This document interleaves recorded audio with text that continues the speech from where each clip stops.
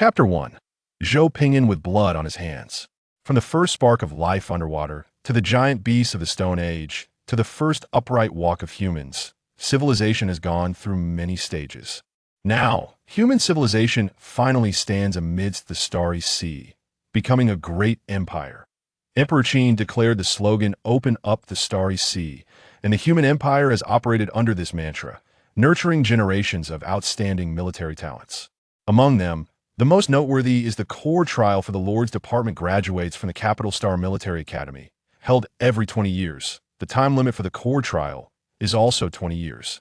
There are many victory conditions for the trial, one of which is the most impressive. Lord Department graduates must cultivate their own civilization and rely on scientific research to escape gravity and venture into the starry SEIT. It is rumored that if someone can replicate the achievements of the ancients, reaching the starry sea within 20 years starting from the steam engine, they will receive a mysterious super prize. However, over the years, many extraordinary talents have failed to accomplish this, even with the technology tree to follow.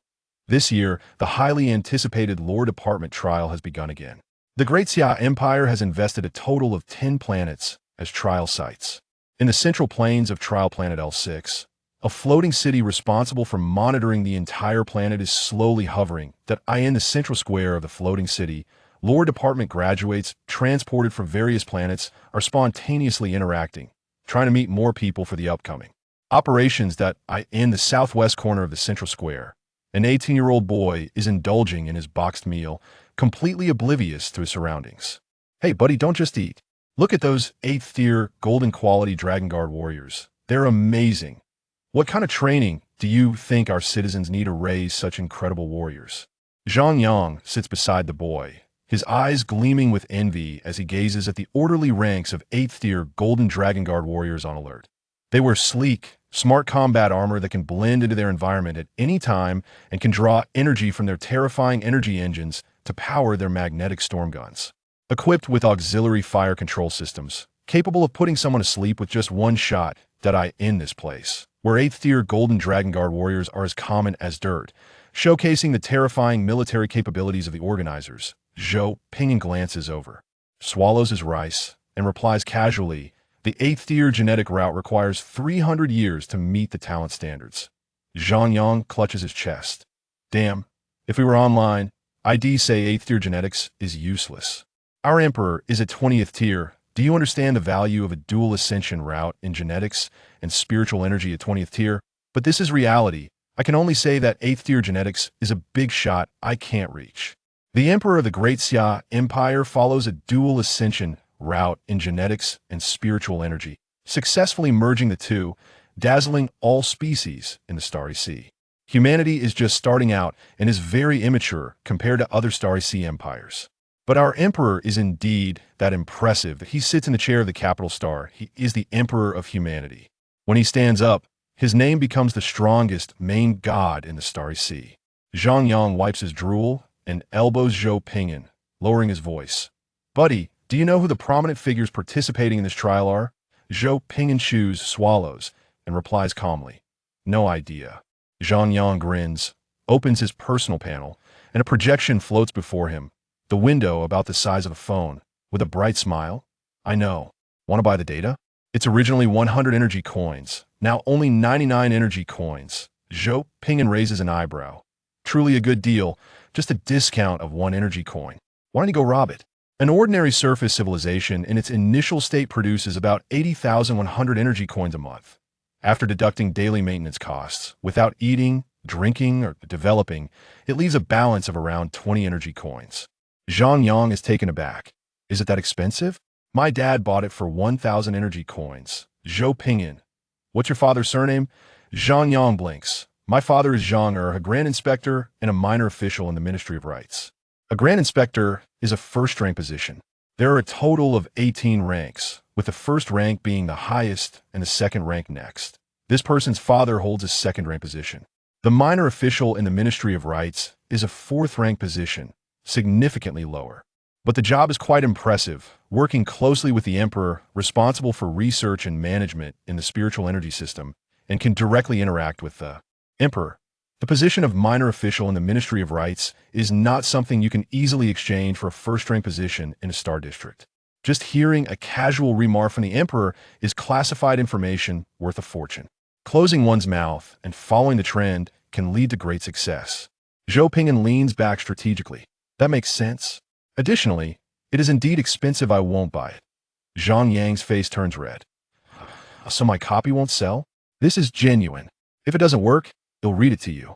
Look, the strongest name in this exam is Zhou Ping'an, a destruction system demon wolf officer, codenamed Disaster Star Wolf Extinction. During the last joint exercise, he used a mass energy bomb to blow up all participants and 2 senior instructors from the directing team, attracting the attention of the Imperial officials, and it took a lot of resources to revive all personnel. His actions are extremely extreme and perverse, with no moral bottom line, making him a terrifying war criminal lord. Zhang Yang, fearing Zhou Ping'an wouldn't believe him, turns the interface around. Zhou Ping'an silently looks at his name highlighted in bold red, next to a terrifying red skull marking him as extremely dangerous. What the hell? I have a 4,000 warship. Why am I called a war criminal lord? Only the defeated are called war criminals. This is slander, pure slander. Zhou Ping'an retorts. Your data doesn't even have a photo. It's unreliable. Zhang Yang gives a dry laugh. Text data can be verified. Photos can't be done. That's illegal. It's genuine, buddy, purely genuine. Think about it. We're in a top-tier match with Disaster Star Wolf Extinction. You can buy his official information for just 99 energy coins, along with other strong figures information. It's like opening a spiritual energy system clairvoyance. It's a steal, trust me. Zhou Ping'an shakes his head. Not buying your data is too ridiculous. The slander against me is too absurd. Did I not just blow everyone up? Is that a problem? That's not a problem. Do you have to follow rules on the battlefield? Zhang Yang gets anxious. How is it ridiculous? This is authentic. Zhou Ping'an is a ruthless character. He blew everyone up for a perfect score, killing without blinking, with no regard for human life. He even kills his teammates. Zhou Ping'an continues to enjoy his meal. Zhang Yang helplessly closes the interface and changes the subject. Hey, I originally wanted to grow strong and create brilliance on my own, but I seem to be unsuited for selling things. By the way, buddy, this meal isn't that good. How come you're enjoying it so much? This box meal is made with the safest state banquet level preparation, considering participants come from different planets, so it's mild. It's not bad, but not particularly good, ensuring no one feels uncomfortable while eating, but it's also not particularly tasty. Zhou Ping'an glances at him, takes out his smartphone, turns on flight mode, and lets it hover in midair, then pulls out the first page of the celebrity album from his photo gallery. Zhang Yang looks at the photo of Grandpa Yuan, remains silent for a moment, and picks up his box meal. Impressive. Elite. The two sit quietly in their chairs, holding their box meals, savoring every grain of rice and every piece of vegetable. After finishing his meal, Zhou Ping'an contentedly closed his lunchbox, placed his chopsticks on top, and wore a peaceful expression while waiting for his companion to finish. Zhang Yang quickly finished eating, took out some tissues, handed over two, and wiped his mouth. Buddy, you're really an honest person, willing to enjoy a good meal. That's what honest people do. I see they're almost done chatting. The First Lord meeting is about to start. Let's add each other as friends, and later we can team up and sign a mutual defense agreement. Help each other out? Zhou Ping'an glanced at his lunchbox, which was spotless with not a grain of rice wasted, and was very satisfied. Sure, let's sign. This person wasn't inherently bad, so it was fine to make a friend. Zhang Yang grinned, actively scanned Zhou Ping'an's identity code. I'm Zhang Yang. What's your name, buddy? I'll make a note, huh? You're using your real name online? Oh, Zhou Ping'an. That name sounds a bit familiar. Where have I seen it? Zhou Ping'an smiled gently and reminded him. Disaster Star Wolf Annihilation, the inhumane war criminal lord who blew up 2 instructors along with teammates and enemies. Zhang Yang suddenly realized, his fingers trembling. Right, it's that name. You are him? Yes, I am him, Zhou Ping'an, the one with blood on his hands. Zhang Yang's face instantly twisted in horror, wanting to stand up and scream, but looking at the handsome, calm, and dignified face in front of him, he couldn't reconcile it with the cold-blooded, extremely cruel description of the war criminal officer from the information. Struggling for a moment, he let out a loud burp. Burp. Zhou Ping'an shrugged. You can start screaming now. Zhang Yang's pupils shook, panicking as he stood up. yelling and pointing at Zhou Ping'an. Disaster Star Wolf Annihilation. Burp. Chapter 2. He really has no morals, humanity, principles, or bottom line. The scream drew everyone's attention, and nearby graduates turned to look, only seeing a fool trying hard to burp, and a handsome guy with a tall figure and a gentle smile. The handsome guy smiled kindly, stood up, glanced around, and waved. Hi. Everyone politely waved or nodded. Some of the girls running for election brightened up, directly taking out their identity codes, preparing to get to know this handsome guy. Zhang Yang, after burping, continued to shout. He's Disaster Star Wolf Annihilation. Just now, he hadn't shouted clearly due to the burp. This time, he was loud and clear. Instantly, the entire venue went silent. The girls who had wanted to get identity codes abruptly hit the brakes, their faces turning pale. The male lords around, shocked, looked at the handsome guy who stood up. Very few people knew what Disaster Star Wolf Annihilation looked like, but many had heard of the glorious deeds of this Annihilation, a war criminal lord known for his extreme actions, easily leaving a deep impression or, one might say, a profound psychological shadow. His achievements were as shocking as his war criminal record. He was ruthless enough not to spare even instructors. Zhou Ping'an gently patted his left chest, and a black and red military uniform emerged from top to bottom, with black and red epaulets exuding a faint aura of intimidation under. The sunlight, with a solemn expression, paired with his handsome figure, he radiated an overwhelming aura. The top military academies of Capital Star are divided into 10, but only one can obtain the highest ranking, most demanding, and best-paying destruction system officer rank right. After graduation, only one person. Disaster Star Wolf Annihilation. A super monster who annihilated everyone during an exercise in the vast square. Silence fell as everyone paid attention, waiting for this big shot to speak. This is the moment the giant of the Cretaceous period descends to blow up the fish pond. If he doesn't wear clothes, no one can recognize him. Once he puts on clothes, everyone knows who he is. Zhou Ping'an adjusted his black and red military hat adorned with a magic wolf emblem, revealing a warm smile.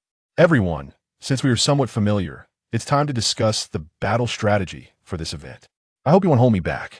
Zhang Yang covered his mouth and quietly let out a burp, which sounded particularly loud in the quiet environment, and his face instantly turned red. A gentle breeze swept across the square, and everyone struggled to suppress their laughter.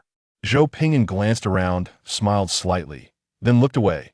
All right, who can tell me what the trial topic is this time? Zhang Yang weakly raised his hand. Disaster, bro, it's global war. We are randomly distributed along the Central Avenue and must first complete the unification of Central Avenue, then compete with foreign lords from other continents. There are sea stars, elves, dwarves, orcs, dragons, and other races. Planet L6 is a terrestrial planet with indigenous human civilizations on its surface, chosen for its environment capable of supporting most species. Zhou Ping'an chuckled. All right, I declare in advance that I will not participate in any meetings, nor will I accept any organization scheduling. You can do whatever you want, just don't disturb my ascension. Once the words were spoken, Zhou Ping'an smiled warmly, scanning the crowd while faintly releasing his own pressure. The surrounding lords became a bit restless. The number one choice was a lone wolf strategy, which was not good news for them.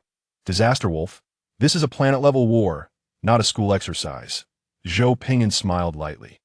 Want to persuade me? All right, let's have a fight first. Whoever has the bigger fist gets to speak.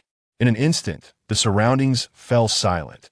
Anyone who could become a destruction system magic wolf officer, who would dare say their war capability is weak. Even though everyone's territory was in its initial state, no one would think they could win against the Disaster Wolf under equal conditions. Everyone had one head, but only the Disaster Wolf had achieved a perfect score. By the way, apart from him, everyone else failed. He alone directly set the record for the lowest average score in military exercise history. Zhou Ping'an felt a bit regretful. I thought someone would stand up to oppose me. All right, I'm starting off needing a vassal state to provide me with resources. Who's willing? In this opening, Zhou Ping'an planned to adopt an early battle strategy, directly fighting from start to finish to gain destruction value. The more destruction value he had, the faster the research on disaster technology would progress. However, at the start, he needed a vassal state to bear part of the primary production resources, such as minerals, grain, and electricity. Although he could quickly rise up on his own, why work hard when he could take advantage of a little brother? Everyone looked at each other, thinking that the disaster wolf was truly daydreaming. Those who could reach this place were at least geniuses from a certain state on some planet. If you said this privately, there might be a group of people willing to serve you. But in this kind of setting, in front of the director group, with so many outside broadcasts, did everyone not care about their face? I. Bro, pick me. Burp. Zhang Yang excitedly raised his hand. The so-called mixed learning is the knowledge of scoring points while lying down during trials. The first step is to find the right timing to burp. Big brother. Wanting face or wanting points? Damn, if I could rise up based on my looks, would I still be a slacker? Zhou Ping'an raised an eyebrow, thinking that Zhang Yang was indeed a natural-born slacker. Although his strength seemed unimpressive, his awareness of clinging to the strong was absolutely on point, and he had a clear self-positioning. The speed at which he wanted to be a little brother was too smooth that I hadn't even stated the conditions yet. Zhou Ping'an smiled faintly. All right, here are the coordinates of my territory. You can come over on a guard ship, and we can talk. After sending the coordinates, Zhou Ping'an opened his wristwatch, directly selecting to teleport back to his territory, too lazy to participate in the subsequent plans of these. Rookies, that a blue light flashed, and the disaster wolf and his slacker little brother disappeared from the square. Nearby, hundreds of observing lords looked at each other, their expressions more helpless than the last. The number one was so unconventional and clearly wanted to take on a group alone, which was very unfavorable for unity. The disaster wolf had set a bad precedent. All right, the reason he's so arrogant is that he has strength. I am Su Shan, ranked second in this trial, and I will lead to form an alliance. Everyone has no objections, right? Su Shan changed into his war uniform, revealing a friendly smile. He clapped his hands to attract everyone's attention while using his battle aura to amplify his voice, showcasing his strength in a very low-key manner. The pressure of his peak 4th-level battle aura was absolutely overwhelming. The scene was quiet, with many people looking at this strong man with a mix of admiration and fervor. This man was very capable and guaranteed to lead everyone to achieve internal unity, suppress the central continent, and defeat the civilizations of the other 4 continents. 20 years may seem long, but when it comes down to it, everyone wishes they could split a day into 2 to make the most of it. Having a big shot leading the team is always far more effective than a bunch of rookies trying to come up with plans. The big shot's realm is higher. He has learned more, thinks faster, has broader knowledge, and possesses stronger overall strength in his territory. This is pure strength, and no one would resent a big shot being a leader. Seeing everyone looking over, Su Shan gritted his teeth and said, "Now, we need to discuss one thing. How to bring Zhou Ping'an back to the alliance." Everyone looked puzzled, momentarily unsure about who Zhou Ping'an was. Su Shan helplessly said, "How to bring the disaster star wolf Mie back to the alliance. We absolutely cannot let him leave the alliance otherwise. He will act even more unscrupulously." Someone raised their hand. "Commander Su, do we really have to invite him? Lacking a top-tier member does indeed have a significant impact. But it's not like we can't manage without him. With so many talented lords present, what's the difference if one is missing?" Su Shan's expression changed slightly as he recalled some of Zhou Ping'an's inhuman statements during meetings. Burial of corpses? Why bury corpses? Gather them all to study the plague toxins and turn them into bombs to smash their bases. Set the mountains on fire. Why not burn? Are you guys planting hydroponic farms? Just burn their mountains, burn their reserves, and starve them to death. Burn everything, and let's see how they manage logistics and combat. Can't win? How can we not win? Everyone study shelter technology. One will go to the super volcano and drop a nuclear bomb to wipe out the world disaster. Let's see who dares to disagree with me winning. That particular exercise was intense, with everyone urging Brother Zhou not to get too excited, insisting they could definitely win. They were afraid he would actually go and trigger the super volcano, leading to a massive cleansing of all species on the planet. Therefore, no matter the cost, they had to bring Zhou Ping'an back. Keeping such a person around costs nothing, but letting him go could lead to endless trouble.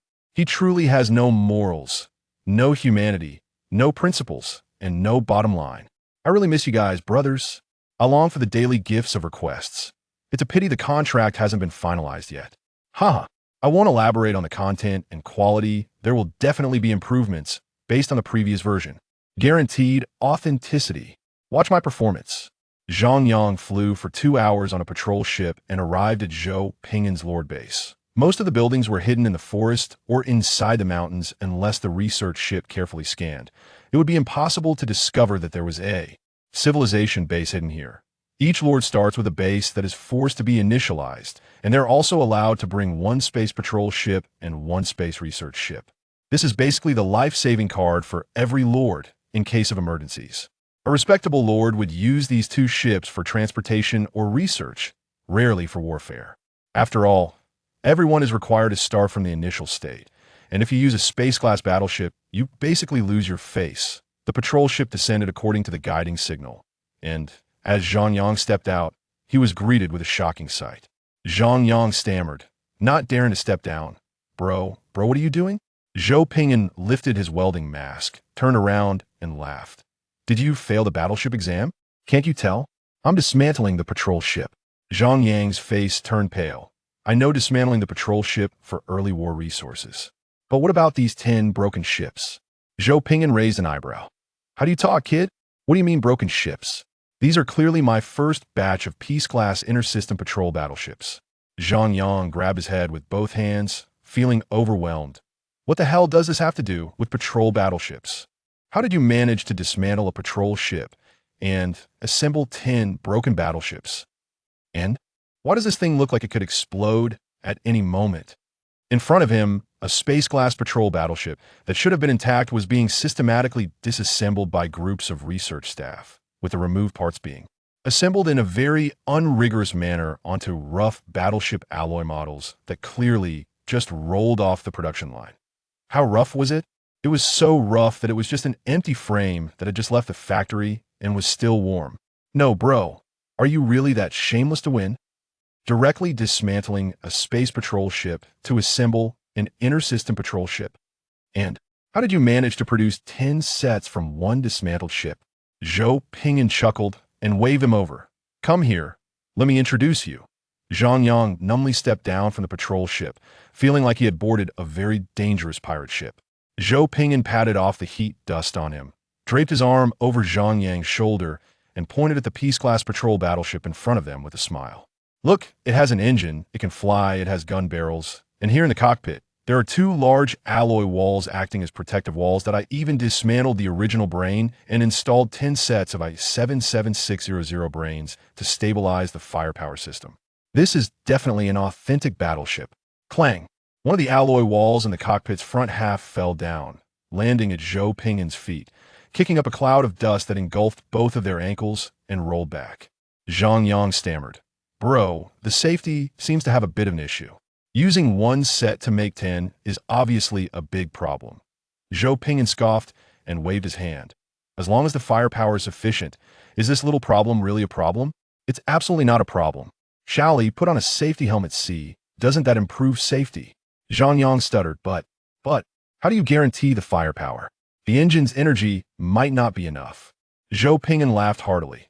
That's because you don't understand cost reduction and overclocking technology. I directly overclocked the dismantled energy by 50. It can completely meet the normal firepower standard. Cost reduction and overclocking can be explained in 2 steps. Cost reduction refers to lowering costs. Overclocking means making a patrol ship made of 10 alloys perform with a combat capability comparable to a 100 alloy space patrol battleship.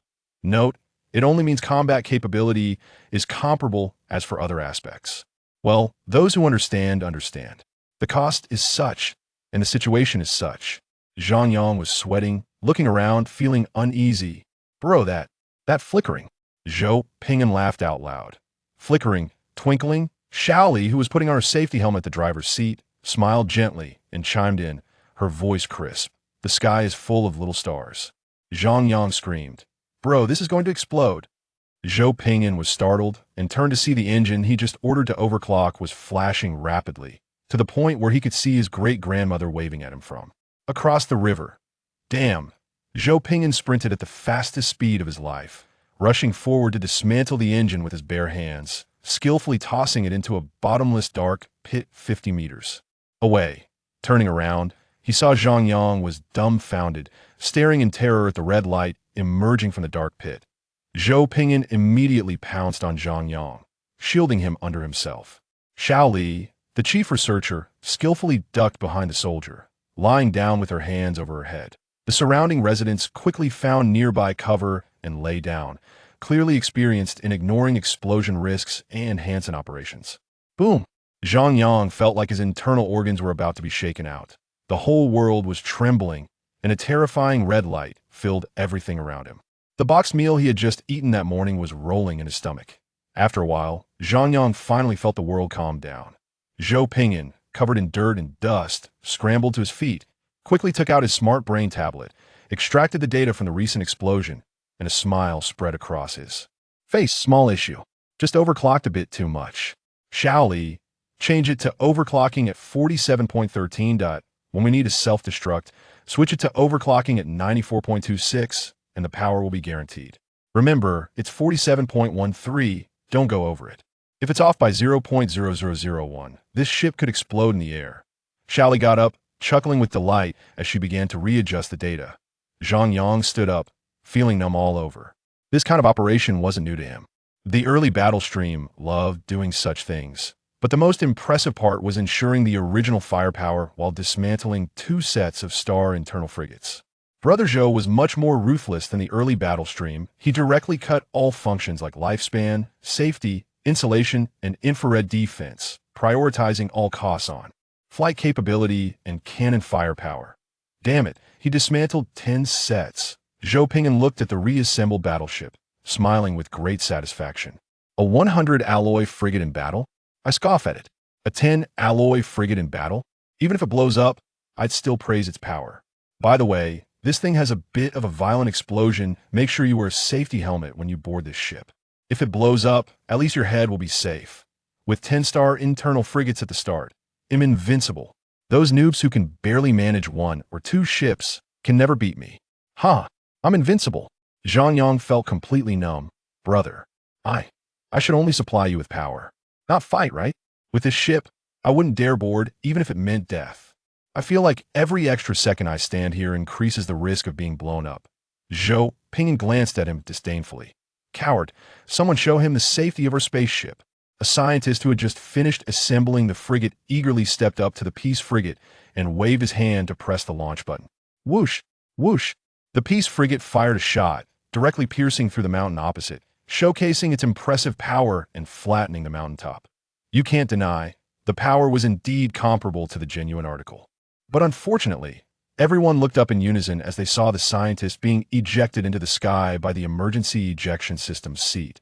Zhou Pingyun raised an eyebrow. Did the firepower system and ejection system get mixed up? Shally adjusted her glasses, speaking in a very professional tone. Just lower the overclocking performance by 1 to leave some for the ejection system. It's not a big deal. Zhang Yang weakly raised his hand. Is there a parachute on the seat? Zhou Pingyun and the researchers present turned their heads in unison to see the neatly arranged parachutes on a nearby truck. They had just met the firepower system's overclocking standard, but the self-rescue system hadn't been installed yet. The small black that in the sky began to plummet rapidly. Zhou Pingyun clenched his fist to his chest, looking mournful. Let's have a moment of silence for the great sacrifice of the unnamed scientist. At the same time, let's celebrate, as a sacrifice proves that our overclocking technology is very successful. The power is absolutely perfect. Everyone solemnly watched the rapidly descending black, their eyes lowering as they saw it crash into a hillside about 100 meters away. Boom! The experienced medical team was already waiting nearby, rushing forward to surround the very mangled body. Sir, his head is still alive. He can still be saved. Zhou Pingyun was overjoyed, patting Zhang Yang's shoulder excitedly. You see, I told you the safety helmet is useful. Quick, save him. By the way, take down his but hanging from the tree and see if we can reconnect it. Zhang Yang was dumbfounded. He realized that everyone present was exceptionally talented. They had rich experience in extreme operations and walking on a tightrope. Zhang Yang silently took out a protective talisman from the space system of his wristwatch, putting it around his neck, gripping it tightly with both hands, his face pale and trembling slightly. Good news, following the big brother has broadened my horizons. Bad news, there's a chance I might become a dead bum. Zhou Pingyun scanned the room, nodding in satisfaction. All right, firepower is guaranteed. Check the other aspects, and around dusk, we'll go blow up that guy's base. Zhang Yang's face twitched slightly. Brother, It's only been 2 hours since we started, and you're already planning to fight. Are you really the early battle stream? Not even bothering with any development? Zhou Ping'an seemed not to hear, his eyes glued to Zhang Yang's frigate, a smile creeping onto his lips. You're not going to fight the early battle stream, are you? Zhang Yang turned to look at his space frigate, his scalp tingling. I shouldn't be fighting. The earliest early battle stream lords would wait until the first month of weapon technology was completed before starting battles. Which early battle stream would be so ruthless to dismantle 10 frigates for battle on the first day? That's great. If your frigate is of no use, can I use it? I'll trade technology with you. Zhang Yang's eyes filled with tears. You can use it. Brother, can you send me back first before you dismantle it? I'm afraid of dying in your base. Zhou Ping'an laughed heartily. I'll teach you a trick to reduce costs and overclock. Every month, reduce energy consumption by 30, with the side effect of slowing down research time by 10. If you install it now, you can develop 30 faster than others in a month. In the early stages, lacking energy for research projects. Mastering this technique allows you to run at least 1 to 3 more research technologies at the start. The further you go, the greater the advantage. Slowing down research speed by 10 can be easily compensated by talent, intelligent systems, and other methods. I am very good at intelligent system modification technology. Zhang Yang's eyes lit up as he grabbed Zhou Ping'an's hands. Father, I pay my respects to you. The big brother gives himself a little soup to drink. It's enough for him to thrive. Running 1 to 3 more research technologies every month. This is a divine skill. This warship is clearly a meeting gift I gave to my adoptive father. Zhou Ping'an smiled, feeling that he had spoken well about coming over on a warship. This kid is really cooperative. Zhou Ping'an, satisfied, patted Zhang Yang's shoulder. You are responsible for 15 to 45 of my territory's power supply. When I have everything ready, you could be my little brother, and you'll definitely take off. Shaoli, send him the technology. Zhang Yang's wristwatch immediately received the technical data package, and he happily decompressed it into the territory system. Dangerous technology detected. Do you wish to isolate it? Zhang Yang didn't even look and directly clicked Ignore Risk and Install. Repeated inquiry. This technology is extremely dangerous. Do you wish to refuse installation? After installation, you will become a vassal state. Zhang Yang frowned. You don't know anything about risks. Install it. If it works, that's all that matters. Why care about danger? The progress bar instantly reached 100. Gain silent performance mode talent. Global energy consumption reduced by 30. Endurance increased by 10. Research speed decreased by 10. Can be compensated through scientist levels and talents, intelligent systems, research lab buildings, etc. And can be corrected by upgrading this talent technology in the mid to late stages. Zhang Yang's breath quickened. Wow. Global energy consumption reduced by 30. Father, this is really my father. Just a little bit of meat scraps for my big brother is enough for me to take off. Zhang Yang looked up and saw the citizens of his big brother happily rushing onto his warship, dismantling it in an instant, and actively assembling 10 new Peace-class Star interior warships. Zhang Yang shivered, frightened by this terrifying, cost-reducing, overclocking technology, and quickly withdrew his gaze. Zhou Ge, what else do you need me to do? Zhou Ping'an lowered his welding mask, his eyes shining with desire beneath the mask. No need for you now. I'm going to modify the warships. 20 Peace-class warships. This is too rich. Who the hell starts with 20 warships? I just want to ask, who else? Just as Zhou Ping'an finished modifying the core engine, he heard Shaoli say that an outside lord was looking for him. Zhou Ping'an looked puzzled. Who? The victim you blew up. Su Shan, wearing a full set of protective armor and holding an energy defense shield, walked over with an uneasy expression, each step making his skin quiver, and finally gritted his teeth and approached, his eyes involuntarily glancing at the nearby warships that were very prone to explosion. Zhou Ping'an laughed heartily. Old Su, what are you afraid of? This is absolutely safe. We're all old friends. Just say what you need. Su Shan's face turned green, recalling that before everyone was blown away last time, this guy also said it was absolutely safe. In the end, this animal got a perfect score. Putting aside the absolute safety claim, everything he said was true. The Alliance needs you. I am here to invite you to join the Great Xia Lord Alliance. Zhou Ping'an disdainfully curled his lips, lowering his welding mask. Working with you bunch of noobs will only drag me down. I absolutely cannot collaborate with you. You guys have too high a moral bottom line like saints. The quality requirements are also very high. This thing definitely has enough power. So why say my products are dangerous explosives? Putting facts aside, can it just be because you guys are too timid? Su Shan's face darkened. Taking out a check. You write a number. The Alliance will provide resources to support you. Zhou Pingyan quickly lifted his welding mask, beaming, and hurriedly grabbed the check. But then again, we are all part of the human race. Who can refuse to join the warm embrace of a big family? Can I fill in freely? Su Shan took a deep breath. You can fill it in. The Alliance will never regret it. Zhou Pingyan quickly took out a pen from Xiao Li's chest pocket, eagerly placed the check on his lap, and began to fill it in. 99999. Su Shan became anxious and reached out to grab it. What kind of person are you? Is this how you fill out a check? Zhou Pingyan swiftly stood up and dodged, glaring. Didn't you say I could fill it freely? Su Shan gritted his teeth. Don't go too far. We will provide you with first production resources. Just follow the rules. Zhou Pingyan chuckled. Fine, providing first production resources is acceptable. I am willing to accept that condition. By the way, what rules to follow? I'm a person who loves to follow rules. Su Shan glanced at the 20 cost-reducing overclock star interior warships that were already more than halfway modified beside him, and his mouth twitched. If you had any sense of shame, you wouldn't be able to pull off modifying 20 cost-reducing overclock star interior warships from Space Warship.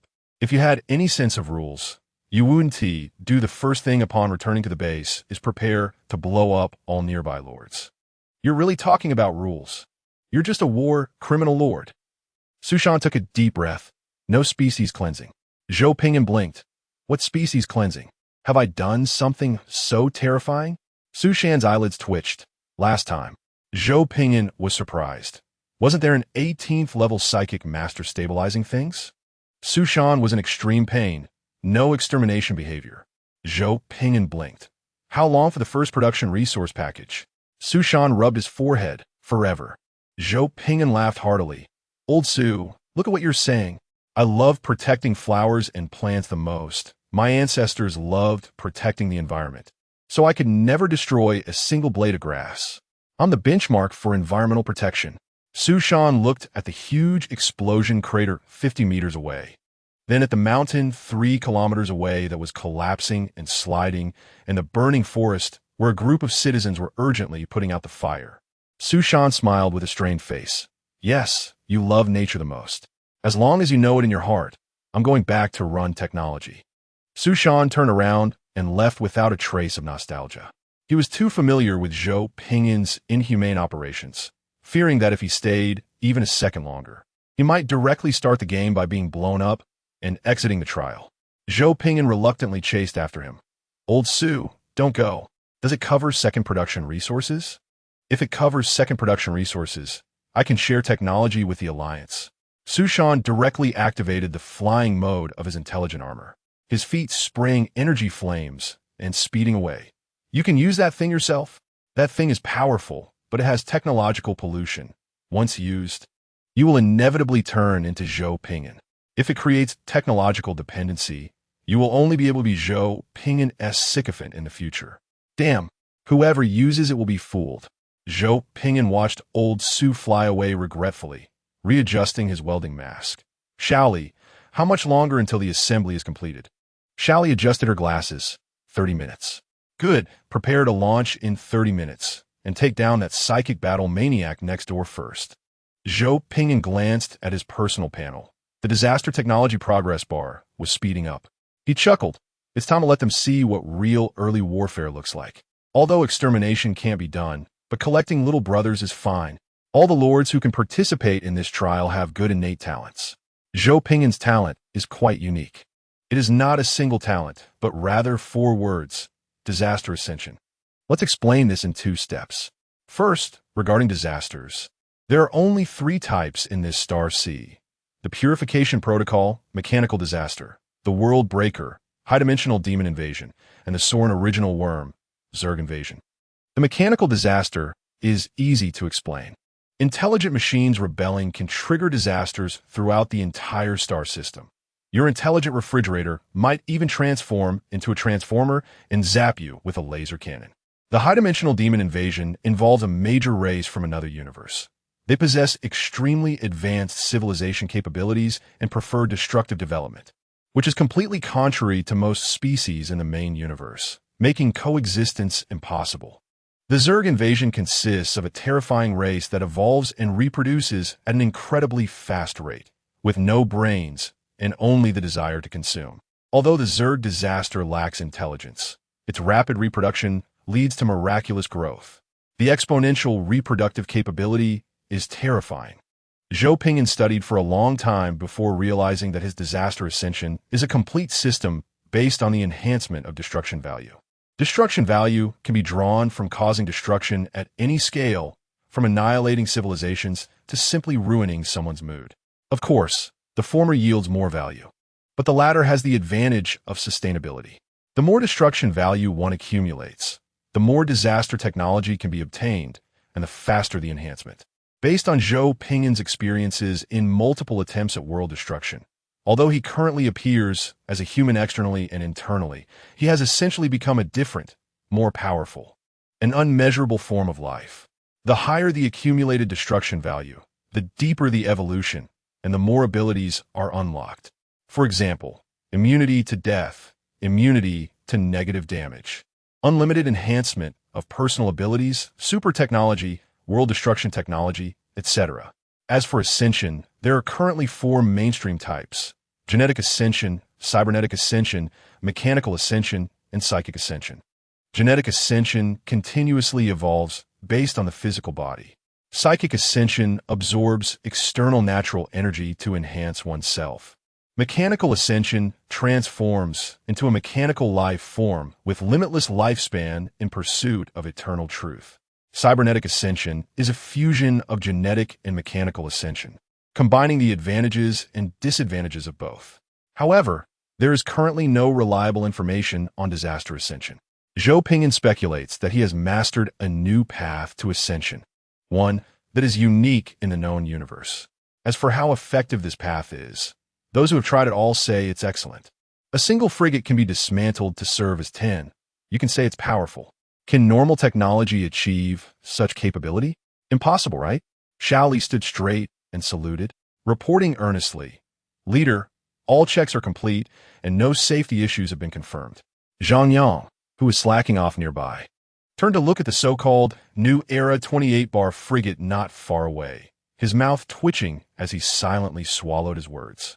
Setting aside the firepower system, just in terms of safety, this thing, let alone being placed on the capital star, would be a threat to public safety even if it were driving normally on an 18-line star district. Zhou Pingyan put down his tablet, concluding today's development arrangements with a satisfied nod. Very good. Has the holographic projection chip been installed? Zhang Yang was taken aback. Holographic projection? Brother, why are you adding this? To watch movies? You still have the leisure for that. Watching a few movies to cultivate your sentiments while driving? Damn, this frigate of yours can even accommodate film and entertainment functions? I am starting to admire your modification skills. This thing is definitely worth more than it costs. Zhou Pingyan gave him a strange look, not understanding why he asked that, and raised an eyebrow. Xiao Li, select the original projection mode, the usual rules. Xiao Li pressed her hand to her earpiece, instructing her subordinates to activate the projection. Zhang Yang watched in confusion, not understanding what was happening. 2 minutes later, all 20 of the Tainai Tuanju frigates activated their holographic projections. The outcome was somewhat unexpected. The holographic projection was not used to play movies, but to disguise themselves. They disguised their appearance as space-class frigates. The 20 impoverished gospel frigates suddenly transformed into high-end, classy vessels, becoming a fleet of 20 rich frigates. At least in appearance, that was enough to intimidate the vast majority of people.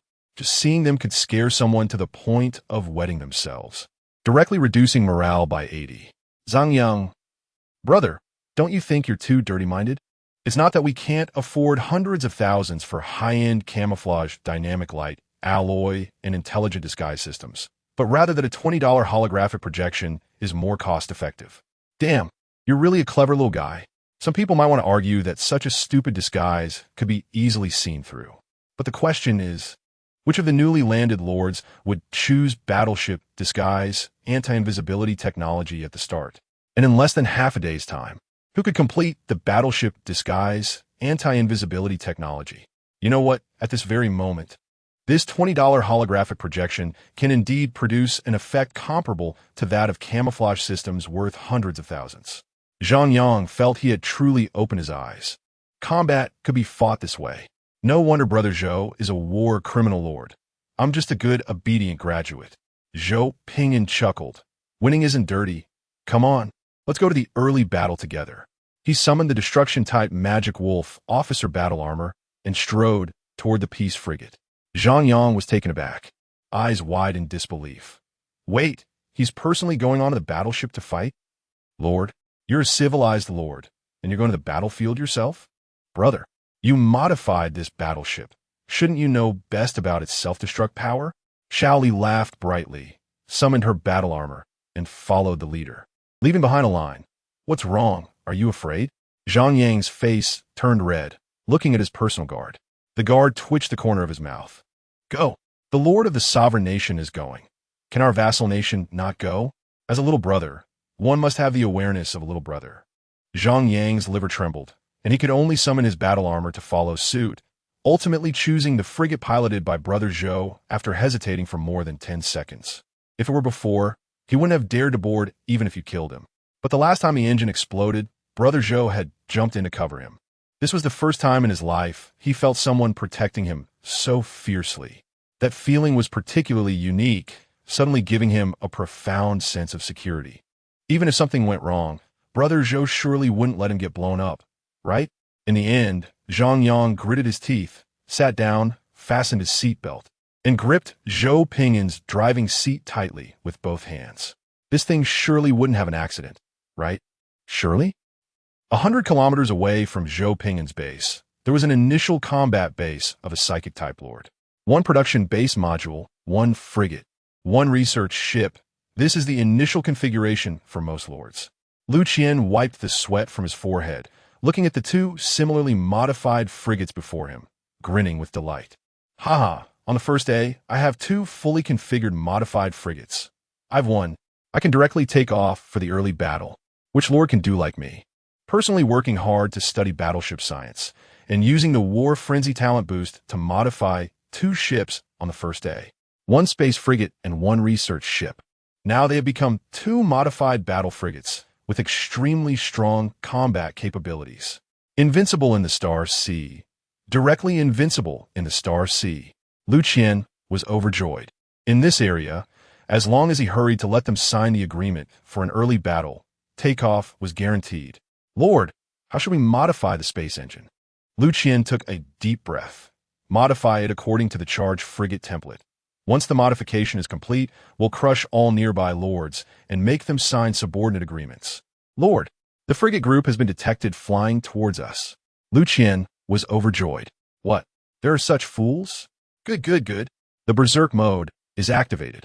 Let's retaliate against him. Charge directly into the berserk lord's base for an early battle. What a gift delivered right to our doorstep. This is hilarious. I have two modified escort warships at the start. Two modified escort warships on the first day. Do you understand the value of this? I'm dying of laughter. Chapter 6, I want to report the examiner. Lu Qian almost died, on the plane outside the base. Zhou Pinyin kicked Lu Qian away. Stop. Lu Qian struggled to get up, his face bruised, one eye swollen, and several teeth missing. Hurriedly raising his hand to signal for a pause. Zhou Pinyin lowered his foot and chuckled. I'll let you have a set of armor, a gun, a knife, and a pair of hands. Are you satisfied? 20 space warships against 2. Without a doubt, as soon as Lu Qian's warship took off, it quickly fell back down, smoking, clearly eager to go home. Lu Qian, feeling indignant, said that fighting more against less was no skill, challenging to a one-on-one duel. As a result, he was nearly beaten to death by Zhou Pinyin. Lu Qian glanced at the 20 space warships parked 100 meters away, gritted his teeth, and directly opened his personal panel, clicking the report button. I want to report you. You violated the exam rules. and I want to apply for arbitration from the director team. I admit I lost, but I absolutely refuse to accept it. You cheated. You deployed 20 ships. Zhou Ping'an laughed. All right, you report me. Zhang Yang silently covered his face. Dude, you shouldn't report this. He felt embarrassed for him. Such arbitration would pause the global trial, and everyone would watch and participate. At that time, if this guy saw that he was defeated by 20 junk ships, he would lose all face. The worst part was that this was being live-streamed within the Empire, with at least hundreds of billions of life forms watching. Zhang Yang could already imagine what would be trending tonight. Lu Qian winced in pain, his face twitching. Impossible. I will never submit to a cheating dog. A grand voice echoed from the sky. Accept arbitration. Global trial paused. Director team ready. Blue lights descended from the sky, and instructors dressed in high-ranking military uniforms emerged, with no less than 20 floating cameras hovering beside them. The floating cameras swiftly dispersed, recording the surrounding scenes and broadcasting them to the world and the Empire. The director team accepted the arbitration. Candidate Lu Qian, what do you want to report? A middle-aged man carrying a large sword stepped forward, his expression serious. Lu Qian sprayed some healing mist on his face to relieve the issue of speaking through broken teeth, pointing angrily at the 20 space-class warships not far away. He cheated. He deployed 20 space-class warships to blast me. Instructor Li Xiang glanced over and then at the familiar Xiao Deng beside him, saying helplessly, the arbitration won't pass. He didn't deploy 20 space-class warships. When he came here, Li Xiang was wondering if something big would happen on the first day. After just finishing his tea and seeing the alarm go off, his anxious heart finally calmed. Upon coming down to see, it was indeed this troublesome Xiao Deng. Zhou Ping'an smiled. Uncle Li, long time no see. Lu Qian was furious, his voice roaring like a tiger. Familiar faces colluding to cover up. Do you have no shame? Retired warriors are ashamed of you. How come I have such livestock like you? The fury of being unfairly bullied burned intensely. Li Xiang's face darkened, and he waved his hand, releasing an electromagnetic shockwave that destroyed the holographic projection worth $20 that had no protective function. As the electromagnetic shockwave swept over, the 20 damaged warships with only gun barrels appeared. They could fly, had gun barrels, and had an intelligent control system, but aside from that, they had no other functions. Oh, and I forgot to mention, they had a $20 holographic projection camouflage feature. These damaged warships, the kind made of 10 alloys, were definitely worth more than their cost. Lu Qian's face instantly twitched, his finger pointing stiffly at the retired warrior, nearly shattering from embarrassment. Overwhelmed by extreme embarrassment, he wanted to die. He was well-versed in warship studies and naturally understood what was going on. This was just a $20 holographic projection chip. And these warships, once you looked over them, you understood. If your requirement for a warship was just can fly, has a gun barrel, and a fire control system, it only takes 13 years. Theoretically, such modifications could be made. In practice, they couldn't be made because they would explode during modification. The wind swept through the crowd. Lu Qian's face was slapped loudly. Li Xiang had a black line on his face. According to the rules, it's already surprising he didn't report you. Why would you report him? Lu Qian was stunned. What? Why? I didn't. Just as Lu Qian finished speaking, he froze in place, suddenly realizing what crime he had committed, and instantly broke into a cold sweat. His face turning pale, Li Xiang said lightly, during the trial, unless it's for self-preservation or special circumstances, space-class warships are not allowed to participate in interstellar wars. If he sues you, you will face a 1,020-year prison sentence. During the combat, Zhou Ping'an used an interstellar warship. Lu Qian's 2 ships were genuinely space-class with real energy engines. Lu Qian's tongue became thick, his eyes reddening, but, Li Xiang cleared his throat. Of course, considering the time constraints and special circumstances, the decision is in the hands of this little candidate Zhou Ping'an. Lu Qian certainly intended to finish the modifications, but due to time constraints, he hadn't completed them before being beaten. Lu Qian's eyes were red as he looked at Zhou Ping'an, clenching his fists tightly, his teeth gritted. Zhou Ping'an shrugged. Withdraw the lawsuit. It's too unethical to beat someone up this badly and then send them to jail. Li Xiang's expression was calm. Any other questions? If not, arbitration is over. and the exam continues. Zhou Ping'an laughed. I have one. I want to report psychic system level 18 examiner Li Xiang. Li Xiang's face was black. Why are you reporting me?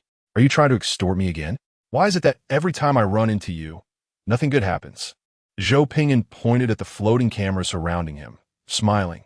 Examiner Li Xiang, you leaked my war information in front of global candidates. What is the penalty for this? Li Xiang took a deep breath to calm down. What difference does it make whether you leaked it or not? You have 20 ships covering fire. Others have a pitifully modified warship. If they know, the ones who should be crushed will still be crushed. If they don't know, the ones who should be crushed will still be crushed. What? Do you want me to reimburse you for that $20 holographic projection chip? Zhou Ping'an laughed heartily, opened his personal panel, and began to dial the military court's phone number. Li Xiang had a black line. 3 months of secondary industry resources. Primary industry resources are minerals, food, and electricity. Secondary industry resources are processed products made from consuming those, such as alloys, nutritional food, trade volumes, etc. Zhou Ping'an entered the numbers, his finger hovering above. Smiling. 1 year. Li Xiang's face was expressionless. Why don't you reimburse me for the energy consumption I used to stabilize the world-ending disaster last time? And those 2 unlucky guys from the director team who got blown into the hospital. Also reimburse for that. Zhou Ping'an retracted his finger, his smile gentle. Why keep bringing that up? Uncle Li, we are all in the same boat. 3 months is fine. Look at how you're saying this. Do you think I'm that ungrateful? It's all settled. We have both primary and secondary resources. Just like a god starting a game. Li Xiang sighed. Any other questions? Lu Qian stood there, tears glistening, suddenly kneeling on the ground, hands supporting himself on the floor, tears dripping onto his hands, and the world in front of him became blurry. The Tianqian star produces a peerless genius only once every few hundred years. When born, he resonated with the void realm, and a natural red light illuminated the northern lands. The earth roared with battle cries, shaking the mountains. From the very first moment of his birth, he awakened the talent for the battle frenzy artifact, and his accompanying weapon was comparable to divine weapons. At the age of 10, he was directly recommended to the strongest military academy of his home planet, breaking through 3 realms in one go, becoming the youngest battle frenzy of the 3rd level in Tianqian Star. That year, adorned in radiant light and wielding thunder, he gloriously became the most dazzling figure of Tianqian Star. At 12, he was sent directly to the highest military academy in the Star region for training by gold medal instructors. At 15, he passed all courses with full marks, moving on to the capital Star region to learn even better knowledge. At 18, he arrived at the highest specification Lord graduation trial held once every 20 years in the Daxia Empire. On the first day of arrival, he was eliminated in an instant. After a tumultuous journey filled with hardships, he arrived with countless honors. Yet the outcome was so tragic. I was eliminated just like that, without even a bit of ability to resist. Zhou Ping'an blinked. Why is he crying? Zhang Yang weakly reminded. Brother, he is the ascender of Tianqian Star. This guy is quite strong. If he gives it his all, he should be able to rank in the top 100. Unfortunately, he ran into you. He couldn't even withstand a single encounter and was completely crushed. Zhou Ping'an chuckled. Who participating in this exam isn't at least an ascender? Li Xiang felt helpless. Is there any problem? Lu Qian, holding back his tears, raised his head, eyes red. No more problems, instructor. Li Xiang turned and left. Taking the instructors back to the floating city, the exam continues. Lu Qian couldn't contain the frustration in his heart, tears flowing uncontrollably. The hope of moving forward dimming little by little, feeling stuck here, unable to become a better version of himself. Zhou Ping'an squatted down, curious. Buddy, why are you crying? Don't you want to be a vassal? Lu Qian struggled to hold back his tears. I lost, I was eliminated. Oh, you don't want my base? The optimal choice for maximizing early battle profits is actually to start with 2 bases, allowing 2 batches of technology to run simultaneously, achieving dual-line development. Zhou Ping'an looked disdainful. You can't run my technology? Want to work for me? I see your battle frenzy is quite useful. Lu Qian wiped away his tears. Gotta pay more. Zhou Ping'an was shocked. What the hell? Lu Qian, with red eyes, said seriously, fighting has a different price. It needs to be paid more. Zhou Ping'an stroked his chin. weighing it. That's not unreasonable. This request is quite reasonable. A horse can only run fast if it's well fed. Zhou Ping'an laughed heartily. You be my vassal. I'll take 15 of all your resources, but I'll give you an extra 15 of electric production. Vassal states can bring various benefits, including first, second, and third production resources. Especially the research computing power support contributed to the suzerain. Maintaining warships requires a massive consumption of energy coins, which are electric production resources. Having this guy as the vanguard army is quite effective. Zhang Yang touched his head, feeling inexplicably green. This number sounded familiar. Zhang Yang couldn't help but ask, brother, who pays for this 15 electric production? Zhou Ping'an blinked. You do. Zhang Yang was dumbfounded. You're using my electricity to support others? Zhou Ping'an spread his hands. It's so cost-effective, I don't have to invest anything, just enjoy the resource benefits from 2 vassal states for free. Zhang Yang's face instantly turned green. You're right, but I always feel like I've been greened. And there's an inexplicable feeling of being pulled into this. In this day and age, do you even have to be competitive to be a little brother? No, big brother. Do you have a hobby of taking in little brothers? Zhou Ping'an saw that it was about time, stood up. All right, let's go home and summarize, then figure out what technology to run tomorrow. With the technological computing power support from 2 vassal states, along with my natural disaster technology bonus, tonight is enough to run out of technology. What should I run tonight? Su Shan watched the live broadcast record, his eyelids twitching. This guy is truly terrifying. The technology is terrifying, the mindset is terrifying, and the operations are even more terrifying. A more timid person wouldn't dare to sit on a constantly overclocked energy engine to fly. But this bastard managed to modify 20 ships, proving just how powerful this combat strength is. Lu Qian is extremely terrifying. The deputy leader, Guan Ming, sitting nearby, raised her eyebrows slightly. How is Lu Qian terrifying? I understand praising Zhou Ping'an, but why praise Lu Qian? Just a defeated subordinate. Su Shan said quietly. I've been quite subtle in my praise. The opponent is Zhou Ping'an. The fact that he hasn't died makes him an absolute general. Not being killed. What else could he be if not a general?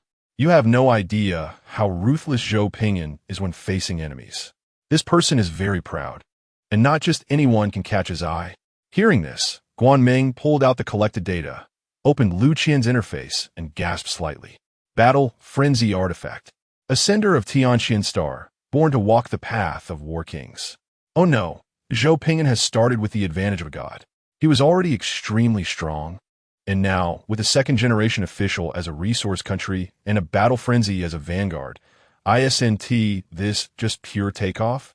The first production alliance is secured, and there are still 3 months of second production resources. Su Shan said with a headache, we need to sign a research agreement. We must run the technology sharing according to plan and must run ahead of him. We can't let him grow bigger. Guan Ming couldn't help but smile upon hearing this. What's wrong? Are you so afraid of him? We can enjoy the support of the entire alliance. Can we not outrun him? His start is indeed very strong, but letting him run ahead. How? Is that possible? We are the absolute genius Lord Alliance, not a bunch of pigs. Su Shan looked desperate. Before the last global disaster, I thought the same way. You can't measure his mind with common sense. While we run normal technology, he directly hides and runs data groups for how to destroy the world the fastest. Our alliance needs to run not only normal technology, but also shelter technology. These are all bloody lessons. A dog can't change its habit of eating shit. Zhou Ping'an can't change his habit of destroying the world. Zhou Ping'an sat in a chair, listening to Xiao Li's report, looking surprised. What do you mean? This time, it's not my turn to destroy the world. Xiao Li helplessly put down a tablet. Yes, according to our investigation, there's a faction in the indigenous civilization that has aligned itself with dark demons. They have already formed a large scale and are spreading demonic disasters. Zhou Ping'an was taken aback. Sensing an unknown tremor and feeling something, he opened his personal panel and saw his talents changing. Detected demonic disaster. Awakening disaster, awakening technology has been activated. Disaster Emperor's authority awakened. Please eliminate the demonic disaster.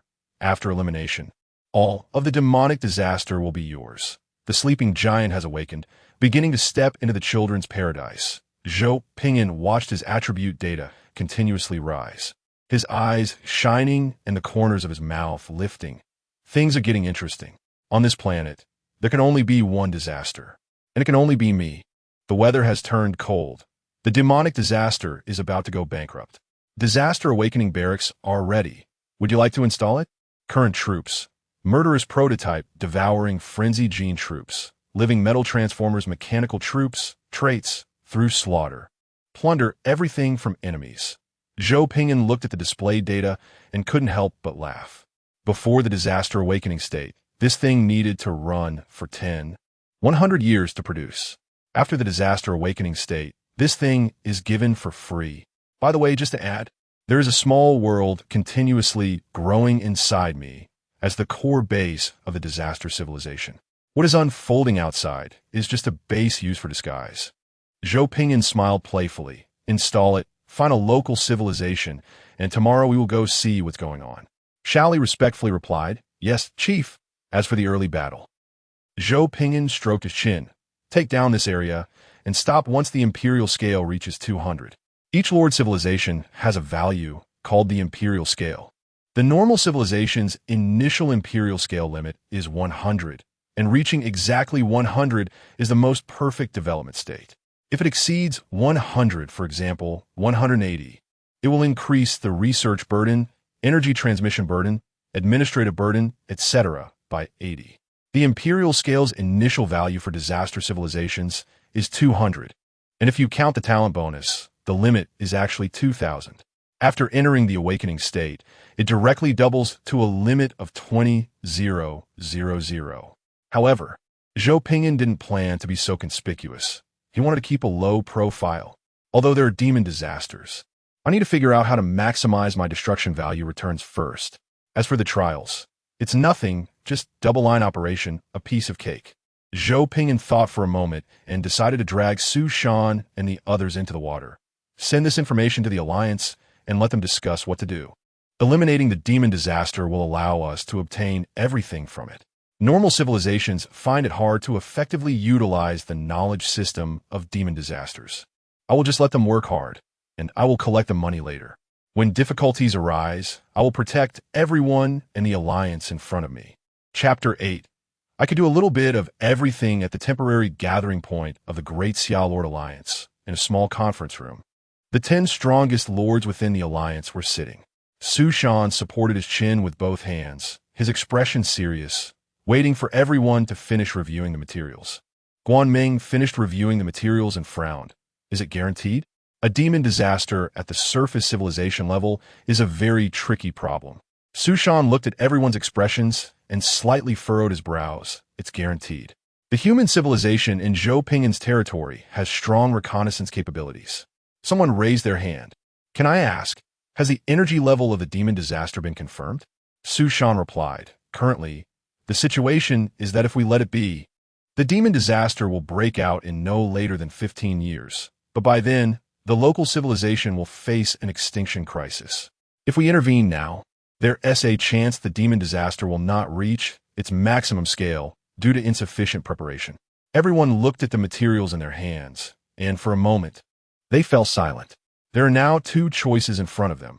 Let it be with a chance of not being able to graduate, or initiate the disaster. With a chance of graduating now. Su Shan supported his chin again, his expression serious. I plan to concentrate military strength to combat the demon disaster. What are your thoughts? Eliminating the disaster is everyone's responsibility. We absolutely cannot allow the demon disaster to grow. In the face of the disaster event, even the Lord trials must take a back seat. Guan Ming's eyes flickered, thinking through the Alliance's data, her tone heavy. The difficulty is too high. If we had 100 years, it would be fine, but we only have 20 years. It's already quite difficult to pass normally within this time frame.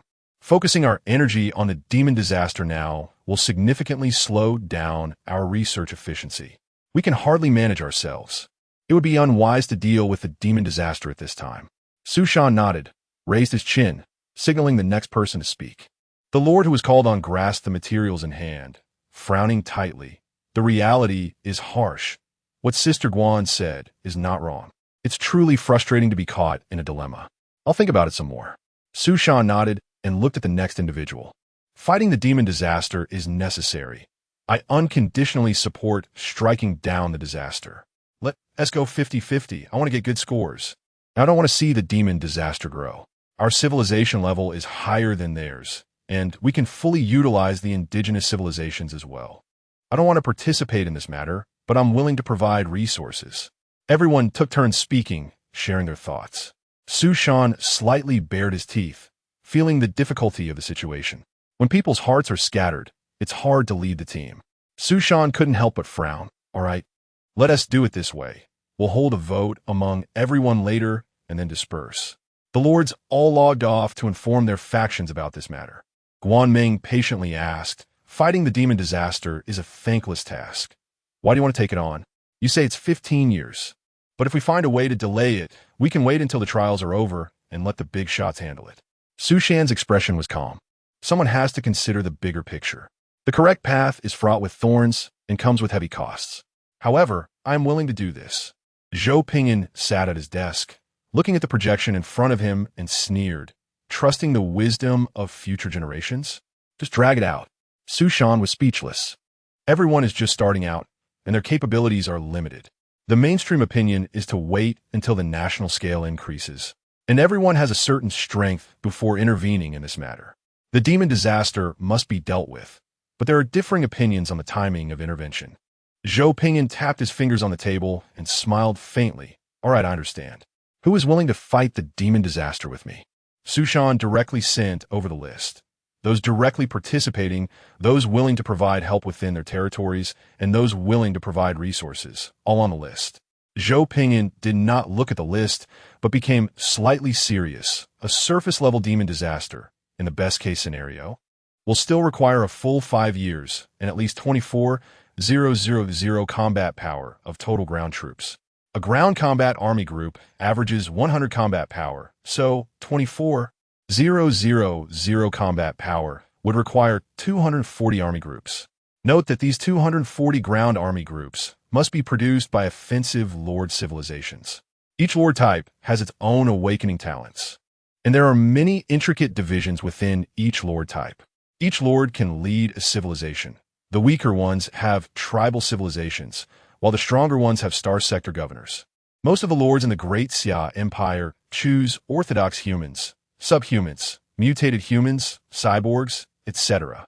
Among them, the most popular are offensive and war-type lords.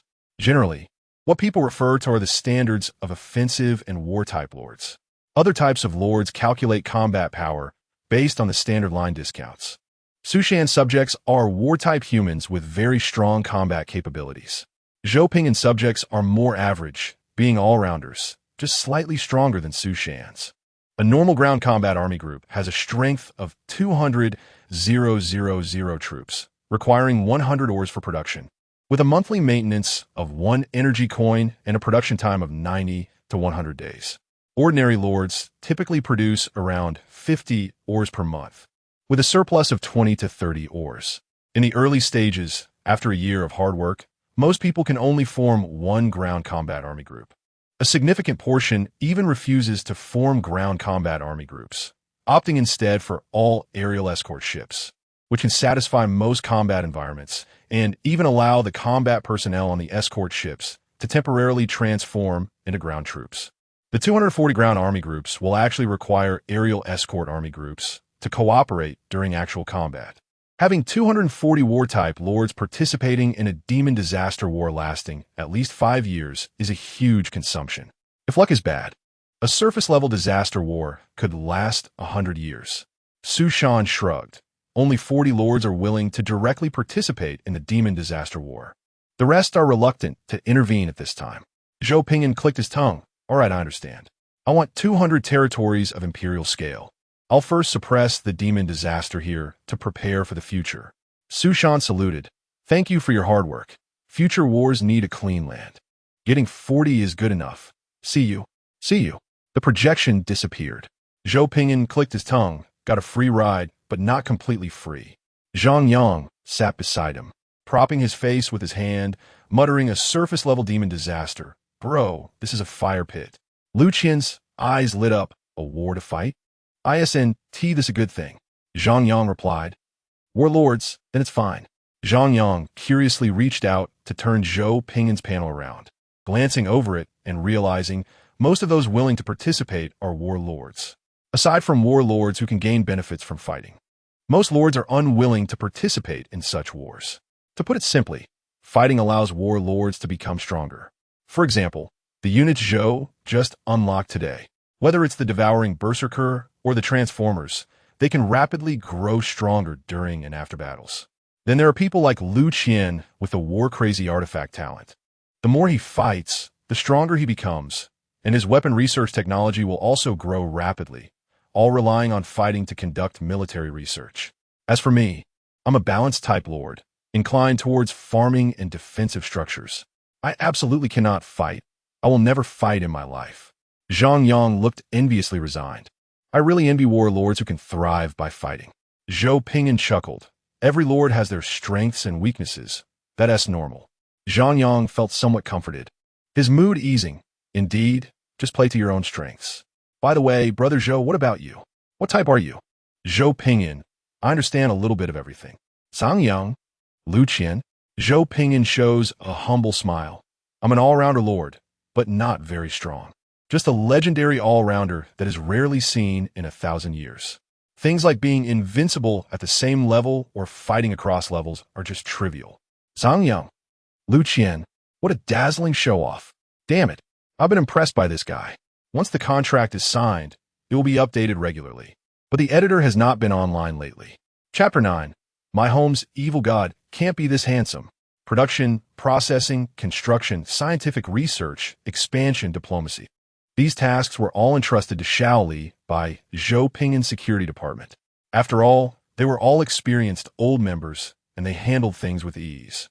Shaoli even carefully requested a joint censor from Zhang Yang and Lu Qian, which could share all intelligence within their territory. In less than half an hour, Shaoli drafted the National Development Plan and assigned tasks to Zhang Yang and Lu Qian. Zhang Yang's strengths were in farming and defense constructions. Aside from farming, he was responsible for building defensive structures for the 3 civilizations. Lu Qian had a talent for military arms with a war frenzy artifact, producing military equipment with excellent performance and cost-effectiveness. So he was in charge of producing military arms for the 3 civilizations. Zhou Ping'an focused on scientific research while also guiding the 2 younger civilizations. The division of labor was clear, and each side fully utilized their strengths. Universal technology could easily be copied from the shared technology of the Great Xia Lord Alliance. Just to clarify, there were many lords landing on the central continent, and this group was from a northern region of the central continent. The Great Xia Lord Alliance was currently the largest force in this northern area, alongside some other allied factions. Other regions of the central continent also had their own lord civilizations. However, it was currently difficult to encounter civilizations from other regions since everyone had not finished occupying their own territories, making encounters rare. Zhou Ping'an stroked his chin, listening to Xiao Li's report. Are you saying they're trying to summon an evil god? The main goal ahead is to clear the demon disasters in this area to prepare for future developments. Xiao Li looked innocent. According to the ritual, it seems so. But I'm worried about one thing. Zhang Yang laughed. What are you worried about, Sister Xiao Li? We are a noble interstellar empire. What could possibly worry us? Lu Qian also smiled. Exactly, we are all ascenders. Defeating a surface civilization is a piece of cake. We can't handle the demon disasters, but we can definitely handle those newbies. Xiao Li looked at her 2 clueless younger brothers and elegantly smiled.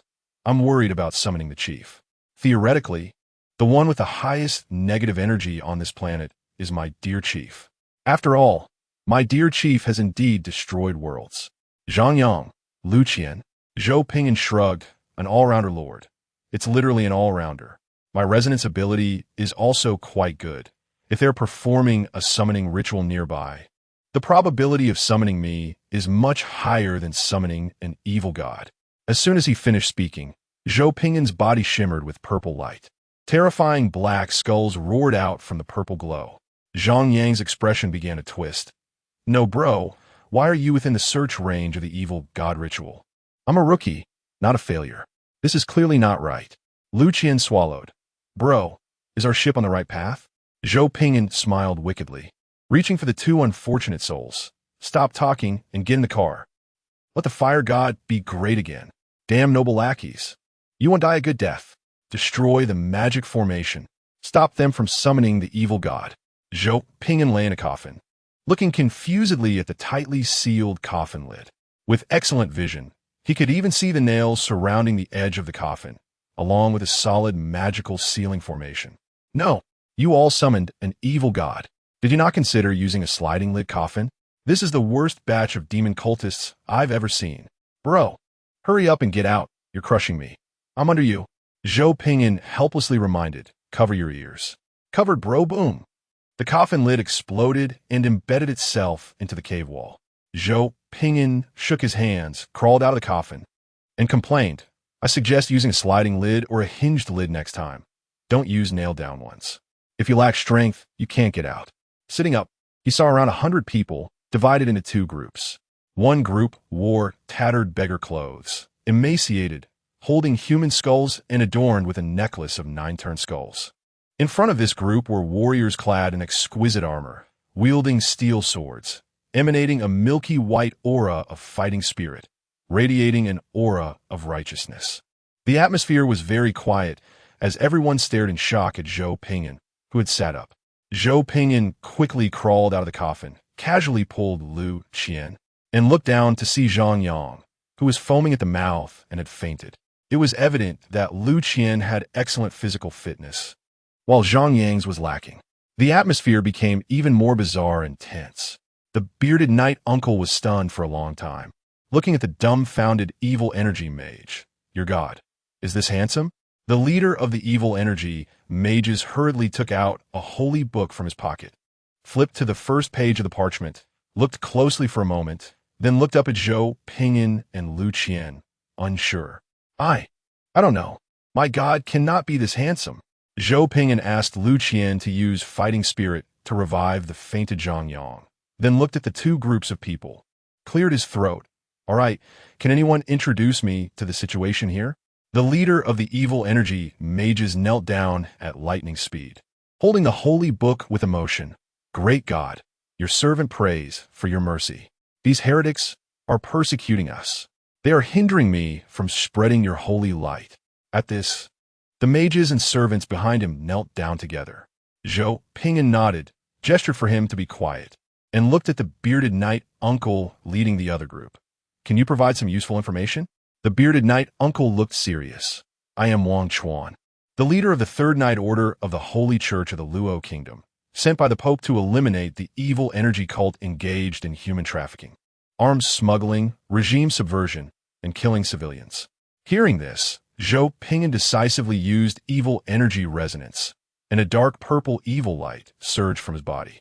On the evil energy mage side, a faint purple light emerged from their bodies. Zhou Ping'an snorted coldly. As expected, they're not good people. Lu Qian, blow them up. Lu Qian decisively put down Zhang Yang, raised his hand in a wave, and several small floating cannons appeared, instantly launching multiple guiding beams to lock onto the foreheads of their enemies. Whoosh, whoosh, whoosh. In less than a second, the evil energy mages lay on the ground, sound asleep. Wang Chuan broke out in a cold sweat, hurriedly pointed his sword at Zhou Ping'an, while the warriors behind him were scared and formed a defensive formation, fearing they would be taken out next. Zhou Ping'an displayed a friendly smile. Don't be nervous. I'm a good person. Lu Qian chuckled. Bro, can you turn off the evil energy resonance? This purple hue is darker than I expected. Are you the world-destroying demon god? So, it really is. Oh, I forgot. Zhou Ping'an turned off the evil energy resonance and continued to show a friendly smile. The atmosphere was very calm, yet awkward. Zhou Ping'an scratched his head, looking at Lu Qian. Do you have experience handling such situations? My experience with living people is a bit lacking. I'm more skilled at dealing with the dead. Lu Qian thought for a moment, aimed the floating cannons at them, and numerous guiding beams locked onto their foreheads. This is how I usually handle it. Zhou Ping'an understood, looked at them, and smiled kindly. Can you all put down your weapons and have a good chat? Wang Chuan glanced at the evil energy cult members lying on the ground, then felt the gradually warming red light on his forehead and a kind and gentle smile appeared on his serious face. Sir, please go ahead. We aim to build good relations, not to fear those who sleep soundly. Zhou Pingyan smiled with satisfaction. Among you, who is good at summoning demons? To deal with demon disasters, one must naturally seek out those skilled in summoning demons. The best way to understand the situation is to consult the locals. Wang Chuan was taken aback, turned his head, and looked at the members of the fell mage group sprawled out and fast asleep across from him. Zhou Pingyan had a blank expression. Oh, fuck. I acted too quickly and forgot to leave a survivor. I ended up taking out the professionals. I really am not suited to dealing with living people. Wang Chuan swallowed hard. How about I help you find another group? Zhou Pingyan replied. That works. Beep, beep. Zhou Pingyan pressed a button on his wristwatch, and a projection of Xiao Li popped up. Xiao Li said, Leader, your location has been surrounded by demons. Reinforcements are on the way. Please wait patiently for 3 minutes. Zhou Pingyan raised an eyebrow and looked at Wang Chuan. Where are we? Why are we surrounded by demons?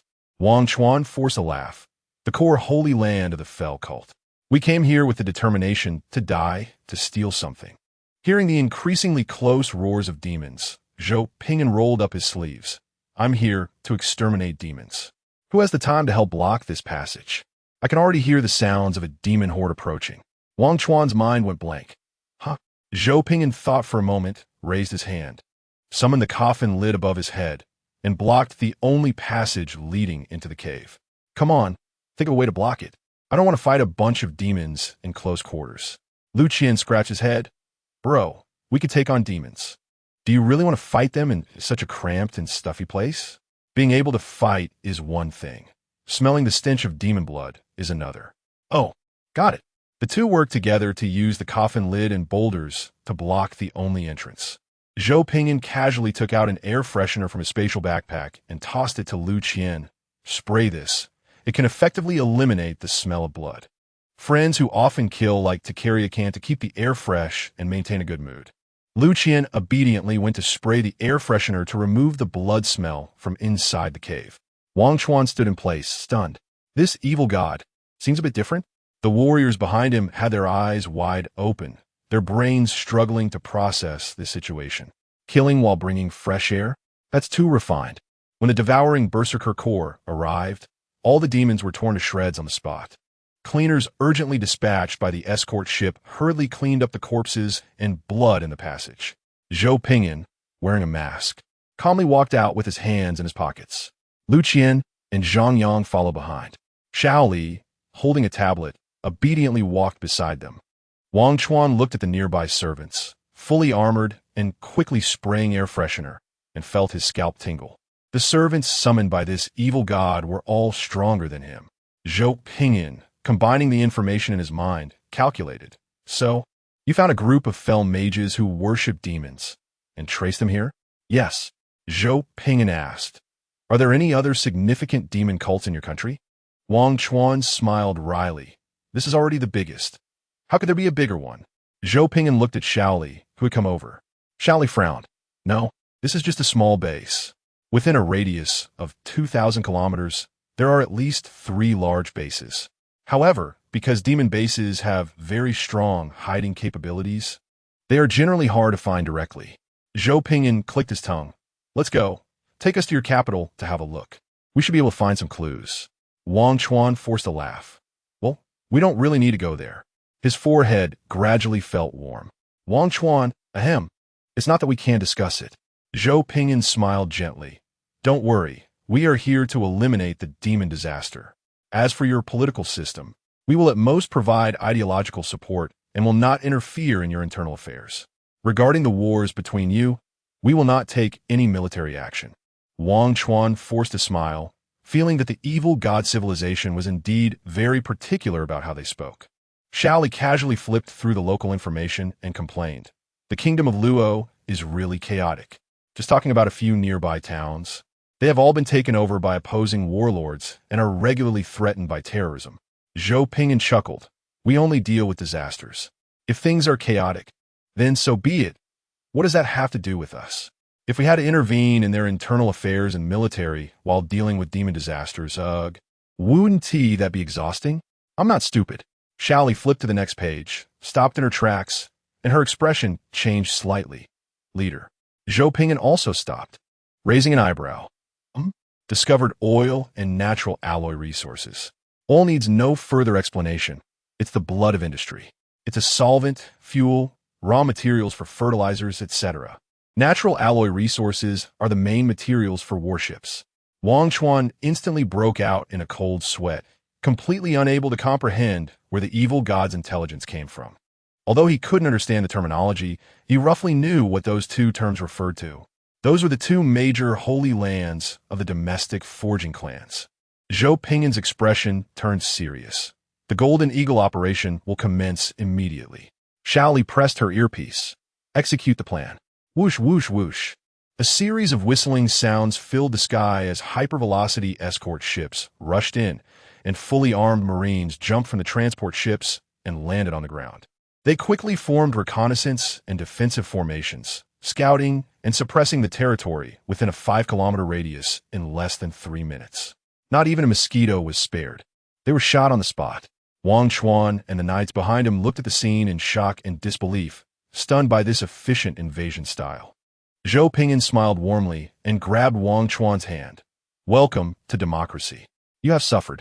From now on, the Disaster Wolf Empire will protect the safety of your national body and your lives. Wang Chuan's face turned green, and his hand was forced to shake up and down. Didn't you say you wouldn't interfere militarily? Zhou Pingyan smiled gently. Precision poverty alleviation has been our empire's top policy for many years.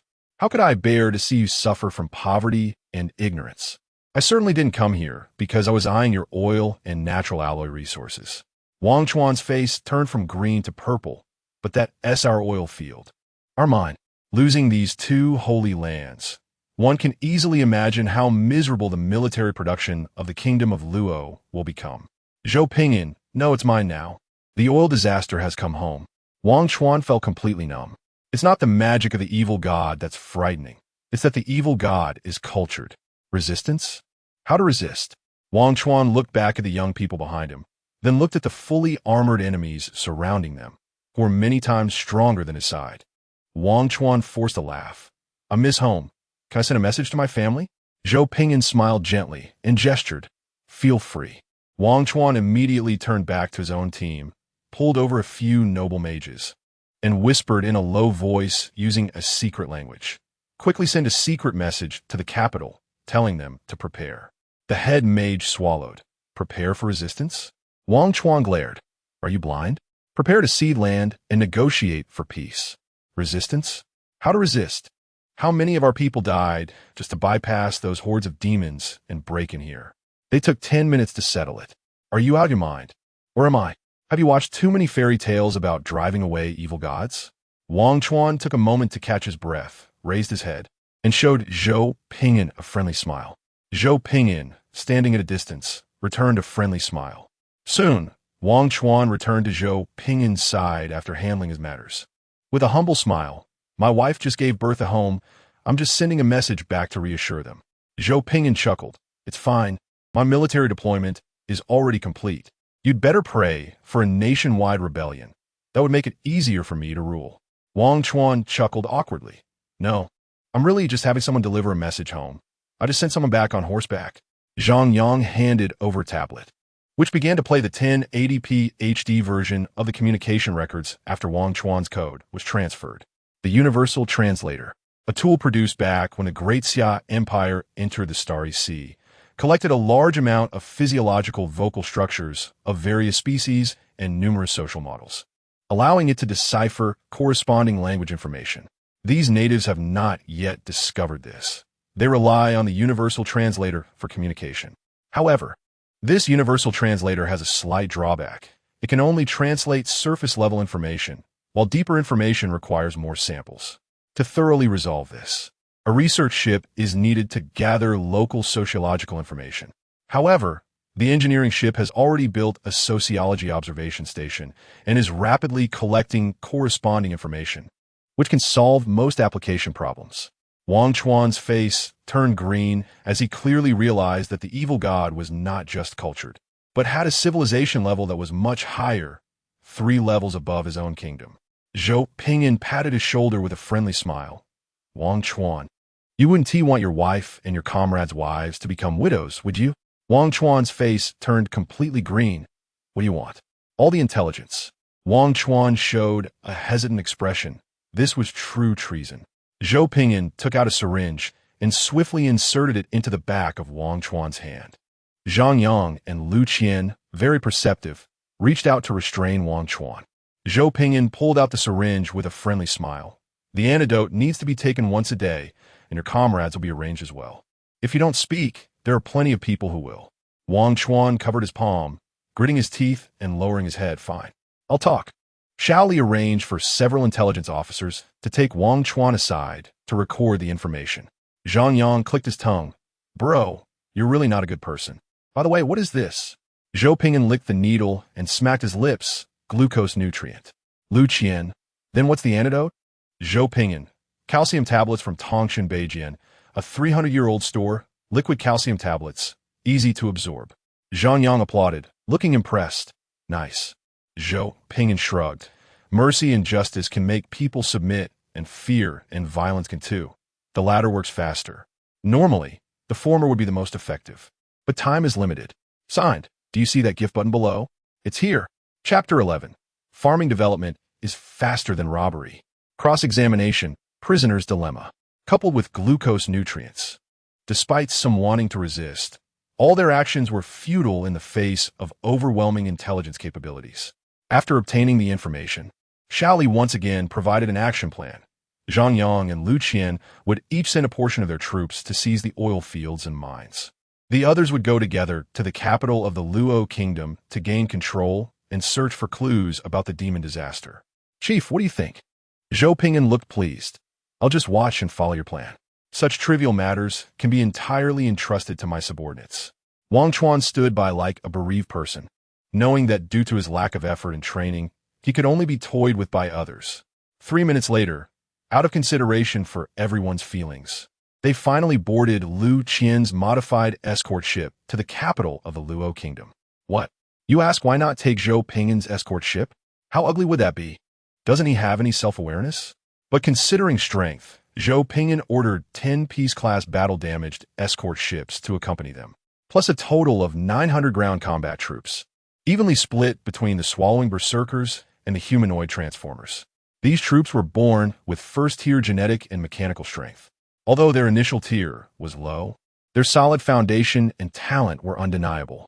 They could be considered the type that relies 70 on hard work, 30 on fate, and 90 on good origins. Along the way, Zhou Pingyan and Zhang Yang joked and played around. Shao Li sat in the co-pilot's seat, focused on the intel, and in less than 15 minutes, they approached the capital of the Luo Kingdom. Shao Li looked at the feedback from the intel, frowned, and instructed the pilot to activate stealth mode and hover in midair. Zhou Pingyan asked curiously, "What's wrong?" Shao Li handed over the tablet, her tone helpless. This is the intel scanned by the reconnaissance ship. There are large amounts of negative energy reactions in the core area of the inner city. Zhou Pingyan took a look and raised an eyebrow. Wang Chuan, come here. Let me ask, is this the royal palace? Wang Chuan leaned over, looking at the clear image displayed by the smooth crystal ball, momentarily lost in thought, then looked at the scene shown above with a horrified expression. Impossible. How could the king be a demon? Shao Li adjusted her glasses. According to the environmental trajectory, it seems to have appeared and been active in large amounts about 3 months ago. Did anything special happen 3 months ago? Wang Chuan's face instantly paled. His eyes filled with panic. I dispatched elite forces from the church to the border to eliminate demons. Zhou Pingyan chuckled. Everything is about switching homes. Wang Chuan took elite troops to steal a home, while the demons also brought elite troops to steal a home.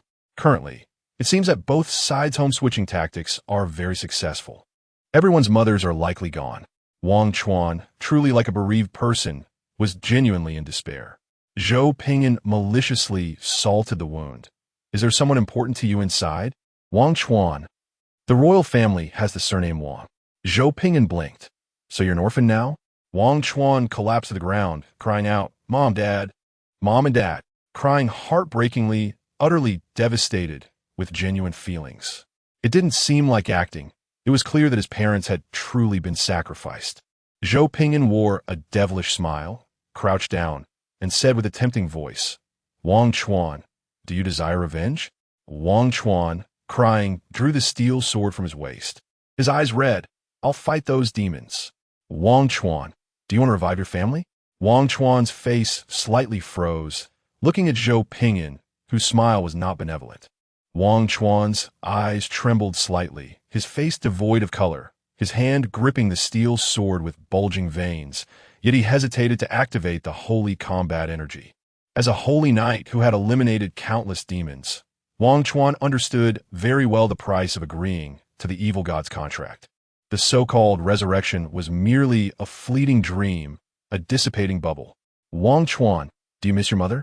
Wang Chuan's psychological defenses were breached, his eyes reddening as he put down the steel sword, kneeling before Zhou Pingyan and lowering his proud head.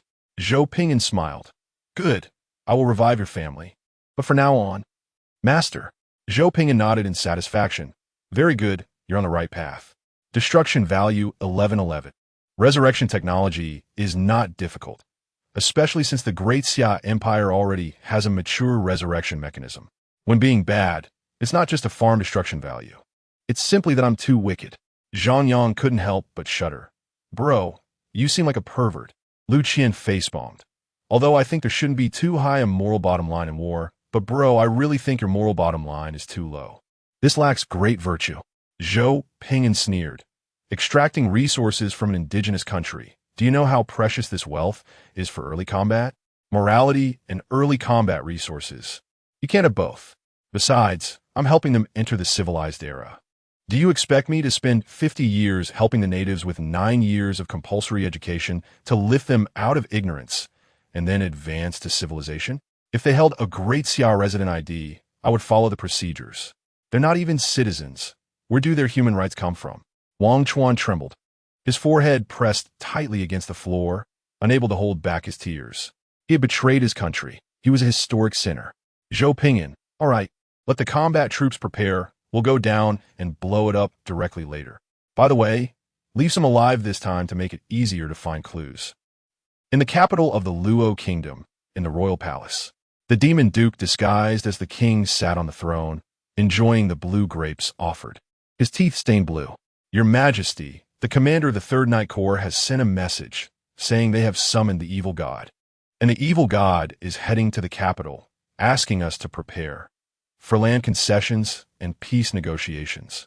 The reporting captain of the guards knelt on the ground, covered in cold sweat, not daring to raise his head to look at the king. "Oh, understood, you may leave." The captain felt it was strange, but was relieved, hurriedly exiting, fearing that if he delayed, he would be beheaded by the angry king. The demon duke squeezed the blue grapes in his hand, his pupils flickering with a strange light. Did they really succeed? This is impossible. My god can't descend for at least another 15 years. Did they summon a colleague to take the credit? Most likely. Once I blood sacrifice here and advance to a 6th-tier demon general, let's see who can steal my credit. The demon duke thought and acted immediately, summoning shadow monsters and ordering, "Go, have them prepare the magic array. Let's do something big tonight." In the sky, all the aerial escort ships and transport ships were in stealth mode. Zhou Pingyan leaned against the control panel, pointing at the internal images of the royal palace on the screen, along with the translated text beside it. "This guy is their leader, right?" Wang Chuan wiped the sweat from his forehead. "Most likely, but the demon duke is at least 5th tier. This requires at least a 6th-tier legendary mage and a 6th-tier legendary warrior to banish him. The physical quality and talent of the demon race far exceed that of humans. Fighting above their tier is commonplace." Zhou Pingyan, "All right, fire at him." Wang Chuan quickly reached out to stop him. "No, we can't alarm the snake. Your magic ship is very powerful, but it would take at least a town-sized magic ship to injure him. We need a detailed plan to besiege him. These dozen or so small ships are definitely not enough. You really don't understand how terrifying the Demon Duke's strength is." Zhou Pingyan looked puzzled and casually ordered, "Reduce power by 99. 8. And be careful not to harm innocent civilians. A demon without an interstellar standard defense armor. What is there to fear? This is like using a cannon to shoot a mosquito." Looking at this demon below, It's clear that it hasn't received 9 years of demon education and is just a poor demon from the countryside, doing things too carelessly, even without activating its daily defense system. The demon lord sits on the throne, stuffing blue grapes into his mouth, smiling contentedly, joyful about the upcoming promotion. Boom! A light spear cannon descended from the sky, engulfing the throne, without even damaging the nearby tables, showcasing the driver's precise and elegant control. The throne vanished, leaving only a bottomless pit. Everyone who heard the sound looked towards the palace direction, seeing a remaining beam of light slowly dissipating, originating from the heavens. Disaster Wolf Warriors. Kill! The battle cries rang from the sky as one after another. Clad in jet-black, gene-adaptive battle armor, the formidable, devouring berserkers descended, their arms transforming into melee weapons, directly targeting the demons to start a massacre. Wang Chuan stood beside the screen, stunned, staring at the energy reaction that had already disappeared. Zhou Pingyan pressed on his shoulder. Haven't seen this, right? The most popular light spear cannon currently, with a high cost-performance ratio, also supports user modifications and performance overclocking. Wang Chuan's face turned red. I've never seen this kind of magical cannon. This is different from what I've seen before. This one is slim but powerful. The ones I've seen before are all thick and can't kill a demon lord. Zhou Pingyan chuckled. All right, once they finish cleaning up down there, we'll go down to find your parents. It's stable, and this wave grants us the rule over a native kingdom. We can directly plunder a lot of resources. Developing farmland is nowhere near as fast as robbery. There's a saying, only what flows is called the economy. Keeping it in their hands without circulation is a crime. Miss Tree King, don't be so hurtful. What do you mean the author is begging again? Boo-hoo. Harsh words hurt like a cold June. You have to compensate me. Begging. Chapter 12. The Fallen Civilization of the Pre-Lightspeed Era. The king is dead. The power holders are also dead, and those who were close to them are gone too. Now, the palace is left with some shocked and bewildered ministers and generals who have no idea what has happened. Zhou Pingyan sits on the steps in front of the palace, listening to Xiao Li's report. Is the suppression complete? Xiao Li adjusts her glasses. It's done, but follow-up work will take some time. However, this does not affect our progress in plundering primary and secondary resources. Zhou Pingyan strokes his chin. What about the clues regarding the demon disaster? Xiao Li blinks. There are many, and they need to be identified one by one. Zhou Pingyan complains. The hardest part of war is indeed intelligence work. You think the hardest part of intelligence work is distinguishing who is fake? Wrong. It's when you have a pile of true information in front of you, and the best generals need to seize the most useful opportunities from it. Right now, the demon disaster hasn't erupted on the surface yet, so it's really tough to drag these pests out of the shadows. Back when the Great Xia Empire had not yet risen, the demons were still very arrogant, quite simple-minded, and not a single cell in their bodies was related to intelligence. After the rise of the Great Xia Empire, I can only say that the selection process of the Great Xia is indeed impressive. It has raised the average IQ of the Demon Empire civilization single-handedly. In a physical way. Master, I've found my parents. Zhou Pingyan felt a bit awkward, waving his hand. Just call me leader. Huh? Why are you bringing 2 buckets of mincemeat over? Wang Chuan is in tears. This is my whole family. Zhou Pingyan looks at the 2 buckets of minced meat and quietly shifts to the left.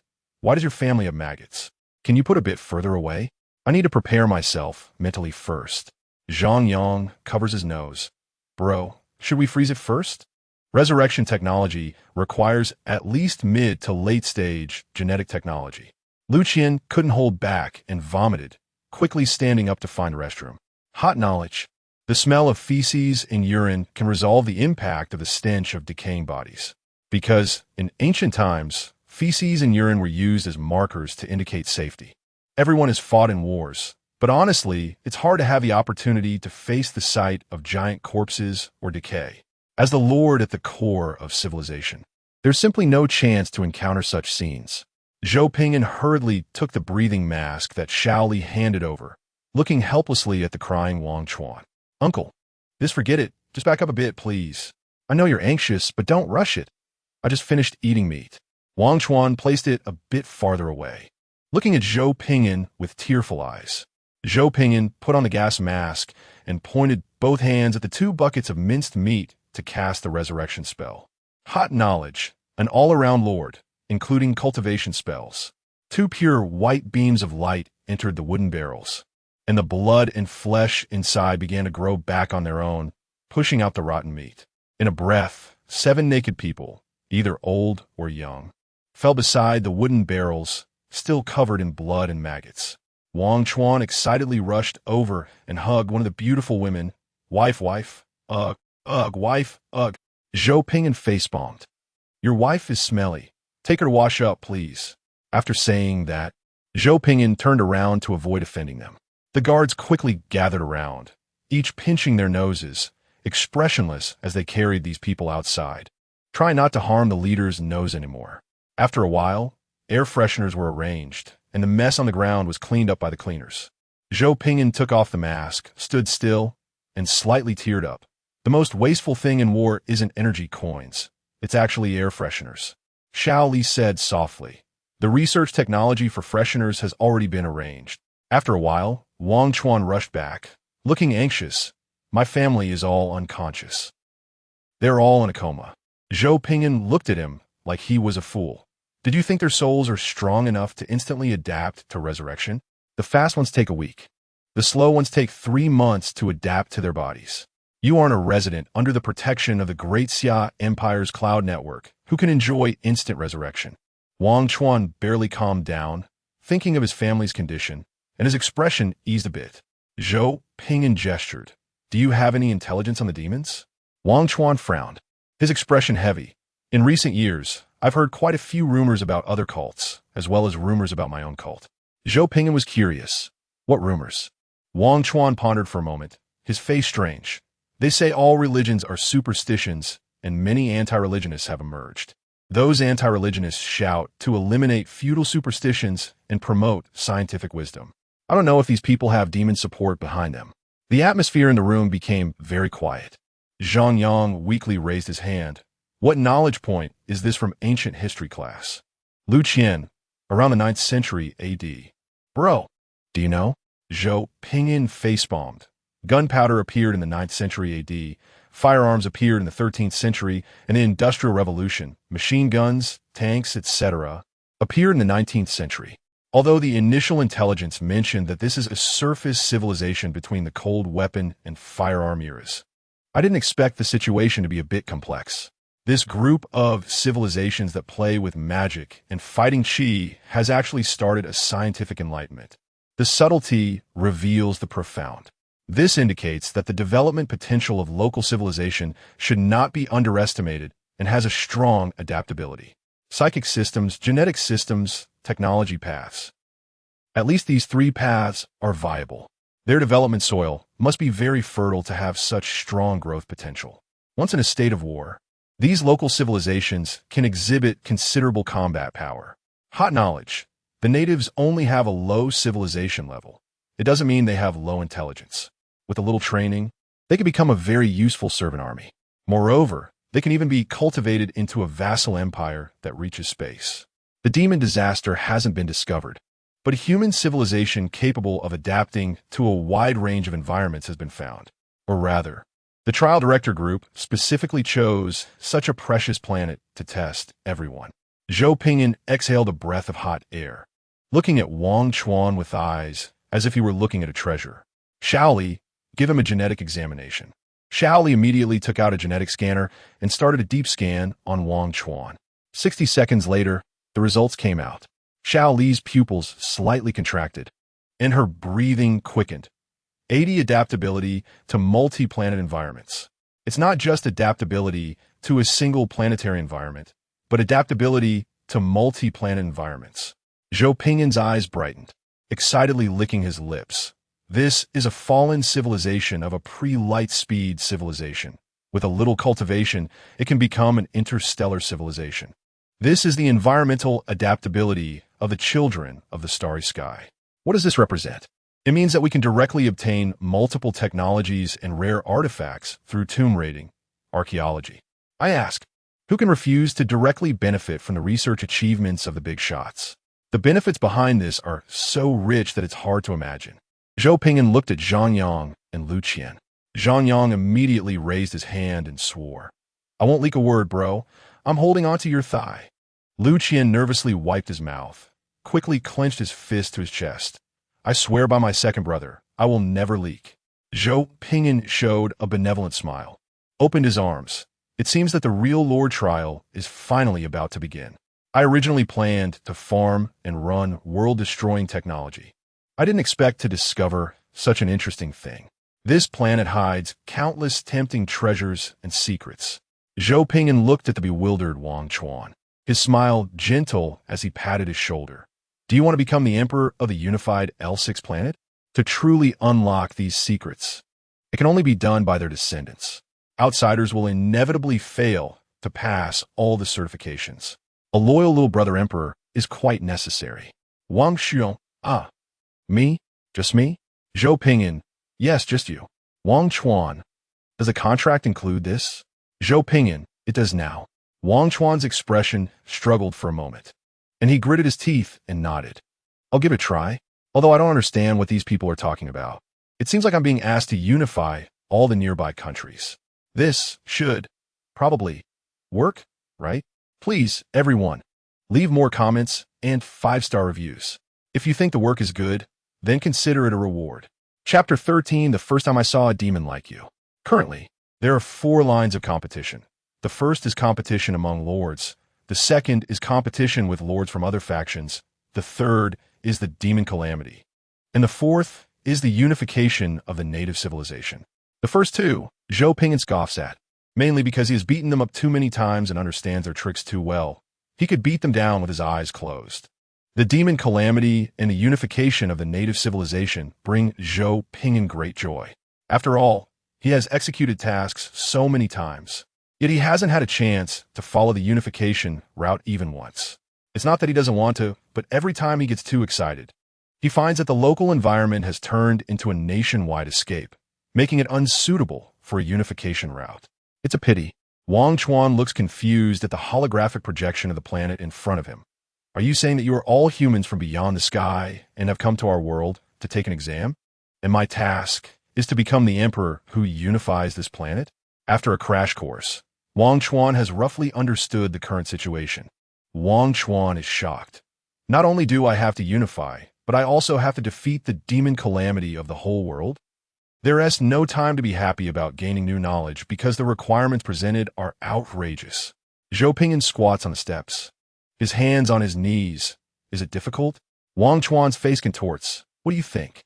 The largest group I have ever ruled was just a knight's order. Zhou Ping'an looks disdainful. I've completed it countless times, with me backing you. You can go for it. Wang Chuan, after thinking about his parents lying in bed and his whole family, he sheds unhelpful tears, having to comply with the unreasonable demands of a heartless boss. His whole family now relies on him for support, and their lives are still in others' hands. Zhou Ping'an sees his unable to refuse expression, blinks, looks at Xiaoli, and points at him. Is this the legendary ox and horse? Look, clearly this task is outrageous, yet Cow Horse Chuan dares not refuse. Zhou Ping'an shows a smile that is not human. Xiaoli, arrange a 24-hour training task for him with the best coach. Zhang Yang weakly raises his hand. Brother, won't this kill him? Lu Qian wipes the cold sweat from his forehead. Theoretically speaking, if the nutritional technology meets the standards, there won't be a big problem. In practice, this is a test of mental resilience. The usual standard is 6 months of special training because most warriors will collapse if it exceeds this time limit. Zhou Ji's expression clearly indicates it can't be 6 months. It is very likely to be 19 years and 364 days. Not reaching 20 years is not because Zhou Gu is merciful, but because this is the upper limit of trial time. Poor cow horse. Zhou Ping'an stands up, pressing Wang Chuan's shoulder with a kind smile. Cow horse Chuan, your family. It will be difficult for them to wake up in a short time. I think you definitely want to refuse this precious opportunity to study hard and improve every day. This could lead to achieving immortality. Cow horse Chuan's face turns pale, clenching his fists, not daring to utter a single no. Zhou Ping'an is very satisfied. All right, take him to be executed. No, take him to training. No wonder ancient civilizations like to turn people into oxen and horses. Just look at this appearance, it's really useful. Shally presses a button on her earpiece, arranges the work, and the guards lead Cow Horse Chuan to the frontline base where the previous leader was summoned. Cow Horse Chuan will receive the most efficient and brutal all-around training there. Although he comes from a poor background, he is very lucky to enjoy the training technology of the Disaster Empire Special Warriors. Training technology that ordinary humans cannot withstand. Shally presses her earpiece again, patiently listening to her subordinates' reports, and then her eyes brighten. Leader, the kingdom of Luo is built around a large river called Wuyuan Chuan. If we control Wuyuan Chuan, we can legitimately take complete control of the towns upstream and downstream.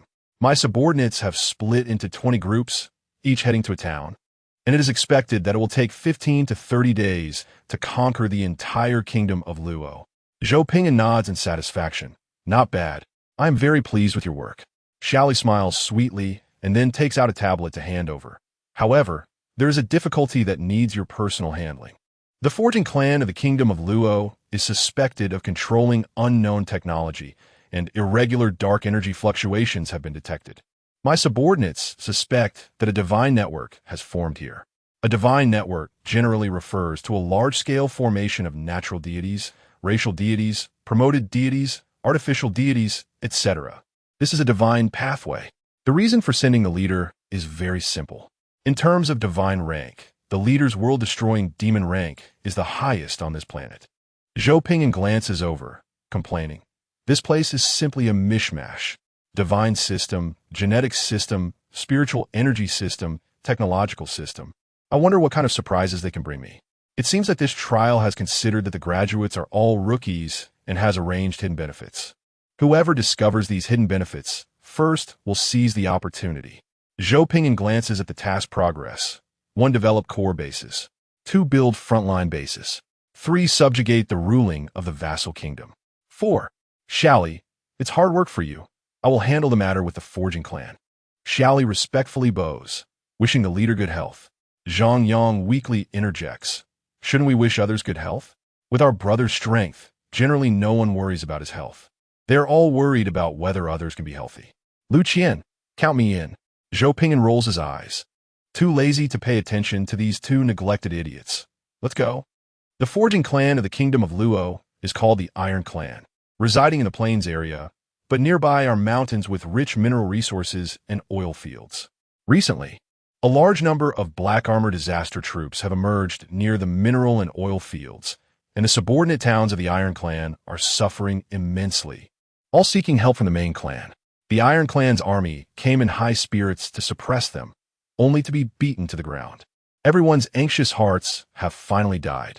The leader of the Iron Clan's army declared that they would call upon ancient artifacts from within the clan to march, and announced to the entire kingdom of Luo and all nearby countries and forces that whoever can expel these black armored troops will receive 20% of the Iron Clan's forging rights every year, along with a series of other heavy rewards.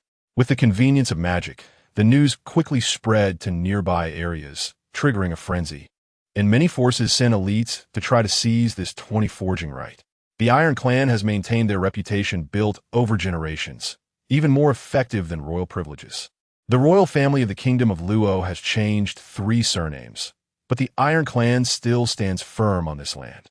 Zhou Ping and the others changed their outfits to disguise themselves as local residents, and on nearby tables sat disaster soldiers who were similarly disguised. Wang Chuan was forcibly installed with a clone chip, and before mastering the clone skill, he had to maintain a dual-core working state. While being a cow and horse on Zhou Ping's side, he was also being brutally trained at the frontline base. Wang Chuan's face turns pale. The Iron Clan's temperament is strange. They love forging and mining, but do not like expansion. The Iron Clan possesses unknown technology and can forge a holy weapon every 10 years. There is also a group of iron-armored troops that dominate the world, but very few people have seen them for many years. Everyone speculates that the iron-armored troops do exist, but the cost of mobilization is extremely high, so they rarely appear. Zhou Ping strokes his chin. It seems they have some kind of limitation that prevents them from expanding. Zhang Yang chuckles. mastering weapon technology, far superior to other forces yet unwilling to expand. Even a fool knows there's a problem. Lu Qian curiously asks, unknown technology and divine network. How can we probe the divine network? The divine form system is relatively niche in the Great Xia Empire, and generally, no one understands it. This is not because the divine system in the Great Xia Empire is obscure, but rather because the gods in the Great Xia Empire are more down-to-earth and quite different from those in other civilizations. The kitchen god will send you text messages reminding you that your kitchen stove has safety hazards and should be replaced, urging you to pay attention to cooking safety. Guan Yu will provide buffs to the firepower of warships, increasing energy damage by 15, offering the most cost-effective blessings to every expedition soldier.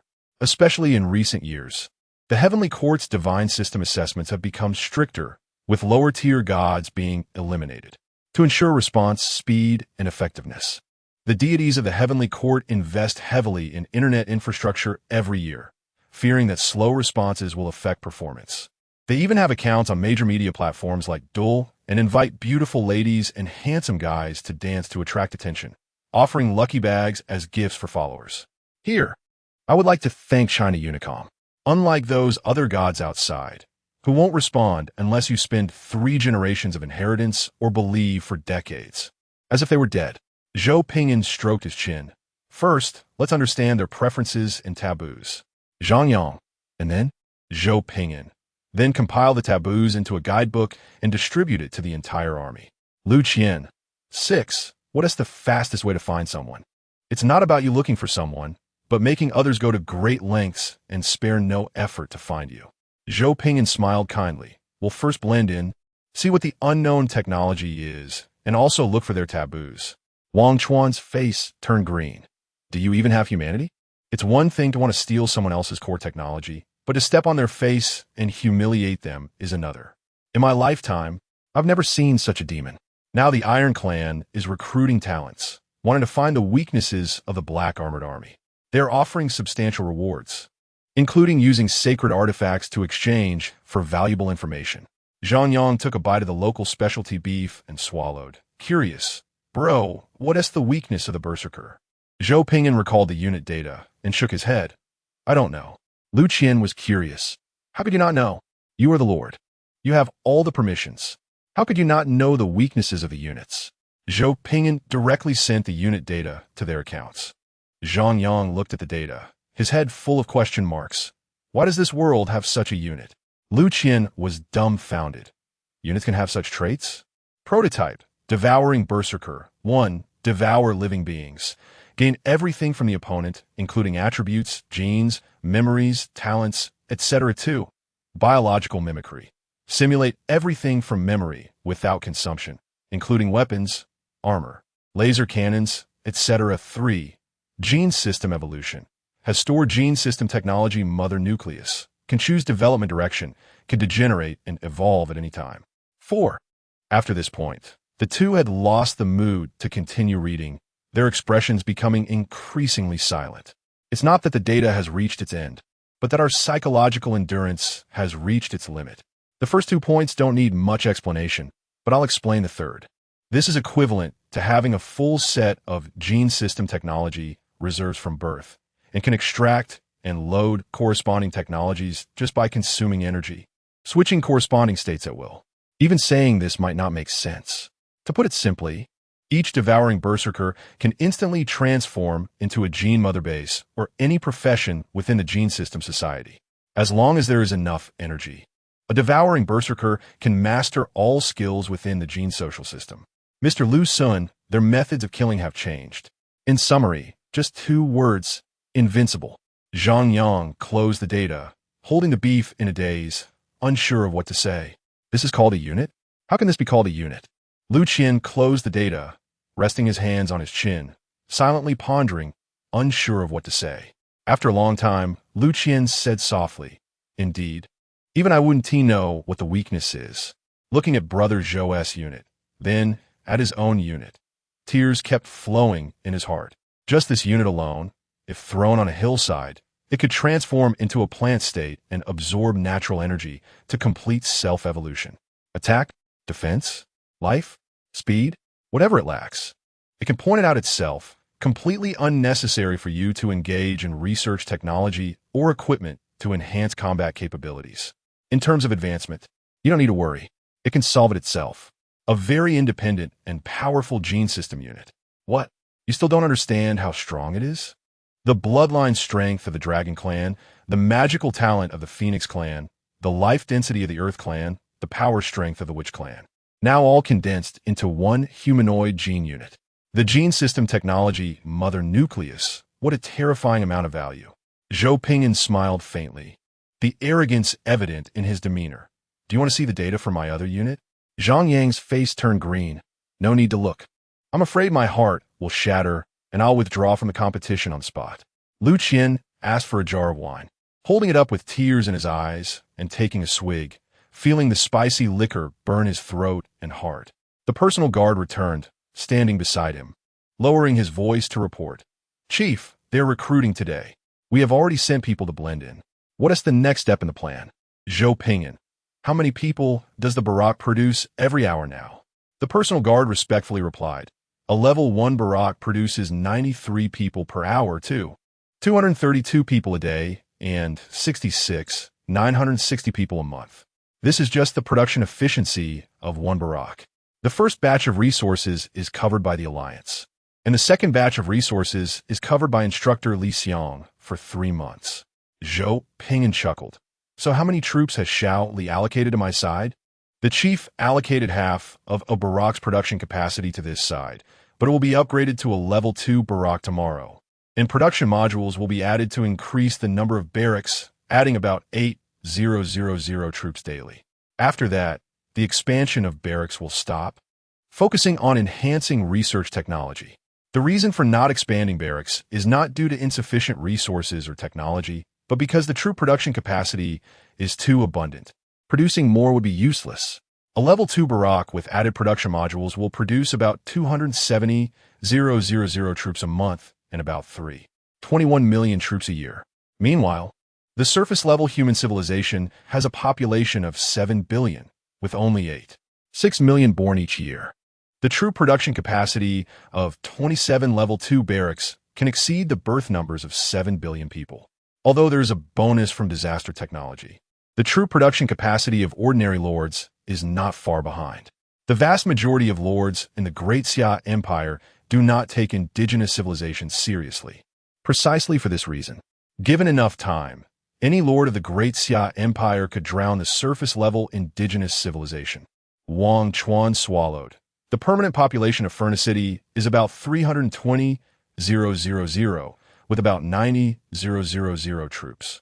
After several hundred years of great clans, they only need 1 Barak to crush them in numbers within a month in front of these extraterrestrial lords.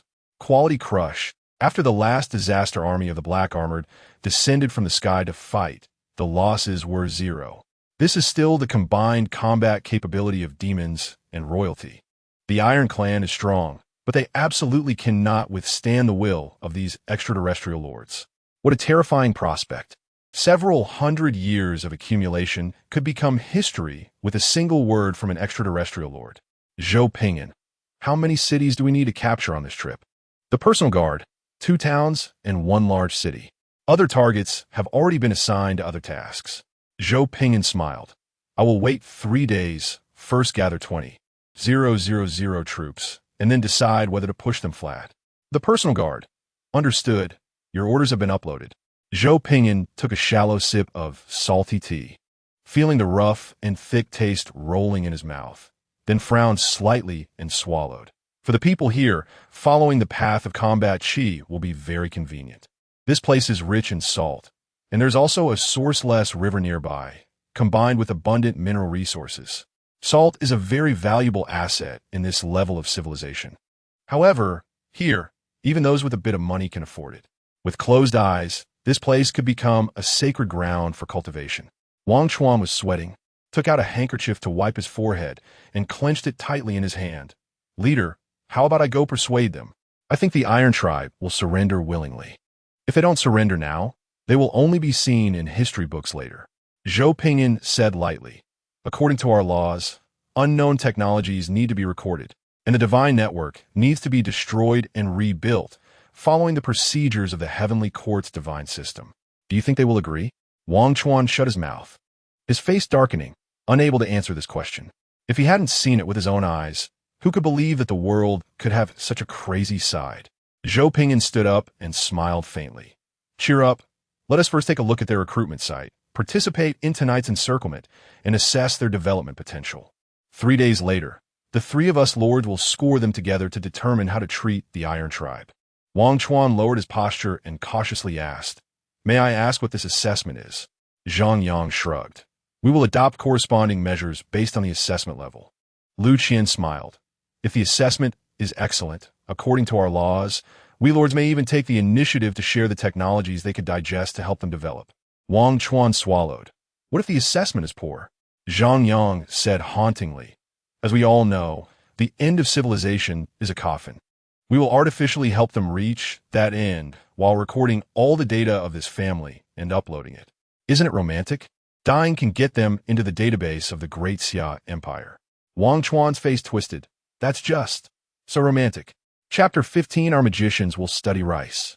Civilizational Assessment. This is a compulsory course in the elective classes of the Lord system, ranging from assessments of entire civilizations to those of species, families, or individuals. This assessment has legal effects. Zhou Pingyan, led by his personal guards, successfully entered the interior of the local Iron Clan's castle.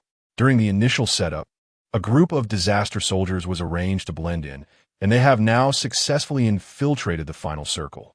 Zhou Pingyan sat in a corner, took a sip from his teacup, and asked uncertainly, "Is this how we usually infiltrate the enemy's ranks?" Having never been at the grassroots level before, he was unaware of how terrifying his own people could be. No wonder the other lords always wanted to kill me. His personal guard, Xiao-Da, respectfully replied, "Yes, chief." Zhou Pingyan's expression was slightly strange, but he ultimately suppressed his doubts. Since he wasn't a professional, it was better to listen to the experts. Although this operation was a bit explosive, Zhang Yang looked around and asked seriously, "Is there anyone here who isn't an undercover agent?" Lu Qian replied, speechless, "Don't look anymore. Apart from the main family, the rest are all undercover." The two lords, having signed a vassal and mutual defense agreement with the Disaster Wolf Empire, could see their own people's information. Everywhere he looked, it was all his own people. You can always trust the gold content of the genetic technology mother core. These people had maxed out their disguise skills. Biological mimicry, this was simply a perfect infiltration skill in the early stages. Zhou Pingyan rubbed his forehead. "Control yourselves? Don't act like this. I still have to conduct a civilizational assessment." Xiao-Da. "Understood. I apologize for affecting the chief's work." Zhou Pingyan sighed. "No need. It's actually me affecting your work. My apologies." Xiao-Da bowed again and pressed a button on his invisible earpiece, issuing an order to stop new infiltration plans. In the hall, the leader of the Iron Clan was rallying everyone and promising heavy monetary rewards. The Iron Clan leader, Fang Shan, expressed surprise. "With just us, we might not be able to take down the Black Armored Army. I suggest we wait for more people." Fang Shan teased, "What's wrong, Bull Leader? Are you lacking confidence in defeating the enemy? Your Iron Clan has suffered defeats. I advise everyone to stay calm. Having more people means more money to be made." Fang Shan smiled and waved his hand. "Last time, my clan was too arrogant.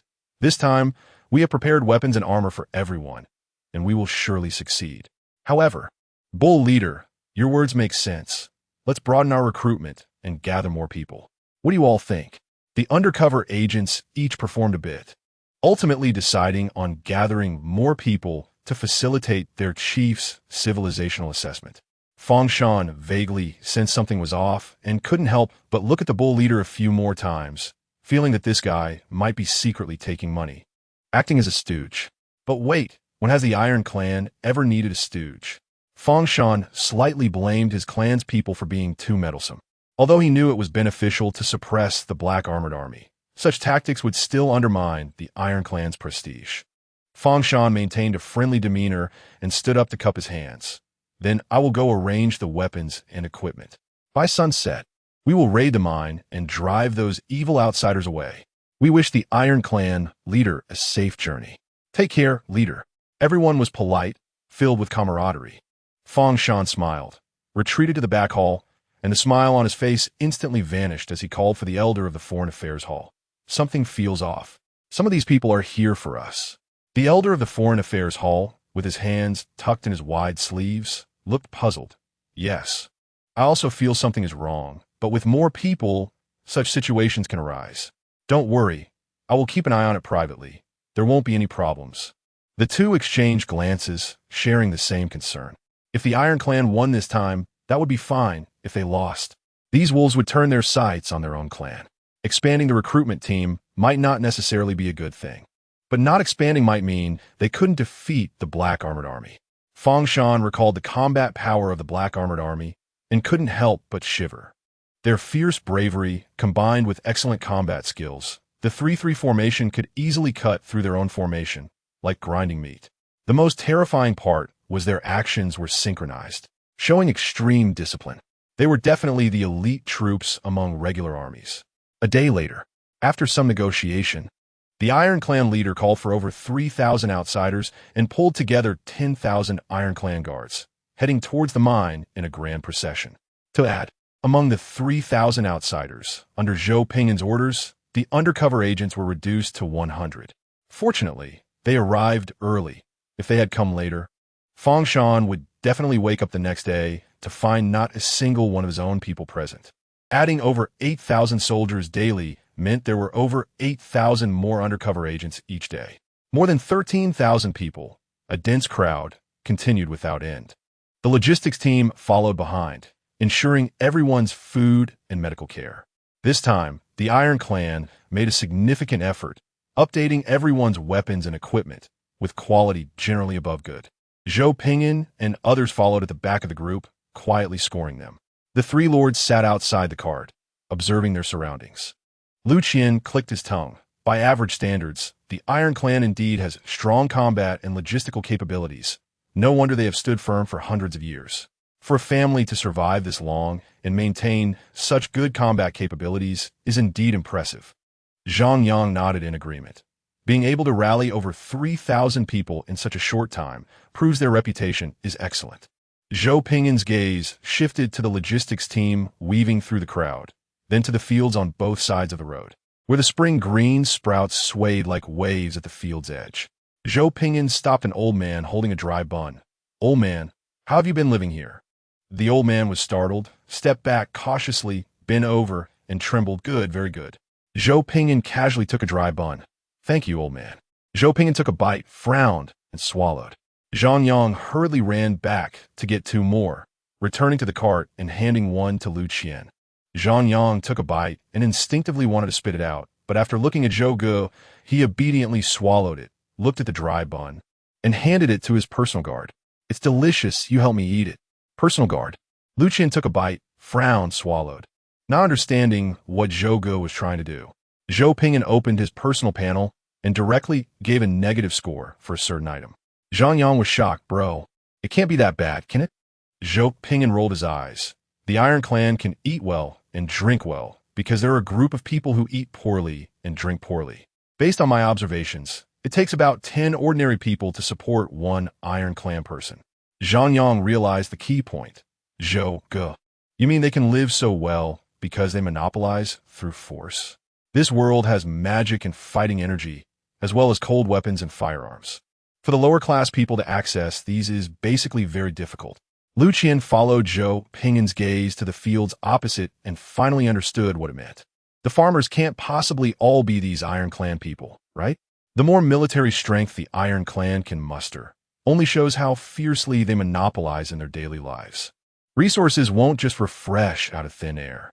Wang Chuan looked puzzled at the fields on both sides of the road, which stretched endlessly with excellent soil quality. "What's wrong? Isn't this good? There's so much land. As long as they are willing to farm, they can definitely survive." Zhou Ping'an smiled. "You guys, do farmers have to be farmers for life?" Wang Chuan vaguely sensed something was off, unable to understand, but still spoke the truth. "Isn't that right? He could be a farmer, his son can also be a farmer, and his grandson can have land to cultivate. They can survive. Isn't that good? For hundreds of years, it has been like this. What exactly are the three of you unhappy about?" Zhou Ping'an smiled faintly. "No, it's not good." Zhang Yang said softly. Can their ancestors and descendants only farm and be slaves or servants? Is that really right? Eyes open to the yellow earth. Eyes closed to the yellow earth, buried in the yellow earth. Wang Chuan frowned. But if they don't farm, who will farm? Someone has to cultivate the land. Zhou Pingyan. The magicians and fighters here don't farm, right? Wang Chuan laughed. How is that possible? How could noble magicians and fighters do such lowly work? Zhou Pingyan. Our warriors farm, and our magicians study how to increase food production. The Great Xia Legion indeed expands territory in the literal sense of cultivating land and developing infrastructure. The top experts in the Academy of Sciences also research how to increase food production and enrich nutrition. Zhou Pingyan thought for a moment, took out his phone, pulled up the first photo in his album, pointed at it, and explained in a way they could understand. This is our top magical sage. He farms every day and researches how to increase food production. Wang Chuan was stunned in the carriage. Suddenly, an invisible shackle in his mind shattered, and his soul felt as if it had been struck by lightning, a beam of light crossing time and space shining into his heart. Zhou Pingyan. In this regard, I assess you as lacking. Can you understand? Wang Chuan smiled bitterly. I can. You are really lucky. No wonder you are outsiders from beyond the heavens. This height of thought determines that you will be stronger than us. Zhou Pingyan. Yes, very fortunate. Zhang Yang looked ahead. Brother, we are almost at the mine. Zhou Pingyan put away his phone, his gaze calm. Let us see how they perform. Chapter 16. I am very confident to be killed. The sun was setting in the west, casting a faint afterglow over the mine. The 300 disaster wolf black armor soldiers stood on the hillside like silent statues, the sunlight reflecting off their armor, disappearing as if it had fallen into the night. They wore pitch-black battle armor that covered every inch of their bodies, observing everyone present with eyes full of killing intent. An invisible air of slaughter spread, and the newly erected mounds of graves at the foot of the mountain stood as a warning before everyone. There were more than 1,000 graves. Very spectacular. Also, very chilling. The army of over 13,000 halted outside the mine. Fang Shan stood at the front, watching the 300 black-armored soldiers, his heart trembling uncontrollably. The patrol units set up here had been killed. When his family army came to suppress, over 1,000 had died. He personally brought elite troops over, only to witness how efficiently they slaughtered. If he hadn't retreated in a hurry, Fang Shan had no doubt that his elite troops would have all been wiped out here. These black-armored soldiers seemed to have received a death command to guard the mine, and they stopped pursuing once they left a certain range. Having seen it once, Fang Shan was very clear that bringing out more than 10,000 to attack was by no means an exaggeration. But before the attack, Fang Shan still wanted to make one last effort, hoping to take it without resorting to arms. I am Fang Shan, the chieftain of the Iron Tribe. May I ask which force you hail from? The captain of the disaster wolf black armor army looked at this ignorant native with a disdainful gaze. Cowards who fear death. Last time they chose to flee when faced with cold weapons. I'm not afraid of death. What are you afraid of? Just because you can't be resurrected? Huh. Fang Shan looked at the silent enemy troops, his heart filled with dread. He really didn't want to be enemies with such a powerful force. Unfortunately, the enemy occupied the mine, and even if the Iron Tribe had to break their teeth, they had to chew down this hard bone. Mages, prepare. Artillery, prepare. Rows of protected mages began to chant array magic, targeting the enemy on the hillside. The clear and orderly tones echoed in the air, energy converging into a huge magic array floating in midair. Cannons, pulled by specially made carts, were set up, aiming at the black-armored soldiers on the hillside, waiting for a command. The shells were already loaded, just waiting to be fired. On the hillside, the pitch-black enemies stood like statues, showing no reaction to their movements. Fang Shan gritted his teeth. Fire! Boom! Boom! Boom! Huge red explosive fireballs flew through the air, instantly covering the hillside and completely engulfing all the black-armored soldiers. The abundant shells fell like raindrops, creating circles of yellow earth waves, with deafening sounds echoing throughout the sky. The burning flames illuminated the mine, dispelling the darkness, and the rolling heat waves rushed down from the hillside, making everyone at the foot of the mountain shiver involuntarily. The Iron Tribe. So terrifying. With such a terrifying team of mages and artillery, are the Iron Tribe demonstrating their power to us? Fang Shan was really making a mountain out of a molehill. Surely these cannons aren't going to be sold to us later? The summoned people suspected that this was Fang Shan showcasing merchandise. Fang Shan's expression grew heavier as he saw one black-armored warrior after another still standing in place amidst the sea of fire, like sculptures. Their armor, like their combat quality, was solid as a rock. Although it was only a guess last time, after personally verifying it, his heart was completely dead. Gradually, the color of the sea of fire began to fade, and the surging flames became less turbulent. The murmurs and restlessness of the crowd gradually ceased with the extinguishing of the flames, staring in shock at the black-armored army still standing on the hillside. The black-armored soldiers were unscathed. They stood in the sea of fire like black sculptures. The captain of the Disaster Wolf Black Armor Army moved, bending his legs slightly before leaping with force. Whoosh! Thud! The captain of the Disaster Wolf Black Armor Army jumped from the hillside like a meteor, tracing an arc in the air before crashing down to the ground and creating a large pit. The captain walked out of the pit, still adorned with burning fire elements, reflecting a pitch-black, non-reflective helmet. A flurry of people hurriedly retreated, even trampling on those behind them. The good quality weapons distributed by the Iron Tribe and the iron armor they wore provided no sense of safety whatsoever. Enough! An elder from the Fighting Chi Hall shouted angrily, his pressure spreading, calming the frightened crowd. Fang Shan dismounted, looking at the black-armored soldiers before him, his face extremely grave, gripping his weapon tightly. The surrounding guards immediately surrounded him, protecting the chieftain. The captain of the Disaster Wolf Black Armor Army's gaze was calm, his tone indifferent. The Emperor has ordered an evaluation process. I give you two choices. First, you can challenge me one-on-one. I can take on you all alone. And if you win, you pass the assessment. Second, in a group fight, we 300 warriors will fight your 13,000. As long as you survive with 3,000. You also pass the assessment.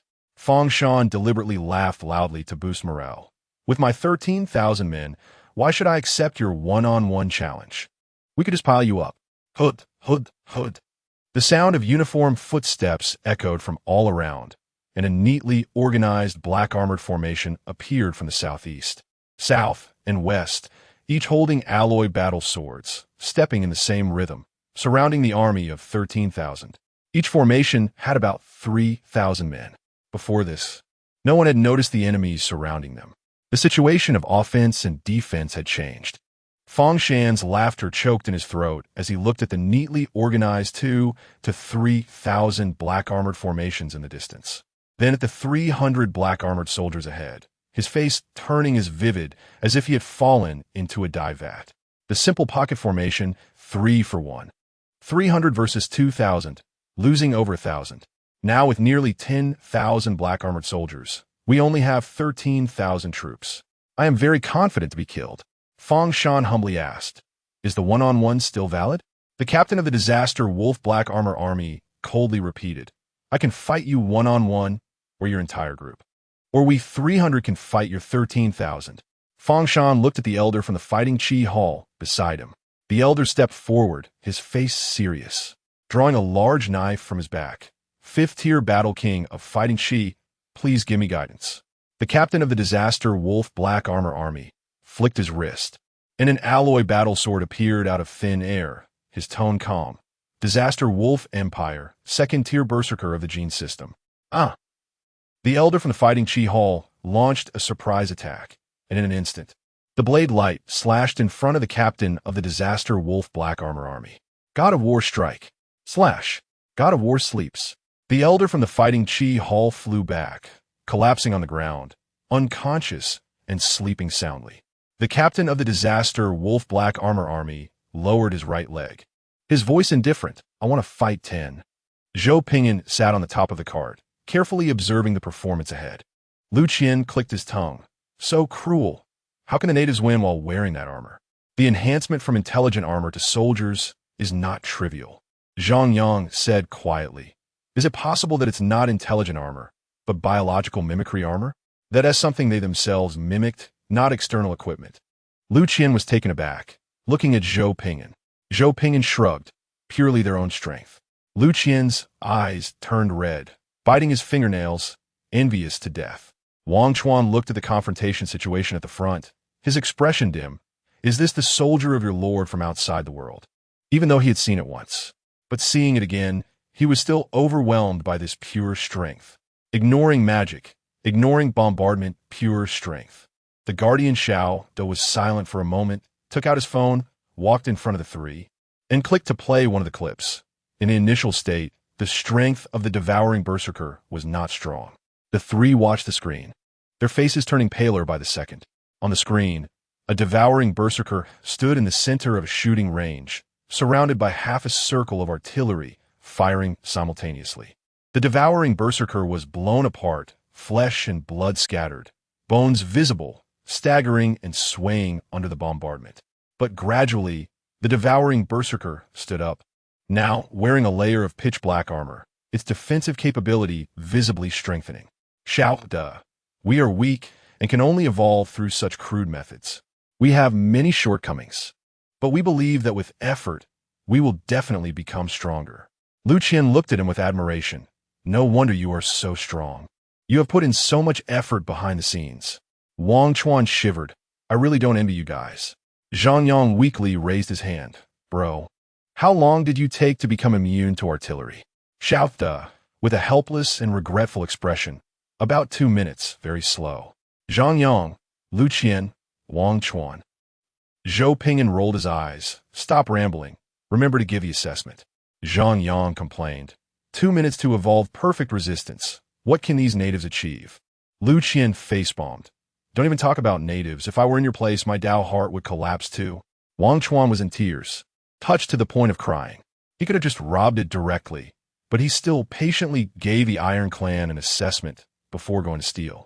Fangshan had bad luck for several generations, encountering such an evil god as you. Time to beg. Chapter 17.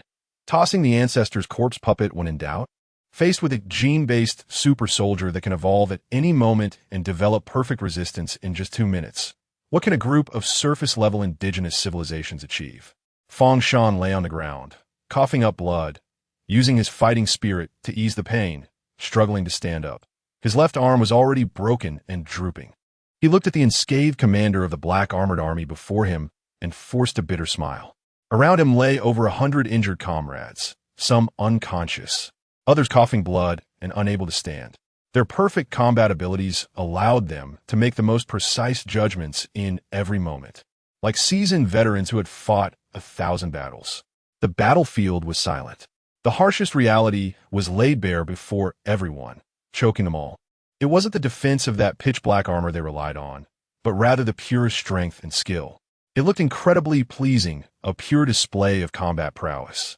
The clash of blades sparked brilliantly as lethal attacks and desperate counterattacks collided, life and death hanging in the balance. The pride of taking on a group all at once, overwhelming the masses. The commander of the Disaster Wolf Black Armored Army spoke coldly. Is this your limit? Is this all the courage you have? Lacking strength, you make up for it with attitude. This is also an assessment. In the eyes of the Disaster Wolf Empire, technique could be easily improved, but steadfast willpower further tested a warrior's qualities. As a Disaster Wolf warrior, the standard was to be excellent in all aspects. Fangshan's expression was defeated. The wind on the plains ruthlessly battered his body, the desolation penetrating his chest, and the knife in his hand felt as heavy as 1,000 pounds. He had lost again, for the second time, a loss with no chance of victory whatsoever. Fangshan listened to the painful wails of his kin on the ground, hot tears unable to stop from streaming down. Each cry pierced his heart with pain. Fangshan turned around and saw the furious yet defeated faces of the young warriors, gripping their long spears, waiting for his command to charge at this unbeatable enemy. He looked at the proud black armored warrior before him, swallowed the bitterness in his heart, and his voice trembled slightly. What happens if we fail the assessment? If I choose to surrender, can my kin be allowed to return? The enemy did not specify the consequences of failing the assessment, but one could imagine with their toes that the result would be dire. Now, They could only use prayers and wealth to barter for a way out for their kin. The commander of the disaster wolf black armored army pressed on his earpiece, unexpectedly hearing the emperor's direct orders, and hurriedly clenched his fist to his heart. After speaking, the commander looked towards a certain direction in the crowd, maintaining a combat stance. But one hand remained on his heart, his aura suddenly withdrawing, and his attitude became extremely respectful. Everyone followed his gaze, quickly parting in fear, knowing a big shot was hidden here. In the foreigner team on the right side of the military formation, there was a well-known group of about 100 people. A handsome young man sat atop a carriage, riding on a floating crystal plate the size of a book. Another noble-looking young man and a battle-hungry youth were also riding on crystal plates. Zhou Pingyan paused his recording, looked up at Fang Shan, and clicked his tongue. Relatively speaking, the performance is quite good. It's a strong army for this era. Although it had a significant blow to morale, it is evident that their cohesion is strong. From the perspective of a warlord's monopoly system, it's a pretty good standard. There are extremely severe shortcomings, but the strengths are equally reliable. The Iron Clan has been able to be passed down for hundreds of years, proving that this system operates efficiently. To add, there is no wildlife protection law in the Iron Age, and the benefits of the Iron Clan system are that the safety within their own territory is assured. To put it simply, outside the towns, there are abundant beasts like tigers, lions, black bears, wolves, and rhinos. They include humans in their diet. Humans also consider them part of their diet. In the end, Zhou Pingyan rated the Iron Clan as slightly above average.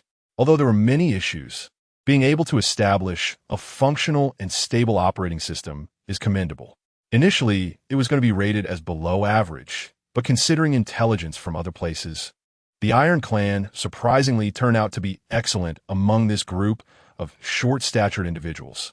Zhang Yang and Lu Qin's assessments were relatively more lenient, overall rating it as good. The former thought that the Iron Clan system being able to survive was already quite acceptable, making a detailed assessment from the perspective of a slacker. The latter believed that even in the face of a strong enemy, morale still maintained a basic level, and the potential for war was worth exploring, considering training them as a vassal army from a combat perspective. Not all Lord's troops are as versatile and powerful as Zhou Ji's. Most Lord's troops have their strengths and weaknesses, and numerous miscellaneous tasks require a large number of low-quality personnel to handle. War is brutal. When the quality is similar, the one with the larger number wins. Quantity plays a significant role in war. Just like a sharpshooter challenging 3 infantrymen from an empire, they would undoubtedly be utterly defeated. However, 300 sharpshooters challenging 900 infantrymen can quickly overwhelm them with firepower suppression. As for quality, a bullet fired by a 20-year-old warrior and one fired by a 12-year-old warrior is equally deadly. Zhou Pingyan compared the assessment results with his 2 subordinates, confirming their accuracy before uploading the records together. He jumped off the carriage, canceled his disguise, revealing a dashing military uniform, and smiled warmly. After evaluation, you have fought for a medium-level treatment for yourselves. We will not destroy the Iron Clan, but you must obey our commands. Swish! All the disaster wolf warriors around clenched their fists to their hearts, bowing to the great emperor of catastrophe. Fang Shan breathed a sigh of relief, feeling his strength quickly draining away, the world spinning before his eyes, and his body cold all over. When Fang Shan awoke again, he saw the familiar ceiling of the hall. All the pain in his body had disappeared, and he felt much more energetic. I am home? Yes. Fang Shan jolted awake, springing up like a carp. He looked at the young man in a black military uniform sitting in the main seat, cold sweat slightly breaking on his forehead. My lord. You hello? Zhou Pingyan was flipping through the Iron Clan's secret manual, stroking his chin. What is this ancient artifact all about? Fang Shan hesitated, glancing at the 2 rows of black armored warriors standing nearby. Swallowing hard. It is a war puppet ancestor passed down from our forefathers. They possess souls and can turn the dead into tireless puppet servants. The corpses of every strong individual in the clan are brought to our tombs, and under the magic of the war puppet ancestors, they are revived as guardian deities that protect our family. Zhou Pingyan was taken aback, raising his head. You mean to say you turned your ancestors into puppets? Are you that filial? Tossing the ancestor's corpse puppet when in doubt? Playing it that wild? Fengshan forced a smile. Not entirely puppets. Zhou Pingyan was speechless for a moment, tossing the Iron Clan's secret manual to Lu Qian. Take me to see this war puppet. Lu Qian took it, glanced at it, raised his eyebrows in surprise, and looked up at Fengshan. The manual depicted a giant land combat mech in very rough lines. The drawing was quite good, very lifelike. Anyone who had seen a giant land combat mech would recognize it immediately. It seemed that the Iron Clan's predecessor should have some connection with interstellar ground forces. Then the question arose, how could a giant land combat mech possess the ability to transform the dead? What kind of technology is this? Chapter 18. The Disaster Emperor and His Weak Guards. Under Fengshan's leadership, everyone arrived at the underground tomb. Fengshan held a luminous pearl in his right hand. Leading the way, a glimmer flashed in Zhou Pingyan's eyes. The environment before him was as bright as day, unaffected in the slightest. Zhang Yang held an oxygen mask in his hand, straining to widen his eyes, curiously looking at the walls around him, enjoying the authentic experience of tomb exploration. Lu Qian glanced at the fool beside him and quietly activated his gene-based night vision ability to observe the surroundings, remaining vigilant for any sudden dangers. The disaster army soldiers silently follow behind, their steps disordered, no longer maintaining the synchronized march they had on the plains. The uneven steps weren't due to lack of skill, but rather a distrust of the stability of the indigenous tomb. Marching in unison could create resonance effects, potentially triggering uncertain dangers. When Fengshan reached the entrance of the tomb, he touched his chest with his left hand and felt a sharp pain. Quickly retracting his hand with a sorrowful expression, he was seriously injured. Enduring the pain, Fengshan took out the key with his left hand and bit in his mouth, unable to resist touching other parts of his body to check the extent of his injuries. It was a bad idea to touch. Once he did, every part of him hurt immensely. It was all ruined, completely ruined. Fengshan's eyes slightly misted. His life was nearing its end. Zhou Pingyan couldn't bear to watch and said with a frown, "Get him some spray." There had been a simple treatment before, but this fool had managed to injure himself again. You should see a neurologist, not a battlefield medic. The captain of the disaster army soldiers was at a loss for words. He grabbed Fengshan's left arm and applied some medical spray. Don't move your left hand. It's broken. The rest of you is fine. Fengshan quickly touched his chest with his right hand and realized it was okay. It was indeed just his left hand that was broken. He smiled awkwardly. No wonder it hurt so much when I touched there. It's truly amazing. I thought I was completely done for. After this little farce, the atmosphere of everyone going into the tomb eased considerably. Fengshan used the key to open the tomb and led everyone into the large, cold, and eerie tomb chamber. A wave of rich necromantic energy assaulted them, accompanied by a thick stench of decaying corpses. Lu Qian immediately vomited, expelling everything he had eaten that afternoon. It was too foul, too disgusting. Zhang Yang covered his oxygen mask and laughed heartily. Lu Qian, while gagging, reached out and yanked off Zhang Yang's oxygen mask. Zhang Yang exclaimed, "Ugh."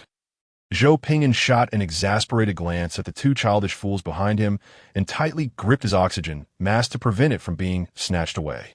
Confirming that the two childish fools were too busy vomiting to notice, he shifted his gaze back to the interior of the tomb. The area covered about 2,000 square meters, with many necromantic corruption formations engraved on the floor. At the center of each formation was a coffin, with a faint yellow, putrid corpse oil seeping from the bottom. The corpse oil slowly dripped down into pre-drawn tiny grooves, flowing gradually towards the central area of the tomb. Beneath the rusted silver-green armored mech, providing a continuous source of power for a necromantic formation with a diameter of 30 meters. Shao Da's expression changed slightly as he hurriedly hid behind the Emperor. It's a corrupted mech. T3, level land combat intelligent mech, capable of adapting to complex combat environments and possessing strong combat capabilities. This one in front of us has clearly been corrupted by some sort of fallen energy. In this environment, humans are definitely not as strong as a T3 level corrupted mech. Swish, swish, swish. The disaster army soldiers quickly shrank behind the disaster emperor, peering out from left and right, pointing their guns at the corrupted silver-green rusty mech. Fang San hiddy explained. No, no. He's my ancestor. He has a soul. He won't attack recklessly. Lu Qian quickly wiped his mouth, looking at Zhou Ji's cowardly guards with shock and disbelief. Is this how you protect your lord? Zhang Yang, frightened, pulled out a gravity gun and aimed it forward, complaining, Bro, why are your guards a bit different? The guards hurriedly stepped forward to shield the two lords and formed a defensive formation with energy shields. Zhou Ping'an rolled his eyes and rolled up his sleeves. Do you think I'm as weak as you? The real emperor, protected by his guards when in danger. The fake emperor, you all step back, don't block my line of sight. The powerful disaster emperor and his weak guards. Zhang Yang and Lu Qian exchanged glances and decisively squeezed into the team behind Zhou Gu, two disaster army soldiers resentfully being pushed aside, putting aside their identities. The strongest man in the room was indeed Zhou Gu. Zhou Ping'an cast a detection spell, and question marks began to pop up above his head. This can work? Zhang Yang leaned over from Zhou Ping'an's left shoulder, curious. What's wrong, Zhou Gu? Lu Qian leaned over from Zhou Ping'an's right shoulder, surprised. What is up? Zhou Ping'an released the charge in his hand. It's nothing. Let Fang Shan pass the security check. Everyone relaxed their guard, but still held onto their weapons and energy shields. Fang Shan couldn't help but take another look at the weapons and energy shields, starting to explain. Yes. We just need to pray to our ancestors to awaken and appease him. Zhang Yang teased. You want TB trying to kill us after awakening him, right? Lu Qian laughed. Yeah. In this underground environment, a corrupted T3 level land combat intelligent mech could easily be considered everyone's father. The initial space frigates everyone had were only T1 level technology. Fang Shan broke into a sweat. No, every time we enter, we must pray. Otherwise, the ancestor will go crazy. Zhou Ping'an smacked his lips. Let him pass the security check. This corrupted mech has poor system stability. If it doesn't pass the security check within a certain time frame, it will automatically attack any living being not on its white list in its field of vision.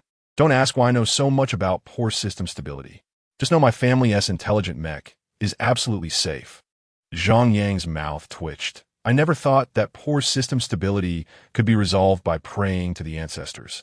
Lu Qian facepalmed, experiencing for the first time what it meant to feel the desolate winds of a wasteland. Fang Shan breathed a sigh of relief, gratefully bowed to Zhou Ping'an, then knelt 3 times and knocked his head on the ground, muttering necromantic prayers as he walked several hundred meters, beginning to perform a dance that was clearly of an ethnic style. Zhou Ping'an and the others had question marks above their heads, but patiently watched Fang Shan's performance. Before long, a stone box rose from the ground. Fang Shan respectfully knelt before the stone box, his hands emerging from within, holding an ancient chip that had clearly seen battle damage, and with a face full of reverence, he walked up to the silver-green rusty mech. The eye sockets of the silver-green corrupted mech lit up with a dark green glow, and a hoarse electronic voice sounded. Detection in progress. Descendant of astronaut number 18987. Beep beep. The chip automatically adhered to the silver-green corrupted mech and integrated into it, its head sparking and oscillating between lowering and raising. Fang Shan jumped in fright and quickly grabbed an iron staff beside him to hit its head. Bang! Complex systems often have simple maintenance methods. The actions of the silver-green corrupted mech returned to normal. It lowered its head, the dark green light in its eye sockets locking onto Fang Shan, its status returning to normal. What is your command, crew member? Fang Shan wiped the cold sweat from his brow, drew a prayer with his right hand, and began reciting the secret words passed down from his ancestors. Crew Manual, Article 1. Obey the captain's orders. Article 2. Work strictly according to the 8-hour work system. Weekends off. Article 3. The dark green light in the eye sockets of the silver-green corrupted mech flickered weakly, and the hoarse electronic voice followed. Crew Manual. Article 1. Obey the captain's orders. Fang Shan finished reciting the prayer with a dry mouth, wiped the beads of sweat from his forehead, and turned back. Prayer complete, the ancestor has been appeased. Huh? My lords, what is wrong with you? Why are there so many pits on the ground? Zhou Ping'an pulled his foot out of the pit, trying hard to suppress the awkwardness of continuing to dig his toes into the floor. It's fine. It's great. Can we visit now? Fang Shan replied.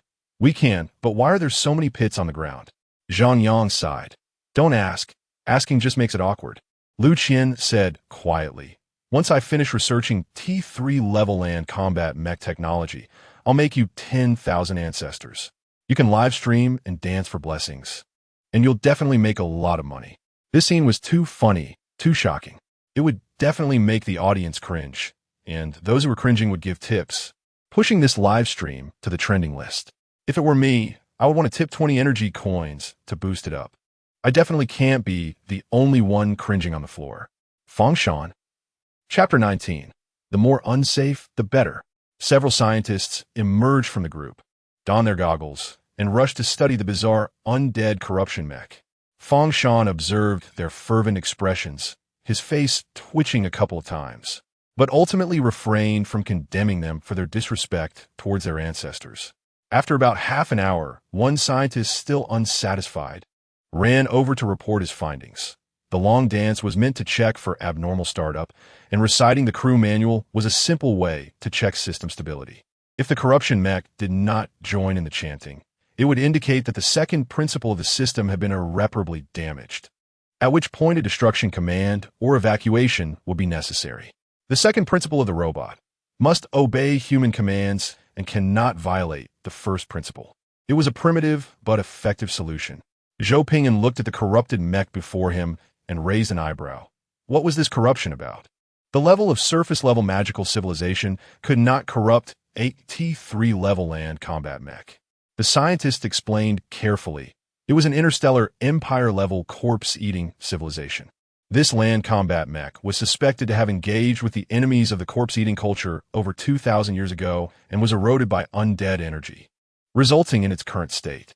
Fortunately, due to the passage of time, the self-check system of the mech had taken effect, and the energy of these astronaut descendants was wearing down the alien undead energy, forming a special mech technology.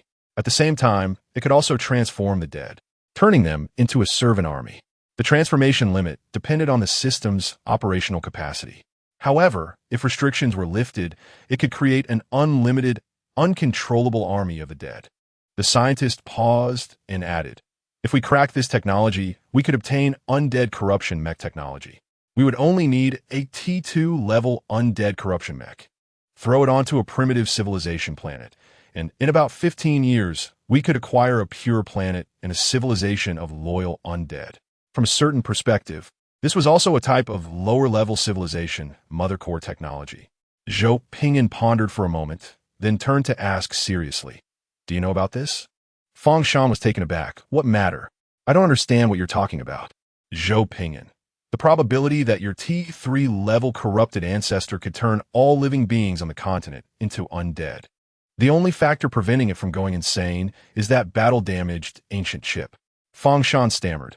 That's impossible. I've looked at the genealogy. The ancestor puppets have never had issues. Zhou Ping'an sighed, pulling him to the silver-green, corrupted mech undergoing inspection, circling around it, then pointing to a series of stripes on its back. Let me translate for you. This thing has a shelf life of 1,000 years, and it has been expired for at least over 1,000 years. Although you have slowed down this process with undead magic, its system, or the soul you understand, is on the verge of collapse. It has simply lived long, not eternally. Each time you activate the self-check system, it gets one step closer to madness and death. That fingernail-sized thing is the only thing preventing its collapse. However, regarding that thing's condition, I think you have an idea. Fengshan forced a smile, but, according to the genealogy records, the number of times the ancestor needs to be awakened with ceremonial vessels is increasing. Long ago, the ancestor did not need to be forcefully knocked on the head with ceremonial vessels to awaken. Zhou Ping'an clicked his tongue.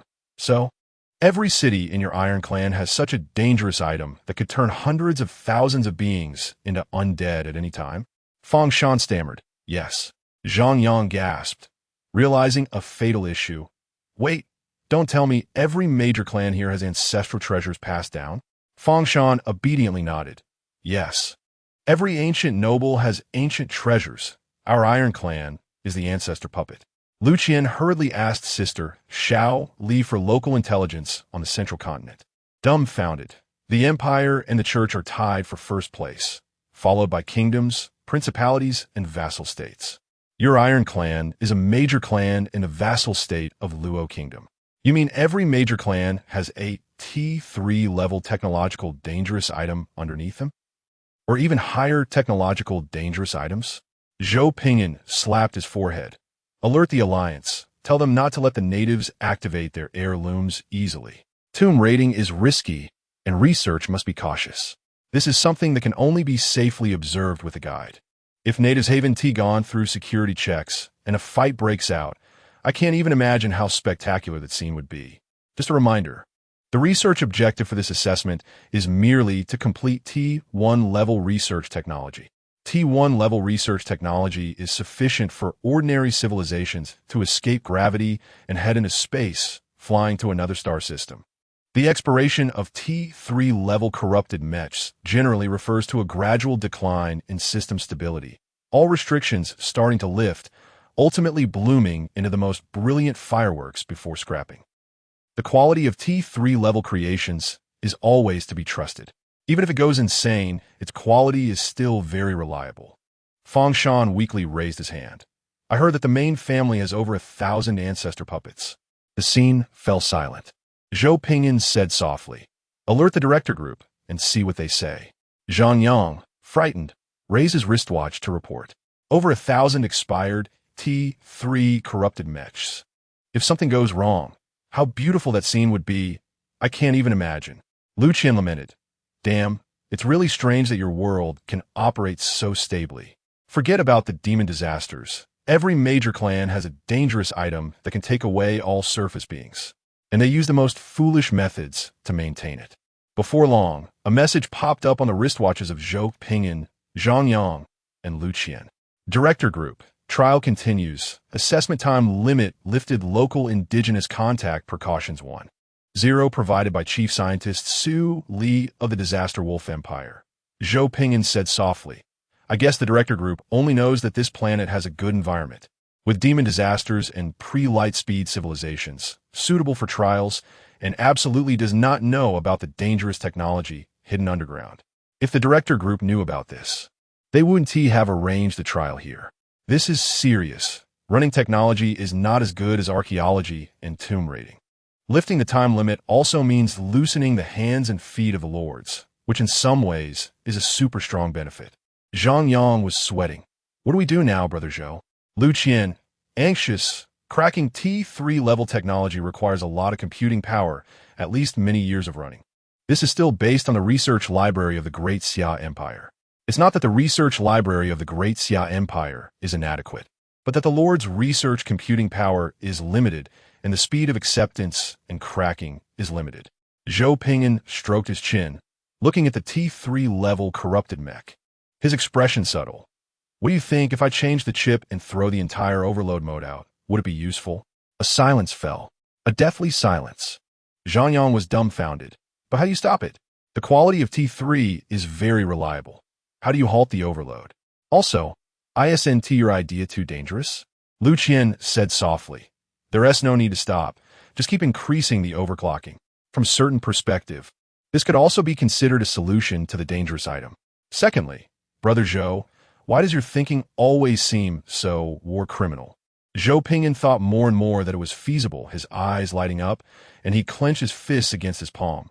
Lowering costs through overclocking, applicable to mechs too. No need for it to be safe and reliable. Just need to transport it to hostile territory and drop it to activate automatically. The more expired, the more dangerous. The better the effect it'll have. Who says mech systems must be safe? The more unsafe, the better. Fang Shan gradually understood the situation of the ancestral puppets and the fate they would face next under the popular science explanation of the scientist. Fang Shan was so excited that his face turned red. No, my ancestors follow the ancestral puppets. You are robbing my ancestors. The scientist looked at Zhou Pingyan, seeking his approval. This statement also made a certain amount of sense. How should he deal with these corrupted mechanical ancestors of the dead? Zhou Pingyan glanced at these poorly modified dead ancestors and raised an eyebrow. Set off C4 and evacuate the people. Once the corrupted mechs are moved away, the outbreak of these undead is only a matter of time. It must be dealt with as soon as possible. We can't just sit and watch a disaster of the undead happen, right? Outside the Iron Clan castle, Fangshan was screaming in despair, held down tightly by 2 disaster army soldiers. The rest of the Iron Clan people were firmly blocked outside the warning line, continuously cursing with civilized insults like born without an anus, some even attempting to break through with force, but were suppressed and unable to move. Amid the cries and curses of countless Iron Clan people, the personal guard Shao depressed the activation button. Boom! The underground tomb exploded completely, flames tearing through the ground and shooting into the sky, countless waves of earth flying in all directions, falling within the warning line, and surging dust pressing outward. Zhou Pingyan stood next to the horse Fangshan and sighed. Your grandpa is gone. Fangshan knelt on the ground, crying uncontrollably. Destruction value 111. Wang Chuan rubbed his forehead. Lord Zhou, your words are too devilish. The actual situation, if stated, would likely be understood rationally by the Iron Clan. Of course, this does not prevent the Iron Clan from expressing their emotions dramatically after seeing their grandpa blown up. Shao pressed the earpiece and listened for a while, then turned to report to the Disaster Emperor. Your Majesty, the news of us blowing up their ancestors has been communicated to the main lineage of the Iron Clan through some kind of magical communication. Zhou Pingyan blinked, and then? Zhang Yang said gloomily. Then they will find ways to come and fight us. Their ancestral grave was blown up by you. How could they keep a peaceful mood to come and chat with you? Lu Qian trembled. Brother, that SAT-3 level land battle mech. How do we fight it? That S expired goods. Very hard to deal with. Zhou Pingyan smiled calmly. The mountain man has his own clever plans. In the core research institute of the Disaster Wolf Empire, Chief Scientist Xiao Li pointed at herself in shock. Me? You want to make 1,000 sets of universal mech overclocking modules? The projection showed Zhou Pingyan's awkward smile. In our place, you're the only one capable of this. Most scientists are T1 level, a few are T2 level, and only Chief Scientist Xiao Li is T3 level. Xiao Li trembled with anger. Your Majesty, I am a chief scientist, not a donkey in a production team. Zhou Pingyan looked up. You can't expect me to fight T3 corrupted mechs, can you? Theoretically, I could, but how could the Emperor be the one to suffer like a beast on the battlefield? Xiao Li looked at him with resentment. I'll rush the work. I'll arrange another batch of Transformer soldiers and aerial battleships that can play a role in this. The power transmission network has been completed, and we are researching T1 level small phase disintegration cannons. Please collect destruction value quickly to speed up the research. The small phase disintegration cannon, 100 shield penetration, 100 armor penetration, very suitable for attacking mechs and small warships. And destruction value can increase research progress. Zhou Pingyan shrugged. Don't worry, my efficiency is top-notch. Zhou Pingyan sat in the newly built base fortress, flipping through the electronic reports inside. The Iron Clan has really gone mad, launching so many suicide attacks. Wang Chuan said gloomily, for centuries, you're the first to blow up someone else's ancestral grave. It's too explosive, both in terms of reason and physics. It's quite explosive. Zhang Yang commented. I don't think it was necessarily the Iron Clan that initiated this. It's likely spontaneous. Lu Qian lay on the table, looking exhausted. In this past week, I've been overwhelmed by various emergencies. In just 1 week, Zhou Pingyan has been busy cracking T3 undead corrupted mechs, researching weaknesses and corresponding countermeasures, with considerable success. Zhang Yang was busy with some infrastructure and defensive works for everyone's territories. Lu Qian was the unfortunate one, personally responsible for security and war defense work, overwhelmed and stressed. Enemies were coming from the sky. The Iron Clan had magical flying ships. He hurriedly pulled up the air defense system. Enemies were coming from the ground. Lu Qian was exhausted. This fact proves that blowing up someone else's ancestral grave indeed easily raises their blood pressure and hatred to the maximum. Fortunately, the production capacity of the Three Lords is not weak, adding thousands of soldiers every day, and they have completely controlled the area. Zhou Pingyan finished browsing the last report and yawned lazily. It's been 7 or 8 days. Where's the Iron Clan coalition? Xiao Li stood beside him with a folder, reporting, the Vanguard army has arrived here, but due to our multi-front operations, the enemy forces are relatively dispersed and not many. After scanning, 10T3 corrupted land battle mechs are being transported here. Because of the fast transport and deployment speed, Chief Commander Xiao Li ordered all ground troops to be deployed simultaneously to take over various locations. The Iron Clan, eager to eliminate the enemy who blew up their ancestral grave, could only bite the bullet and deal with the situation, dispatching 10 undead corrupted land battle mechs to eliminate the rebel forces in Furnace City. Zhou Pingyan stroked his chin. 10 mechs. That reduces the pressure a lot. I can pass through without taking damage if I take it seriously. Zhang Yang and Lu Qian looked over in admiration. Brother, how can you pass through without taking damage? Please teach us. This is the secret to passing through T3 level land battle intelligent mechs without damage. They definitely want to listen. Zhou Pingyan extended his hand, pointing at Zhang Yang and Lu Qian. Zhang Yang's smile froze, incredulously pointing at himself. Me? Lu Qian's eyes widened, once again feeling Zhou Pingyan's terrifying and shameless moral bottom line, screaming. Us too? Zhou Pingyan laughed. You both graduated from prestigious schools. It's impossible that you failed the T3 mech driving course, right? Theoretically speaking, pulling any high-achieving graduate from the Lord class could manage to fill many common positions as labor. The mech driving course is a man's romance. They can't possibly be low scorers. Zhang Yang held his head with both hands and shouted excitedly. How the hell is that going to pass through without damage? Lu Qian excitedly complained. Brother Zhou, do you really have a conscience? Just because a person can endure -14. 2 degrees doesn't mean that a sane person is willing to run naked in the snow. Zhou Pingyan shrugged. To say if I can pass through without damage. Zhang Yang's face turned red, speechless. Lu Qian was in tears. If I had known this earlier, I wouldn't have signed the labor contract. Zhou Pingyan laughed heartily. I'm not joking with you two. The T1 small phase disintegration cannon has already been installed on the overclocked mech. And I've also developed a set of algorithms specifically targeting T3 corrupted mechs. If you two want to join in, go ahead. If not, just stand by and watch. During this time, thanks to Lu Qian's hard work in defense and busyness, he had accumulated enough destruction value to unlock the disintegration cannon that counters mechs, along with overclocking devices and counter algorithms. It was just right to test the effectiveness on these 10 T3 undead corrupted mechs. Destruction value, obtained through any means of destroying order, such as combat, destruction, and war. Eating also counts, as it destroys the order of food itself, making it more chaotic. The most powerful rules often have the simplest applications. Zhou Pingyan hummed a little tune happily and found a disaster system report panel popping up in his view that only he could see. Phase reward catastrophe emperor's ideology. Your thoughts resonate in the minds of all catastrophe subjects who hold boundless fervor and admiration for you. We have heard the voice of the emperor.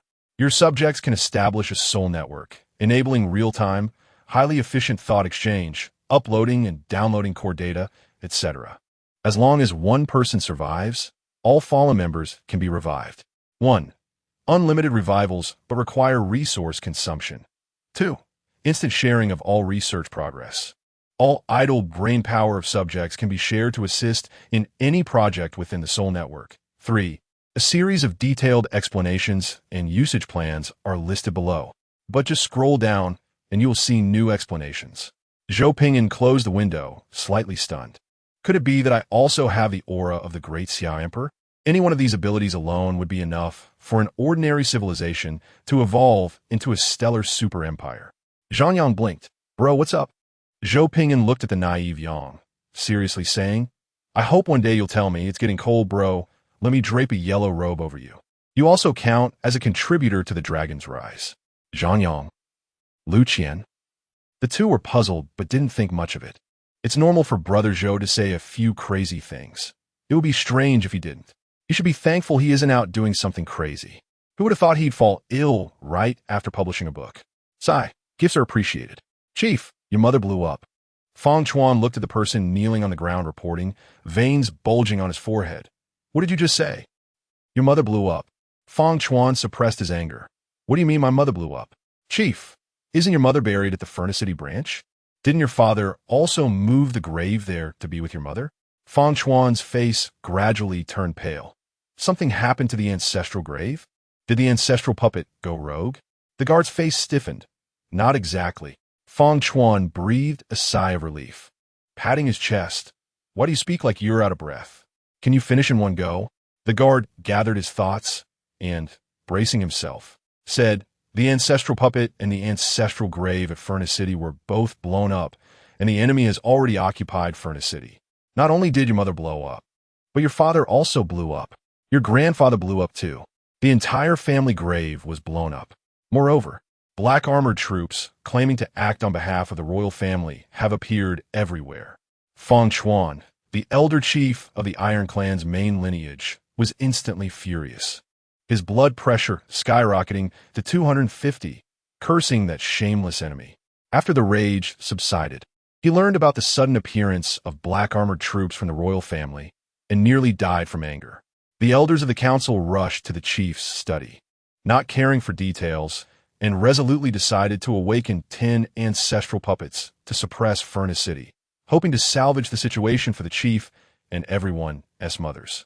Along the way, they would also eliminate the ignorant enemies. Although there are main and branch lineages, everyone is related, and many people's uncles, aunts, mothers, and cousins were also blown up, with blood pressures rising higher and higher. Although the vanguard army set out hurriedly, they did not skip any necessary procedures. They established a camp 10 kilometers outside Furnace City, carefully scouting intelligence multiple times before gathering everyone to discuss. The vanguard leader frowned, pointing at the sand table. The situation is very strange. The enemy is continuously increasing their outer forces. They clearly know we are coming. They just don't know where we are. Their armor is very advanced, somewhat resembling the equipment of the Empire's elite legions. What do you think? Is it possible that the Empire has intervened? This doesn't add up. We, the Iron Clan, are also ancient nobility. How could they violate the ancestral secret order and strike at us? Not to mention the ancestral laws. Even in terms of ancient treasures, our Iron Clan's strength isn't lacking. What ancient nobility would be insane enough to attack us? The leader tapped the table, and the tent fell silent. Regardless, our ancestral grave has indeed been blown up, and we must use the most ruthless measures to strike back in tribute to our ancestors.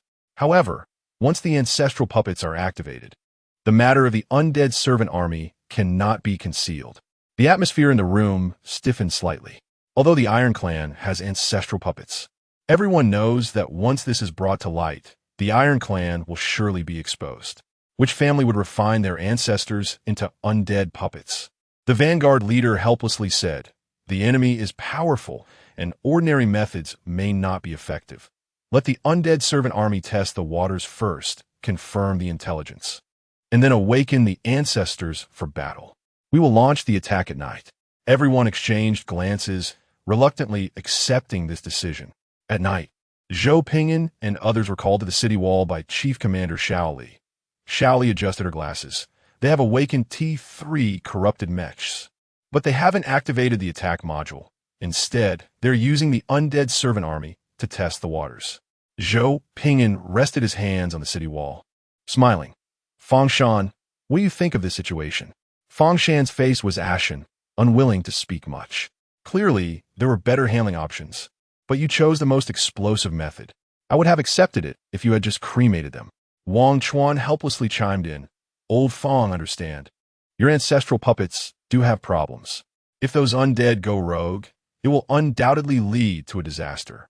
Higher tier undead, although they have many cognitive issues, their instincts for hunting and battle are deeply rooted, making them a very dangerous entity for untrained living beings. Fang Shan suppressed his anger about his grandfather blowing up. His face pale. At night, the undead will possess greater combat power, and their minds will be clearer. If you could reason with them emotionally, perhaps we could avoid this war. Zhou Ping'an smiled. Fine, if we can avoid it, let's avoid it. Although I'm an early battle type, I understand the highest principle of not initiating war unless necessary. Of course, if we can't avoid it, we can only consider how to maximize the extermination of the enemy's lineage. During the conversation, everyone felt a chilling wind sweep in, and strange whispers seemed to arise in the air. A pair of green, ghostly flames lit up in the mountains and fields several kilometers away, moving rhythmically towards them. Crackle! Crackle! The faint sound of bones clashing floated into everyone's ears with the chilling wind. Zhangyang s mo Bloodshed, unable to resist, urging his guards to move closer to him, seeking the warmth of humanity. No wonder those who fight undead for too long develop psychological issues. Anyone would go crazy after seeing such a scene too often.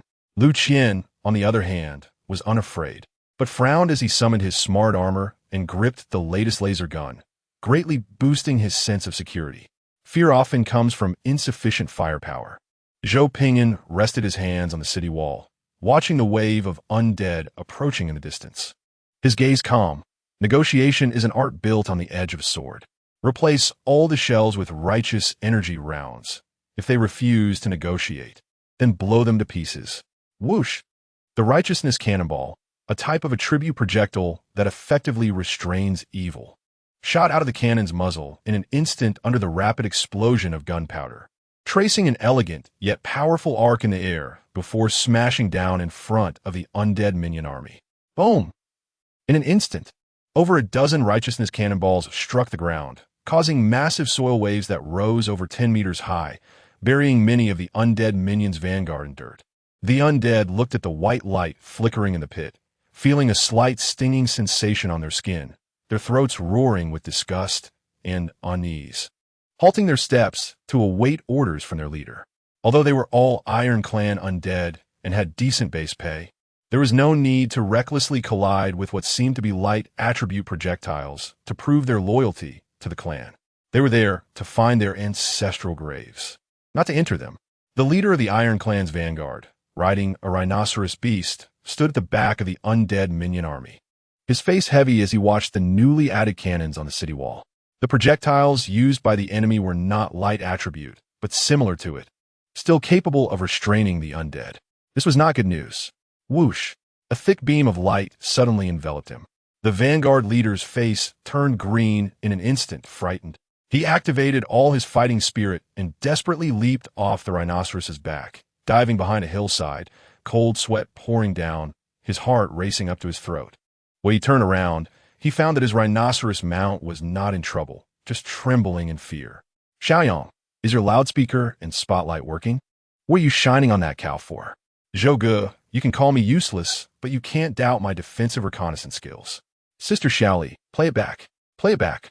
On the city wall, Zhou Pingyan had a flying loudspeaker in flying mode floating beside him, cheerfully reviewing the battlefield playback, teasing, "Oh, it really is. But the opponent's evasion speed is very fast. You didn't keep up." He had seen it at the time, but his little brother's skills were a bit entertaining, but not fully impressive. The technology to accurately lock onto enemy positions on the battlefield was still substantial. Zhang Yang looked embarrassed. Ahem, the dynamic locking technology hasn't fully come out yet, but it will be fine once it does. Zhou Pingyan smiled, optimizing the algorithm for the spotlight. The upgraded spotlight obediently locked onto the mountaintop. Zhou Pingyan tapped the loudspeaker, and a clear, gentle young voice rang out. "Hey, that guy, are you sure you want to be our enemy? Stop hiding. This is just a lighting spell, not an attack spell." The battlefield fell silent for a while. A middle-aged man in full body armor, specially made for the Iron Clan, stood up from the mountaintop, looking gray and somewhat disheveled. The vanguard leader pondered for a moment, expending fighting spirit. "You have blown up my clan's ancestral grave. This grudge cannot be shared under heaven. My clan will publicize this, so that the world knows of your shameless deeds." Zhou Pingyan laughed, leaning against the city wall, feeling the joy of banter for the first time. Grinning from ear to ear, "Your ancestors' puppets are almost rotten. Are you really not afraid of a necromantic disaster erupting beneath you? And yet you dare to bite back at me? Destruction value 111. Zhou Pingyan was even more amused. It was clear that this statement struck a nerve. The vanguard leader's face darkened. "What nonsense are you spouting? My clan's ancestors are eternal and immortal. The glory of our ancestors is not something occultist like you can understand." Zhou Pingyan licked his lips, his smile kind. "Afraid that exposing the truth will lead to a collapse of faith within your clan? Do you worship a bunch of puppets? Or do you worship the ancestors who once feared no danger?" During this time, He had learned about the general history of the Iron Clan through various channels. Their ancestors had once been glorious and brilliant, which is why they left behind valuable materials and splendid wealth that allowed the Iron Clan to continue to this day. However, the Iron Clan's ancestral puppets had rusted, and their faith also showed signs of rust. The legacy of a former superluminal civilization had now been completely assimilated by the locals, losing the pride of the Star Child. Sad and lamentable, the Vanguard leader paused for a moment, but still instinctively retorted, "Nonsense. I have no need to discuss the glory of my ancestors with a demon like you. I will destroy you and make you witness the indomitable will of my clan. Attack!" The Vanguard leader turned his back on his kin, his face beneath the mask showing a moment of wavering, but it was quickly covered by determination. Zhou Ping'an laughed heartily. "Good, good, good. Warriors, follow me to kill the enemy." Having said that, Zhou Ping'an jumped off the city wall, gliding through the air, radiating pure white light, the essence of the righteousness attribute displayed without reservation, forming a sword of steel in his hand, his smile pure yet wild. "Then I, this demon, will play with you." As Zhou Ping'an landed, the white light spread around him, enveloping the surrounding allied warriors and weapons, granting them a layer of faint righteous white light enhancement. On the city wall, Zhang Yang excitedly slapped the wall, shouting, "Righteousness domain!" Lu Qian looked stunned. "What the hell? Zhou Ge, aren't you a villain?" Chief Commander Xiaoli smiled faintly. "This is the value of an all-around lord." In just a few sentences, the Disaster Emperor had already flashed into the undead army, wreaking havoc. The soldiers of the Disaster Army had just jumped down from the city wall and landed on the ground, switching to melee weapons, shouting to charge for the Emperor. Groups of black-armored soldiers, clad in white light, jumped down from the city wall like dumplings, fervently following the Emperor into battle. With the enhancement of the righteousness domain from the Disaster Emperor, although the soldiers of the Disaster Army were at a lower rank than the undead army, they fully demonstrated what it meant to make countless mistakes while the higher-ranked group could only afford to make one. The Sword of Steel easily cleaved through the skeletal war commanders 2 ranks higher than itself. Hot knowledge, the righteousness attribute, restrains the undead. The cultivation methods of the righteousness attribute super genius from the Starcy, the Xia Empire, had a source rank far above these locals. The Disaster Emperor laughed joyfully, killing with great pleasure, each strike being a fatal blow. In the midst of his movements, a group of undead would inevitably fall around him. The Vanguard leader, furious, stepped in front of Zhou Ping'an, his eyes reddening. "Enough. Stop. Otherwise, I will awaken the ancestral puppets." If he continued to kill, even the ancestors would not be able to be preserved. Zhou Ping'an laughed heartily, casually raising his sword to block the attack. "Your ancestors are cracked. Ha ha." The Vanguard leader's face twisted. Awakening the ancestors means no death and no rest. "Outsider, you are seeking death. Awaken the ancestors." With a command, 10 pairs of huge dark green eyes lit up behind him, staring fixedly at the Disaster Emperor charging at the front.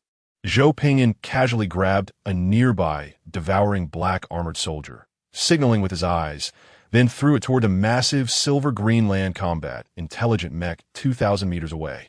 Bang! Just getting close, a dark green laser evaporated the devouring black-armored soldier, which had just switched its entire outer armor to tank defense mode. Thud! Thud! Thud! Thud!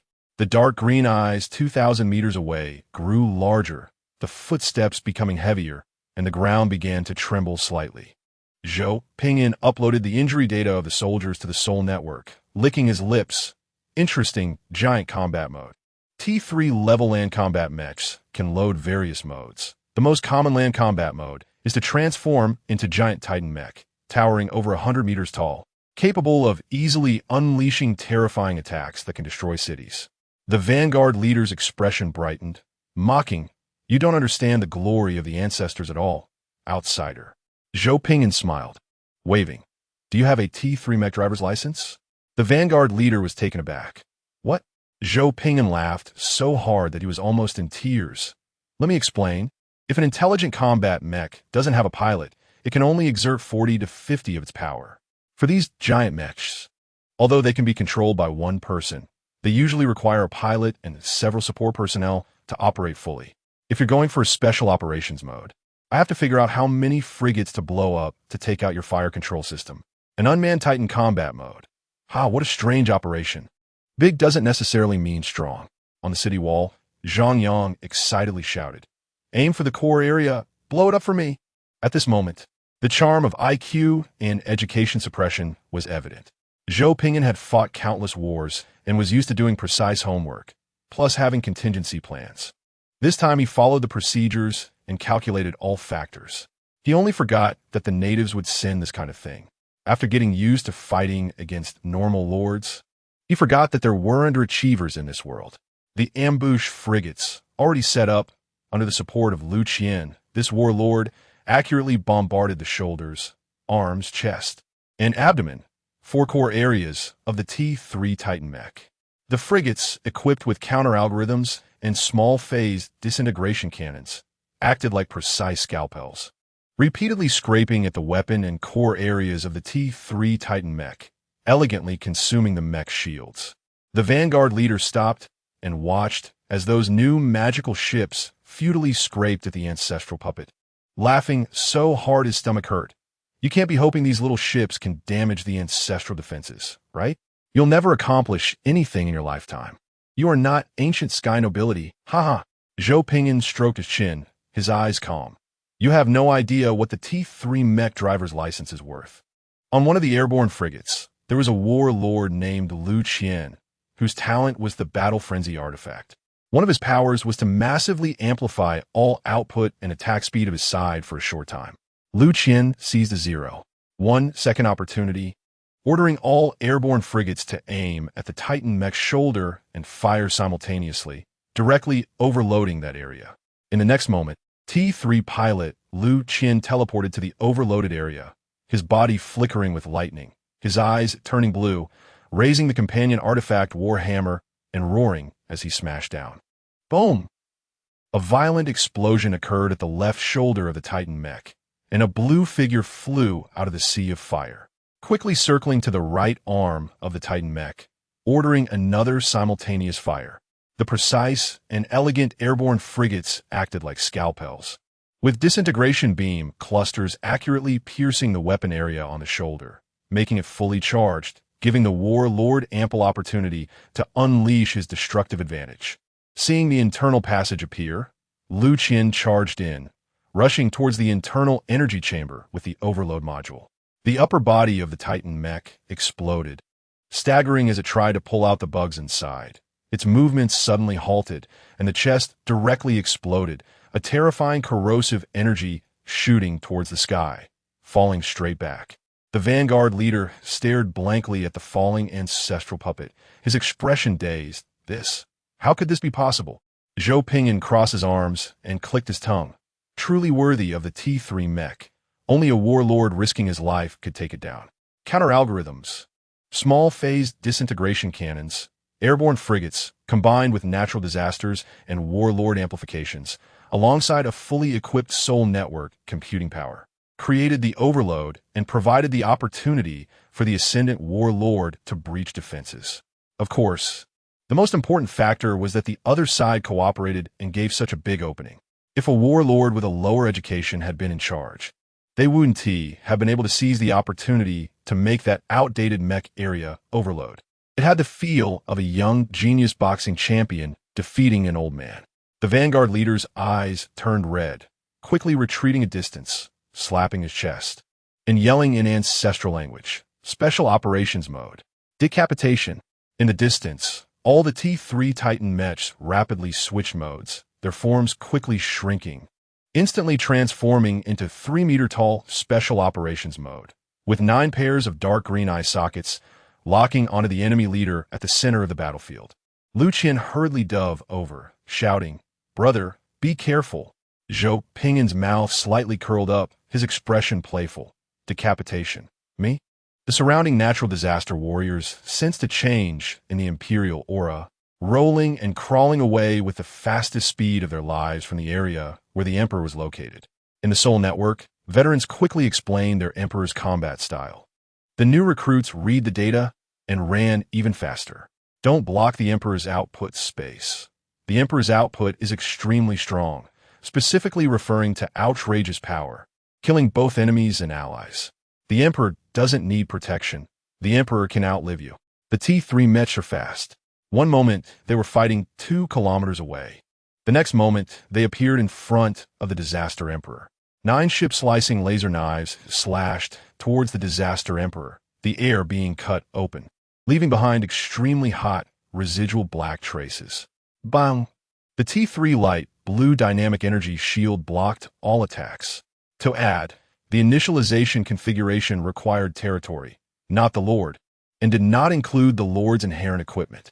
The 9 ship-slicing laser knives and the light blue dynamic energy shield collided violently, both sides' energies clashing rapidly. A pair of fair hands emerged from the dynamic energy shield, catching the ship-slicing laser knife with bare hands. The energy consumption of the ship-slicing laser knife was instantly maxed out. In a dazzling glow, those fair hands were enveloped in purple patterns from the void, fingers applying slight pressure. Crack! Boom! 2 ship-slicing laser knives instantly broke and exploded, sending 2 T3 corrupted land combat mechs flying. All the T3 corrupted intelligent land combat mech size instantly turned blood red. Danger. Virtual realm detected. Danger. Danger. Virtual realm. Danger. Retreat. Take the commander away.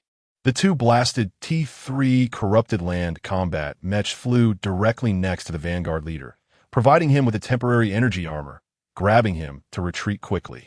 The light blue dynamic energy shield turned purple, revealing its true form. Theoretically, a T3 single dynamic energy shield cannot block a T3 land combat mech's ship-slicing laser knife. But a T3 virtual rel shield can. 7 T3 corrupted mechs simultaneously emitted a shockwave, delaying the Disaster Emperor's actions, with 5 rapidly retreating, each grabbing a high-ranking member to escape. TSK, they run really fast.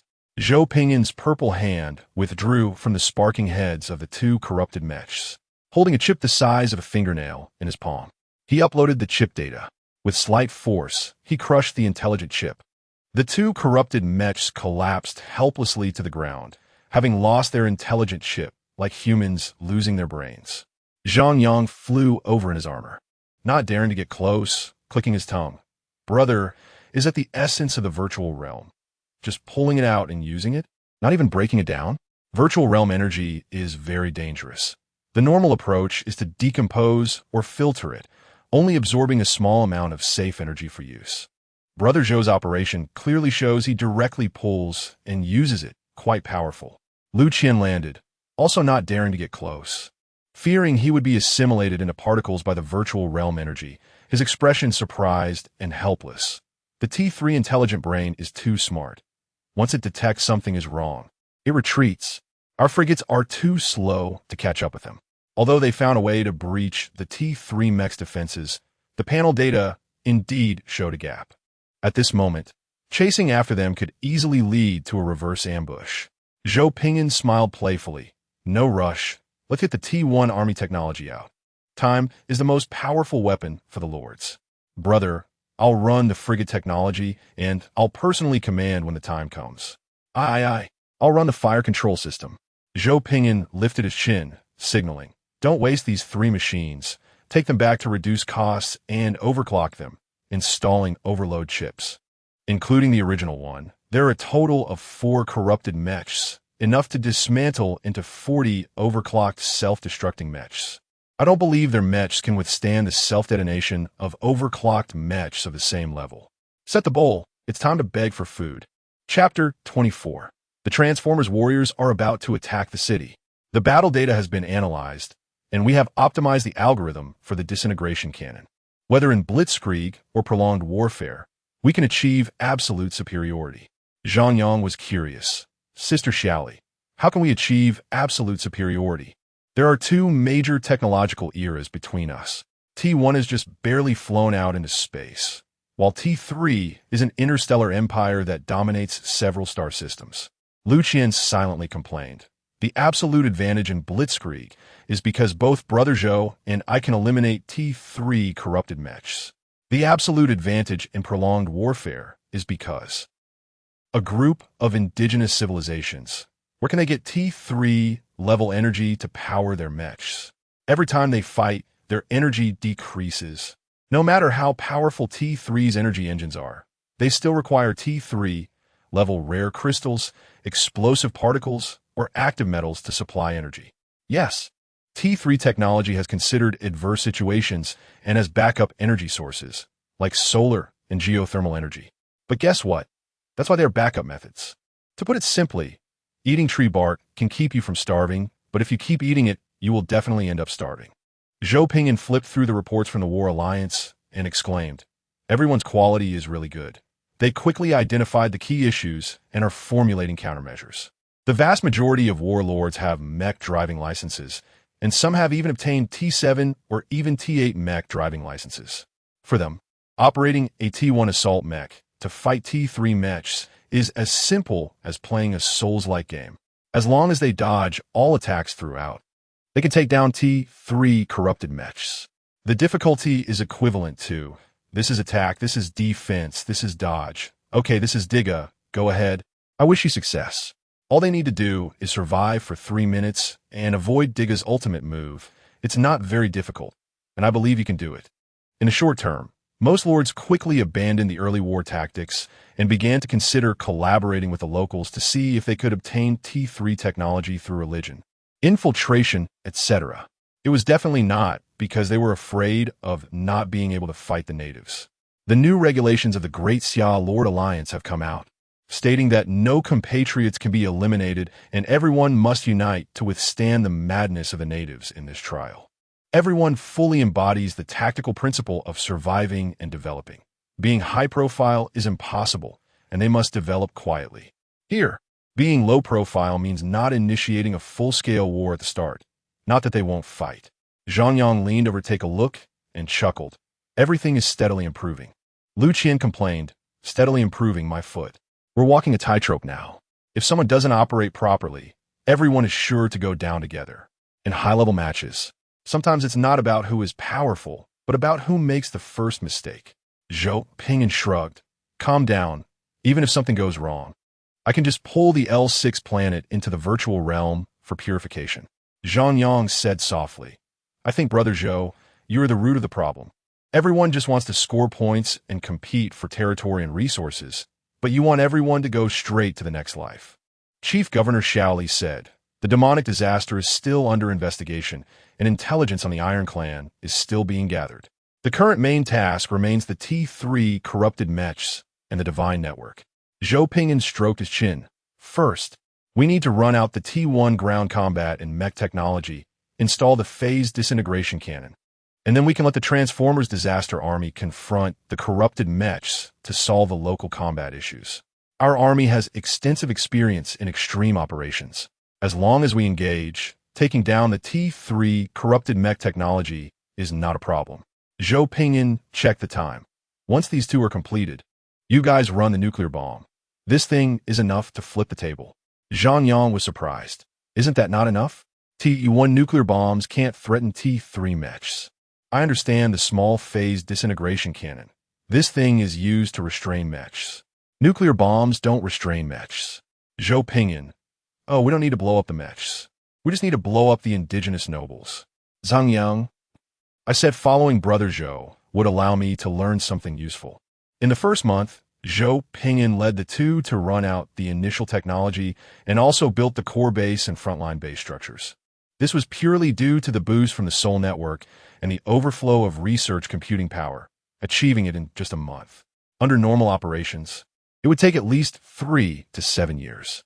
Most areas of the Kingdom of Luo have nominally been reincorporated under the Disaster Wolf Empire. Of course, this is nominal.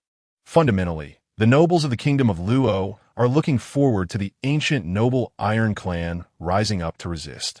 Everyone is watching the Iron Clan's attitude. The royal family has already collapsed, and they can no longer be relied upon. Zhou Pingyan chose to go out for a trip, bringing a group of people to the Iron Clan's main city, the city of Forging Heaven. Zhou Pingyan disguised himself as a scholar and arrived outside the city of Forging Heaven with a team disguised as an adventure group, waiting to be screened for entry. Fang Shan wiped the sweat from his brow. Are you here for the... Assessment? Zhou Pingyan smiled faintly. I'm just here to see what's going on. And then I'll decide on the level of action. Zhang Yang and Lu Qian silently took the civilization assessment form and pretended they hadn't taken it out. Generally, the assessment is indeed done through a process to see which plan to use. But since you attacked our resident Zhou Pingyan before, well, we can first go through the legitimate counterattack process and then proceed with the civilization assessment. It can be seen that Brother Zhou has a good temper and doesn't hold grudges. Wang Chuan, disguised as a merchant, swallowed hard. Lord Zhou, what are we going to do now? Zhou Pingyan, find a good place to observe the battle and see how tonight's siege goes. Fang Shan widened his eyes. What siege? Wang Chuan was dumbfounded. Siege tonight? Chief Commander Xiaoli adjusted her glasses and said, Yes, we are testing the combat power of the upgraded Transformers warriors. In this month, ground combat, mechs, fire control, troop types, and other technologies have been run. After a round of upgrades, the gap between both sides is rapidly narrowing. Initially, it was thought that fighting T3 corrupted mechs would come at a great cost. However, reality turned out to be more exciting than expected. These indigenous people unexpectedly interfered with battle-hardened combat experiences filled with T3 intelligent mechs. They successfully maximized losses in the shortest time. Among the choices that could turn the war into a white-hot phase, even with eyes closed, the Iron Clan's leaders chose the least likely path to victory. If the Iron Clan continues to maintain this combat mindset, Zhou Pingyan wouldn't need to wait for next month's technology to be developed. This month, he could push down this city with a population of 2 million, rumored to harbor over 1,000 T3 corrupted mechs. Zhou Pingyan added, By the way, let the Iron Clan know we're attacking the city tonight. Zhang Yang was surprised. Brother, aren't you afraid of high casualties? Why are you still notifying them? Zhou Pingyan blinked and then remembered he forgot to integrate his little brothers into the Soul Network. Zhou Pingyan integrated the two little brothers into the Soul Network's external network. Zhang Yang looked at the pop-up notification, and before he could see what it said, he saw Brother Zhou pull out a gun and aim it at him. Bang! Zhang Yang's forehead bloomed, and he fell to the ground, fast asleep. Zhou Pingyan opened the Soul Network and clicked on revival. Zhang Yang tumbled up from the ground, touched the blood on his forehead, and looked confused. Did I just die? Am I alive again? Xiaoli, yes. Lu Qian was stunned. Huh? Zhang Yang, did you receive it? Lu Qian nodded. Received, what's up? Zhang Yang swiftly drew his gun and shot his good brother in the forehead at close range. Lu Qian, looking confused, fell to the ground, his hand still in the motion of checking information. Xiaoli was speechless and revived Lu Qian using the Soul Network. Lu Qian got up, looked at Zhang Yang and gritted his teeth. Zhang Yang whistled. Brother, I have intelligence personnel here. I've already ordered a restaurant for us. We can stand over there and enjoy the view. A group of people entered the city and stayed at a tavern in the southern district near the city wall. This tavern has 10 floors and clearly employs technology similar to reinforced concrete, making the brick and tile techniques seem like night and day. It made Zhou Pingyan feel like he had arrived in a civilized world. However, when he stood at the edge of the balcony and looked down at the crowded streets, where people wore durable leather clothes made from wild animal skins or sturdy fabric garments, he couldn't help but feel a twinge of disappointment. Wang Chuan lowered his voice. I've been here before. The background of this tavern is quite interesting. It is said that an earth element magician from the past invited friends to build this tavern together. Since then, earth, stone, and steel magicians have found a new way to make money through construction when they are short on funds. However, it's not something they like to talk about, as magicians consider it a shame. After finishing his words, Wang Chuan felt a deep sense of helplessness. Compared to the history of the Great Xia Empire, he felt that his own situation was hopeless. If this continued, not only would they lose foreign wars, but they would also lose internal conflicts, and eventually, there would be nothing left to lose. During this time, Wang Chuan had come into contact with the 9-year compulsory education of the Great Xia Empire and understood that this was a tolerant and generous civilization. Emperor Zhou Pingyan also had a heart of inclusiveness, as long as one was willing to learn. His country was very willing to provide relevant knowledge and technology to help backward civilizations develop. But therein lies the problem. According to Wang Chuan's understanding of the social hierarchy of the Luo kingdom, even if technology were shared, those nobles would find ways to suppress and obstruct it, ultimately leading to a bleak future. A month's time was enough for the Disaster Wolf Empire to upgrade its scientific research technology.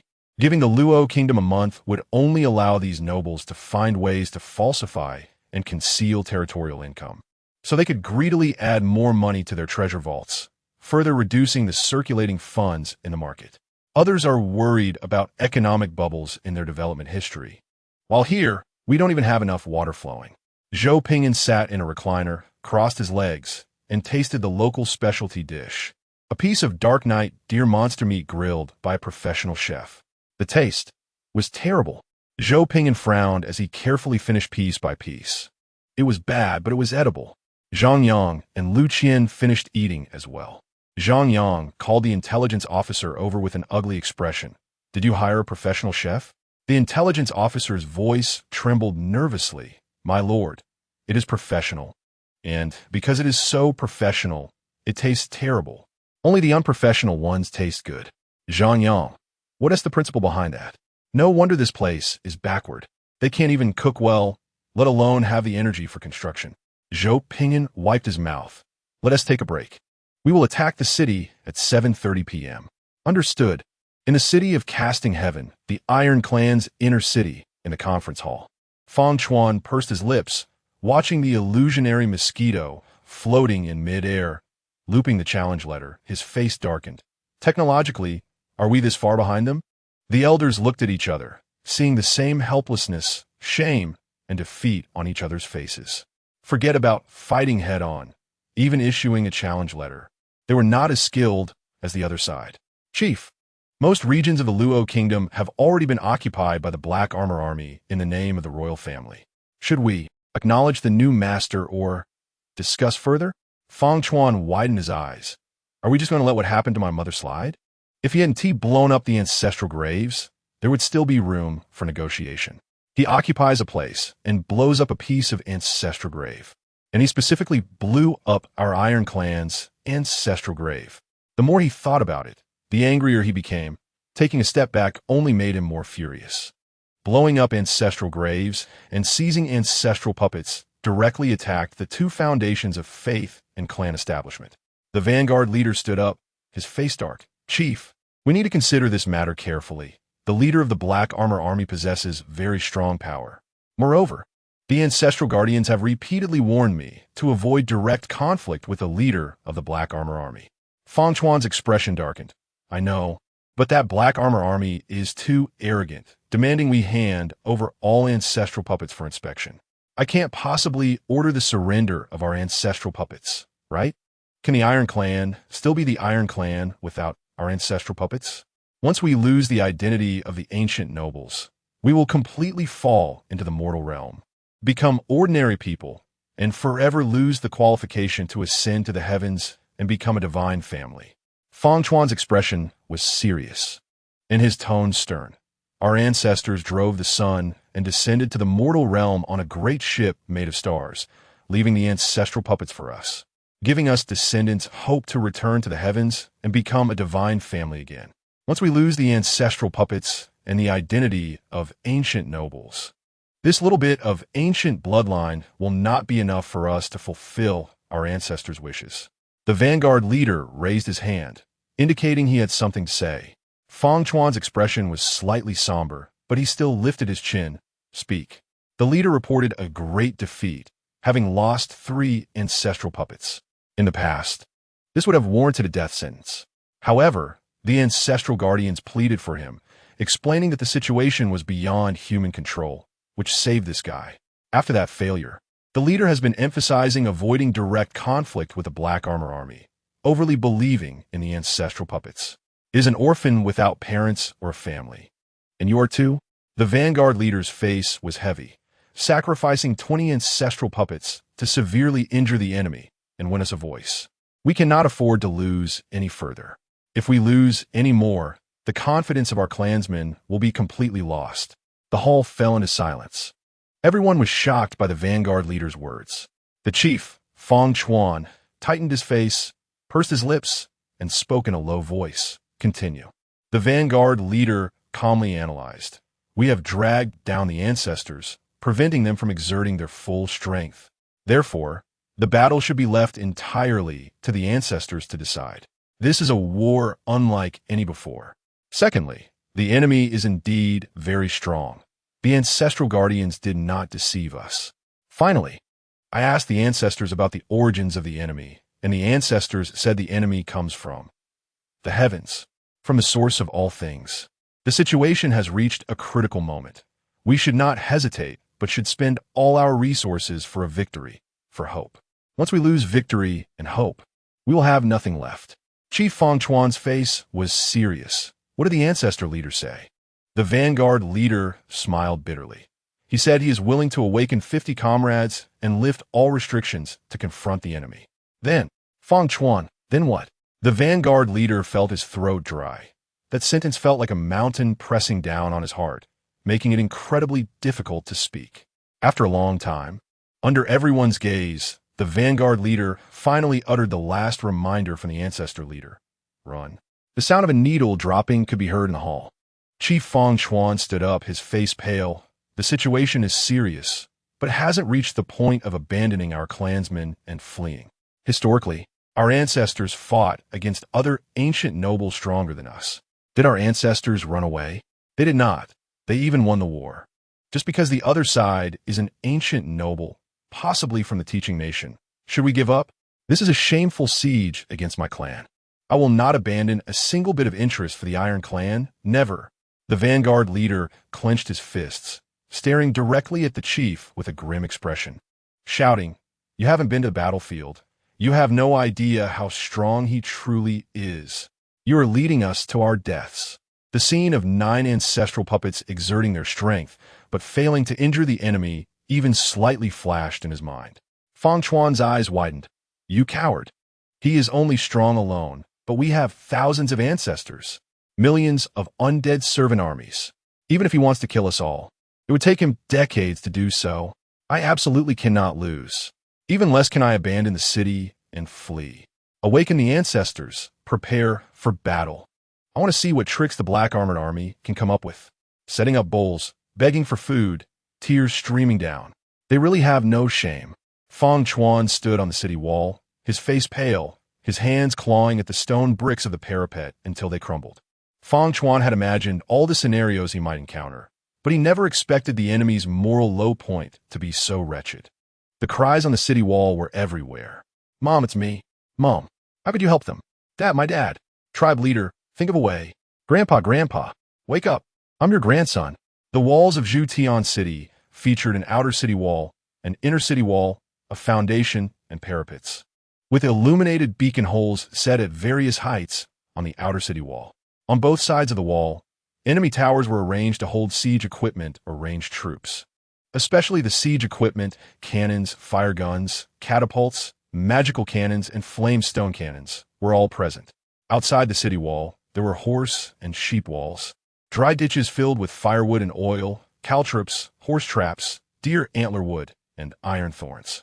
This configuration was considered top-notch even in imperial cities. Not to mention, with this top-tier city defense capability, Fong Chuan was very confident. Even if there were setbacks on a small battlefield, Fong Chuan did not believe the enemy had the capability to take Zhutian City. However, Fong Chuan never expected that the enemy's first wave of attack would not be some super powerful siege equipment or large-scale siege magic, but a psychological tactic. The captured ancestor puppet stood in the distance, its dark green eye sockets staring back. The most heart-wrenching thing was that the family members who had originally died, the blood relatives buried in the ancestral grave, were awakened and stood near the ancestor puppet, wearing tattered gear, wielding pitchforks and other farming tools, weak, pitiful, and helpless on the front line. It was truly hellish. Your dead mother is attacking the city with a pitchfork. Fong Chuan's blood pressure was through the roof. His whole being was red and ready to explode, gritting his teeth, his eyes filled with red blood vessels, his anger about to burst. He regretted not being able to find the enemy leader right now. His hands had already clawed through the stone wall. The leading vanguard had an extremely twisted and ugly expression. Tribe leader, be ruthless. Consider sacrificing some ancestors in exchange for the power of speech in war, or preserve some of the fire. The enemy was strong enough, but their moral low point was appalling. This was definitely the most outrageous enemy anyone had ever encountered. Fang Chuan suppressed his anger, his teeth grinding. Let me calm down, I need to think. He previously thought the Vanguard leader was being too exaggerated and absurd. Now, he only felt that the reports he had received earlier were perhaps too conservative. Zhou Pingyan sat in the lounge on the top floor of the tavern, pressing his mouth shut, silently watching the projection. Zhang Yang moved his hand away from his mouth, opened it, looked at the silent Zhou Gu, took a sip of cold skin, and silently covered his mouth again. Lu Qian carefully considered his words, opening his mouth and showing his teeth, then taking another sip of cold skin. After 2 sips, he still felt explosive and could only use his most cautious tone to ask, "Brother, when you're fighting, have you ever felt for a moment that your conscience was slightly condemned?" Wang Chuan looked at the projection with a desperate expression. "Sir, you could clearly push through. Why use this method? You're outsider, divine kingdom people. The combat methods of civilized emperors are too grand. I almost feel the chill of heights for you." Fang Shan tried to persuade himself that this was for the good of the Iron Clan, to dispel the undead disaster, and for all humanity. Chief Commander Xiao Li, quick-witted, directly knocked out the already reddened Fang Shan with a knife hand and had his subordinates carry him to the bed. Zhou Pingyan remained silent for a long time, trying to justify himself. "I just ordered to increase the odds of winning." Everyone's gaze turned to Governor Xiao Li. Chief Officer Xiao Li tried to maintain a calm expression. The objective gap in strength between both sides is quite large. So I asked them to think of ways to increase the odds. You can ask Xiao-Da. He manages the army. The bodyguard turned General Xiao-Da silently looked at the sky. I said to let them think of ways to increase the odds. Increase the odds. Think of ways to increase the odds. Try every means to increase the odds. Step by step, the order became distorted. By the time it was implemented, it had likely turned into doing anything to increase the odds. The air fell into a slight silence. Zhang Yang sighed. If the upper beam is not straight, the lower beam will be crooked. The corrupt atmosphere that can spread throughout the country probably comes from above. This is definitely because Zhou Gu usually does not treat people well, and the people below follow suit, leading to this corruption. It takes 3 years to learn properly, but only 3 seconds to learn badly. Lu Qian covered his mouth, changing the topic. Sister Xiao Li, I just counted, and there are more than 183 corrupted mechs. How did you get so many? Chief Officer Xiao Li cleared her throat. I saw the Iron Clan leaving their T3 mechs unused, so I sent people to their territory to help retrieve them. This plan was very effective. The mech posed no threat when not activated. Zhu Tian City was different. Their guards were too tight, and the defense systems were effective. Wang Chuan, digging up ancestral graves? Isn't this supposed to be buried in the ancestral grave? Chief Officer Xiao Li's gaze wandered, looking to the side, not entirely digging up ancestral graves. Part of it was going to chat with them at night, communicating well with their families to reach a consensus, inviting them to taste glucose nutrient solutions, etc. The air was very silent. The old hands present imagined it for a moment and already understood what was going on. They were assassination, hostage-taking, poisoning, etc. Too straightforward. You tactical players are too pure and kind-hearted. I almost cried out of shame. Isn't this just digging up ancestral graves and trying every means to dig up ancestral graves? Were those deceased willing to resurrect and fight on the battlefield? Zhou Pingyan tried to steer the topic back. So, you got a few more and then dismantled them to get more than 180? Chief Officer Xiao Li covered her mouth. Yes, don't worry. They all volunteered to give. The old hands present were very silent, feeling that Sister Xiao Li's explanation was too superfluous. Those they refers to those currently alive who are all voluntarily giving, right? There must be some who do not want to volunteer, but they have certainly exited the biological circle. Zhou Pingyan looked at the projection, placing both hands on the table. His tone helpless. At least the effect is good. The morale of the Zhu Tian City defenders has already collapsed. Look, isn't this a victory without fighting? Zhang Yang sighed. Brother, victory without fighting is not understood as you think. Governor Xiao Li covered her mouth and lightly coughed. This time we added T1 self-evolution logic, T1 improved deflection shields, T1 mech technology, and T1 land warfare iterations. Currently, All participating Transformer disaster troops have completed upgrades. The captured T3 corrupted mechs have all been cost-reduced and overclocked. After modifications, the lifespan of T3 corrupted mechs has been reduced to about 100 years. But all attack and defense capabilities have been kept as close to the original standard as possible. Due to technical limitations, we are still using T1 smart chip technology. But the T1 self-evolution logic technology compensates for this defect. We let the modified mechs read the storage data of the captured mechs, which can quickly increase combat experience. And through practical combat, they can quickly adapt and restore to the required standard. It's hard to get the genuine version, but making a pirated version with enhanced local adaptability is quite easy. Copying homework is easy. It's simple to imitate. Shally paused and added, more than 180 mechs are not all overclocked. Some are just for show. But these show mechs are intentionally made. The show mechs contain self-destruct bombs. As long as they guess correctly, they can get a face-to-face self-destruct. The specially designed explosives are meant for besieging cities, to blow apart the city walls or defensive siege equipment, and can also achieve absolute victory in a small area. This is the surprise I prepared for them. I see they really enjoy close combat. There is a moment of silence in the air. Can you imagine, in the middle of the fight, the enemy across from us just blew up? Truly worthy of being the chief on her brother Zhou. Look at this heart, so pure. You tactical players have such clean hearts. Zhou Pingin's expression returned to normal, and he praised with satisfaction, giving a thumbs up. Not bad. This is the tactical level we should have. Zhang Yang finally learned some proper stuff. Lu Qian rubbed his forehead. Bro, you got full marks, and I don't feel the slightest bit envious. Facing a bunch of natives, you actually let your subordinates use such techniques. These natives are really lucky to encounter such a big shot like you. You can nurture books, but when you see an update, please help by clicking to urge for more.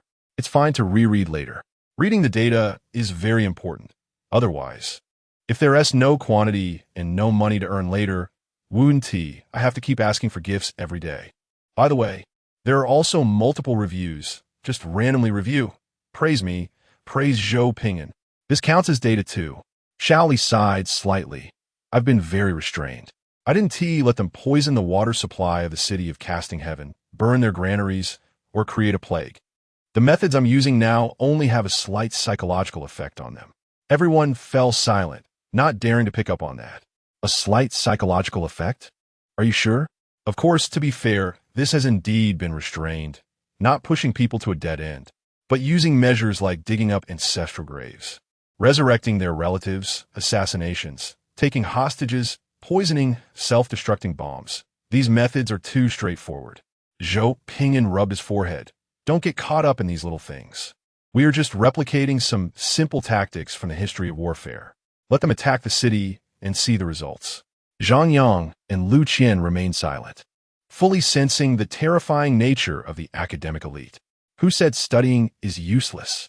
Look, this war criminal lord who studied a lot has come up with some explosive operations.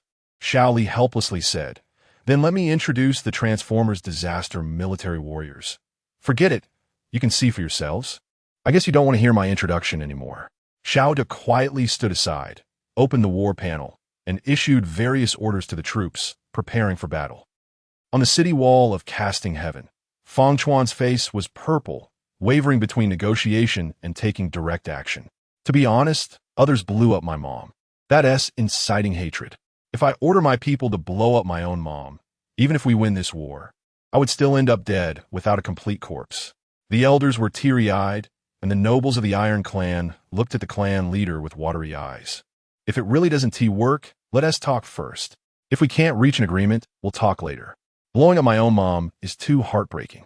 Everyone looked into the clan leader's eyes, filled with pleading. Fang Chuan closed his eyes, various thoughts swirling in his mind, and finally gritted his teeth, opened his eyes. Negotiation. My aunts and uncles are still on the other side. If they blow up, I will really have shallow ties with my relatives. Physically shallow ties with my relatives. Zhou Pingin supported his chin with both hands, his expression calm. You go. Such a humiliating negotiation cannot be done by me, the emperor. I want to be remembered in history. I don't want to be remembered like this. I really don't know whose bad idea this was.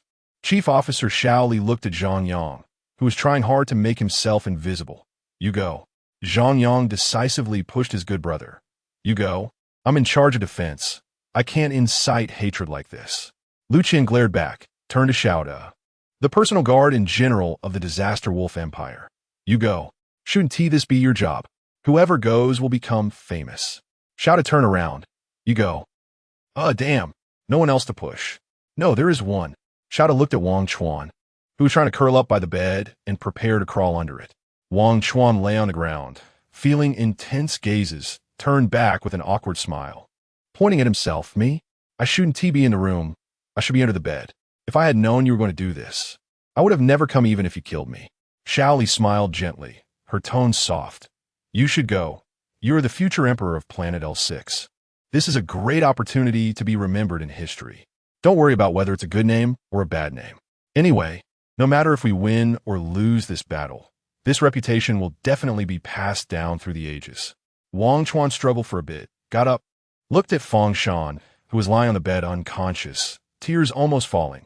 Brother Fang, you're really unconscious at the wrong time. You missed a great opportunity to be remembered in history. There are only a few people in the whole room now, no one else to push. Xiao stepped forward and directly pressed his hand on Wang Chuan's shoulder. Don't worry. I've set it up. The projection will start in 6 minutes. So be ready. Clean yourself up. Do you need someone to do your makeup and change your outfit?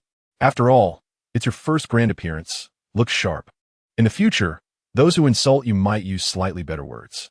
Wang Chuan's eyes were filled with tears. Worse than a beast or a human-faced beast. I think that's not too far off. Don't worry, there's still 5 minutes. Damn. Wang Chuan was very desperate, but had no choice but to pick a set of clothes he liked, tidy up his hairstyle and face, and then, in a state of extreme despair, was projected to the front line of the battlefield. Wang Chuan looked around, his face turned green, and it was a damn enlarged projection. Afraid the enemy wouldn't see my face clearly? Why did you give me a high-gloss projection? Xiao, you're really inhumane. Fang Chuan stood on the city wall, looking at the familiar face of this old acquaintance. His face turned iron blue, his chest heaving like a wind machine. His expression fierce, his voice menacing. Wang Chuan, you actually became a lackey of the Black Armored Army. You really are? A fine son of the Wang family. Wang Chuan tried hard to maintain a calm appearance, but the Transformers' disaster military warriors beside him noticed that the negotiator looked like he was about to shatter. Wang Chuan secretly took a deep breath to make himself look calm, his voice steady. Fang Chuan, stop wasting words. What do you want to negotiate? Fang Chuan looked at his aunts and uncles on the front line, his face iron blue. Let our relatives go. Let them return to the peace of death. Wang Chuan quietly gestured. Didn't you all revive them? It turns out that the Disaster Empire's amplification technology is also very reliable. The battlefield grew much quieter. The cries dropped by more than 20 decibels. Fang Chuan again grabbed a broken stone and ground his teeth, squeezing out his hatred from his lungs. Our side will not use siege equipment. Let our relatives go. Wang Chuan looked at the Disaster Emperor sitting in the prime position. The Disaster Emperor nodded, signaling approval. It was originally meant to test the siege effect of the T3 overclocked, corrupted mechas in combination with the Transformers' disaster military units, not to test the moral limits of the battlefield commander. Wang Chuan, all right, let us settle it this way. This army of thousands of deceased servants. What? Tens of thousands? What? You prepared hundreds of thousands. You people. Cough, cough. Aside from siege equipment, you also cannot use large-scale war magic. Wang Chuan gritted his teeth, letting the demons behind their camp wake up the sleeping dead, allowing the casting Heaven City guards to confirm that our chief commander Xiao Li was not lying. I'm crying to death. They actually prepared hundreds of thousands of deceased servants. They even carefully investigated the family trees of the casting Heaven City guards. They arranged their relatives to be on the front line, striving to let them see their resurrected fathers or mothers holding pitchforks ready to besiege the city at first glance. Fearing that the psychological impact wouldn't be sufficient, Fang Chuan stared at the suddenly illuminated patches of green, ghostly flames in the rear of the battlefield, his face turning pale and green with regret for not listening to the ancestral leader's advice, even if just partially. Had he known it would come to this, He would have directly awakened 100 ancestral puppets to charge and slay the enemy forces. Let the great ancestral puppets make the judgments instead of himself, thus avoiding such a heavy moral burden. Sometimes, the orphan ancestral puppets also had their unique advantages. Fang Chuan looked at the elders.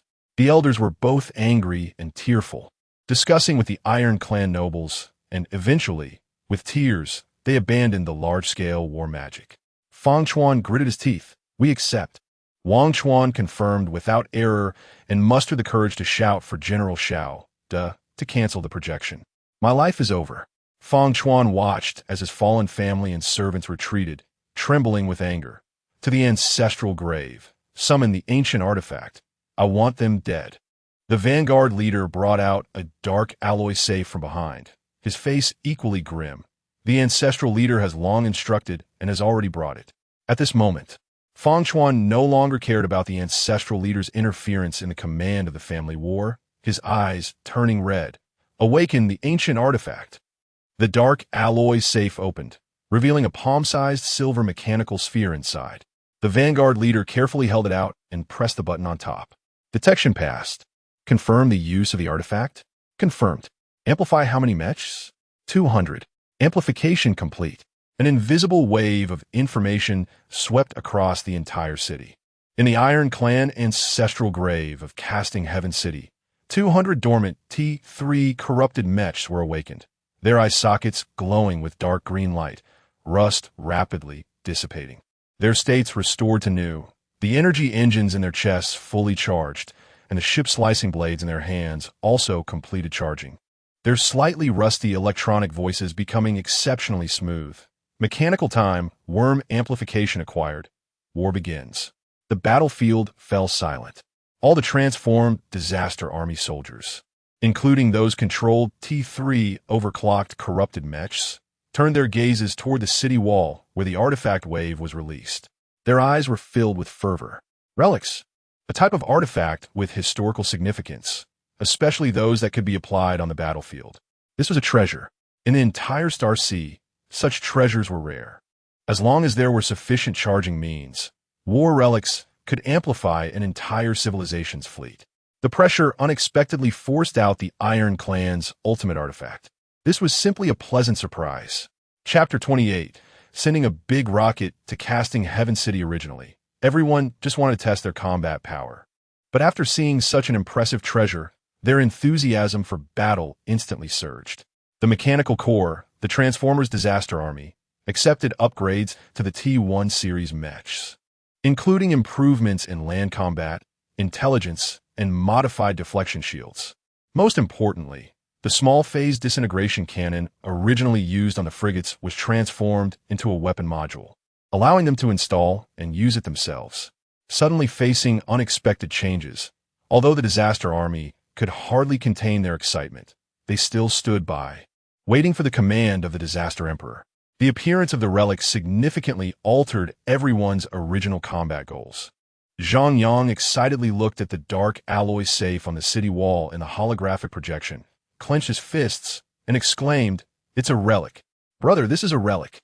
We must find a way to seize it. Who could resist this? Except for someone like Lu Qian with a special constitution. Most lords had never even touched a divine artifact in their lives, let alone something as precious as a relic." Lu Qian was so excited he almost jumped up but still tried to remain calm. "No, currently our technological level has an objective gap. To be safe, we should run our technology for another year to try to shorten the gap. That would give us a better chance." Just thinking about the possibility of having over 1,000 T3 corrupted mechs beneath them, Zhang Yang quickly calmed down, his expression helpless. The Daxiao Lord Alliance combined takes 20 years to finish T1 technology. As for breaking T3 technology, even with physical analysis, it would take us many years to complete. And this is still because Brother Zhou has T3 scientists. It's only been a month since the start, and wanting to defeat the T3 corrupted mech army was akin to dreaming. Without being able to take down the T3 undead corrupted mech army, they wouldn't be able to seize the relic. They couldn't really just play a soul-type game, could they? Lu Qian looked at Wang Chuan, surprised.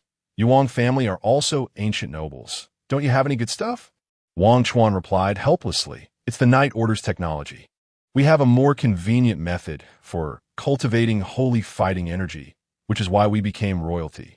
Zhang Yang was taken aback. That doesn't make sense. Their mechs are stronger. Why aren't they the royalty? Wang Chuan recalled a piece of information he had seen while studying at the base and said quietly, Your mechs will eventually have their time limit, but my descendants are endless. Zhang Yang and Lu Qian fell silent in unison. There is indeed some truth to that. It turns out there really is a way to play with endless descendants like the foolish old man moving mountains. Wow, I've learned something new. After chatting for a long time without coming up with any solutions, they looked towards Brother Zhou, who had been sitting steadily. Zhang Yang curiously asked, Brother, do you have any good ideas? Zhou Pingyan supported his chin with his hand, chuckling as he watched the two fools debate. Haven't I said it before? Have you helped run the nuclear bomb technology? Nuclear bomb technology, an early-stage technology that is very useful, comes equipped on space frigates. But to elaborate, this thing actually has many branches and different yields. The one on the space frigate definitely cannot be used directly. Whether the lords want to be shameless is another matter. Mainly because the Daxia Empire's space frigate version of the nuclear bomb has too much power, making it unsuitable for conventional warfare. In summary, it's not useful. So, if they want to use something effective, they still have to research the technology themselves. Zhou Pingyan had long anticipated encountering a situation like this, so he had ordered preparations early on. Chief Officer Xiao Li scrolled through her tablet. Slightly regretful. We've run too many technologies this month. We haven't finished the nuclear bomb technology, but we have completed the missile technology. That should be enough. Zhou Pingyan was surprised. I understand that we haven't finished the T1 nuclear bomb technology. But why have we only gotten to missile technology? Where did the computing power go? Normally, completing the entire T1 nuclear bomb series would take 20 years, with a standard manufacturing time of 3 years and 1 month. The Disaster Wolf Empire, with its various resources and research bonuses, could easily produce a usable version of the nuclear bomb technology in just 1 month. Zhou Pingyan had played through the beginning countless times and was very familiar with the old routine. This time, the start was so smooth. There was no reason they couldn't produce a usable version. Chief Officer Xiao Li blinked. Your Majesty, this time we adopted an early multi-line strategy. Our opening tactics were different. We focused on colonization, ship technology, developing multiple line bases. Because most of the computing power was allocated to colonization ship technology, we were unable to finish the nuclear bomb technology. Overall, our performance has been very good. In the first month, the 3 Lord civilizations collaborated to complete 9 technologies, which is already a divine opening. Other lords are still waiting decades for a single T1 technology to finish. The Daxia Lord Alliance is much better off when huddled together. But all the lords are spread out. In the early stages, they can't establish a research network to accelerate running the same technology.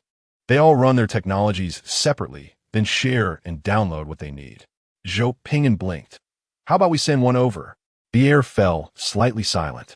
Everyone was momentarily confused by Zhou Pingyan's train of thought. Zhang Yang was taken aback.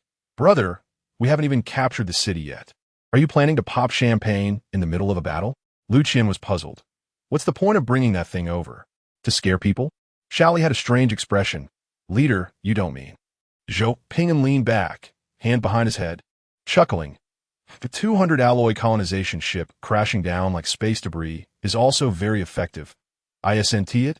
Since it's already out, let us not waste it. Let the colonization ship take off and fly over here.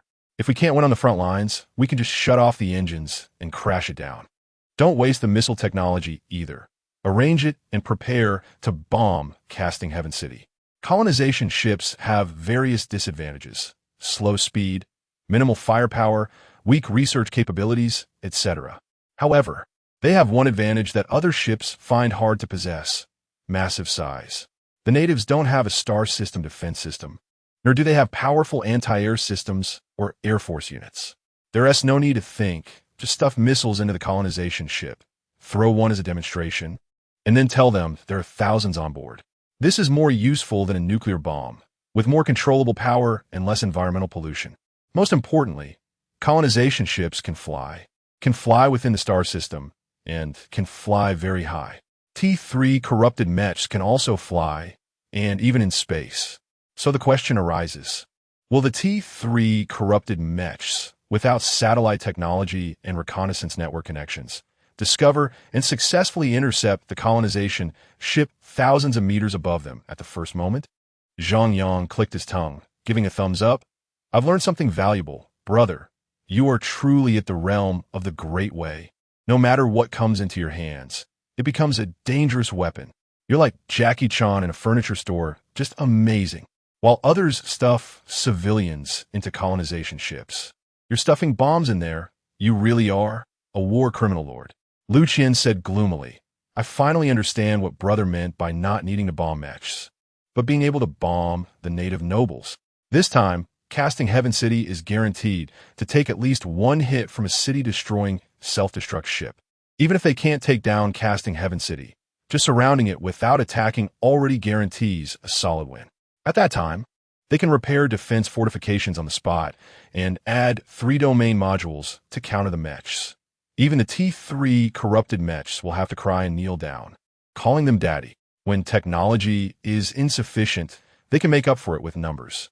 Single mechs, how could they possibly be immune to the suppression of the fortification technology's domain modules? The strategy is to drown the mechs with sheer numbers. Zhou Pingyan shrugged. It's a sure victory. Let us start the war and let the colonization self-destruct ship take off. Now, let us enjoy the performance of the Transformers Disaster Army and the T3 overloaded corrupted mechs. Chapter 29. It's broken. Encountering the real undead mecha army outside the city walls. The armies of the Disaster Wolf Empire received the Emperor's orders and were further empowered by the 3 civilization lords. Disaster Emperor, Zhou Pingyan morale set to maximum. All attributes doubled. Additional 5 void energy damage. Star Suppression Emperor, Zhang Yang health increased by 50. Armor increased by 50. Energy shield increased by 100. Additional 1 shield recharge per second. Tianxian King, Lu Qian physical damage increased by 80. Energy damage increased by 100. Attack speed increased by 60. Attack cooldown reduced by 10. This was the first battle ordered by Zhou Pingyan, where he personally commanded the lords to activate their blessing skills. Each lord possessed civilization bonuses and lord skills. With 3 sets of boosts, T1 could match T2, and with overload and various countermeasures. They could even challenge the T3 mechas of the old men in certain aspects for a short time. Zhou Pingyan's demands were not high. They just needed to hold off the T3 undead corruption mechas, preventing them from scouting the skies. The task was clear, and the morale of the Disaster Army was at its peak. As long as the frontline battles were intense enough and the time limit was met, victory in this siege would be theirs. The commanders of the Disaster Army adjusted their attitudes, decisively abandoning the slower-moving undead servant army, pushing all their own troops forward and ordering the rear to accelerate the construction of barracks. False war. The troop line is too long, logistics are extended. Resurrection and retreat take a year. Real war. I build the barracks right in front of you. If one dies, I resurrect one. They took advantage of the fact that the indigenous technology was incomplete, making it impossible to launch a surprise attack on their rear to destroy the barracks. During the implementation, each commander of the Disaster Army quietly built 1 or 2 barracks underground to avoid being discovered and losing their resurrection points. They spoke beautifully, but acted like old hands. The war began, and all the transforming Disaster Army mechas charged forward to actively engage the new T3 corruption mechas flying out of the Skyforge City, testing the combat capabilities of the mechanical units after their upgrades. Meanwhile, their own T3 overload mechas were ordered to the second line, solely for interference. 200 new T3 corruption mechas launched, each shot capable of evaporating a large amount of energy from the T1 improved deflection shields. The dark green light cannon struck the light blue improved deflection shields, creating intense energy shockwaves, which were quite a sight. The T1 mechanical transforming Disaster Army calmly uploaded data. After taking 2 to 4 hits, the improved deflection shield would be completely destroyed. Armor could withstand 2 hits, and mechas could take 3 hits. We can fight. We have 7 chances to dodge. After 7, we can resurrect in the rear, relying on the source of fire and self-evolution logic for optimization. The longer we fight, the more damage we can withstand, and the higher our margin for error. How abundant! We actually have 7 chances for error. Li Yunlong of the Transforming Disaster Army could. Bang! The nearby Transforming Disaster Army quickly dodged and added, pay attention to dodging. If you get hit in the head or energy core, 1 shot is all it takes. Your T3 is still your grandpa. All Disaster Army soldiers noticed the enemy's shooting capabilities were different, scaring them into quickly downloading an optimized version of the head agility database. Envying Louis XVI. A very strange scene suddenly appeared on the battlefield.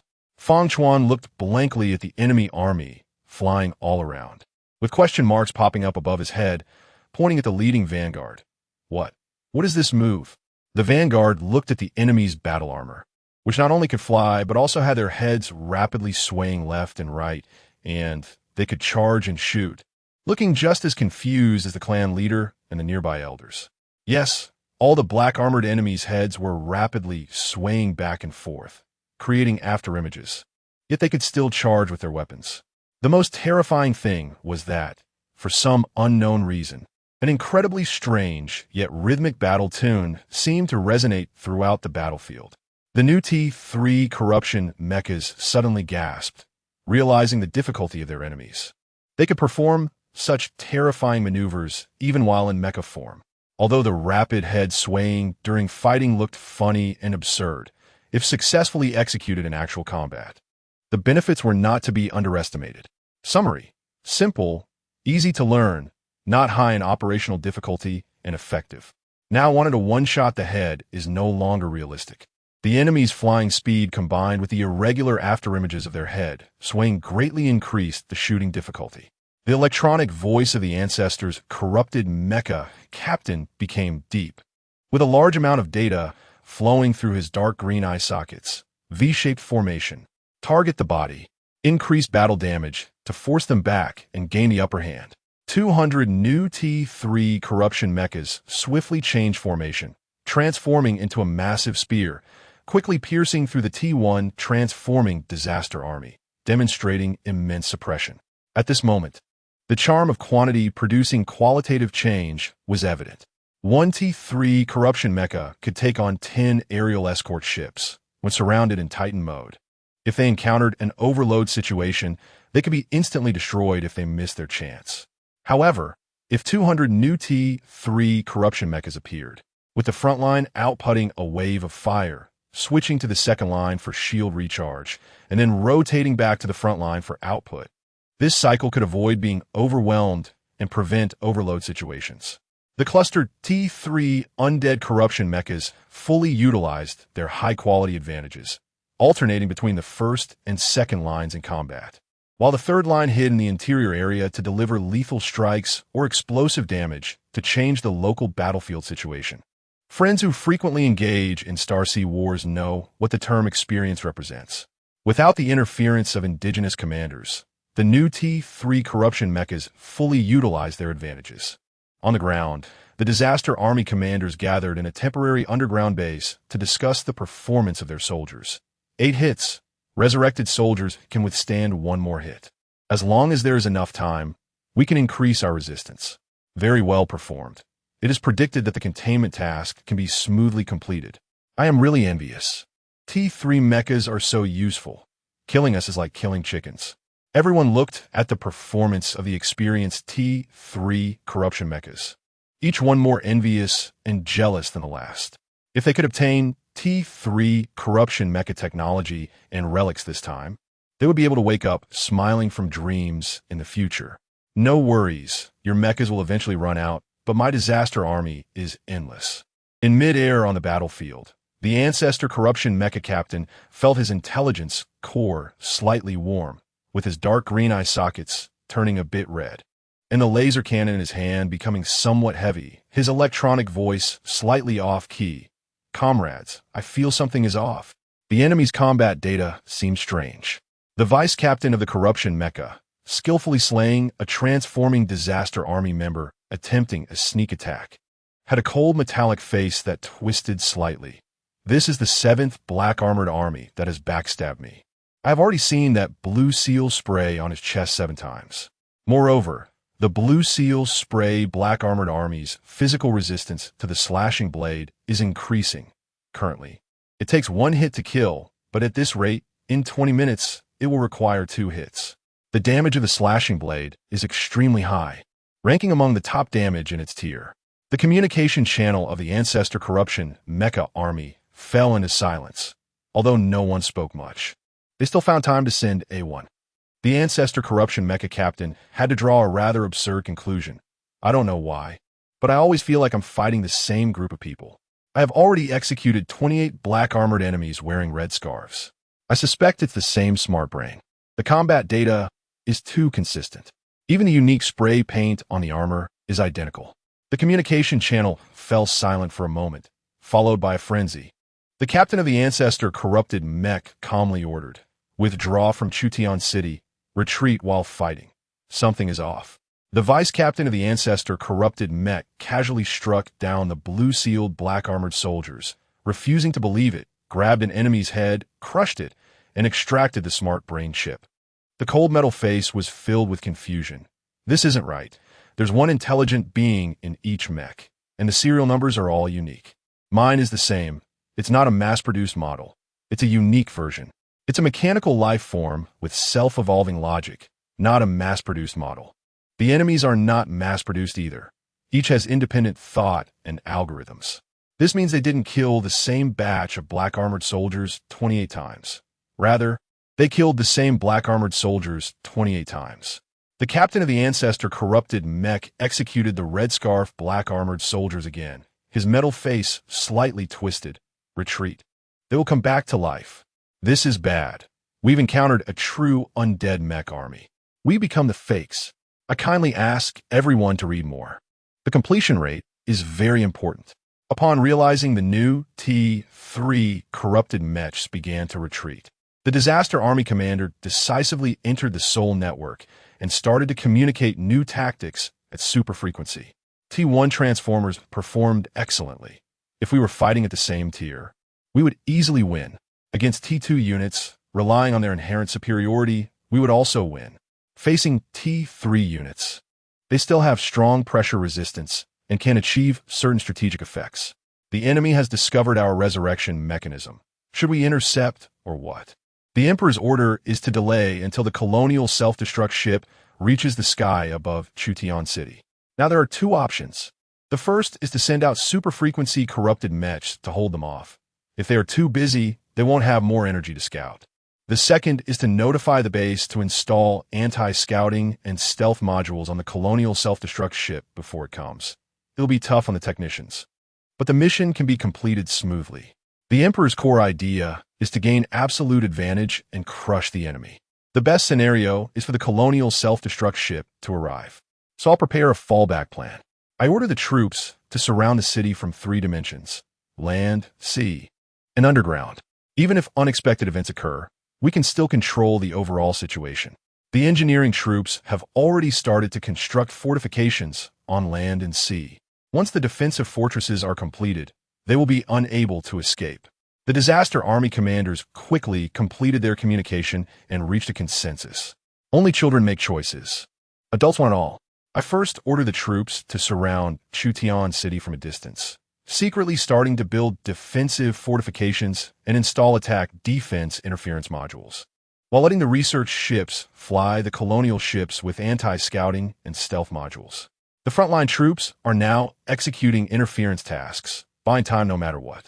It will take just 6 days to complete the first batch of defensive fortifications. Defensive fortification technology is one of the initial technologies of the Great Xia Lord, typically applied in territorial defense, providing strong protection effects for territories and having many building slots and modification slots to provide diverse functional modules to meet different environmental needs. They can serve as military bases, trade nodes, fleet garrison bases, production bases, etc. Taking defense fortifications designed for combat, defense, and suppression as an example. A space frigate has an initial hull value of 200, while a defensive fortress has a hull value of 10,000. The space frigate's armor value is 200, and the defensive fortress's armor value is 5,800. The space frigate's shield is 75 points. while the defensive fortress's armor value is 350. The initial damage of the space frigate is 8 points, while the defensive fortress's damage is 40 points. In terms of weapon configuration, the defensive fortress has a natural level increase, using T2 kinetic weapon modules. Additionally, the defensive fortress has basic slots, 6 module slots, 4 building slots, plus 6 defense platform slots. The basic damage of the defense platform is 20 points, which can accumulate to 160 points of damage. If we consider the Disaster Empire's doubling bonuses and relevant field bonuses, the above slots can quadruple to a terrifying 640 points. 10 internal star frigates focusing fire would deal 80 points of damage, enough to overload T3 mech defenses. A 640-point saturation strike would crush the T3 mech group. Oh, by the way, the hull value, armor value, and shield value of T3 mechs are far inferior to T1 frigates. Not to mention the 4x4, which can ultimately deploy 16 field modules. Your T3 old mechs will have to endure the suppression effects of these field modules. The battle hasn't even started, and they already have 16 negative effects attached. How can they win? To clarify, defensive fortifications are not limited to just one. If resources are sufficient, you can build as many as you want. Once the defensive fortress group is completed, the T3 mechs in Chutian City will definitely be unable to stir up any waves. The longer it takes, the more advantageous it is for the Disaster Empire. After clarifying the core objective, the Disaster Army commander quickly ordered the originally second-line T3 overloaded corrupted mechs to be instantaneously teleported to the front of Chutian City, firmly intercepting the retreat direction of the Chutian City mech group. The T1 Transformer Disaster Army fully utilized their fearless advantage, pulling out small phased disintegration cannons to bombard the Chutian City mech group with saturation strikes, highlighting that for the sake of bombing effectiveness. Even allies were caught in the blast, and allied units self-destructed after overload to deal damage. In less than a second, the battle situation was instantly reversed.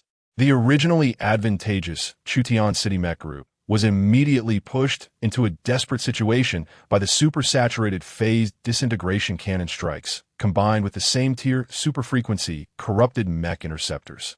Testing phase and war phase begin. The captain of the Ancestor corrupted mech's dark green eye sockets had completely turned red, the smart brain operating at super frequency. Electronic signals racing through the communication channel. The electronic voice horse. Retreat. Save Squad 3. The Chutian City mech group changed to a defensive formation, allowing some mechs on the outskirts to block fire at all costs, protecting the captain model and elite mechs inside, desperately flying towards Chutian City. In the face of saturation interception, a city that could be returned to in just 2 to 3 seconds in daily life now took 10 seconds. The Disaster Army commanders looked at the battle report, discussed again, and decided not to adopt annihilation tactics, but to prioritize consuming the enemy's energy, reducing their overall combat capability while still aiming to buy time. The captain of the Ancestor corrupted mech's dark green eye sockets flickered, and the electronic voice cursed. Beasts! The enemy changed their combat style, sacrificing a large number of mechanical soldiers to encircle, collide, and forcibly embrace, further increasing the time for our side to return to Chutian City. The 10 seconds were dragged out to 15 seconds. 15 seconds. Every second consumed a large amount of energy. Even if they returned to Chutian City, only a group of overloaded and energy-depleted mechs would remain. In that instant, the captain of the Ancestor corrupted mech calculated meticulously and roared. Squad 1, self-destruct. The T3 corrupted mechs of Squad 1 did not hesitate at all. Leveraging their powerful explosive capabilities, they used binding beams to forcibly take a group of mechanical soldiers and overloaded corrupted mechs toward 100 meters away and detonated themselves. The self-detonation created a vacuum in the air. The T3 Ancestor corrupted mech captain decisively led Squads 2 and 3 back above Chutian City, turning back to look at the mechanical soldiers hovering in mid-air, with energy flames jetting from behind and below, along with hundreds of super-frequency corrupted mechs. Signals only mechanical systems could hear echoed on the battlefield. The sounds were filled with praise and regret. Praise for the decisiveness of the T3 corrupted mech captain. Regret that such a powerful and experienced captain-type mech was not ours.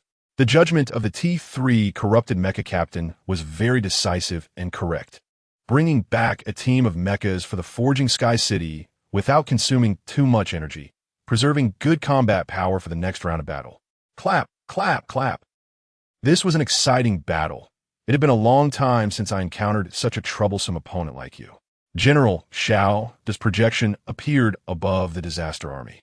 His smile satisfied yet admiring, gently clapping his hands. Only this kind of evenly matched and tense battle can awaken everyone's dormant passion. If we could have a thrilling battle for 7 days and ultimately win this difficult war by a slim margin, it would definitely be a perfect war feast. Thinking of this, I can't help but want to savor this delicious peak showdown right now.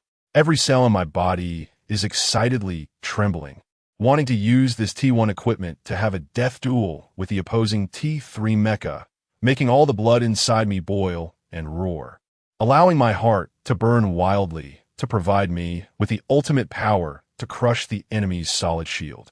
General Shao's eyes were fervent and dangerous, licking his lips, suppressing this war frenzy far beyond normal. Don't get excited, Shao. Wait a bit longer. Wait for the colony's self-destruct ship to fly into the sky. Wait for the defensive fortress group to be completed in 6 days. Wait for these delicious prey to completely fall into the trap. By then, this exquisite delicacy will be held in my hands, offered to our great disaster emperor. I'm already looking forward to what kind of reward the emperor will give me. I am absolutely loyal to our great emperor, offering absolute and perfect loyalty.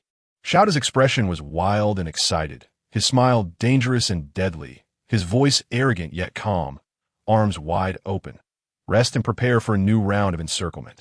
The prey is about to fall into the trap. The reward for loyalty is also about to be bestowed upon me. The ancestor corrupted mecha captain silently watched the enemy, his crimson eye sockets emitting a dangerous glow. The ancestor corrupted mecha captain stood in the center of the clan leader's hall, quietly observing the brave yet foolish clan leader Fang Chuan. Everyone in the hall stood with their heads lowered, not daring to breathe loudly, fearing that the enraged ancestor puppet captain would vent his anger on them. The air was extremely quiet and terrifying, a heavy pressure weighing on everyone's hearts. The ancestor corrupted captain's eye sockets flickered several times before finally returning to a dark green, his electronic voice icy cold. This operation has lost 43 comrades. And all these losses are due to your ignorant and short-sighted judgments, made with a brain capacity of less than 10 and as smooth as a pig's brain nerve. Fang Chuan gritted his teeth and replied, abandoning the operation will lead to greater losses. The ancestor corrupted captain sighed heavily, once again shocked by the foolishness of those still addicted to the game, exclaiming in awe, what did the leader say? Although this has happened countless times in history, every time I see it, I am still shocked by such flamboyant stupidity. The vanguard leader stiffly stepped forward, his voice heavy. Run, run fast. Fang Chuan fell silent, finally understanding what the ancestor leader meant. There was no exaggeration. The Iron Clan should have fled at that time. Now even a fool can see that the opposing side is the real undead army. The vanguard leader sat silently in the second seat, his massive figure radiating a dark green glow, looking at the clan leader kneeling before him, his electronic voice filled with pity. Now, the best opportunity for retreat has been wasted by you. The enemy has not summoned forces to annihilate us, but has adopted a tactic of attrition and delay. I do not know what they are specifically doing, but they should be completing some kind of siege or bombardment tactic. The longer we delay, the more unfavorable it is for us. Navigator Fang Chuan, please make a choice. The first option is to order us to retreat with 10,000 clansmen, preserving the fire of the Iron Clan, with an estimated 3,000 people surviving to leave here. However, you must stay here with the Iron Clan's high-ranking officials and cannot take the war artifact, the mechanical time worm, with you. The enemy's main target is the mechanical time worm. Taking it will ensure that no clansmen survive to leave this land. The second option is to give up retreating and fight to the end. Our fate is destined to be death, but we can inflict serious damage on the enemy. preventing them from resurrecting for 6 months to a year, buying half a year of breathing time for the entire continent. Feng Chuan raised his pale face, looking at the Ancestor Guardian Captain. Do I have to decide now? The Ancestor, corrupted mecha captain, recalled all the experiences and intelligence from the battlefield, his electronic voice heavy. The sooner, the better. I do not know what the enemy wants to do, but in this battle, they have frequently interfered with our external reconnaissance. They are hiding something, some gigantic creations, buildings, or tactics that could deal a fatal blow to us. Setting these things up takes time. Once the enemy's strategic goals are completed, our chances of winning will be even lower. Feng Chuan gritted his teeth. Ancestor, can you say again what can be gained by fighting to the end? The Ancestor, corrupted mecha captain, gazed at the clan leader. Dark green light flowing quietly in his eye sockets. Back then, some of our members sacrificed themselves to ensure the continuation of our entire clan today. If you choose the second path, I will find a way to relay the message to the Empire, letting the entire continent know that the enemy has chased us from across the starry sky. Within 6 months, the enemy will be unable to fight. The Empire will use this time to organize a guardian army to continue defending our clan. Feng Chuan's eyes trembled, his lips pale. Can I choose the first path and then seek help from the Empire? The Ancestor, corrupted mecha captain's electronic voice was calm. Do you think an enemy that surrounds but does not kill will let go of our most important rescue route? Once the clansmen escape and maintain silence, they can survive. Once technology is used again, they will be locked onto and hunted down again. We are too far from the Empire. We should not have strayed this far. Preserve the seed of the race, but need to give up notifying the Empire. At least for a short time, we must maintain silent channels. Give up fleeing, resist with all our might, and burn the Iron Clan to provide a deafening warning for human civilization. Feng Chuan's mouth was dry, and he struggled to swallow a bit of saliva, his brain running at high speed. If we continue to flee, can the clansmen rebuild the Iron Clan? The Ancestor, corrupted mecha captain. I do not know. It is possible that we won't survive, but it is also possible that we will. It depends on when the enemy is wiped out.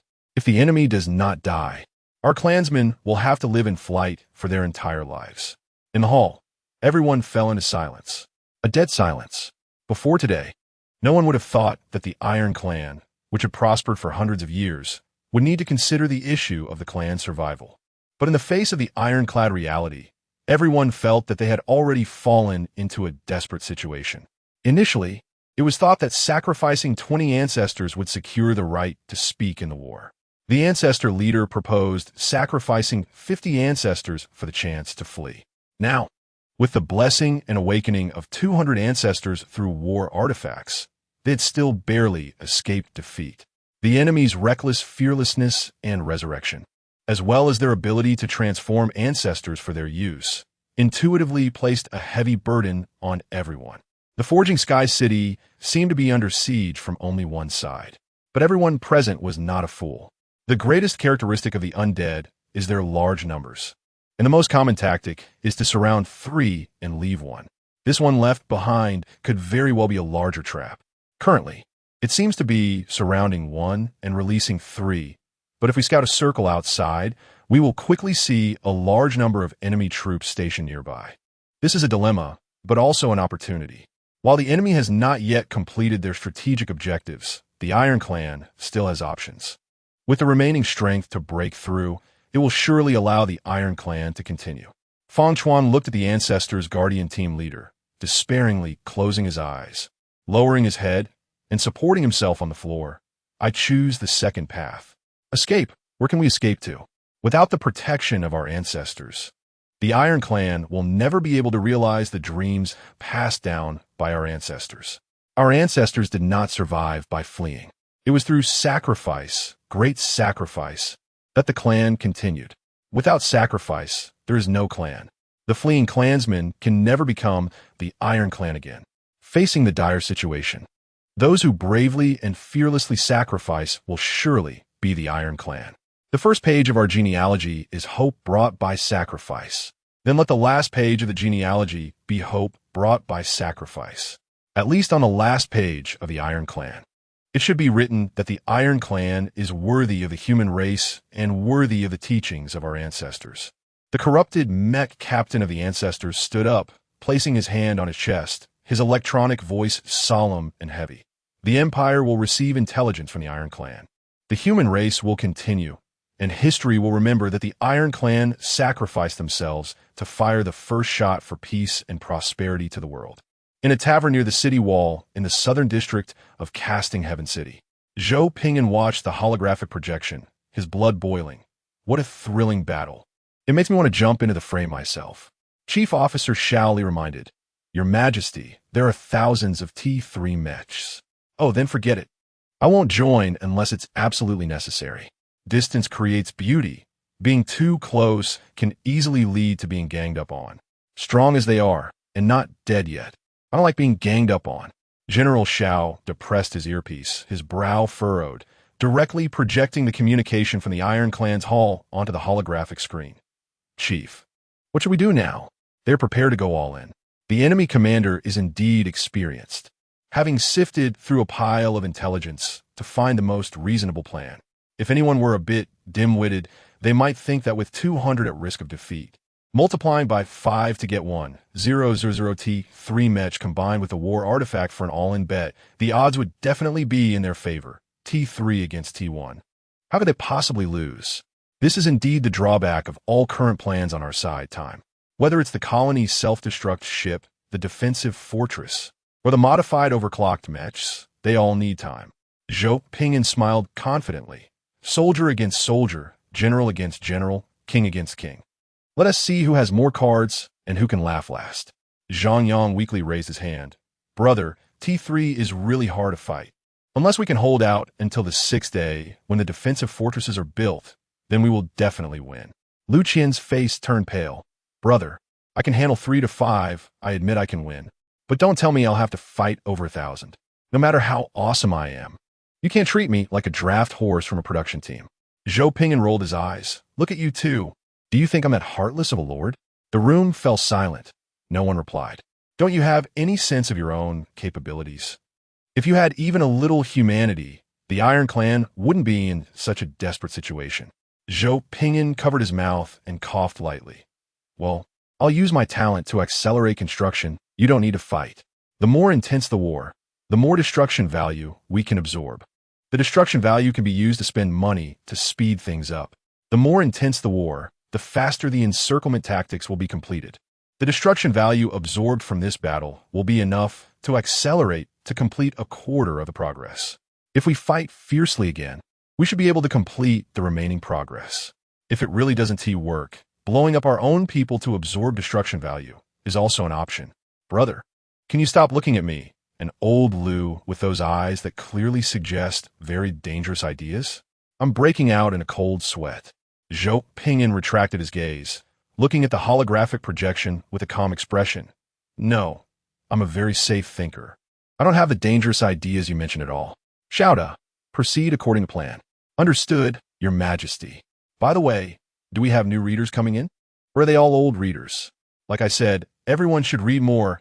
Even if you don't look at it, at least flip through it otherwise. If you don't continue reading after the earlier chapters, the data for the later chapters will drop. It's too hard. Chapter 32. Even Grandma can clear it before the impending battle. The 3 lords of the civilized nations enjoyed a late-night snack. Zhang Yang looked at the indigenous food in front of him and asked the question he had been holding back for a long time. Bro, we've already completed the civilization assessment. Why are we still eating this stuff? We've been eating this for half a month. Can we change the flavor? Zhou Ping'an picked up the only unhealthy but delicious piece of roasted meat on the plate and seriously replied, What technology did we run in the first month after landing? You can't expect to make anything tasty in a place where raw materials are limited and there's no seasoning technology. Zhang Yang smiled confidently. We 3 have completed 9 items of war technology. Didn't run agriculture? Lu Qian said softly, half a month ago. We had already eaten all the good food we brought with us. At that time, we were busy running technology, cracking this and that, and building everywhere. So we didn't pay attention to this. You can't expect the products of agricultural technology we brought to compare with the delicacies tasted within the empire.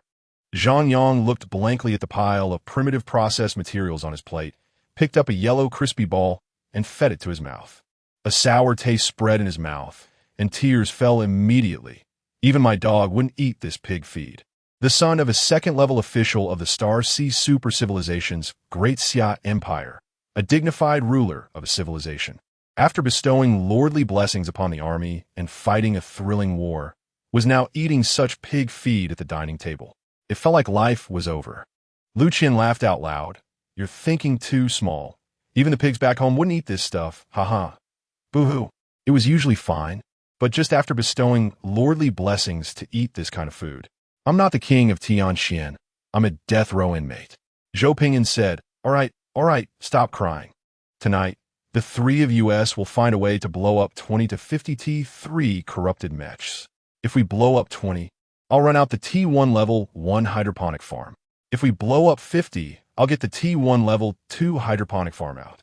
Xiaoli, get them some nutritional supplements to deal with this. To eat meals that taste somewhat like home. The hydroponic farm is very important. It can grow any crops that are not too demanding in terms of growing conditions year-round, and also provides nutritional powder seasoning technology. Zhang Yang took the nutritional supplement and poured it into his mouth. He could only say that the sound of crying became a little quieter, and the degree of life feeling overlightened a bit. Before the big exam, he never expected that the meal he had in the floating city would be the last decent meal he would have this month. Zhang Yang wiped away his tears. Bro, give me a set of battle armor. I'm gonna fight. Lu Qin drank the nutritional supplement and gritted his teeth. I will definitely blow up 20 mechs. Zhou Pingyan smiled. Good, by the way, do you two want these 2 plates? Zhang Yang looked at Zhou Ge, who was still eating, and pushed his plate over. Bro, I can't eat these dishes. Can you help me eat them? The rest, I'll try to finish. Although it wasn't very tasty, it was indeed very nutritious. Meals shouldn't be wasted. Lu Qin happily handed over a piece of roasted meat from his plate to Zhang Yang. I know you live a life of luxury here. You eat this. Zhou Pingyan smiled and pushed over 2 dishes that Zhang Yang liked.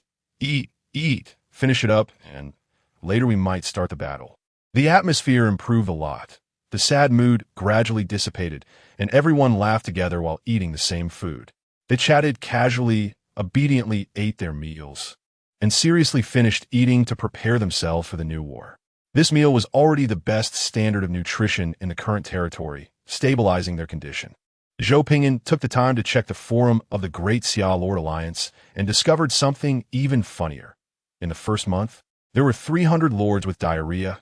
Most lords relied on nutritional supplements to get by, and 12 lords urgently united to piece together a research network to accelerate the running of T1 hydroponic farm technology.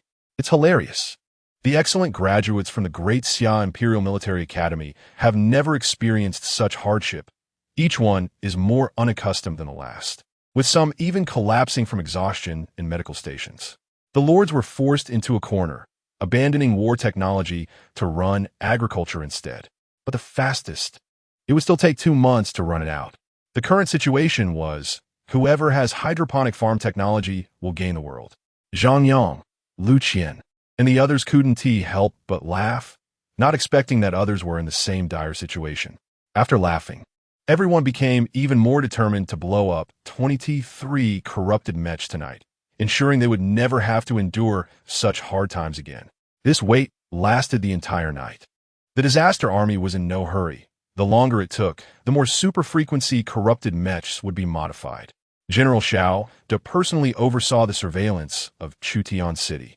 Out of respect for T3 technology, the spy mosquitoes did not probe into the location of the T3 corrupted mech leader. General Xiao never performed unnecessary actions, but chose to focus all his energy on hastening the modification of corrupted mechs. He personally led the guard troops to the rear shipyard to work overtime. When a ring of white light rose in the sky and the morning glow fell on the plains, splashing against the deep brown walls of Chutian City, a loud and prolonged war horn echoed across the sky. Over 1,000 brand-new T3 corrupted mechs slowly ascended, their dark green eye sockets staring at the disaster wolf army outside the city, and their energy shields radiating a rich blue-green glow. All the high-ranking members of the Iron Clan in Chutian City stood on the city wall in battle armor. In the streets of the city, the undead servant army stood densely packed, while the Iron Clan soldiers stood in the second line, tightly gripping their weapons, their eyes firmly fixed on the city wall, waiting for the clan leader's command. Zhou Pingyan and the others had moved to the battlefield command center and did not stay in the tavern inside the city. If they were discovered by the enemy's mech leader and then beaten up, it would be quite the spectacle. Even if they could fight back, there was no need to engage in a soul-type game. Zhou Pingyan rode on a ground dragon in a war mech, standing at the front of the troops, with Zhang Yang, Lu Qian, General Xiaoda, and others beside him.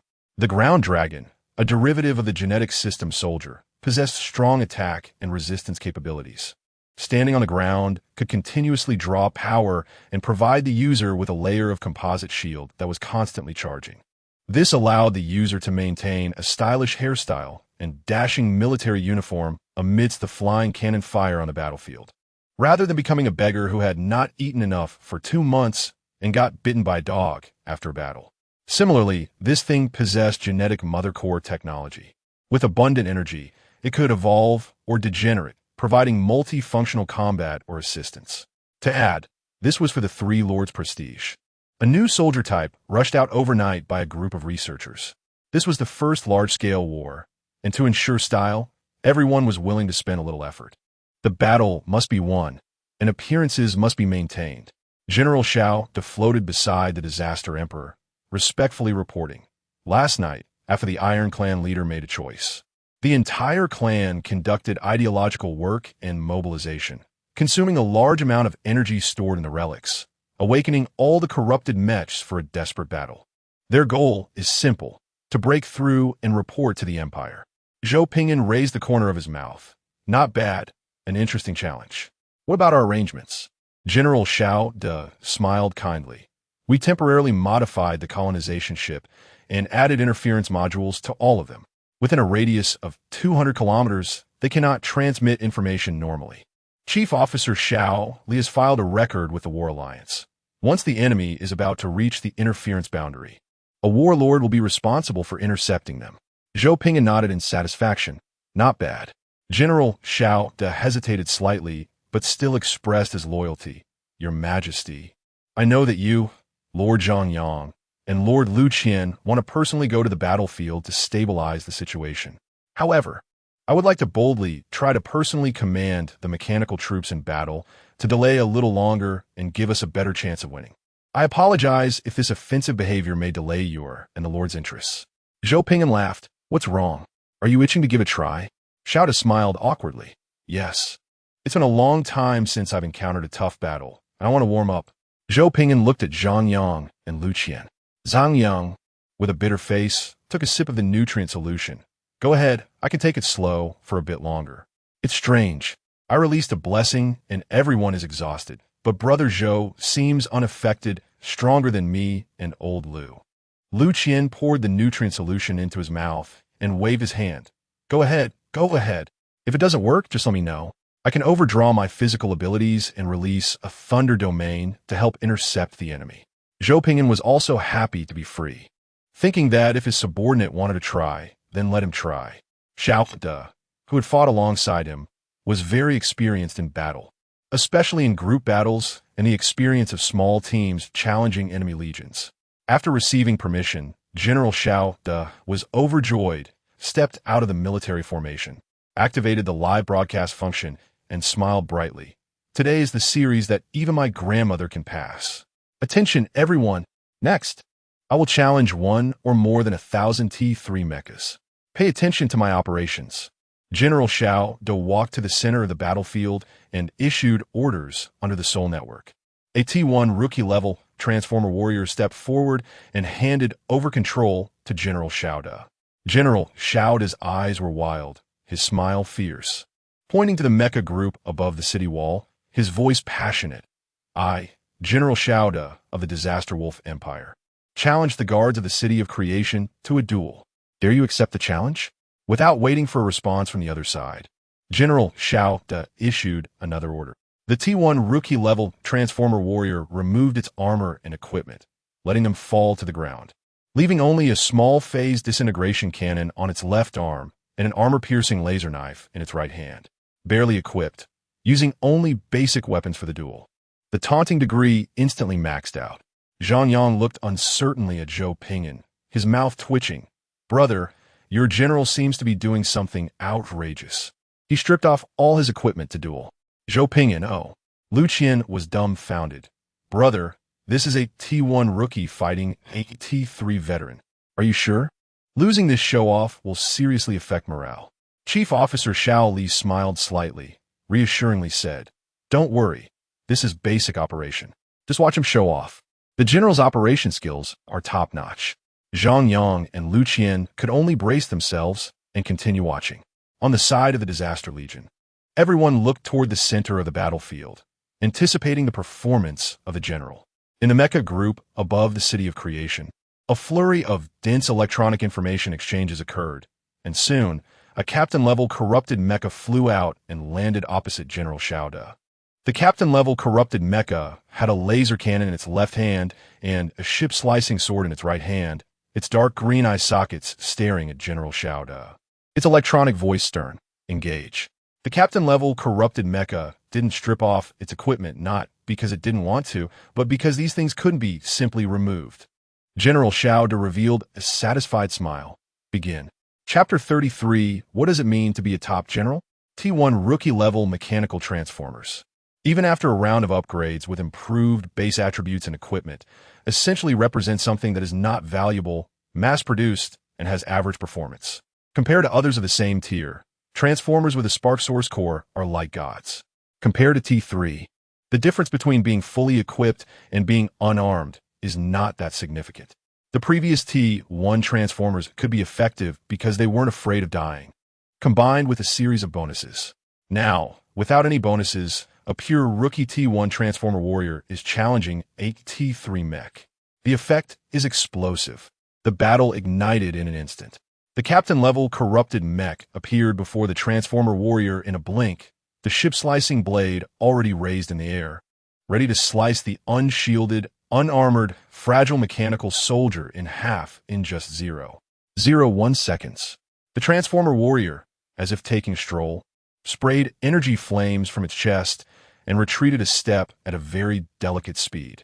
The ship-slicing blade lightly grazed the surface of the transformer warrior's energy engine, leaving a futile trail of charred blade marks in the air.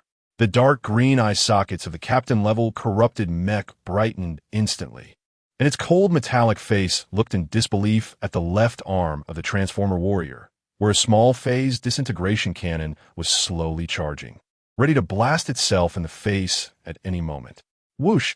The left foot of the captain-level corrupted mech shot out dark green flames, using its powerful propulsion to dodge to the right, shocked as the pure green beam struck its left arm's energy shield, causing intense green energy waves to erupt.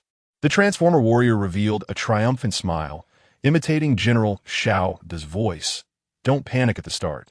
The enemy will rush in to deliver.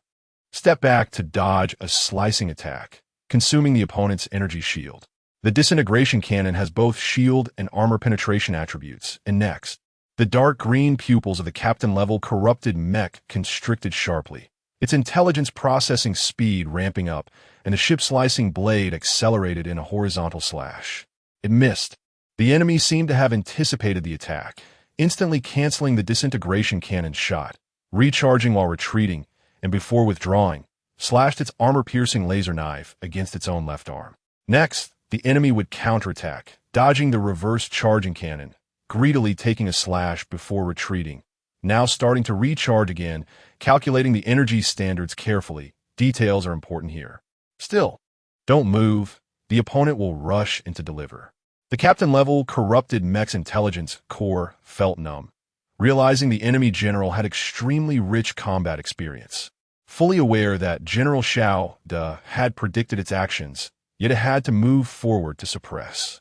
The ship-slicing blade was halfway down when intercepted in midair by continuously firing pure green disintegration energy cannon, unable to move. The force was just right, not too light, not too heavy, perfectly intercepting. This could hard control the opponent for 0.1 seconds while still greedily taking a slash before retreating. The captain-level corrupted mech's eye sockets turned red, and it increased its force to cut through the intercepted pure green disintegration cannon beam, but it again slashed into thin air, the enemy would rush in to deliver. This time, it charged energy in its feet, half-charging the left hand's disintegration cannon. The captain-level corrupted mech's eye sockets turned pure red, and it fired the laser cannon with its left hand. As long as it hit once, it could instantly kill this fragile mechanical soldier. The Transformer warrior, as if taking a stroll, lightly dodged with flames shooting from the bottom of its left foot, allowing the laser beam to pass by its waist. While the small-phase disintegration cannon on its left arm aimed at the enemy's left arm and fired again. The enemy panicked, the charging time exceeding the single-target attack limit. Seizing the opportunity to greedily fire a shot, the armor-piercing laser knife aimed at the enemy's ship-slicing blade near the hand position and slashed down. The enemy's left arm energy shield dropped by 2, and its force was affected. Learning the physics theory of torque, this could be effective. Clang! The captain-level corrupted mech looked in disbelief as its ship-slicing blade was momentarily blocked by the disintegration cannon and the armor-piercing laser knife. The enemy seized the opportunity to kick its left arm, causing the energy shield value to drop again. General SPEEDRun stood calmly in the center of the battlefield, his eyes reflecting the scene in the Transformer warrior's eyes, speaking in a calm tone. Take a half charge, keep strolling, observe, and wait for the enemy to rush in to deliver. On the front line of the Disaster Wolf Empire battlefield, Zhang Yang was dumbfounded, mouth agape as he watched the top general's practical performance. Wow. Lu Qian's mouth was wide open, his face filled with shock. Wow. I always knew Brother Zhou was amazing, but I never expected his general to be this impressive too. No. How did you cultivate such incredible extreme operation skills? Wang Chuan was stunned. Huh? How is it possible to achieve such extreme and stylish maneuvers against an opponent with such a huge gap in strength and equipment? Chief Officer Xiao Li adjusted her glasses and explained lightly. General Xiao has spent a long time recently studying the system algorithms and databases of T3 corrupted mechs. The reasoning is actually quite simple. Knowing oneself and the enemy leads to victory in 100 battles. All he needed was to memorize the combat system algorithms and general data of T3 corrupted mechs and repeatedly train in the simulation system. In layman's terms, it's the kind of training that involves countless repetitions without any frills. Zhou Pingyan smiled. Not bad. It seems Xiao has been working hard behind the scenes. Chief Officer Xiao Li puffed out her chest. Slightly proud, General Xiao was originally preparing for a leader-level T3 corrupted mech, yet they sent only a captain level, which somewhat underestimated General Xiao's combat experience. At this moment, Zhang Yang didn't want to speak, fully aware that speaking would lead to Brother Zhou showing off, but he couldn't help but feel envious. Damn. A T1 rookie fighting a T3 captain veteran. Impressive. Zhou Pingyan's smile deepened. Lu Qian drooled with envy. If I had a general like this, I could close my eyes and pass the trial. No wonder Brother Zhou is calm and collected. With such an amazing subordinate, who would worry about not winning a fight? In a critical moment, he directly employed skills. Zhou Pingyan's smile grew even broader. It would be false to say he wasn't pleased.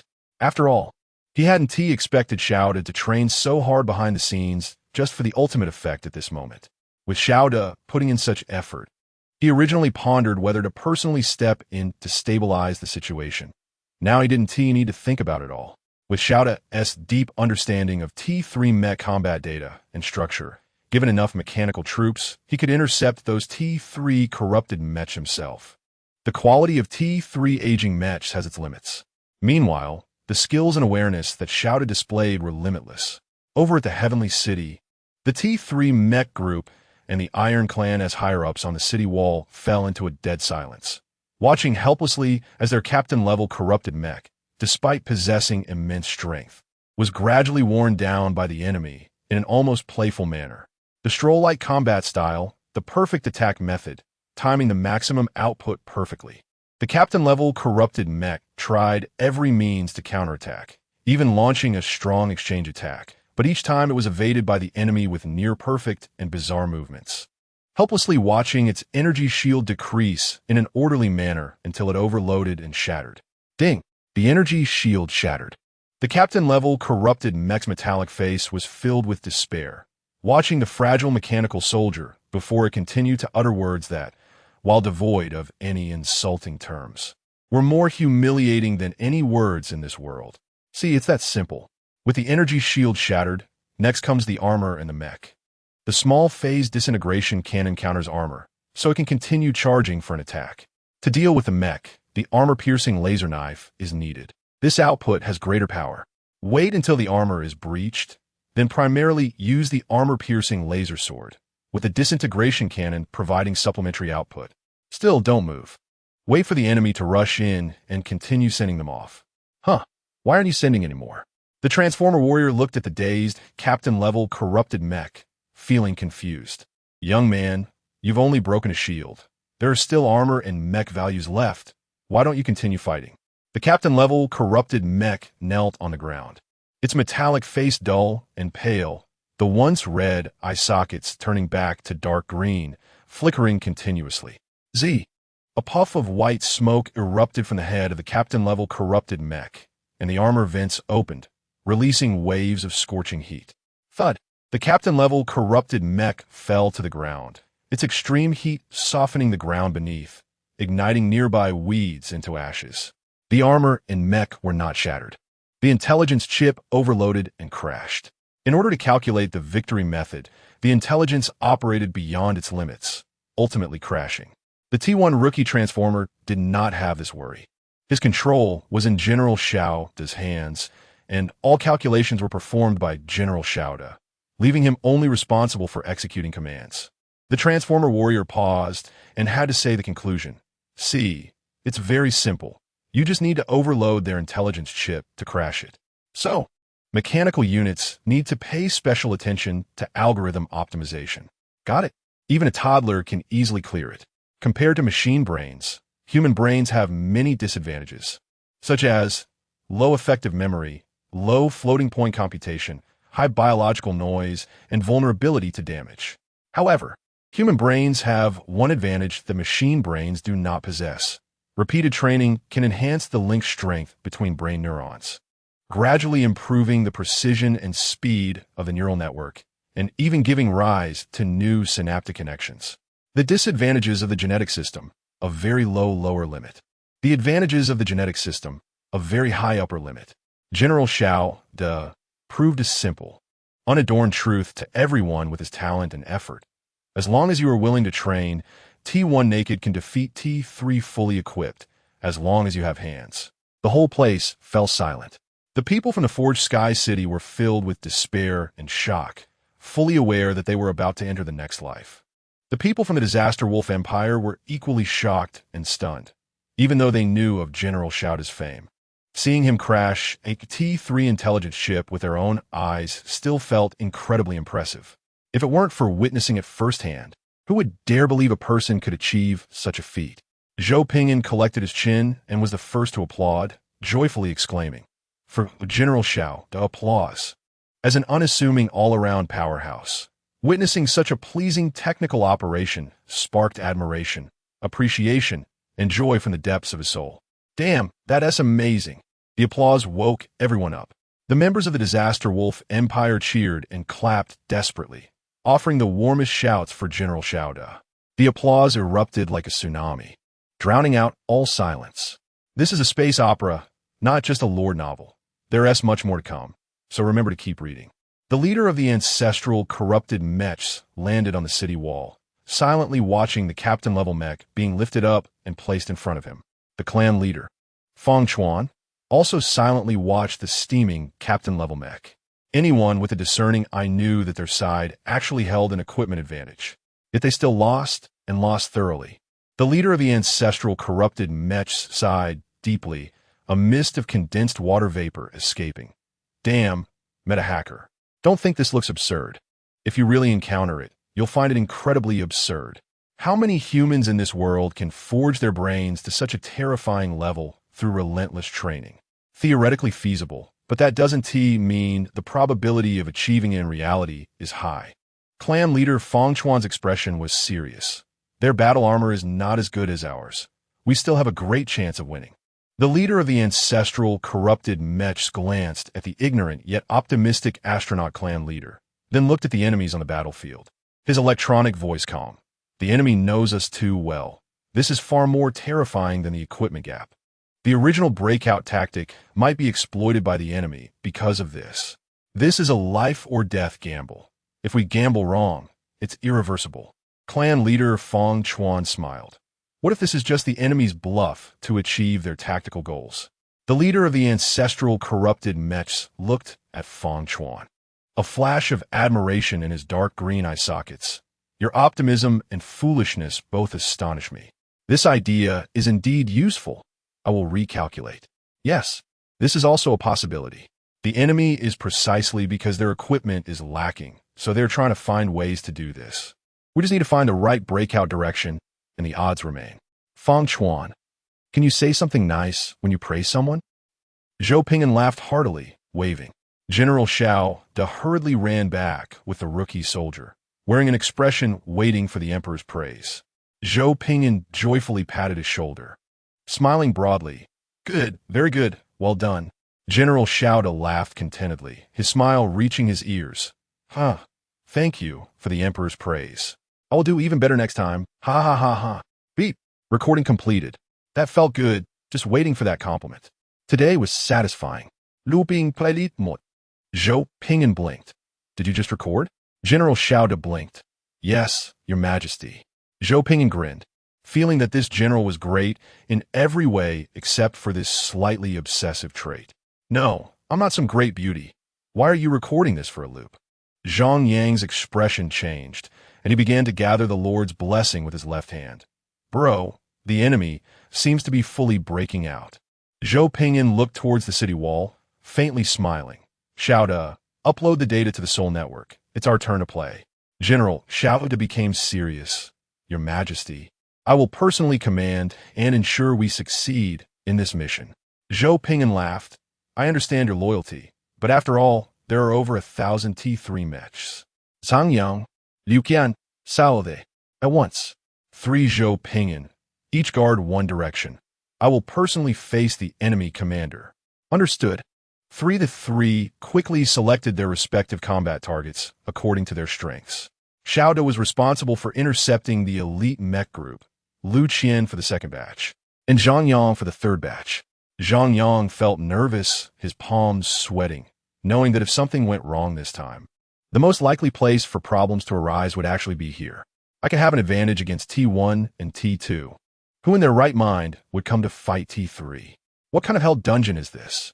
Disaster Emperor, Zhou Ping'an twisted abnormal environment. Enemy movement speed reduced by 50. Energy output reduced by 50. Energy shield reduced by 50. Zhang Yang immediately breathed a sigh of relief, feeling the benefits of having a strong ally. Luckily, we have a Hell Demon King on our side. With Brother Zhou's hand in play, we're secure. Heavenly Sovereign, Lu Qian, our movement speed increases by 100. Energy output increases by 100. Zhang Yang gasped, feeling swept up in it. Old Lu was risking his life here. Damn, I'm definitely following this skill. Zhang Yang, will never be weaker than Old Lu. Star Suppression Emperor, Zhang Yang mechanical gravity deception. Enemy mechs suffered double electromagnetic interference, affecting gravity calculations as he unleashed a high-level Lord skill. Zhang Yang's face turned pale. Devoid of color, gritting his teeth, Zhang Yang activated the Desperate Survival spell, forcing his state back up. This spell allows the user to maintain a peak combat state, but the longer it lasts, the more likely the user is to suffer afterward. Lu Qian saw this, raised an eyebrow, and followed with his own Desperate Survival. Zhang Yang. I hate internal competition. Chief of Natural Disasters, Suli Cunning Villain, our army's evasion rate increased by 15, hit rate increased by 20, and calculation speed increased by 60. Zhang Yang and Lu Qian looked at the intelligent and beautiful girl, Su Li, in shock and disbelief. Why do you have a warlord skill? Su Li adjusted her glasses and proudly raised her chin. Charge. Shao-De showed off, so I have to show off too. Zhou Ping'an led the charge, glancing at the status bar that appeared, confirming that everyone had received the buffs, and directly abandoned the Earth Dragon, flying alone towards the boss-level corrupted mecha, switching his attributes to virtual realm energy. The virtual realm is a primitive ecological universe that coexists with the main universe. Rich in raw energy, particularly favored by powerful psychics for absorbing the safe portions of virtual realm energy for transformation and cultivation, which is both potent and efficient. Zhou Pingin's operating style was a bit different. He didn't like to absorb the safe portions for transformation and cultivation. He preferred to directly transform into a virtual realm black hole, projecting into the virtual realm to wildly extract virtual realm energy. But he was powerful enough. He could even trigger a backflow of the virtual realm dimension, commonly known as a dimension bomb, also referred to as a cosmic crisis. This was a summary of experiences after the nth restart of the perfectly destroyed small world. The boss-level corrupted mecha grabbed the clan leader Fang Chuan and placed him in the cockpit in its chest, its electronic voice comm. This is our first, and very likely our last battle. After verification, choose a combat style centered on me, and you will assist me with your computational power. Fang Chuan looked excitedly at the light falling on his face, his expression fervent. For the glory of our ancestors, the boss-level corrupted mecha corrected him. It should be for the voyage. We have come this far for the voyage. All right, for the voyage. The boss-level corrupted mecha flew out of the city wall, hovering in front of the enemy's leader, each hand holding a ship-slicing knife. Its metallic face serious. Are you former enemies or new enemies?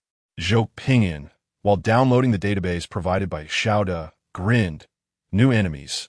You'd better think of every possible way to stop me. Once I blow you up, no one on your side will escape the encirclement. If you really can't stop me, I'll go for a full map instant kill. The downside is a bit of virtual realm pollution. On the ground, the sound of battle cries was deafening. The undead servant army rushed out of the gate, charging towards the Disaster Wolf Legion. Behind, the fully armed Iron Clan army roared as they charged forward. The Disaster Wolf Legion, blessed by the Lord, responded with fervent war cries and advanced at full speed. Zhou Pingin smiled, stretched out his hands, grasping the air beside him, and flew slowly forward. I hope you can hold out a bit longer. The space was shattered by Zhou Pingin's hands. 10 purple cracks were pulled out, and they gradually widened as Zhou Pingin moved forward. The surging purple virtual realm energy roared and rolled in the cracks, directly injected into Zhou Pingin's body. Ignoring the time and space gap, the boss corrupted mecha forcibly ended the screaming alarm system process and grumbled in a low voice. I hate hang-ups. The boss-level corrupted mecha had to admit one thing. The only point that connected this human to humanity was this appearance. Grabbing the T3 ship-slicing laser knife blade with bare hands, capable of breaking through the outer alloy armor of the escort ship and Thunderstrike ship. Its eyes shot out crimson blood energy rays that could rapidly decrease the T3 energy shield value, even when facing the laser cannon at close range. He teleported forward without fear of being reduced to countless pieces due to the abnormal energy environment. Even more disgusting was that, without the battle even starting, he already bore several layers of negative field status. What was the worst? It was that this Disaster Wolf Emperor did not display a health bar and felt no decrease in status. It felt like facing a top-tier boss without gear. The boss-level corrupted mecha looked at the Disaster Wolf Emperor in front of him, who was only wearing a set of daily military attire, then glanced at the left arm where 5 cracks were accidentally created, sparking. This was an armor arm made of T38 dark alloy technology, capable of resisting the T3 ship-slicing laser knife's destruction multiple times. In front of this guy, the only function of this armor arm was to help by 0.006 seconds of reaction time, avoiding having the entire arm broken. There were many similar wounds on his body. Zhou Pingin released his palm, letting the dark alloy armor fragments he grabbed from the boss-level corrupted mecha fall, chuckling, quite quick on the reaction. The boss-level corrupted mecha's expression was grave. I cannot break through your defense, but you shouldn't think about leaving here. I can fight you all day. The longer it takes, the greater the probability that the enemy's high-ranking commander, who is not good at combat, will show flaws. In this battle, as long as one comrade escapes, it is a victory.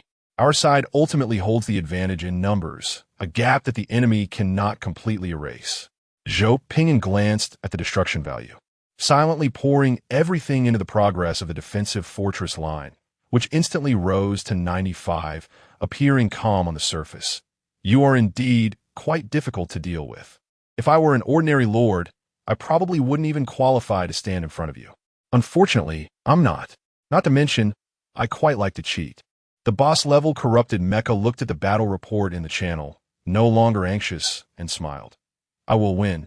Your Legion Star Emperor is not good at combat. He is already unable to stop me. That Tianqian King has strong combat and war command abilities, but he is just a child. If he were a bit stronger, the situation would likely be different. Zhou Ping'an laughed. He held you off for half an hour, which has exceeded my expectations. Xiao Zhang is weaker than us, but he is indeed very hardworking and makes progress. By the way, can you guess what big gift I have prepared for you? The boss corrupted mecha looked at the three team leaders about to break through the encirclement and laughed heartily. Big gift? What big gift could stop a Captain Mecha that just wants to escape and deliver a message? Ha ha! You have lost. This war is your loss. Ha ha ha! Zhou Ping'an hummed a little tune, opened the channel, tagged everyone, and entered the coordinates of the colonial self-destruct ship. Everyone, aim here and fire. The colonial self-destruct ship, self-destruct. Zhang Yang received the order, looking bewildered, but his body honestly opened fire towards the colonial self-destruct ship hidden in the sky. Bro, why are we blowing up the ship? Lu Qian, confused, also opened fire. Bro, the colonial ship is too high. It only works if it self-destructs when it falls. I don't understand Zhou Ji's operation. The boss corrupted mecha saw the enemy abandon the siege to attack the colonial ship suddenly appearing above, its electronic voice laughing joyfully. Going down together? At such a high distance, you can't possibly hurt us. You underestimate the T-3 mecha's defense too much. The colonial ship in the sky dove towards the ground, welcoming countless cannon fire that exploded violently, and countless alloy fragments, propelled by the internal missile explosions, became deadly weapons that reached the ground in an instant, hitting numerous undead servant armies, corrupted mechas, Iron Clan armies, Disaster Wolf legions, etc. This was a self-destruct that did not distinguish between friend and foe. It destroyed the vast majority of lives and objects on the battlefield. The boss corrupted mecha laughed, a particularly bleak laugh, its eye sockets flickering with dark green light. It's all gone, it's all gone, it's all gone. Crazy, this is a crazy enemy. The city of Casting Heaven gone. The Iron Clan gone. Nothing is left.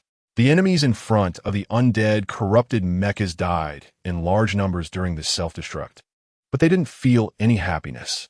They could only watch in despair as the homeland they had guarded for hundreds of years turned into a sea of fire in an instant. All they cherished turning into nothing. The only good news was that the enemy was dead, and it was now easy to rush out to deliver the message.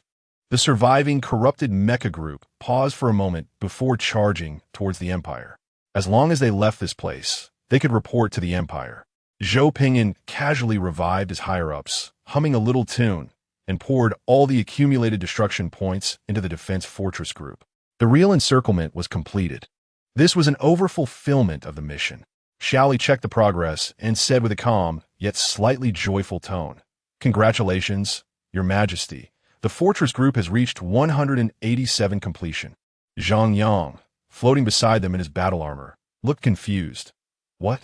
What happened? Why did the whole map suddenly explode? Lu Qian was stunned. What? How did the fortress group reach 187? The leader of the corrupted mecha's dark green eye sockets flickered anxiously, its electronic voice incredulous. What fortress group? What fortress group? In the sky, a thunderous sound of concentrated light cannons firing rang out. The leader of the corrupted mecha quickly turned its head, despairing as it saw its comrades being turned into fireballs amidst the dense rain of light cannon fire, the icons in the channel rapidly dimming to gray, unable to respond to its electronic signals anymore. The leader of the corrupted mecha's head suddenly emitted a burst of sparks, the world before it flickering like snowflakes. Its intelligence instantly overloaded, and it urgently activated the strong anti-jamming program to recover, its expression one of despair. 16 layers of numerous strong negative domains. Boom, boom, boom. Zhou Ping'an and the others' ears instantly exploded with sparks, and their headsets exploded. The battle armor worn by Zhang Yang and the others also exploded, and before they could react, they were once again blown to bits, body parts flying off as they fell freely. Zhou Ping'an looked at his higher-ups who had been killed again, stunned, then realized this was the downside of exceeding the completion and simultaneously activating the negative domains. Zhou Ping'an sighed. It's truly a good thing. It even takes out our own. The power of the disaster technology is immense. It doesn't care if it accidentally harms its own people, just how powerful it is. The mission was perfectly completed. Zhou Ping'an revived his higher-ups again and applied the blessing of the virtual realm to prevent them from dying again. The leader of the corrupted mecha floated alone in the air, its face full of despair. Zhou Ping'an smiled. Surrender? Or continue? The leader of the corrupted mecha paused and consulted the astronaut in the cockpit. The next moment, the leader of the corrupted mecha picked up the broken battleship laser sword and launched its final charge. What a pity. Zhou Ping'an opened his palm, and a shattered leader of the corrupted mecha fell to the ground. In his palm, the brand-new intelligent chip blessed by the relics floated quietly. Zhou Ping'an tossed the smart chip to Xiaoli. Upload all their data. Once the T1 mecha technology is completed, revive them all. Oh, and don't forget the Iron Clan data.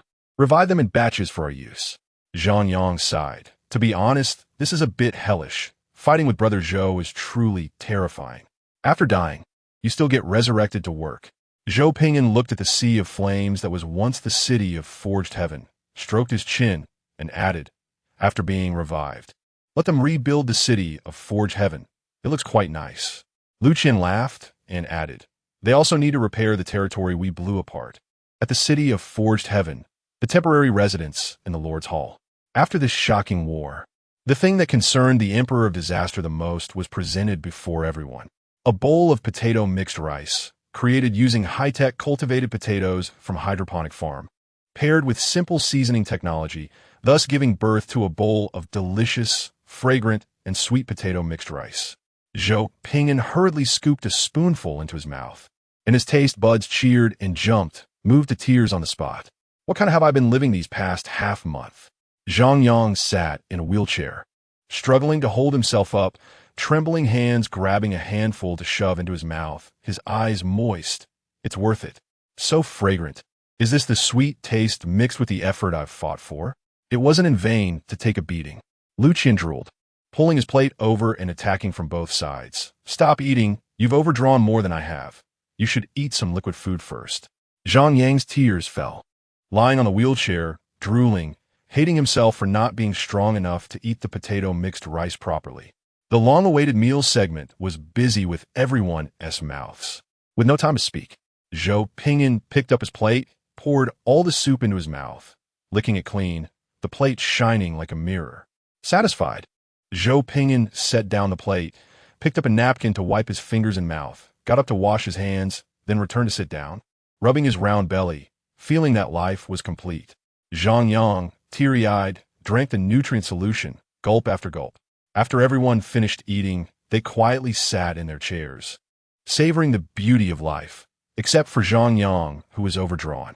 Zhou Ping'an reached out and snatched half a tube of nutrient solution from Zhang Yang, drinking it like a beverage. Zhang Yang pulled out another bottle. Lu Qin snatched it, drank half, and disdainfully shoved it back. Not good. The potato mixed rice is really fragrant. Zhang Yang, are you too sick? Don't wait for me to recover. Otherwise, I will definitely eat well. Zhou Ping'an let out a satisfied burp. Not bad. Let's report the current situation.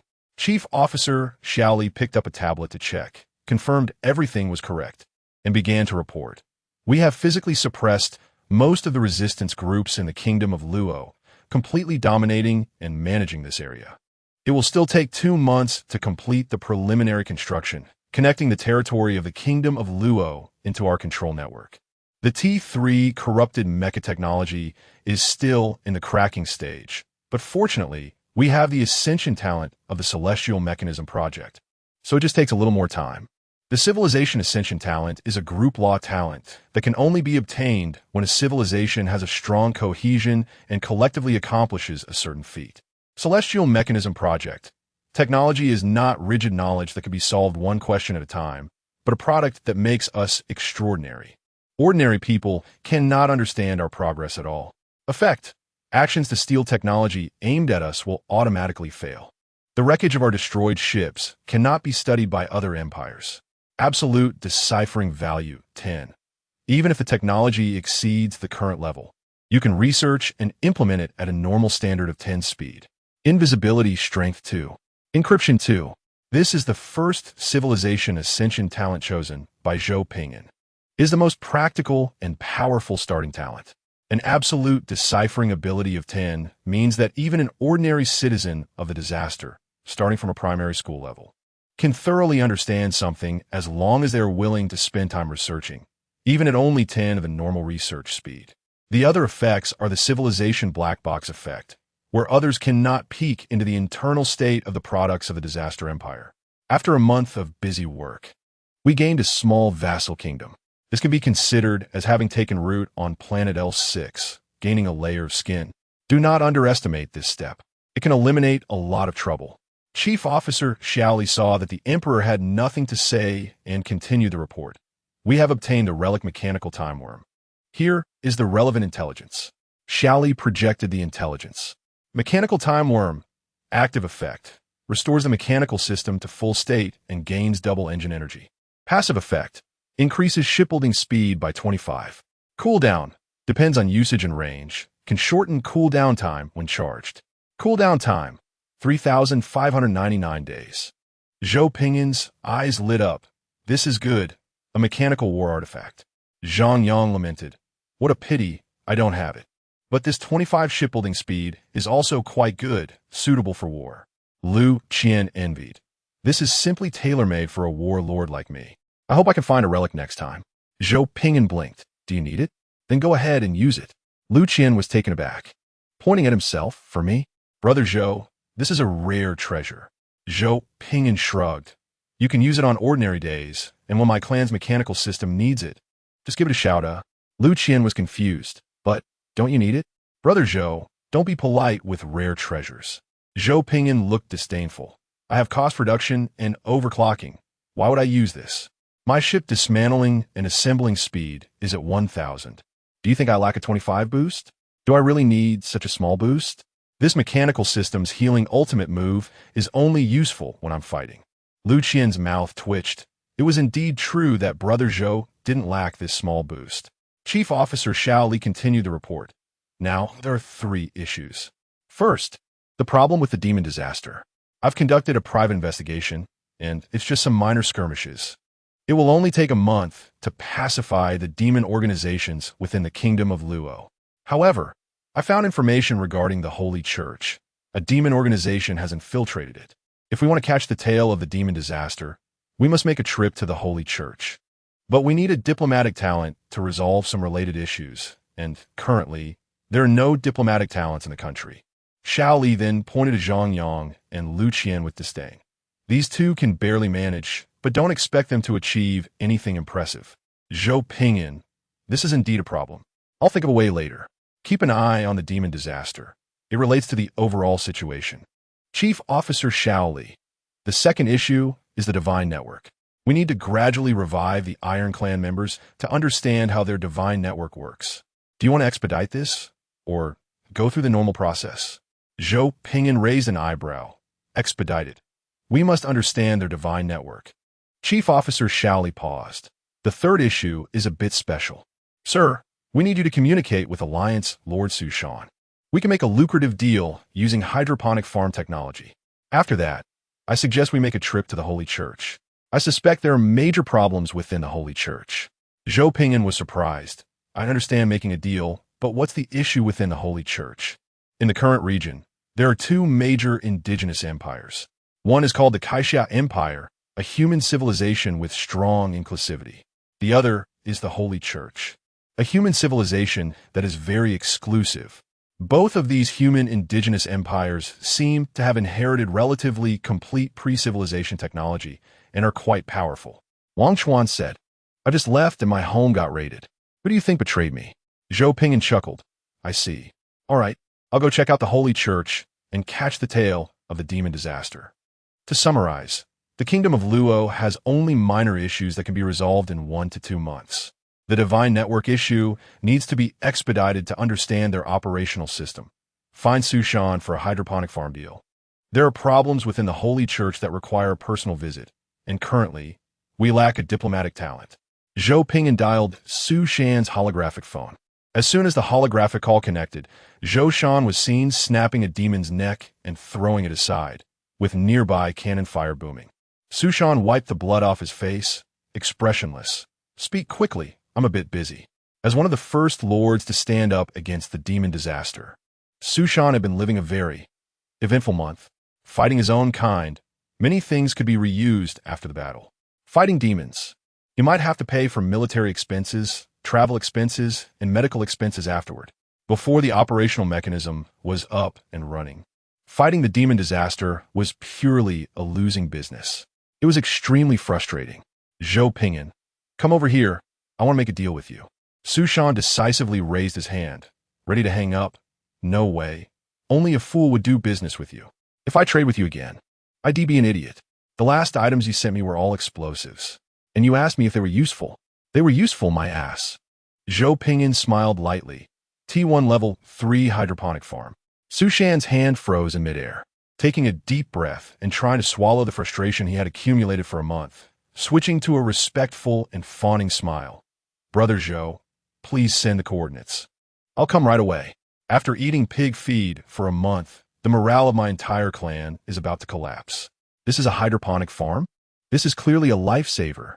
Thanks to the friend, God is watching for the first divine certification of this book. Thank you."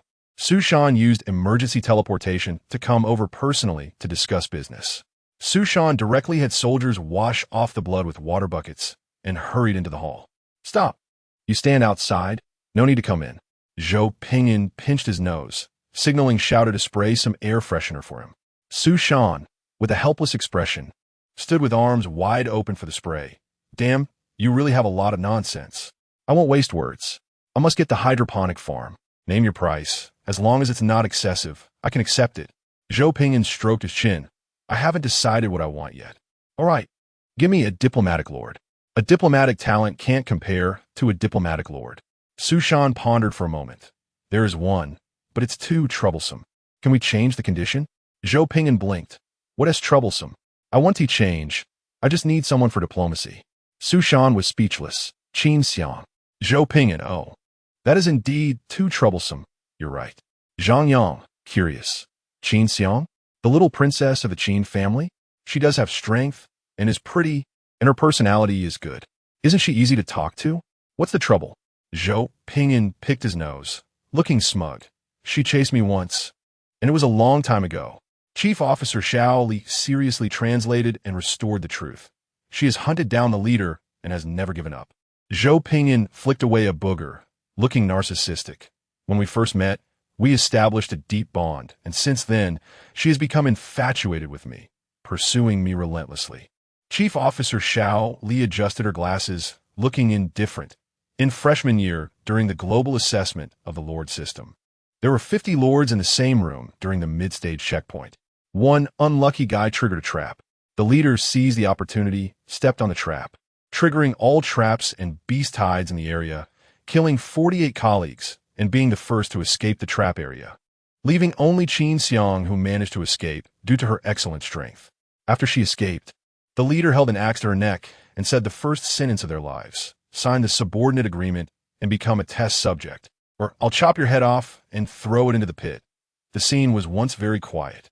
Although it was known that Brother Zhou would do anything to win and had no humanity, hearing such a familiar style was still shocking. To win thoroughly, he killed 48 colleagues, and the only one who survived was forced to sign a dog agreement. Zhang Yang chuckled awkwardly. "The strong are respected. This also still works?" Zhang Yang widened his eyes, swallowing his conscience, trying hard to uphold his brother's reputation. "I even remembered the reports for back then. Scum top scholar." No mistake, this was indeed the official report from Capital Star back then. Zhou Pingyan, with his hands behind his back, sighed. "Fortunately, I scored full marks later. It was a perfect encounter." Chief Officer Xiao Li explained. "Don't misunderstand. Here, the perfect encounter refers to the leader, and the perfect scores perfect encounter. Secondly, the leader later used Qin Xiang as cannon fodder, forcing her to walk through all the dangerous areas they encountered and made her disarm all traps while he lay behind and won easily. Before the finish line, the leader kicked Qin Xiang down, stepped over her head, and grabbed the full-score trophy from a judge with the surname Qin, all broadcasted live nationwide, including popular streams within Capital Star and the Qin family group. That day marked Qin Xiang's 18th birthday, a crucial day for her coming-of-age ceremony. She had even planned what dress to wear that evening. The higher-ups of the Qin family had specially gathered, some even waiting outside the finish line, looking forward to the little princess's spectacular performance. This included several high-ranking members of prominent families allied with the Qin family, who were paying close attention to the event. Then they witnessed such a shocking process and conclusion. On that day, Qin Xiang essentially faced social death. It would have been better to die in that mechanical riot. Zhou Pingyan's eyes were filled with nostalgia.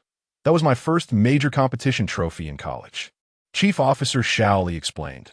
That was the first time the little princess of the Qin family, Qin Xiang, lost so thoroughly. The proud daughter of heaven, undefeated in the world before turning 18, was utterly trampled at such an important juncture in her life. Literally trampled. After turning 18, she would relive the crushing defeat every year, each time vowing to take revenge. Even the desert death god couldn't stack up against her. Lu Qian said faintly, "Brother, what position does your dad hold? How have you survived to this day? I thought it was outrageous enough that you offended your peers, but I didn't expect you to have such a strong ability to offend others. On the day of the Qin family princess's coming-of-age ceremony, you dared to step over her head and take the trophy from her elders." Zhou Pingyan replied calmly, "Mind your own business, but in any case, Qin Xiang is still someone worth recruiting. She cares about me." Chief Officer Xiao Li nodded. "Yes. If you mean that she is forced to sign subordinate agreements and be treated as an experiment every year in the competitions, then she does indeed care about you." The scene fell silent. Su Shan reluctantly took the storage disk for the hydroponic farm technology from Xiao Li. "Pass me a copy of the technology to my private account. I've sent you Qin Xiang's account, and I'll do some ideological work on her privately. I'll try to ensure she doesn't kill you when you meet. If there is anything else needed, I'll make sure to accommodate. The Alliance owes you a favor. The Alliance will remember it." Zhou Pingyan dismissed it.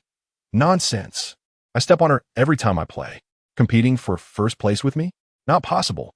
Su Shan, "That's why she wants to kill you. Clearly, her results are quite good. You two could cross the finish line together and create a story of camaraderie. But you want all the glory for yourself and use such an explosive method. Impressive." Su Shan face-bombed and added, "I'll help you deal with Qin Xiang. But don't provoke her again. She's in the top 3 of this trial. If you mess it up, you won't find such a good lord again." Zhou Pingyan, "TSK, mind your own business. Just call her over, and I'll have her sign the subordinate agreement again." Su Shan, "Be a person. Every year in the competition, I feel suffocated on her behalf." But in the end, Su Shan chose to sell out Qin Xiang for the hydroponic farm, letting her be exploited once more. Hopefully this is the last time. Su Shan also synchronized the recent technologies released by the Summerlord Alliance and the War Alliance, along with related intelligence and information from the Disaster Wolf Empire.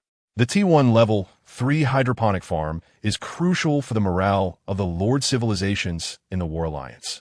Su Shan balanced the accounts and even let Zhou Pingyan make a small profit before stopping. It was indeed this war criminal lord who could first produce the T1 Level 3 hydroponic farm technology. Once the technology and intelligence were synchronized, Su Shan nervously boarded the Peace-class battle damage escort ship, heading towards the frontline combat area. Zhou Pingyan watched Su Shan leave and pondered for a moment.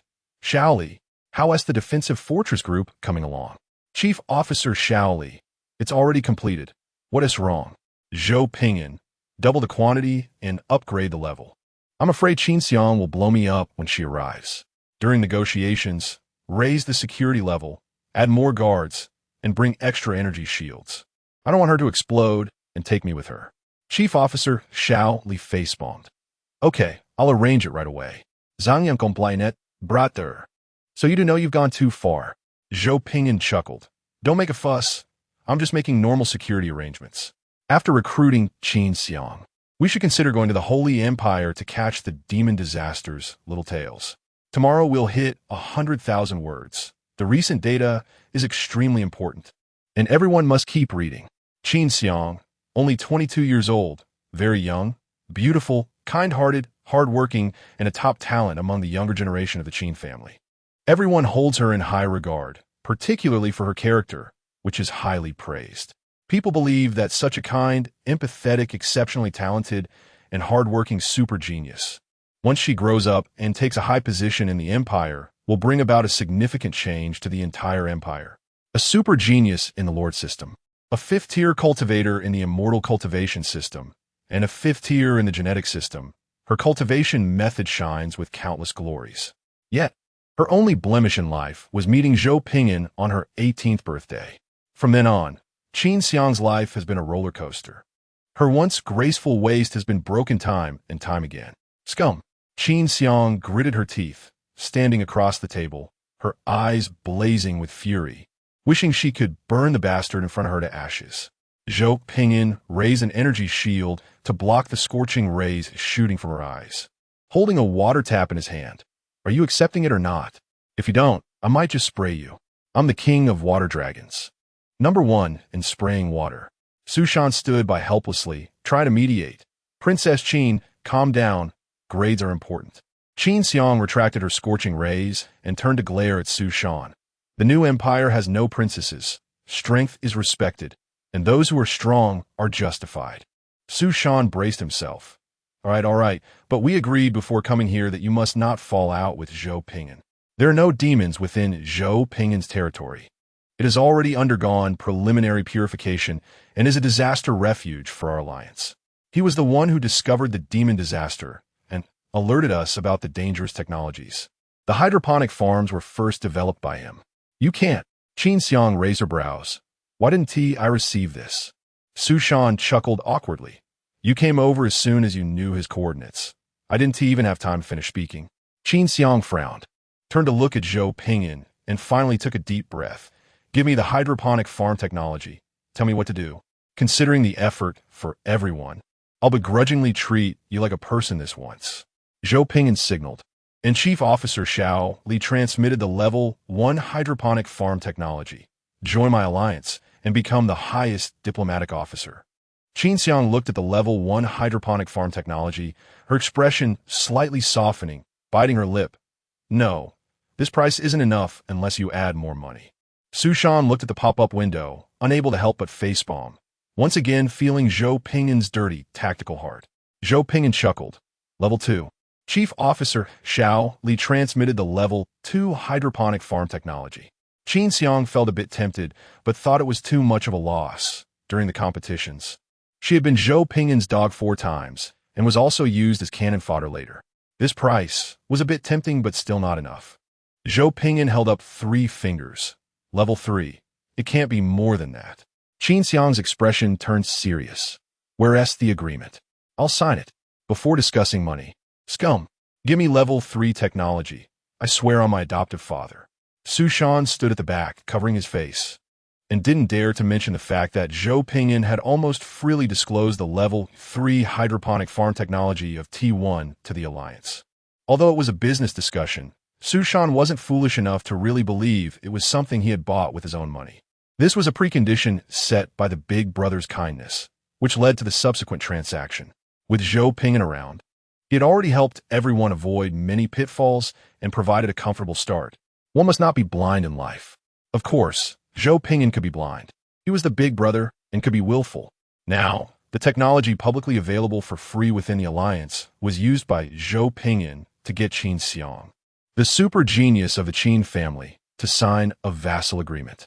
After signing the agreement, Qin Xiang's delicate face softened a lot. I want 10 of the primary production resources and full diplomatic authority. I will move my territory over later. Oof. With a Level 3 hydroponic farm, I can't help but soar. Xiaosu, why don't you sign one too? He asked, giving away Level 3 technology. Su Shan chuckled awkwardly. I'll pass. I'll hold off for now. Ding dong, alliance members. Please check the technology decompression package code and install it in time to get through the early stages. Qin Xiang was slightly curious. What's the alliance running? Let me take a look. T1 Level 3 hydroponic farm technology compression package, provided by the ruler of the Disaster Wolf Empire, Zhou Pingyan.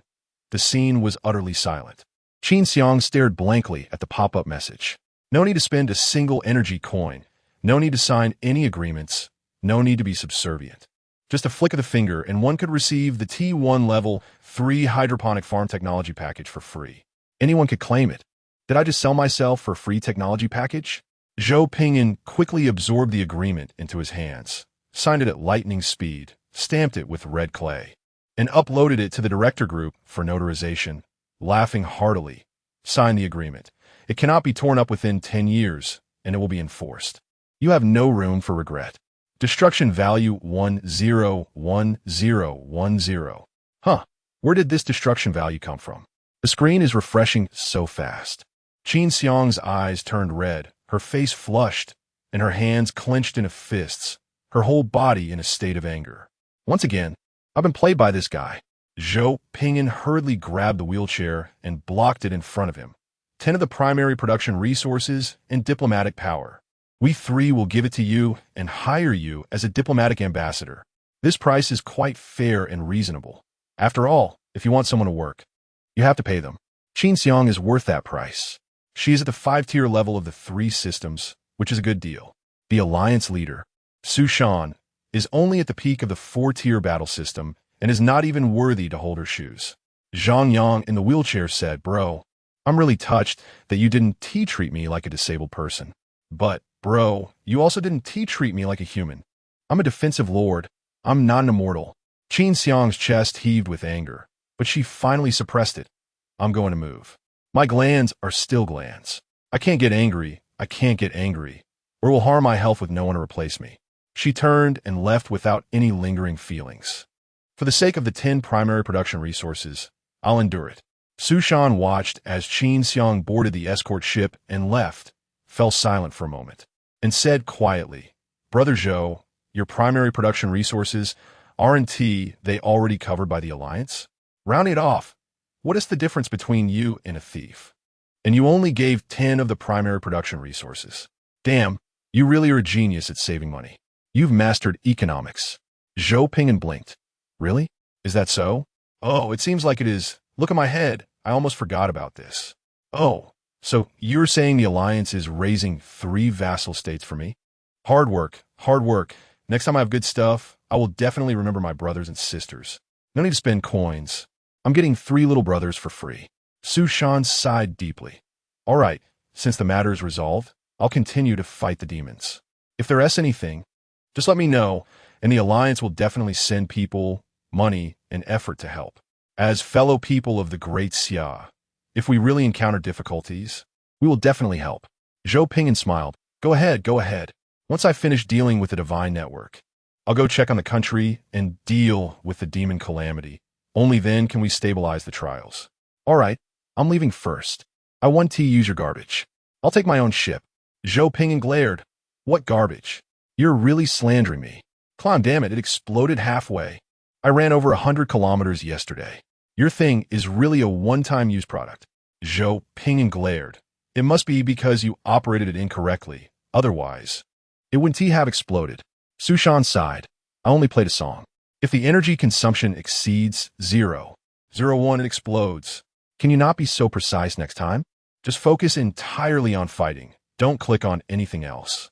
Zhou Pingyan was satisfied. "You owe me. You blew up one of my ships. Destruction value 555. In the blink of an eye, the destruction value had accumulated enough for a ship. Su Shan had a black line on his forehead. 10 alloy, right? Depreciated to 6 alloy. Send it over next time you bring the ore." Agreed. The next chapter will reach 100,000 words. Everyone must read it.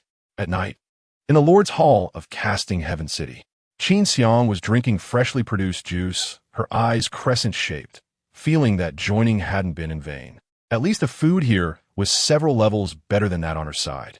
Zhou Pingyan was flipping through the information, stroking his chin. "What do you guys think about the Divine Network? I initially wanted to investigate the Divine System, but I pushed too fast and didn't get a chance to understand it. Genetic system, psychic system, technological system, divine system. Plus this T3 technology. The L6 planet trial is still challenging." Qin Xiang put down the materials and juice in her hands, clasping her hands together. "I do know a bit. I used to live in a forest area and encountered natural gods and animal gods, but they were all very weak and posed no threat. This has a lot to do with the divine system of the Great Xia Empire. Every resident of the Great Xia who believes in the Great Xia gods has a very quick response speed. The initialization is the Lord's civilized territory, not a belief. When they meet, if they shout human renaissance, those natural gods and animal gods with a threat level immediately kneel down. Human renaissance refers to a genius named Qin Zheng who rose during the mythological era, dominating Blue Star after the gods ruled it, swiftly passing through, using the Sword of Twilight to cut down the gods who disagreed with the human-centered philosophy, achieving a forceful unification. This is a significant chapter in the history of the Great Xia Empire, and also the story of the current Qin Emperor's rise. Therefore, human renaissance has become a keyword for those who believe in the Qin Emperor, allowing them to receive blessings from him. When Qin Xiang shouts human renaissance, it's like asking dad for some money. It's the spoiled daughter series, with no technical content. It's all about numerical strength. Zhang Yang weakly raised his hand. Sister Qin Xiang, your dad is the Qin Emperor. This isn't very comparable, right? Don't even mention the natural gods of L6. There aren't many gods in the stars C that can withstand it. What will be done if they don't kneel when they meet? How can you compare the toughness of life with the daughter of the supreme god of the stars C, the Qin Emperor? Qin Xiang was taken aback. Okay, you all continue. This belongs to the bloodline connection. I can't just sever my father-daughter relationship. Chief Officer Shao Li introduced. After investigation, the gods worshipped by the Iron Tribe have slow response speeds, low efficiency, and few manifestations. Only large-scale sacrifices will have effects. Your Majesty, should we let the Iron Tribe hold a large-scale sacrifice to see the effects? Zhou Pingyan stroked his chin. We must investigate the divine network thoroughly. When doing things, we must be meticulous. The development of backward civilizations may be lacking, but there are numerous cases of strong divine development, especially for monotheistic races, gathering all beliefs to cultivate an omnipotent God. Their combat power has never been seen as low. Any race can cultivate a powerful being by dedicating all their resources to a single individual. The dog race, by uniting the faith of their entire clan, can raise a divine dog that devours planets. Understood. The group engaged in further discussion and confirmation, and after ensuring there were no issues, they began to execute the plan. The large-scale ritual required a significant number of Iron Clan members. This necessitated the revival technology. The Research Institute worked overnight to produce a simple, usable cloning technology. Zhou Pingyan consumed a bit of destruction value to complete this task. On the third day at noon, the large-scale ritual finally began. The revived Iron Clan members had no choice but to accept reality and perform the large-scale ritual for the new king's new master. The large-scale ritual featured numerous performances, which Zhou Pingyan and others treated as appreciation of local customs. Supervision of the divine network was continuous from morning until night. At 11:30 p.m., Chief Officer Shaoli reported that there was a response. Zhou Pingyan looked up at the galaxy spanning the night sky, stars twinkling. Standing on the roof of the Lord's Hall, he gazed at the scene in the distance where the surface was rolling with a dark aura. There were quite a few dead, and even with timely burials, a significant amount of dark energy had emerged. Zhou Pingyan's expression was peculiar. At this point, this environment is responding? I'm not saying it's disrespectful to the gods, but isn't the timing and environment of this response a bit off? No response in the morning, none at noon, none in the afternoon. And now, at night, when the dark energy is prevalent, you respond? Knowledge, the witching hour, from 11 p.m. to 1 a.m., is when the dark energy is strongest. If you respond any slower, it will be at midnight, the peak time for dark energy. This is a big problem. Chief Officer Shao Li's expression was serious, and she called over Iron Clan leader Feng Chuan. Feng Chuan, dressed in ritual garb, looked gloomy. Chief Officer Shao Li explained the gravity of the situation, suspecting that there was a serious problem with the Iron Clan's divine network. Feng Chuan frowned. You're slandering us. Zhang Yang's expression was serious. Leader Feng, let's not mention our clan's rich experience with divine systems. Would a legitimate deity choose to appear in this time and environment? You'd best recall if anything unusual has happened in recent years. Fang Chuan shook his head. No, the only unusual thing is encountering you. Zhang Yang and Zhou Ping'an exchanged glances. Zhou Ping'an sensed something was off and waved. Activate the resonance facility, charge the divine network, and open the subspace channel. The command was passed down and executed swiftly and rigorously. In less than 30 minutes, at midnight, the facilities were installed and began charging the divine network. The Iron Clan members stood awkwardly around the square, confused as they watched the foreign races set up a strange magical array in the center of the ritual square. The subspace resonance facility, a block-like grid structure, could open a spatial dimension close to the main world as long as there was corresponding dimensional data. A purple vortex slowly emerged from the center of the square. Zhou Ping'an's expression eased slightly. The Divine Kingdom channel can be opened normally. Very good. The purple vortex quickly expanded to a diameter of 8 meters. Suddenly, an anomaly occurred. Dense, dark patterns rapidly spread from the center of the purple vortex, and ugly, twisted demonic patterns overlapped quickly, filling the air with a rotten, fallen sound. A voice full of sorrow echoed from the vortex's center. Children, run. The black-purple vortex began to collapse. Qin Xiang immediately jumped down from the roof, forming a hand sign in midair, shouting, Father above, help me stabilize the spatial channel. A divine light descended from the sky, suppressing the dark vortex, repeatedly sweeping away the dark aura emerging from it. Qin Xiang's subjects quickly gathered to form a formation, casting righteous spells from their cultivation system to suppress the dark energy and bestowing blessings on those nearby to prevent them from being corrupted by the dark aura. Zhou Ping'an looked at the chaotic divine kingdom channel and turned to the pale-faced Fang Chuan, raising an eyebrow. Did you know that your clan's deity's divine kingdom has turned into a dark world? The Iron Clan leader Fang Chuan was filled with terror. No. This is impossible. We cannot worship a dark god. We worship the Iron Fire Mother Goddess. Qin Xiang checked the channel, confirmed its stability, summoned her battle armor, and charged in first. In less than a minute, she ran back out, removed her helmet, and her expression was serious. Something big has happened. The Divine Kingdom has been occupied by dark creatures, suspected to be fallen technology. The earlier warning was a message. No divine light from the righteous gods was seen in the Divine Kingdom. Zhou Ping'an clicked his tongue, crossed his arms. Well, this is going to be fun. You have fed your entire clan's faith over the years to dark creatures. Giving a backward native the status of a clan god is great. The Divine Kingdom has been taken over, and no one knows. The Iron Clan leader Fang Chuan knelt on the ground, his face pale. No. No. This is impossible. Please read on, esteemed masters. Qin Xiang glanced at the formation of her subjects. Her brow furrowed. We only have 1 hour of free entry and exit. After 1 hour, this channel will close. Chief Officer Xiao Li's expression was serious. His Majesty the Emperor can stabilize the channel, but Emperor Zhou, are we sure we want to go in? The war in the main world isn't over, and opening a second battlefield now is a bit strenuous. We can fight, but the problem is there are only so many of us. We can't just split one person into two, can we? Zhou Ping'an smiled. Let us take a look inside. Even if something goes wrong, I'll take responsibility. Chief Officer Xiao Li looked at General Xiaoda. Xiaoda immediately arranged for the personal guard unit, taking along seasoned veterans to accompany the Emperor on the expedition.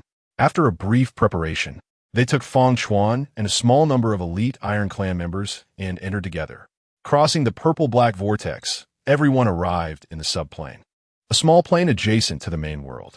What they saw was a blood-red sky, resentful spirits swirling in the air, ghostly and malevolent life forms. The ground covered with various twisted hellish plants, the air dry with a thick sulfur smell, and nearby pools of blood with several demons lying there with severed necks. While demons in the distance were in a state of slumber and had not noticed the appearance of a spatial channel leading to the main world. Qin Xiang casually cast an invisibility spell for everyone, concealing their forms and auras. Qin Xiang's pupils turned golden red. The original owner of this divine kingdom modified the entrance and exit before disappearing and cast a message spell to warn future visitors of the danger here. Because of the modification of the entrance and exit, the demons here have been trapped. The effect of the message spell was the scream everyone heard at the ritual square. As for modifying the entrance and exit, it's equivalent to changing the password of a security door unless there is a family member's fingerprint authentication. One cannot enter or exit freely. Zhang Yang was surprised. They couldn't defeat the demons, so they welded the door shut. Genius, locking the thief inside the house. Qin Xiang nodded. Right, but there's a new problem. According to my investigation, this divine kingdom has been abandoned for at least 50 years. The Iron Fire Mother Goddess, even if she's not mobile, could still crawl over to the allies, right? 50 years have passed, and the demons are still stationed here, while the divine kingdom's owner, the Iron Fire Mother Goddess, is nowhere to be found. Lu Qian was puzzled. Didn't we detect dark energy fluctuations earlier? Doesn't that prove there was a response from the divine kingdom? That's strange. What's going on here? Chief Officer Xiao Li explained calmly. Is it possible that the energy fluctuations were caused by the demons breaking the security door? Lu Qian. That makes sense. Xiao Li looked around and raised an eyebrow. The enemy civilization level is not low. At least they have mastered subdimensional technology. Look at those sleeping demon species. They are wearing T1 model demon battle armor. This is a standard demon civilization warrior. The lower limit is T1, but the upper limit is unclear. When fighting against demon civilizations, the most frustrating point is not how tough they are, but how difficult it is to accurately judge their overall strength. Demons are inherently chaotic, and demon civilizations are even more chaotic. Demons fully showcase a chaotic and disorderly survival style, and their internal management system is a complete mess, with all kinds of structures present. Especially when facing a planet not occupied by demons, you can easily encounter indigenous demons, dimensional demons, T1 civilization demons, chaotic demon species, subspace demons, messengers of the demon empire, and subordinates of the destruction demon gods. Even the demons themselves can't make sense of their management system. They just know that as long as it works, they won't think of ways to remedy it until the management system collapses. In fact, some of the higher-ups among the demons treat this chaotic management system as a traditional virtue, believing that this is true demon civilization. This situation has improved somewhat since the rise of the Great Xia Empire. Qin Xiang calmly analyzed. There are significant issues on the divine side, but I don't recommend addressing them for now. Let's wait until the Alliance develops psionic technology. Without psionic technology support, it will be difficult for us to sustain a long-term war in the divine dimension. The mainstream culture of the Great Xia Empire is focused on cultivation. Very few people pursue psionic technology. They typically first run through useful genetic technology and then, with any surplus computing power, dabble in cultivation technology for fun. They don't rush into it because the cultivation system picks up steam only in the mid to late stages, while the genetic system can quickly produce troops and enhance combat power in the early stages. If there were no restrictions, everyone would want to solely pursue the cultivation system. This also leads to a status difference. Those who pursue psionic technology are generally referred to as having a sewer status. Zhou Pingyan stared at the battle armor of the sleeping demon warrior and raised an eyebrow. Have someone check the patterns on their armor. I feel like I've seen them before. Chief Officer Xiao Li ordered an investigation and quickly received a reply. Pressing her earpiece with a surprised look, it's the Demon Empire warriors from the T4 Day Empire. And the Day Empire is currently fighting against our troops on the northern border. The Disaster Wolf Empire has had a few encounters with the Day Empire. At that time, the demon commanders of the Day Empire wanted to destroy the world to regain strength, but couldn't outmaneuver Zhou Pingyan, who detonated the disaster first. Zhang Yang complained. Demons really are like fleas, jumping around everywhere. T4 bro, this won't be easy to deal with. Let's just leave it for now. We'll handle them once we acquire more technology or after the trial ends. Zhou Pingyan's eyes lit up as he stroked his chin. What if we counterattack and penetrate into the territory of the Day Empire? Could we directly rise in rank? What is the purpose of the trial? A good position. Now, with so many military achievements in front of us, aren't you tempted? Qin Xiang responded with a face full of disbelief.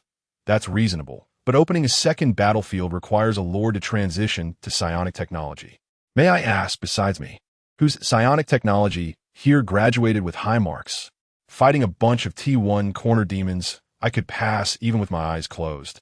But for sustained warfare, Especially to stabilize the spatial passage, we need T1 psionic theory and subsequent technology.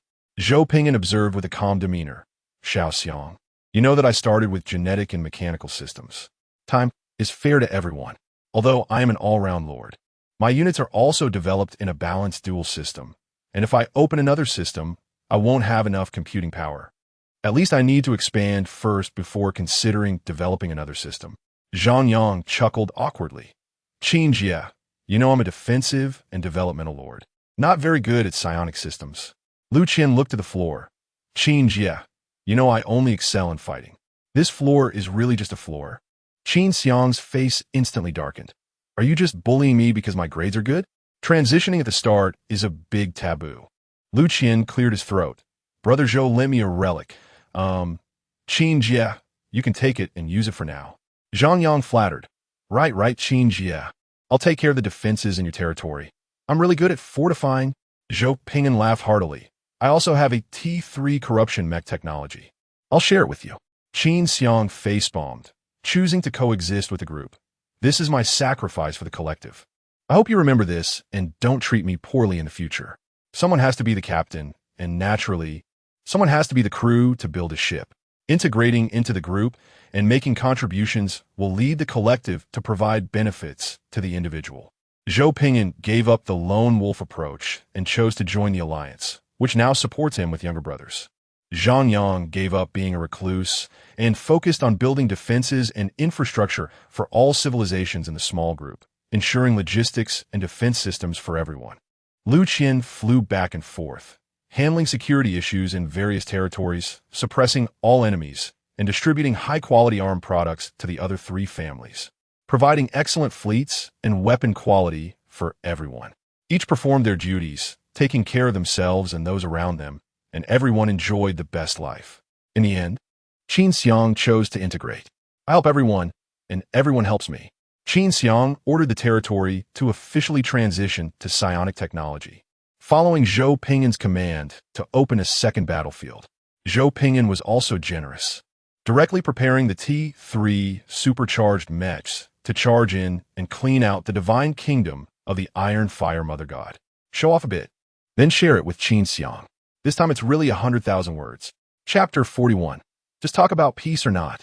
The T3 overclocked, corrupted mech possesses extremely strong combat capabilities.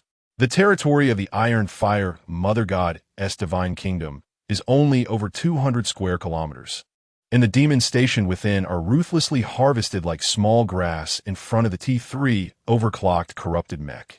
Qin Xiang looked enviously as the T3 overclocked corrupted mech emerged from the purple-black vortex. Starting with T3 technology was simply cheating. The small-scale war lasted about 3 hours, which included actions like transporting demon corpses, spraying air fresheners, and uprooting hellish plants. In the city of Forging Heaven, at the sacrificial square after the interrogation, Shouta personally came to report. Shouta's face was serious. It was an action by a subordinate civilization of the Dark Emperor's empire. After investigation, if we can connect to the divine network and complete the corresponding technology, we can counterattack to gain military merit. Zhou Ping'an. Report the situation to the director group. This situation is getting more and more complicated. The T4 Demon Empire actually has a hand in this. A planet might not necessarily catch the T4 Demon Empire's eye, but a planet located in the capital star field of the Great Xia Empire has a different strategic value. Zhang Yang sighed. The Iron Fire Mother God handled it well, preventing them from coming to the main world. Otherwise, a war would have started here. Qin Xiang said lightly. This event must have happened at least 50 years ago. 50 years, that is a significant change. Lord trials, demon disasters, the former T3 superluminal civilization, incidents left by the corpse-eating empire, the multi-planet adaptability of the children of the starry sky, and the T4 Dark Emperor Empire, etc. This small L6 planet actually harbors so many hidden talents. Lu Qian looked calm. Why think so much? There are 18th tier energy instructors above us. What is there to be afraid of? In ancient times, these would be big shots in the late stage of immortal cultivation, easily capable of destroying a star. Zhou Ping'an chuckled. Right, relax and cause some trouble. I'll cover for you. If I can't handle it, I'll let the instructors cover for me. Qin Xiang, think like a person. How many times have you made Uncle Lee cover for you? Ding dong. Zhou Pingyan opened the message and found it was from instructor Li Xiang of the director group. And he laughed. Hey, he said to let us relax and cause trouble. And if something happens, let the director group handle it. Qin Xiang sighed, always feeling that Zhou Pingyan was a war criminal lord fostered by the great Xia Empire. You see, any other civilization of average strength wouldn't dare let their lord act like this. With the director group backing him up, Zhou Pingyan planned to unleash his hands and feet to cause trouble. Qin Xiang, meanwhile, silently synchronized the intelligence to the Great Xia Lord Alliance and began to engage in diplomatic work to seek benefits for their faction. The issue of the Divine Network was considered half resolved. The Divine Kingdom was found, but the god had vanished. Meanwhile, on the central continent, among the indigenous civilizations, the place with the most experience in divine systems and the most complete divine network was the Holy Church State. If the Iron Fire Mother God wanted to seek help, the capital of the Kingdom of Luo had the Holy Church. Theoretically, there was no need to seek far when a significant figures branch was right next to them. Qin Xiang ordered the temporarily assembled energy troops and Zhou Pingyan's guard troops to go to the capital of the Kingdom of Luo, where they also held a large ceremony to open the Divine Kingdom passage. The results shocked everyone. Zhang Yang gaped. What? You mean the Holy Church in the capital of the Kingdom of Luo is serving a shell Divine Kingdom? The guards were equally confused and continued to report. Yes, Your Majesty, the Holy Church's Divine Kingdom has not been invaded, but there are no divine beings inside, only a desolate Divine Kingdom. It appears to have been abandoned for hundreds of years. Zhou Pingyan was stunned. Theoretically, the most complete divine network in the Holy Church State, and its branch is actually a shell Divine Kingdom. This is even more amusing. A Divine Kingdom occupied by dark creatures, an empty shell Divine Kingdom, and vanished divine beings. Qin Xiang's expression slightly changed. So far, has anyone encountered natural gods or animal gods over 100 years old? Zhang Yang's face changed drastically, quickly searching the Great Xia Lord Alliance for keywords. No, not a single lord has encountered any divine beings over 100 years old. Lu Qian also searched keywords, gasping. All the divine beings encountered are under 100 years old. This is even more amusing. Something significant must have happened on the L6 planet 100 years ago, affecting the entire planet's divine system. An event that could influence the entire planet stimulated. Zhou Pingyan sat up straight, looking at the projected intelligence. Stroking his chin, we must visit the Holy Church State to understand what exactly happened in the divine system. The divine system generally restrains demon disasters. Once the divine system's support is lost, it will be even harder to deal with demon disasters. We can definitely win. We can't possibly clear it alone, right? This is a team trial, not a soul-type game. Qin Xiang agreed. Zhang Yang and Lu Qian agreed. Zhou Pingyan, okay, prepare. We will set off for the Holy Church State tomorrow. The Holy Church State is a human empire on par with the Kaisha Empire. It is a religious empire that sends out a large number of church teams to patrol the country every year, eliminating dissidents, clearing demons, and judging injustices. On the surface, it has a good atmosphere and coexists harmoniously with humans. However, it does not get along well with non-human beings. All non-human races within the church state face equal racial discrimination. There will be no rash attacks, but verbal provocations are inevitable. In summary, the Holy Church State treats human races equally and equally discriminates against other races. Zhou Pingyan and the others took a guard ship directly to the vicinity of the capital of the Holy Church State, and after landing, disguised themselves as a 100-person adventure group to proceed. The official roads were wide and convenient for travel, occasionally encountering passing merchant teams, guard teams, and patrol teams. Compared to the impoverished rural areas of the Kingdom of Luo, the Holy Church State was clearly more prosperous, wealthier, and more generous. In just half a day's travel, all the teams they encountered needed only to say a phrase, "May the Holy Spirit bless you," and the merchant teams, guard teams, patrol teams, etc., would smile and exchange local specialties or give small gifts. Zhang Yang happily held a pile of snacks while sitting in the cart. It's great to say auspicious words. I don't even need to worry about lunch. I can fill up on snacks. Whenever he encountered a team, Zhang Yang would eagerly run up, performing a series of auspicious word combos, making people exceptionally happy, filling their bags with snacks and specialties. Zhou Pingyan shook his head in speechlessness and turned to Shaoli. Remember to build a base within the Holy Church state to prepare for the future. If any problems arise, it will facilitate support. Chief Officer Shaoli, understood, it has been arranged. Chief, there is currently an issue. The Empire's scale is about to exceed the 100 limit. Should I handle it? The normal standard is a scale of 100. The Disaster Wolf Empire defaults to 200. And in a state of war, the limit is 2,000. Just a reminder, this is only a convention. Currently, there is one core base, one frontline base, plus the affiliated territory of the Kingdom of Luo. The Empire's scale has already exceeded 100. In the early stages, without running technologies to reduce scale, it is very easy to exceed. Zhou Pingyan, handle it. Change the national policy to extreme pacifism and reduce the scale by 30. Different national policies bring different correction effects. For example, extreme pacifism can reduce the Empire's scale by 30, allowing the Empire to have a larger territorial area. Additionally, there is stability at 10, advocating a harmonious society, which can better promote production and scientific research development. Okay, modifying now. The air suddenly became a little quiet. Zhang Yang was taken aback. Bro, when did we ever have anything to do with pacifism? In this month since we landed, we Haven T stopped fighting. Lu Qian touched his head. Brother, are you sure you want to use this instead of extreme militarism? Qin Xiang looked at Zhou Pingyan in shock, completely confused about what he was thinking. Just yesterday, he was talking about opening a second front, and today he's saying to switch to extreme pacifism. Zhou Pingyan, am I not peaceful enough? Is the Kingdom of Luo not peaceful enough? Zhang Yang Fachabalmed. So you're this extreme pacifist? Seeing two groups fighting, you're not afraid. Just let us go kill both groups, and then we can enjoy peace. Don't worry about whether the method is right. Just tell me if it's peaceful or not. Suddenly feeling sympathy for the Holy Church Kingdom. Having such an extremist enter the country is no different from the arrival of a demon king. Leader, we've spotted a church patrol team stationed ahead. They seem to have encountered a problem.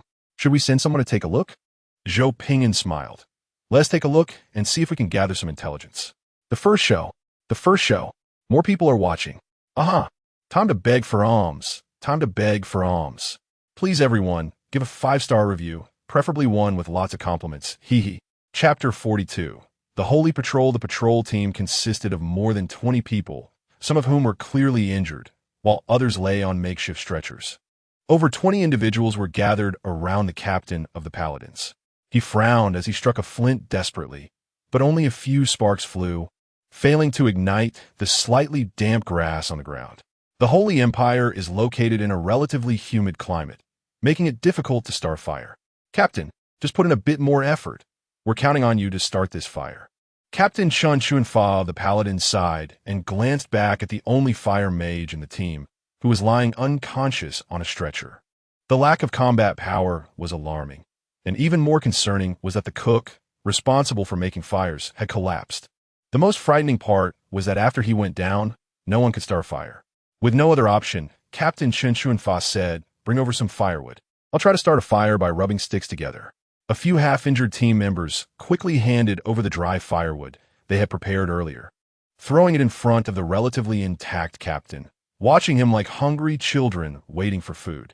Captain Chen Chuanfa sat on a wooden stump, tied a thin stick with a rope, secured it, and placed it on a thicker piece of wood. He began to rub the thin stick with all his might. "Hey, are you trying to start a fire?" Captain Chen Chuanfa looked up and saw a glimmer of hope when he spotted a nearby figure. "Hey, buddy, do you have any fire starter?" Zhou Pingyan was taken aback and shook his head. "No." Captain Chen Chuanfa's expression turned helpless. "Do you have any flint?" "Our flint isn't working." Zhou Pingyan scratched his face. "Also no." Captain Chen Chuanfa's eyes held a glimmer of hope. "Is there a fire mage?" Zhou Pingyan shrugged. "No." The light of hope in Captain Chen Chuanfa's eyes dimmed completely. He sighed and lowered his head, continuing the arduous task of rubbing sticks together. Damn it, the lesson is too profound. Lives can be lost, but the cook who starts the fire must be protected. Seeing the captain busy, Zhou Pingyan took a small stool and sat down, also bringing a few more for the injured to sit on so they wouldn't soak in the dampness while squatting. Zhang Yang and Lu Qian eagerly gathered around, sitting on the small stools, watching Captain Chen Chuanfa struggle to start a fire. Zhang Yang exclaimed, "I've only seen this in books before. I never thought I would see it in person." Lu Qian explained, "Starting a fire by rubbing sticks together is very difficult and exhausting. Those with poor stamina may not be able to persist until a fire is made. Plus, it requires skill and proficiency. If your level is a bit lacking, you really can't do it." Captain Chen Chuanfa looked up and noticed that over 20 members of the adventurer group had gathered around. Judging by their appearance and clothing, they seemed to be from a noble background, posing little threat. The leader of the group appeared to be a dashing young man, standing just 2 meters away, with no signs of bloodshed and no strong hostility towards him. Nobles out for fun? The thought flashed through his mind. But Captain Chen Chuanfa continued to focus on the challenging task of starting a fire. Zhou Pingyan handed over a fruit curiously. "Hey, how did you get so badly injured? What happened? I have a healer in my group. Do you need help?" The injured man accepted the fruit and said helplessly, "It's all because of the demons. During our patrol, we discovered several dark cults and demons, and on the way back, we were ambushed by them. If it weren't for a group in high-end battle armor we encountered, we might have been done for. Those people had very advanced armor. They looked like troops from the Rogue Empire. However, they claimed to be a demon-hunting unit under the Great Xia Alliance. You wouldn't believe it. Their weapons are extremely advanced. They took down a little demon with a single shot. It's quite strange and frightening that such a powerful unit suddenly appeared within our territory, and we had no idea about it. To be honest, it's very odd. We were planning to march back quickly to report, but on the way, we encountered other teams that had also faced the same situation. They sent the intact teams to report urgently. We're just resting while trying to make our way back." Zhou Pingyan glanced at Qin Xiang, who nodded in response. During this period, Su Shan had been working hard with the warlords to suppress the demons, aiming to clear a safe area. It was quite normal for the patrolling team, which had been dealing with demons for years, to encounter them. Zhou Pingyan then pulled out a lollipop, unwrapped it, and handed it over. "This is candy. You can suck on it to replenish sugars and nutrients, which helps with healing." The injured man smiled shyly and accepted the candy. "The packaging is really exquisite. Can I have the wrapper? I want to take it home for my sister." Zhou Pingyan chuckled and took out another one, handing it over. "This one is a gift for your sister. It's just a small snack, so feel free to take it." Captain Chen Chuanfa looked up and saw a hint of milky white energy flowing in his eyes. He nodded, "Go ahead and eat. It's a good thing. It's non-toxic." With such exquisite packaging, this noble must have some background. The injured man put the candy in his mouth, his eyes brightening as he looked at Zhou Pingyan with much friendlier eyes. "You're really a good person. If you run into trouble in the capital, you can mention our Captain Chen Chuanfa's name. It will be very effective." Captain Chen Chuanfa looked at his teammate speechlessly. Zhou Pingyan smiled and said, Sure. Shall we? Go call the healer over to help out." The healer and their assistants jogged over with a medical kit, disinfecting and bandaging the severely injured, spraying medical spray, and even finding steel plates to fix the fractures. The injured felt surprised as the pain in their wounds diminished, even feeling a bit of itchiness. The healer slapped the hand of an injured person who tried to peel off the medical cloth, their expression serious. "Don't take it off, otherwise, it will require redisinfection. For the next few days, don't let the wound get wet. Avoid spicy food and eat light liquids. In about 15 days, it will be much better. If it gets infected, it could lead to serious consequences." The injured man awkwardly nodded, giving up on the idea of causing more trouble. This was clearly high-quality material. The cloth used for bandaging was whiter than the holy cloth in the church. The healer's hands were cleaner than river water and softer than the wind. It was evident they were professionals. As Captain Chen Chuanfa observed while rubbing sticks, he knew these items were valuable and expressed his gratitude. "Thank you. If it's convenient, once I get a fire going, let us have a meal together. You're also from the Holy City, right? I'll take you along." Zhou Pingyan smiled and said, "That sounds great. Captain Sparks." Captain Chen Chuanfa quickly lowered his head, realizing that the sparks he had finally managed to create had extinguished in that instant. He sighed. "Never mind, I'll keep trying." In that tense atmosphere, a fair hand reached over from the side, holding a palm-sized tool that aimed at the tip of the wooden stick. With a click, a bright, beautiful, perfect, and hot flame, infused with divine grace, erupted from the tool and ignited the tip of the wooden stick. The flame lasted for 3 seconds, causing a small flame to flare up at the tip of the stick. Zhou Pingin's white, delicate hand retracted the lighter, his eyes fixed on the wooden stump. Full of curiosity, "It's lit. Keep going. Don't just stand there. Hurry up, come on." The paladin Chun Chuanfa stared blankly at the small flame, slowly raised his head, and looked at the group of demons across from him, all of whom were curiously watching him drill wood to make fire. Yes, their faces were all filled with curiosity, their eyes fixed on him as he drilled, even puzzled as to why he wasn't continuing the arduous task. On this hot summer day, it felt quite chilly. Paladin Chun Chuanfa's face turned red. "Don't you have any fire?" Zhou Pingin blinked. "Yes, no fire starter, no flint, no fire mage. What I'm using is called a lighter." "Oh, you want to borrow a fire? If you want to borrow fire, just say so." "How would I know if you don't say?" "You know, humans are born of humans, and demons are born of demons. Fire is born of lighters." Paladin Chun Chuanfa's blood pressure rose. He forced it down. His face flushed, extending his hand. "Can I borrow a fire?" Zhou Pingin handed over the lighter. Paladin Chun Chuanfa thought for a moment, studied it, and asked, "I just need to press here. No incantation, no recognition." "Yes, press here and aim it at the firewood." Paladin Chun Chuanfa did as instructed, and seeing the leaping flame's spirit obeying his command, the joy on his face drowned out the displeasure in his heart. He hurriedly bent down, burning the wooden stick while gently blowing to make the flame burn faster. Amidst the eager gazes of the crowd, the red flames swayed and ignited. The church patrol members cheered, tears of excitement in their eyes, finally relieved from hunger. The people from the Disaster Wolf Empire expressed their disappointment, regretting not witnessing the entire process of drilling wood for fire. Zhou Pingin and the others couldn't understand why they went through so much effort to make fire. The church members didn't have time to explain, eagerly setting up pots to boil water, watching their leader break a piece of coarse salt and put it in, then cut a piece of deer meat to add, with some dry vegetables set aside, waiting to add them once the meat was nearly cooked. Some dry bread was also tossed in, watching it gradually soften before being fished out and placed on plates to be shared among those present. Zhou Pingin stared at the pig food on his plate, falling into silence. Zhang Yang and the others looked at the slop being distributed, also silent. So, they were making fire to cook. Qin Xiang was puzzled. "But you don't raise pigs. Why are you cooking this?" "Our horses don't eat pig food." "Thank you for your kindness." "Huh? What are you doing?" Qin Xiang exclaimed, her red lips slightly parted, watching the injured men scoop the pig food into their mouths. Qin Xiang hurriedly slapped the plate out of the injured man's hands, shocked. "You can't eat. You can't eat that. That's pig food. This is simply abuse of the injured." The injured man looked sadly at the soft bread soup on the ground. Paladin Chun Chuanfa's mouth twitched. Crumbs of soft bread stuck to his lips. "This is our lunch, not animal feed." Zhou Pingin was silent for a moment, took out a box of lunch from his space backpack, opened it, and handed it over. "Want to eat? It's still warm, freshly made rice and vegetables. The meat is from castrated livestock, it's not gamey." Paladin Chun Chuanfa, a level 5 paladin, had tears in his eyes. "Their food? If I had known earlier, I could have bought some.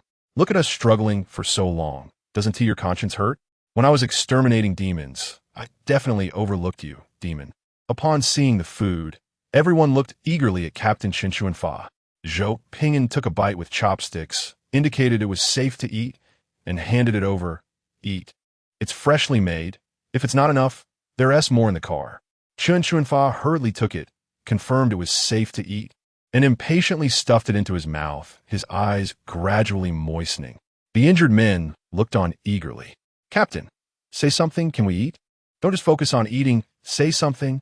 Qin Chuanfa nodded with tears. "We can eat." The injured men looked eagerly at Zhou Pingin. Zhou Pingin felt a chill on his scalp from their stares and ordered his guards to get more lunchboxes. He never thought such cheap lunchboxes would be so popular.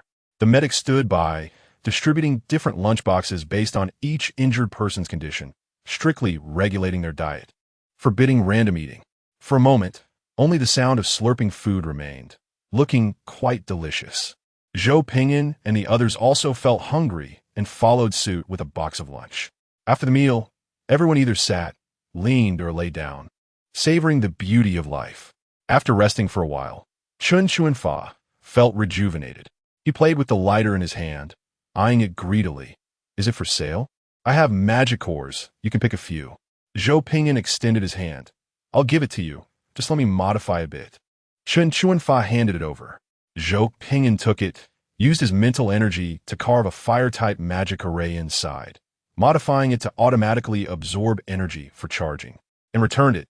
They're done. Chun Chuanfa looked in surprise at the newly added circles of magic arrays on the transparent inner wall of this exquisite creation. Are you a mage? Yeah, what's wrong? Chun Chuanfa's mouth twitched. Is this a fire magic array? Yeah, what's wrong? Destruction value 111. Chun Chuanfa swallowed his frustration. I have some connections in the holy city. Let us go together to the holy city. Sure. Chun Chuanfa's expression stiffened. May the holy god not bless you.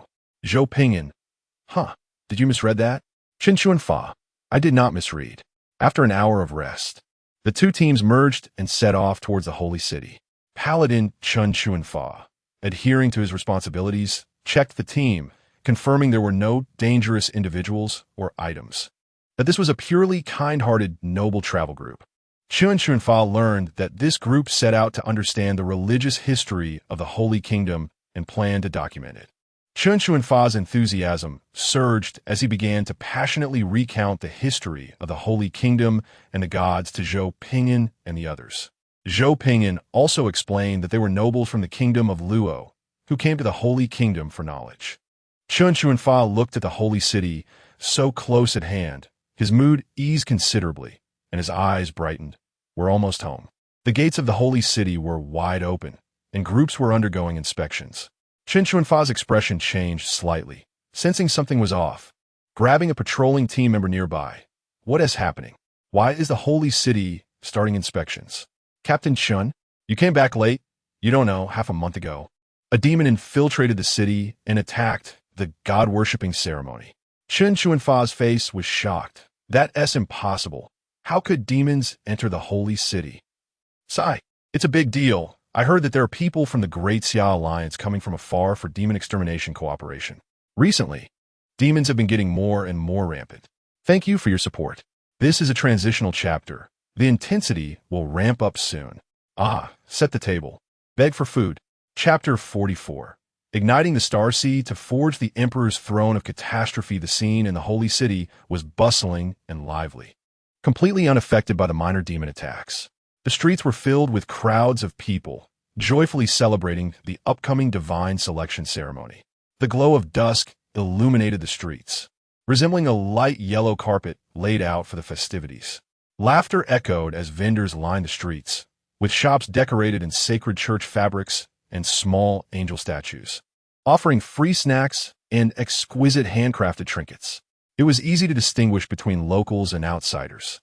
The locals exuded a vibrant energy, their eyes bright as they greeted each other with blessings from the Holy Spirit, while outsiders generally lacked this spirit, their eyes focused solely on profit.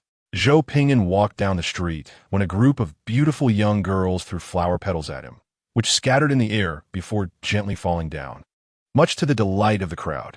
Another popular figure was Qin Xiang, who, due to her noble demeanor, had people keeping their distance, only daring to observe from afar, wondering whose saintly daughter had come to the holy city in disguise. Paladin Chun Chuanfa asked the patrolling city guards to assist in escorting his team to the church hospital for treatment while he hurried off to the tribunal. Zhou Pingyan and the others expressed their desire to broaden their horizons, and Chun Chuanfa hesitated before nodding in agreement. Zhou Pingyan instructed the others to find a hotel to stay in and took the core members with him. The golden light of dusk spilled onto the brown walls of the tribunal, where massive stones formed tall, sturdy walls. Every 10 meters, there was a square window that balanced aesthetics with lighting, while the white eaves softened the overall solemn style, and angel sculptures adorned the top edges, filling the air with a sacred aura. Zhou Pingyan remarked, "These statues are so clean. The janitors must be cleaning them every day to maintain this effect. Chun Chuanfa, walking ahead, was taken aback and replied with irritation. This is the work of the prayer walkers. They possess cultivation and won't cause any issues. Zhou Ping'an responded, got it. They can't be killed easily. Chun Chuanfa sighed, unwilling to explain further, and quickened his pace. As they approached the tribunal, the number of pedestrians visibly decreased. Almost everyone here was a member of the church, each with a serious expression and an air of authority, giving off a vibe that warned outsiders to stay away. It was clear that these individuals were working overtime, their faces reflecting their fatigue. At the entrance of the tribunal, two groups were chatting together. One group consisted of knights common in the Holy Kingdom, while the other comprised armored warriors typical of the great Xia lords. Chen Chuanfa was slightly surprised. It's you guys? You got here quickly. The leader of the Battle Alliance's vice captain turned around. Oh, it's you, little Chun. Zhou Ping'an was confused. That's not my nickname. The vice captain quickly switched to a flattering smile, addressing him as Emperor Zhou. What are you two standing there for? Hurry and notify Brother Su. Chen Chuanfa looked at Zhou Ping'an in surprise, not expecting him to have this title, but quickly turned back. The situation was serious, and there was no time for small talk. What's going on inside? Captain Chun, you should go in and see. It's very serious, a voice replied. Chen Chuanfa's expression turned serious, and he moved forward quickly. Zhou Ping'an naturally followed behind, successfully blending in. Zhang Yang and the others mimicked him. The knights at the entrance looked towards the vice captain of the Battle Alliance. He hurriedly shook his head, signaling them not to stop Zhou Ping'an, and silently mouthed, Imperial Princess. The knights glanced at the noble-looking Qin Xiang and obediently withdrew their hands that were about to reach out. Chun Chuanfa, familiar with the surroundings, walked near the demon morgue and noticed a change in guards. On the left were their own religious knights, and on the right were demon-slaying warriors from the Great Xia Alliance. Chun Chuanfa furrowed his brow, sensing something was off, and approached to inquire, what's going on? The guard saluted and reported in a hushed tone, the warriors of the Great Xia Empire are assisting in suppression and have sent over several special models of demon corpses. The elders of the tribunal have urgently ordered a joint investigation. This is a special collaboration. Chun Chuanfa suppressed his growing irritation, realizing the matter had exceeded the control of the Holy Kingdom, and pushed the door open to enter. Zhou Ping'an followed closely behind, but was stopped. Zhou Ping'an calmly looked at the guards of the tribunal, placed a hand on his chest, and a striking black and red destruction-type demon wolf military uniform materialized from top to bottom. The nearby guards of the Great Xia Alliance stood at attention. We pay our respects to Emperor Zhou. The tribunal guards exchanged awkward glances, realizing that the person before them was the unique individual associated with that aura. With a forced smile, they withdrew their arms and opened the door. Zhou Ping'an led his group inside, where he was surprised to find Guan Meng present. Guan Meng, the vice leader of the Great Xia Alliance, was a woman of peak fourth-tier psychic abilities and a genius in magical cultivation. She had completed a paper on the psychic network theory by herself. Beautiful and charismatic, she possessed immense strength, capable of making even those of the same level cry for days with a single punch. S'enseigne somewhat familière. She turned around and said helplessly, what are you doing here? Zhou Ping'an, feigning anger, replied, I noticed how exclusive you all are. It's fine for those below, but the rumors have created misunderstandings about me. And you, as the leader, treating me like this, what do you expect those below to think? Do I have no pride? Guan Meng was speechless. Old Su was injured when his ship was blown up on the way back. The safety system was just a helmet and a parachute. Luckily, it was Su Shan. If it had been someone weaker, they would have been eliminated on the spot. Zhou Ping'an was displeased. So I made old Su pay me 6 gold alloys, and that should have settled the matter, right? Why are you being so stingy? I'm not holding a grudge. Guan Meng. Chen Chuanfa activated his holy fighting spirit and approached the demon corpses. He took a mask from a nearby priest and frowned. The demons have seized the Empire's armored suits. The demon on the morgue table wore intelligent armor. Its goat head drooping on the table, tongue sticking out, eyes hollow, with a large hole in its chest where the demonic blood had already congealed. In its hand was a metallic combat knife, radiating an ominous aura. Chen Chuanfa's expression grew grave. Since ancient times, Ancient treasures have been lost throughout history. Only the Holy Kingdom retained a relatively complete belief system, while the Empire maintained a relatively complete production system for war armor. Now, these disorganized and undisciplined demons were donning war armor. Had the Empire lost its war armor factory? Guanming covered her mouth and nose with a handkerchief. Her expression serious. It's worse than you think. These were produced by the demons themselves. Look at the joints. Chun Chuanfa examined closely, and his face instantly darkened. The joints of the demons were not the same as humans. These war armors indeed fit the structure of demons perfectly. Zhou Ping'an leaned in curiously. T1 demon technology? This is getting interesting. Guanming enveloped her palm in psychic energy and pointed at the chest area of the demon's intelligent armor, causing a broken energy core to float up. Her tone was subtle. Look at this. It's an energy engine about to reach T2. Zhou Ping'an raised an eyebrow. Qin Xiang, come over here and take a look at this. Does it resemble that batch we had in the Divine Kingdom?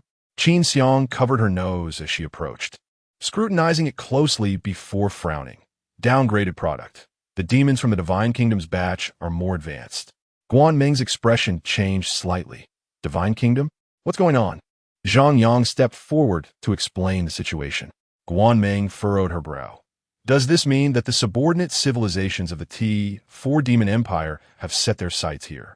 And we might even have to face an invasion from the T4 Demon Empire itself? That's alarming. Lu Qian shrugged.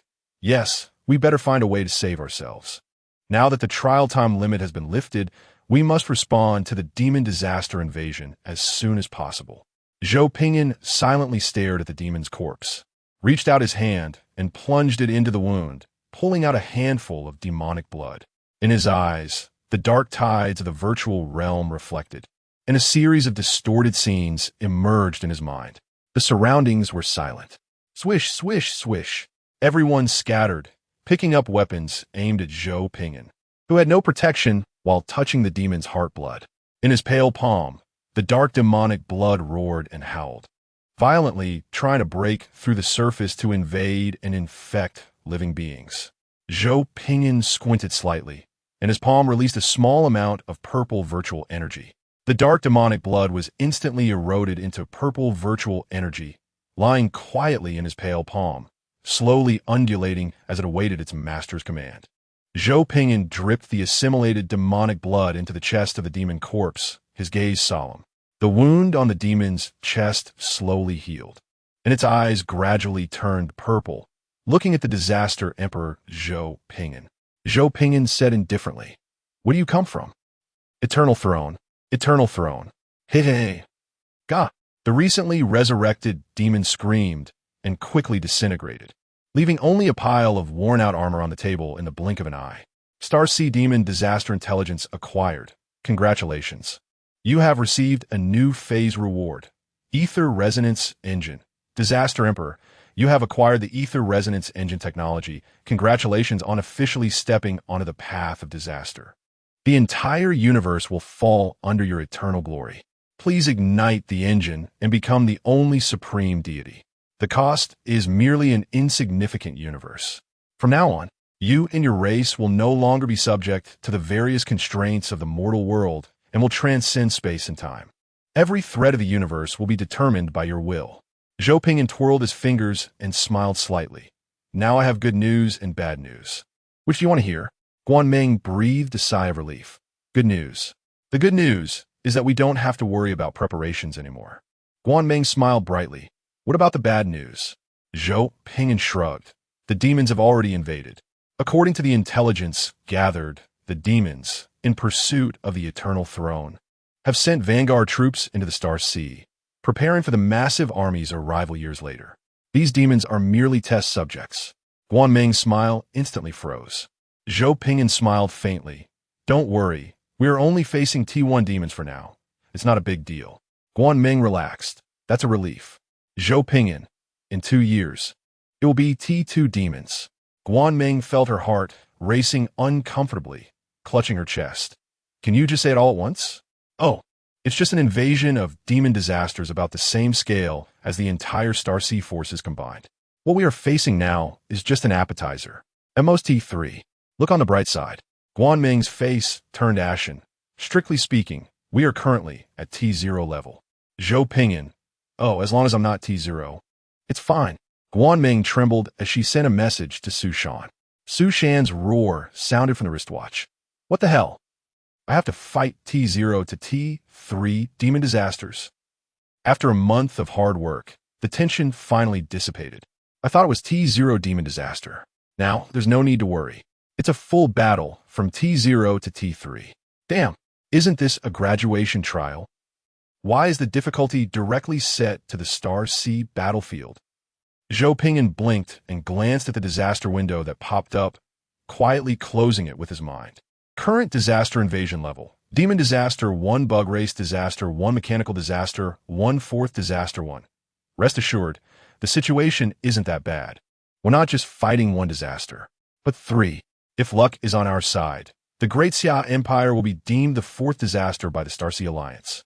At that time, it will be me helping the Great Xia Empire fight against the entire Star-C and the 3 major disasters. What? You ask why the Great Xia Empire would fight against the whole world? Because I am of the human race, and the ascension effect includes racial ascension. Do you think a normal super empire would refuse the temptation of being recorded in history? The answer is no. By the way, can you guess what the engine fuel is? Congratulations, you got it right. The entire Star-C. Ignite the entire Star-C, completely forging my supreme status as the Disaster Emperor. I kindly ask everyone not to support the book. The specific data on the first day of the debut is not very friendly for sheep. If the follow-up reading doesn't work out, it seems I will have to rely on everyone's gifts to survive.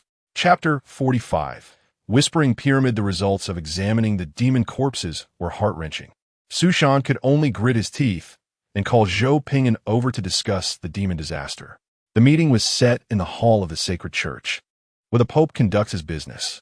This time, Su Shan took the initiative and arrived here a week earlier than Zhou Pingyan. Under the guidance of Chun Chuanfa, Zhou Pingyan and the others arrived at the church hall and saw Su Shan discussing cooperation with the Pope. Su Shan sensed the heartbreaking aura and turned to see Zhou Pingyan, looking helpless. The situation is urgent. Do you have a treatment plan for a 9th-tier psionic? Zhou Pingyan looked at the first person, an elderly man with white hair, a kind face, holding a scepter, wearing the Pope's robe, sat in a chair, exuding a gentle and elegant aura. He looked like a seasoned elder who had returned to simplicity after experiencing the vicissitudes of life.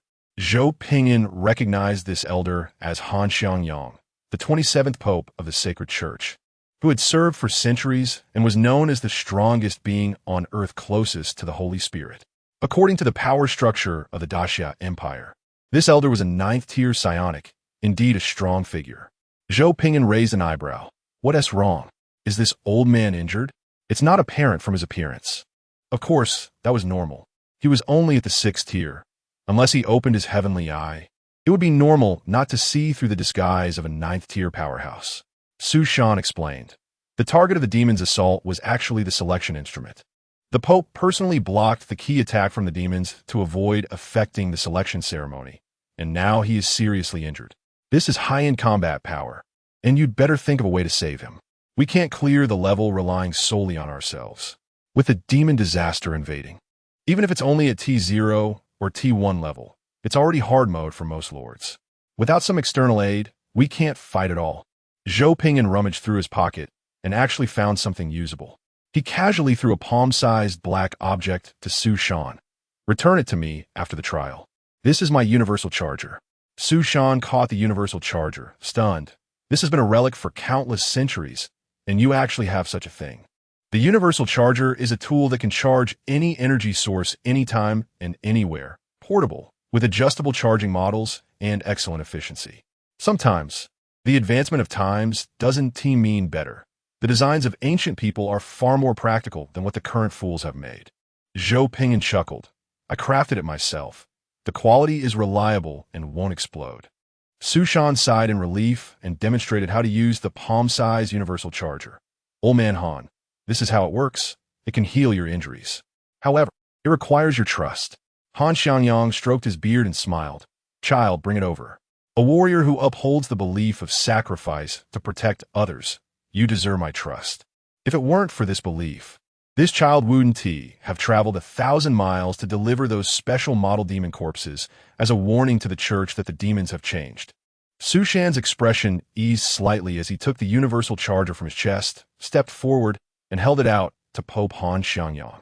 As he approached, a mechanical eye appeared on the surface of the universal charger, emitting light to scan Han Xiangyang. The device transformed into multiple mechanical chains and, in an instant, became a black wristwatch floating in front of the Pope. Han Xiangyang was surprised and reached out, seeing the black wristwatch automatically fasten onto his wrist. The wristwatch began to emit faint blue light waves, alleviating the injuries sealed within Han Xiangyang's body. The wristwatch emitted strange sounds and diagnosed some unusual data. Zhou Pingyan's wristwatch projected the diagnostic report, raising an eyebrow. Cyborg technology? You're a cyborg, not a natural human? Somewhat unexpected, yet also within anticipation. The humans of the kingdom of Luo were descendants of a pre-Lightspeed civilization, and the Sacred Church was naturally a descendant of that civilization as well. However, the Sacred Church adopted cybernetic technology. According to the data, this elder had taken a hit from a small dark energy cannon close to T2 to the chest. If it were a natural human at the 9th tier, they would have died instantly. But because he was a cyborg, his organs were stronger than normal, and he managed to endure it. A talent indeed, willing to risk his life for an instrument. Su Shan's expression was awkward as he shot Zhou Pingyan a glare, explaining, "The Pope was injured to protect the selection instrument. The selection instrument is held every 10 years and allows 100,000 people to receive divine grace each time. It is the foundation of the Sacred Church. Because it is so important, they publicly claimed it was just a small-scale demon attack." Zhou Pingyan replied, "Speak plainly." Su Shan said, "Whispering Pyramid." Zhou Pingyan leaned back strategically. "I see. But I remember that thing is very sturdy. Does it require risking one's life to withstand it?" The Whispering Pyramid is a divine artifact that restrains demon civilization. It does not refer to a specific artifact, but rather any artifact that can nullify energy shields. It doesn't penetrate the shield. It directly invalidates the energy shield. Demons, due to their physiological structure, inherently possess the ability to release energy and, after becoming a civilization, love upgrading energy shield technology. The Whispering Pyramid series of artifacts counters this effectively. Just this aspect alone isn't enough to classify it as a Whispering Pyramid artifact. It also needs another function, to enhance the psionic traits of species. This allows 100,000 people every 10 years to have a chance to enhance their psionic traits. Quite impressive indeed. This is a rare national artifact capable of consistently producing various psionic talents. Zhou Pingyan was astonished. Isn't it necessary to have zero to enhance psionic traits? I thought there wasn't much zero resource on this planet. Relying solely on the small amount of zero production from the Whispering Pyramid to support a transformation once every 10 years is merely piecemeal. As for determining whether there are zero resources on planet L6, that's even simpler. After landing for a month, he had not felt any psionic tide. Su Shan sighed. They burn the fallen or aged psionic individuals into ashes for reuse. The key to activating the Whispering Pyramid must witness this every year. This way, there's enough zero. This is the reason the Sacred Church has been able to endure. This is also why they can sit atop a pile of volcanoes, yet keep these volcanoes from erupting. Sacrifice. Countless sacrifices have brought peace and development. Han Xiangyang smiled gently, holding his cane. It is our honor. Our ancestors exchanged sacrifice for the peace of all beings. After they die, they will transform into angels to continue guarding us. We are merely walking the path our ancestors have already traveled. Becoming angels is a matter of great honor. Zhou Pingyan was left speechless, recalling the countless times he had read those words. There has never been a divine emperor or savior. Happiness relies entirely on us humans. The Pope knows better than anyone that no God will save them. Only countless ordinary people, who turn into flames, have exchanged their lives for peace. No wonder he would risk his life to protect the instrument that serves as the activation key. As the Pope of the Sacred Church, a 9th-tier psionic, he actually had countless ways to intercept the demon's fatal attacks on the instrument. But he chose the most reliable plan, his own chest. This was not just his instrument. It was an instrument stained with the blood of countless compatriots. Chapter 46 gives Zhou Pingyan an electromagnetic cannon with a full consensus between both parties. The cooperation was smoothly established. However, in terms of specific implementation, Zhou Pingyan and Su Shan had different ideas. Su Shan, in pain from a toothache, asked, "Haven't you always strongly supported the eradication of demons?" Zhou Pingyan replied, "Yes." Su Shan continued, "Then why don't you send troops to support the demon eradication efforts?" Zhou Pingyan explained, "Oh, because I want to defeat all factions first. That way, I can score higher." Su Shan looked at this chaotic figure in disbelief, feeling exasperated. After a moment of contemplation, he had to ask again, honestly. Zhou Pingyan replied indifferently, "I don't believe in your so-called salvation plan. These races cannot unite to form a salvation alliance to fight against the demon disaster." Su Shan's plan was simple, to bring together all the forces in the central continent that could unite to protect their homeland. It was beautiful, but unrealistic. Su Shan took a deep breath and said, "Now that the demon disaster has arrived, they will definitely huddle together for warmth. That's the optimal solution." Zhou Pingyan chuckled. "The optimal solution for a superluminal civilization landing is to collect all resources and quickly return to the stars to expand colonies. The reality is that after landing, they fragmented into over 300 nations, dismantling their mother civilization into a pile of cultural fragments. When you had the conditions, you didn't act. Now that it's shattered, you think they can unite? Do you think that is possible?" Su Shan's expression turned serious. "The Great Xia Empire has rich experience in unification. We can definitely." Zhou Pingyan ruthlessly interrupted. "They also have Qin Huang, the first emperor. Civilization collapse is the norm. Not all civilizations will crave unification like we do. You've been living in an ivory tower for too long." It was the achievements of Qin Huang and the Great Xia that engraved the idea of unification into the souls of the Great Xia people. The people who have witnessed the wonders of civilization crave to taste that level of civilization again with every drop of blood and wisdom. Those who live in the light of miracles cannot bear the ordinary and the dark. They inherently desire to achieve unification. For those countries that have not experienced miraculous civilizations, reaching their peak and then fragmenting is the normal situation. And for Planet L6 former superluminal civilization, not only did it lack miraculous achievements, but it also had no hidden laws for protection. Does it even qualify to achieve unity? What does it have to achieve unity? Love and miracles? Do they really think achieving miracles has no threshold and requires no conditions? Su Shan's face grew serious as he raised his voice. "The Great Xia never gives up on anyone." Zhou Pingyan replied, "Do they have residence permits?"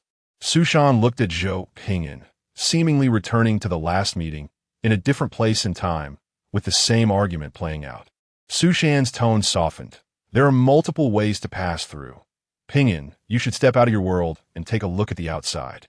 Zhou Pingyan shrugged. "All right, let us compromise. I want to proactively attack the factions on the white list, and you want to interfere with my defensive war. The cooperation model remains the same." After a pause, Zhou Pingyan's tone became calmer. "I admire good people like you, and I hope there are more people like you. It's not that I don't believe in it, but I know this path is difficult. If you need help, just say so, no conditions required. I'm willing to back you up. Some things cannot be seen through paper data." Su Shan's loss-making deal garnered a lot of goodwill from the Holy Church and various factions, preventing large-scale wars after the Great Xia Alliance came into contact with local civilizations, providing everyone with more ample development space. His position as the alliance leader was genuinely recognized by everyone. Zhou Pingyan also enjoyed the benefits he brought, and he couldn't overlook the other party's real contributions just because their ideas differed. Of course, this didn't mean that Zhou Pingyan had to give up his own thoughts. It was about seeking common ground while reserving differences. Su Shan was speechless for a moment. "This defensive war you mentioned, does it mean attacking the capital on the other side?" Zhou Pingyan's gaze drifted. "That is not your concern. It will definitely be a defensive war." Su Shan said, "All right, let us settle on that for now. What's your next goal?" Zhou Pingyan replied, "I'm wavering between unification and fighting the demon disaster. I'll think about it when I get back. Attacking indigenous civilizations to gain super technology, relics, artifacts, resources, and talents was a very tempting option. Fighting the demon disaster to gain destruction points, war technology, and military strength was also an appealing option. Han Xiangyang, holding the scepter, smiled helplessly. Our current situation must be amusing to the guests. During the argument, Han Xiangyang understood the severity of the situation, especially after personally taking a hit, realizing the catastrophic destruction that could result from a successful plan by these demons. If the head of a country were successfully assassinated, it could trigger national turmoil, allowing for many possible actions. Zhou Pingyan said, "All right, you can have your people discuss the details with mine. I need to go out and plan the next battle strategy." Su Shan replied, "Okay, I'll talk to the Pope about cooperation. See you later." Zhou Pingyan waved his hand and turned to leave, with Qin Xiang and others following closely behind. After walking a distance, Qin Xiang turned back and opened the team channel to ask, "Your behavior is very strange. What are you plotting?" Fighting the demon disaster was proposed first by Zhou Pingyan and was also the first thing he executed. At this critical moment, he deliberately went against Su Shan. This guy must have thought of something devious. Zhou Pingyan chuckled. There has to be a good cop and a bad cop. We need to prepare for taking down the Whispering Pyramid in the future. Su Shan certainly knew what he wanted to do, but this guy had too high a moral standard and wouldn't he do something so shameless. Hey, I'm different. My artificial moral standards are very flexible. Demon disasters? Let us fight. The Whispering Pyramid artifact? I want that too. Unification? I also want to pursue it. But definitely not the kind of unification that Su Shan seeks with love and justice. Now I just need to analyze and choose which option will maximize my interests. Zhou Pingyan walked out of the Holy Church's door, walking 100 meters, and saw the bustling street not far ahead, where people were laughing and chatting. His thoughts relaxed, and he chuckled. This holy city has quite a lively atmosphere. Just look at the decorations of these shops. They create a warm ambience. And the pavement tiles on this street have a comfortable texture and pattern. These believers are also quite nice. Just looking at them is pleasant. And look at the dark energy electromagnetic cannon set up in the distance. It looks impressive. Brother Chun, is it popular here in the holy city to aim dark energy electromagnetic cannons at the church's main gate? The atmosphere suddenly fell silent. Everyone hurriedly followed Zhou Pingyan's gaze and saw, about 300 meters away, a charged dark energy electromagnetic cannon aimed in their direction, ready to fire. The cannon's muzzle even showed a full dark energy wave. The dark energy electromagnetic cannon, commonly known as a sniper cannon, had high damage and was single shot. An ordinary person couldn't withstand it. In a critical moment, Zhou Pingyan quickly raised his virtual energy shield, striving to intercept the shot as fast as possible. Zhang Yang strained to maintain a sudden defense boost for everyone. Lu Qian roared as he took out an artifact and struck down fiercely, causing a purple-black lightning bolt to descend from the sky toward the enemy's position. Qin Xiang swiftly devised the optimal plan, calculating the force and angle, and kicked Zhou Pingyan hard in the rear. In the midst of Chun Chuanfa's stunned defense and everyone's astonishment, the unprepared Zhou Pingyan transformed into a meteor, crashing face first into the incoming dark energy beam. Burning knowledge. Among everyone present, the disaster Emperor Zhou Pingyan had the highest and strongest defense capability. Thank you to the great god of Forbidden All Things End for the certification. It was quite a cost. Thank you. Chapter 47. The first shot to eliminate the demons, Zhou Pingyan's body turned purple as he forcibly neutralized the dark energy cannon beam using his phantasmagoric assimilation ability. After enduring for over 12 seconds, his head began to smoke, and he fell to the ground. A floating camera that had been invisibly recording the actions of the candidates quietly appeared, and a small speaker announced, "Congratulations to candidate Zhou Pingyan for completing the personal defense feat. Face against the cannon. A reward of 100 points is granted." And a global announcement is made. After the announcement, the floating camera disappeared into the air again. In special situations, candidates could directly contact the director team as a precautionary measure. Zhang Yang stared, dumbfounded, at Zhou Pingyan, who was lying on the ground with smoke coming from his head. Lu Qian gulped. "Sister Qin, why did you kick Brother Zhou?" Qin Xiang struggled to suppress the corners of her mouth. He has the highest defense. With Zhou Pingyan's strength at least level 6, It was most likely he could withstand the hit. General Xiao sensed the impending storm and quickly led his guards to capture the assassins attacking the Emperor of Calamity. After a moment, Zhou Pingyan, with smoke rising from his head, climbed up from the ground. Xiao Li hurriedly took out a chair and helped him sit down. Zhou Pingyan took a deep breath. Quickly recovering his state, slowly stood up, turned around, and looked at Qin Xiang. Has her dad never given you a defensive artifact? Although the situation is urgent, there are definitely more solutions than having my face take the cannon. Qin Xiang's gaze drifted to the left, her tone particularly guilty. I forgot.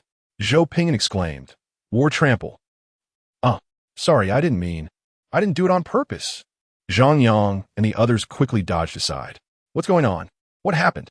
Su Shan rushed out of the church in battle armor, followed by Pope Han Xiangyang, who was flying using magic, along with a team of high-level forces from the Holy Church. Su Shan stopped in disbelief when he saw Zhou Pingyan stepping on Qin Xiang, who was lying on the ground with smoke rising from her head, surrounded by onlookers. Zhang Yang said, Someone bombarded Brother Zhou. Su Shan facepalmed.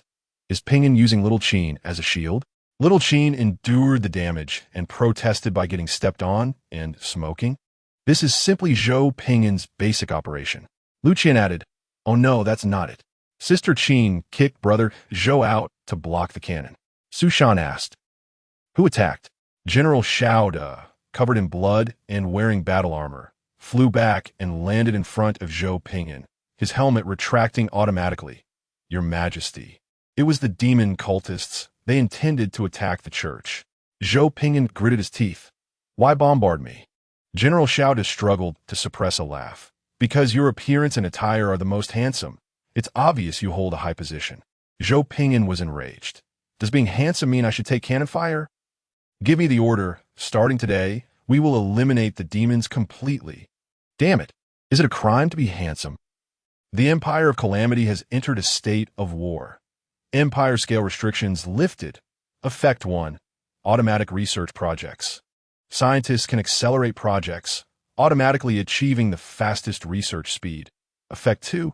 Default maximum production efficiency level, automatic production across the board. Effect 3. All subjects automatically level up. Default profession cap reached. Effect 4. Automatically obtain all territorial intelligence of enemies. Effect 5. In a state of war, all resources and attributes double. Energy can be drawn from the phantasmagoric realm. Effect 6. Zhou Pingyan blinked, feeling the thrill of the Empire of Calamity. Simple words. An extreme war machine. No wonder I was evaluated as the fourth Calamity and the Emperor of Calamity. Automatic research, automatic production, automatic upgrades, automatic intelligence acquisition, automatic energy extraction. If this isn't Calamity, then who is Calamity? It's not aimed at you. It's aimed at me. Zhou Pingyan looked at Pope Han Xiangyang. Han Xiangyang sighed. They aimed at my position. You just happened to be in the line of fire, so they hit you by chance. Zhou Pingyan glanced at the shooting trajectory and raised an eyebrow. It really is. If he hadn't come out just now, he would have likely witnessed the Pope performing as a headless horseman. Zhou Pingyan waved his hand. It's a fact that they bombed me. I've decided to fight. I was still hesitating about who to target. Now it's clear. First fight the demon Calamity and form the Savior Alliance. Anyone who doesn't fight the demons, I'll make their grave grass 3 feet high. A hint of worry flashed in Han Xiangyang's eyes. I hope you can accept the commission to notify all nations and beings, letting them know that the demon Calamity is coming. I hope to minimize the harm to innocent people. Zhou Pingyan looked at Su Shan. This kind of love and peace endeavor was something only this great good person would be willing to lose out on. Su Shan calculated for a moment and gritted his teeth. All right, the matter was largely settled.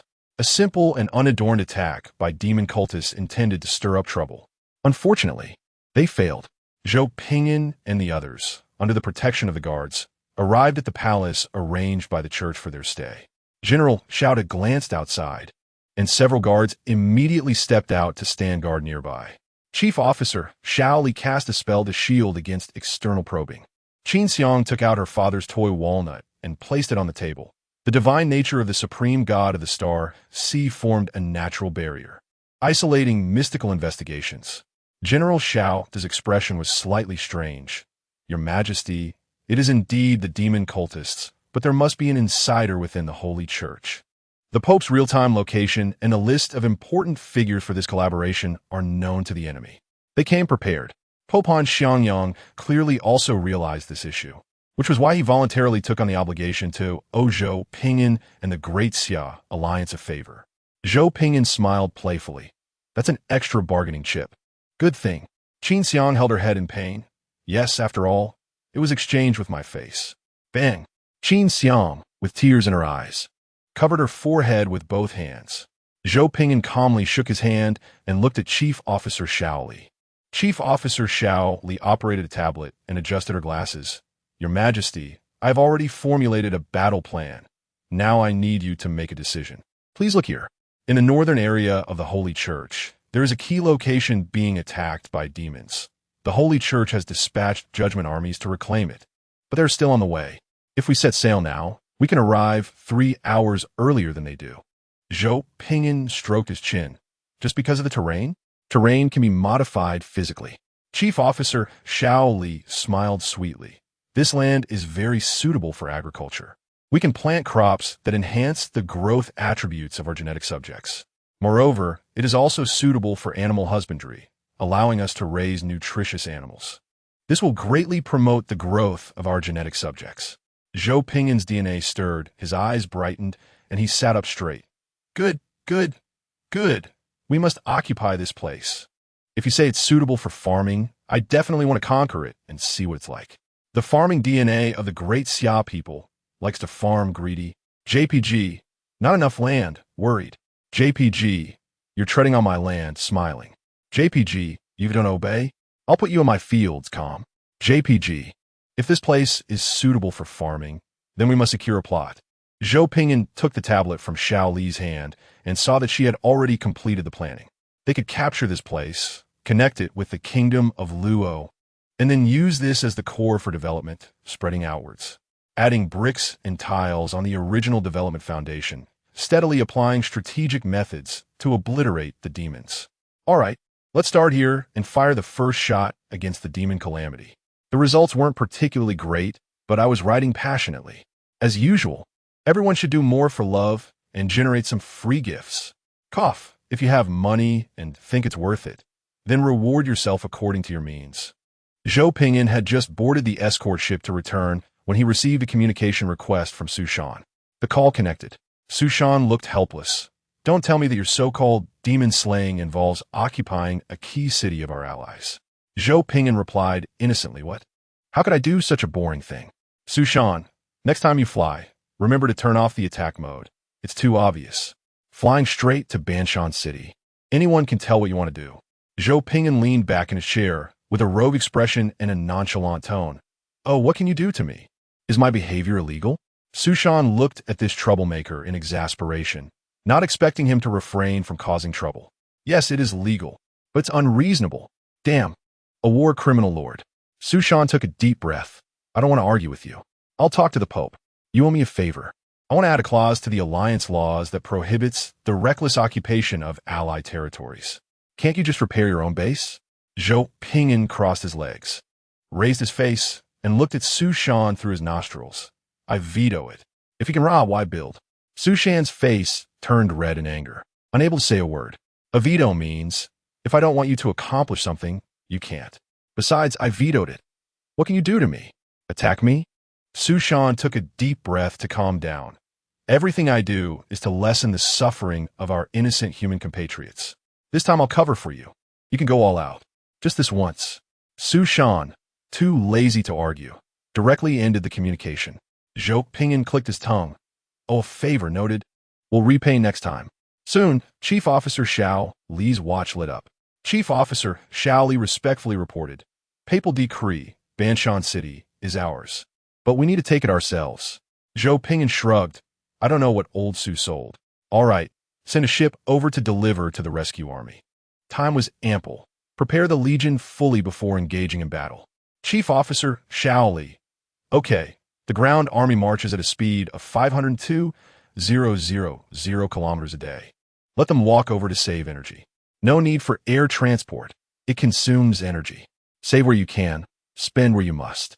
The energy saved can be used for another upgrade of ground combat technology. Marching can fully utilize the mechanical transformation of transformers as transport, allowing comrades from the genetic system to advance effectively. Alright, once we get there, let's see what the situation is. 3 hours later, the escort ship arrived at Banshan City. Along the way, everyone played games like rock, paper, scissors, truth or dare, poker, and other games that did not consume the battleship's energy. The ships of the Disaster Empire were somewhat special. They played music while exploding. After Zhou, Pinyin, and the others landed, they sent the escort ship into stealth mode to scout. Zhou Pinyin lay on a hillside, wearing camouflage armor, using binoculars to observe the suburban environment of Banshan City. Lowering the binoculars, he looked surprised. It's actually a regular demon army.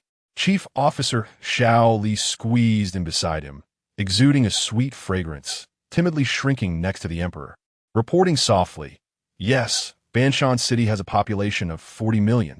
It is a major border city of the Holy Empire and a frontline city resisting the Empire and foreign races. Recently, T0 level demon troops attacked here, having occupied most of the urban area, with only the inner city still resisting.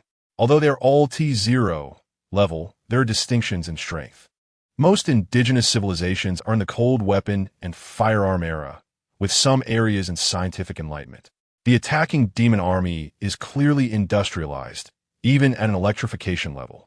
Industrial electrified civilizations fighting against agricultural civilizations, it's really a matter of having hands. No matter how skilled you are, you can't withstand machine gun fire from the other side. The inner city can hold out because their ancestors left them some resources.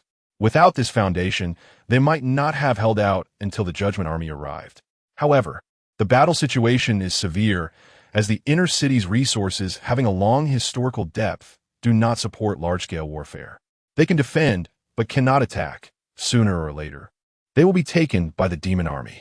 Zhang Yang looked at the reconnaissance images displayed on his watch, feeling somewhat helpless. The enemy's quality isn't as good as ours, but their numbers are overwhelming, and their system is complete. It's better to take it slow. Armies, war supplies, weapons, research technology, logistics, etc. Large-scale operations heavily depend on a civilization's overall quality. This is different from when we fought the Kingdom of Lo. Their territory was small, and their people were weak but eager. Lu Qian's expression was calm. Currently, we can mobilize 200,000 troops for an expedition. How about we set up a base here and directly push through with a fortress tactic? General Xiao reminded. We are racing against time with a demon disaster. The demon invasion has already begun, but it hasn't erupted on a large scale yet. We must establish a foothold and develop before a large-scale outbreak. Playing it safe won't make mistakes, but it's also hard to achieve remarkable results. Everyone silently looked at Zhou Pinyin, who was lying on the hillside observing. Facing the regular demon army, if they wanted to achieve remarkable results, they'd have to take risky actions. This depended on the experienced Emperor of Disaster, Zhou Pinyin. Zhou Pinyin lay on the ground, stroking his chin, wait for a wave of judgment troops to stabilize the situation. By the way, remember to send someone to pluck out all the enemy's eyes. The most violent plan is to send out T3 supercharged mechs to fight. But using T3 supercharged mechs in such a place is painful for the wallet. If one gets blown up, it's a huge loss. T1 ground troops are different. They can be revived, and using them is a joy. The Judgment Army is stationed near Banshan City at Watchtower City, and the military high command came over to meet with Zhou Pinyin for discussions.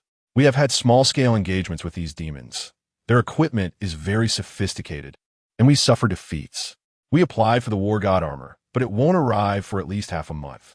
Lu De, general of the 3rd Judgment Army, with a square face, a righteous look, a deep voice, and an imposing presence, was the kind of person who gave a sense of security at first glance. Zhou Pinyin looked at the information projected and stroked his chin. Is there any other intelligence? Liu De frowned slightly, looking at the information displayed on the illusion projection. Our only advantage is attribute restraint, but it needs close combat to be effective. We must find a way to drag them into street fighting. But the current problem is, unless we pile up lives, we can't even break through the outer defenses. Zhou Pinyin raised his head. How many people do you have? Lu De, 120, 30,000, with 30,000 being elite. I can also mobilize some nearby city troops to assist in the siege. Zhou Pingyan calculated in his mind. 320,000 for the siege, it has a chance of winning.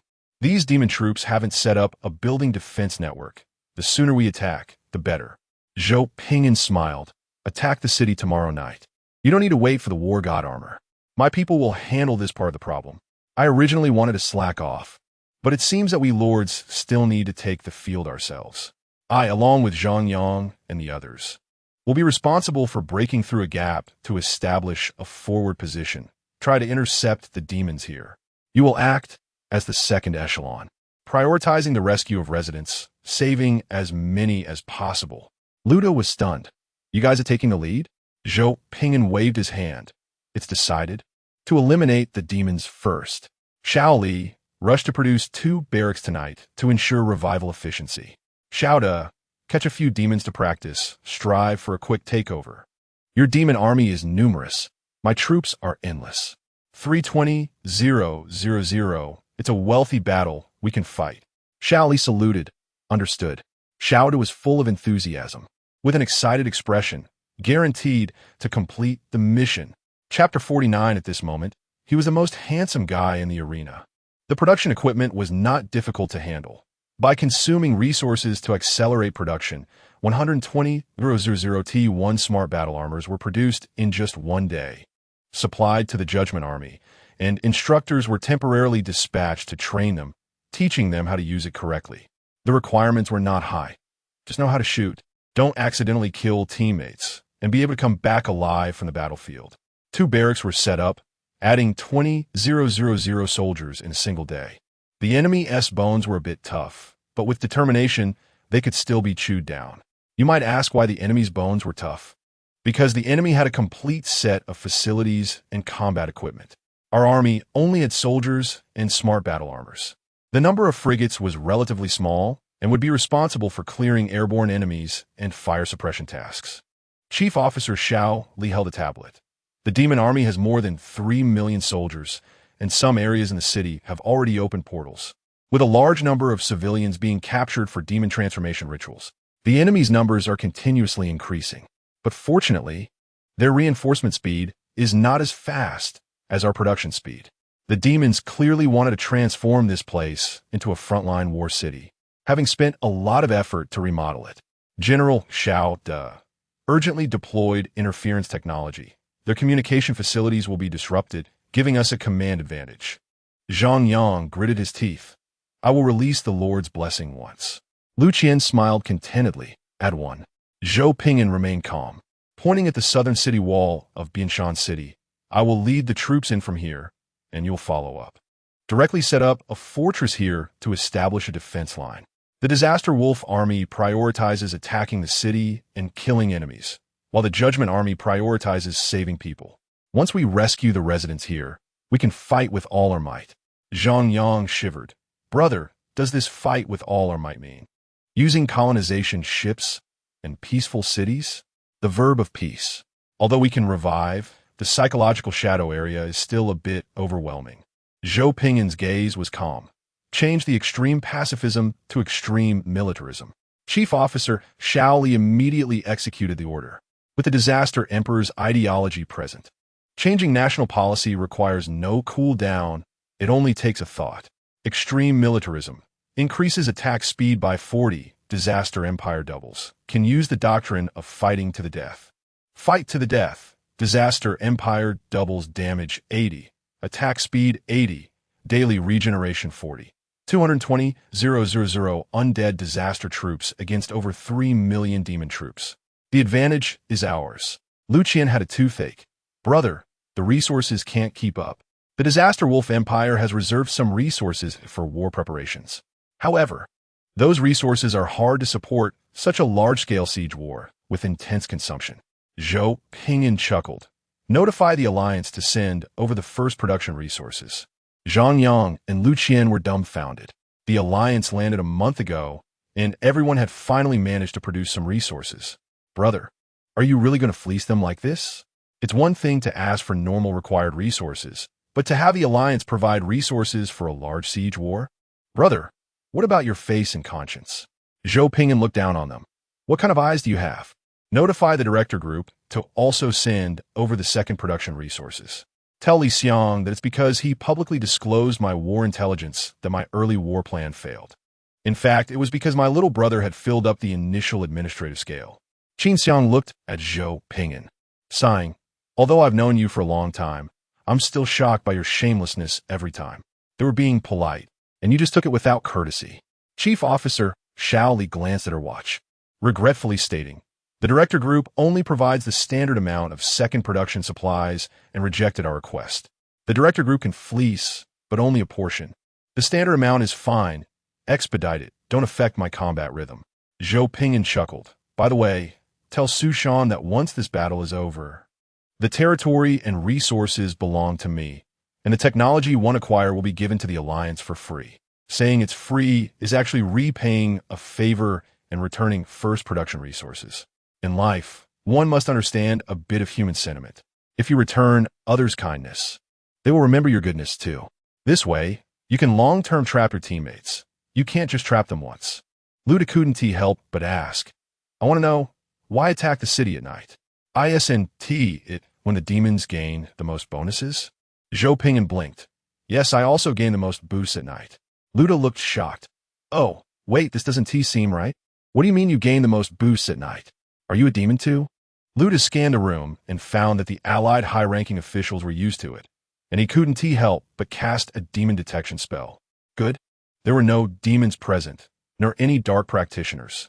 Luda was confused. Then, attacking the city at night?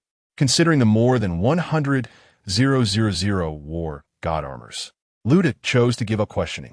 Zhou Ping'an smiled. Good. Since there are no problems, we will attack the city at 7:30 p.m. Luda couldn't help but ask, why 7:30? It gets dark here at 6 p.m.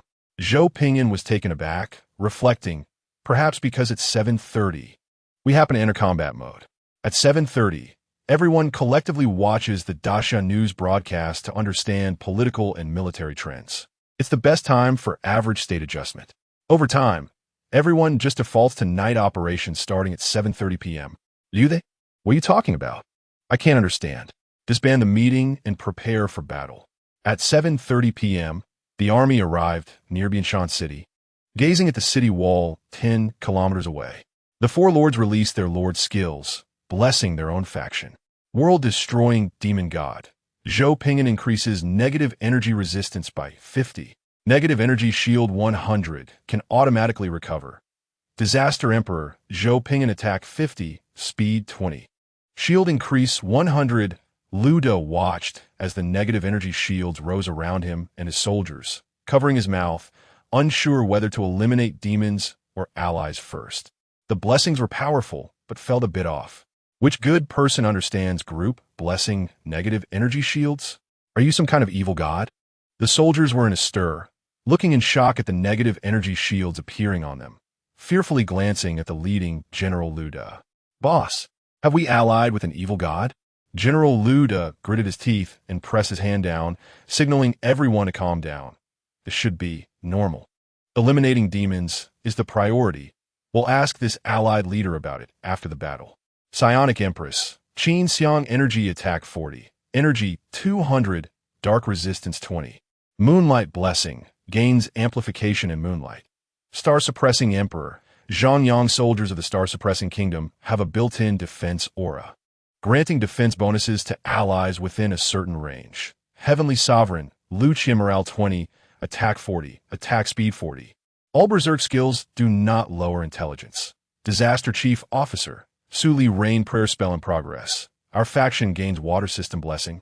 Enemy's vision reduced. The four noble civilization lords radiated circles of colorful energy pulses, blessing the warriors of their faction.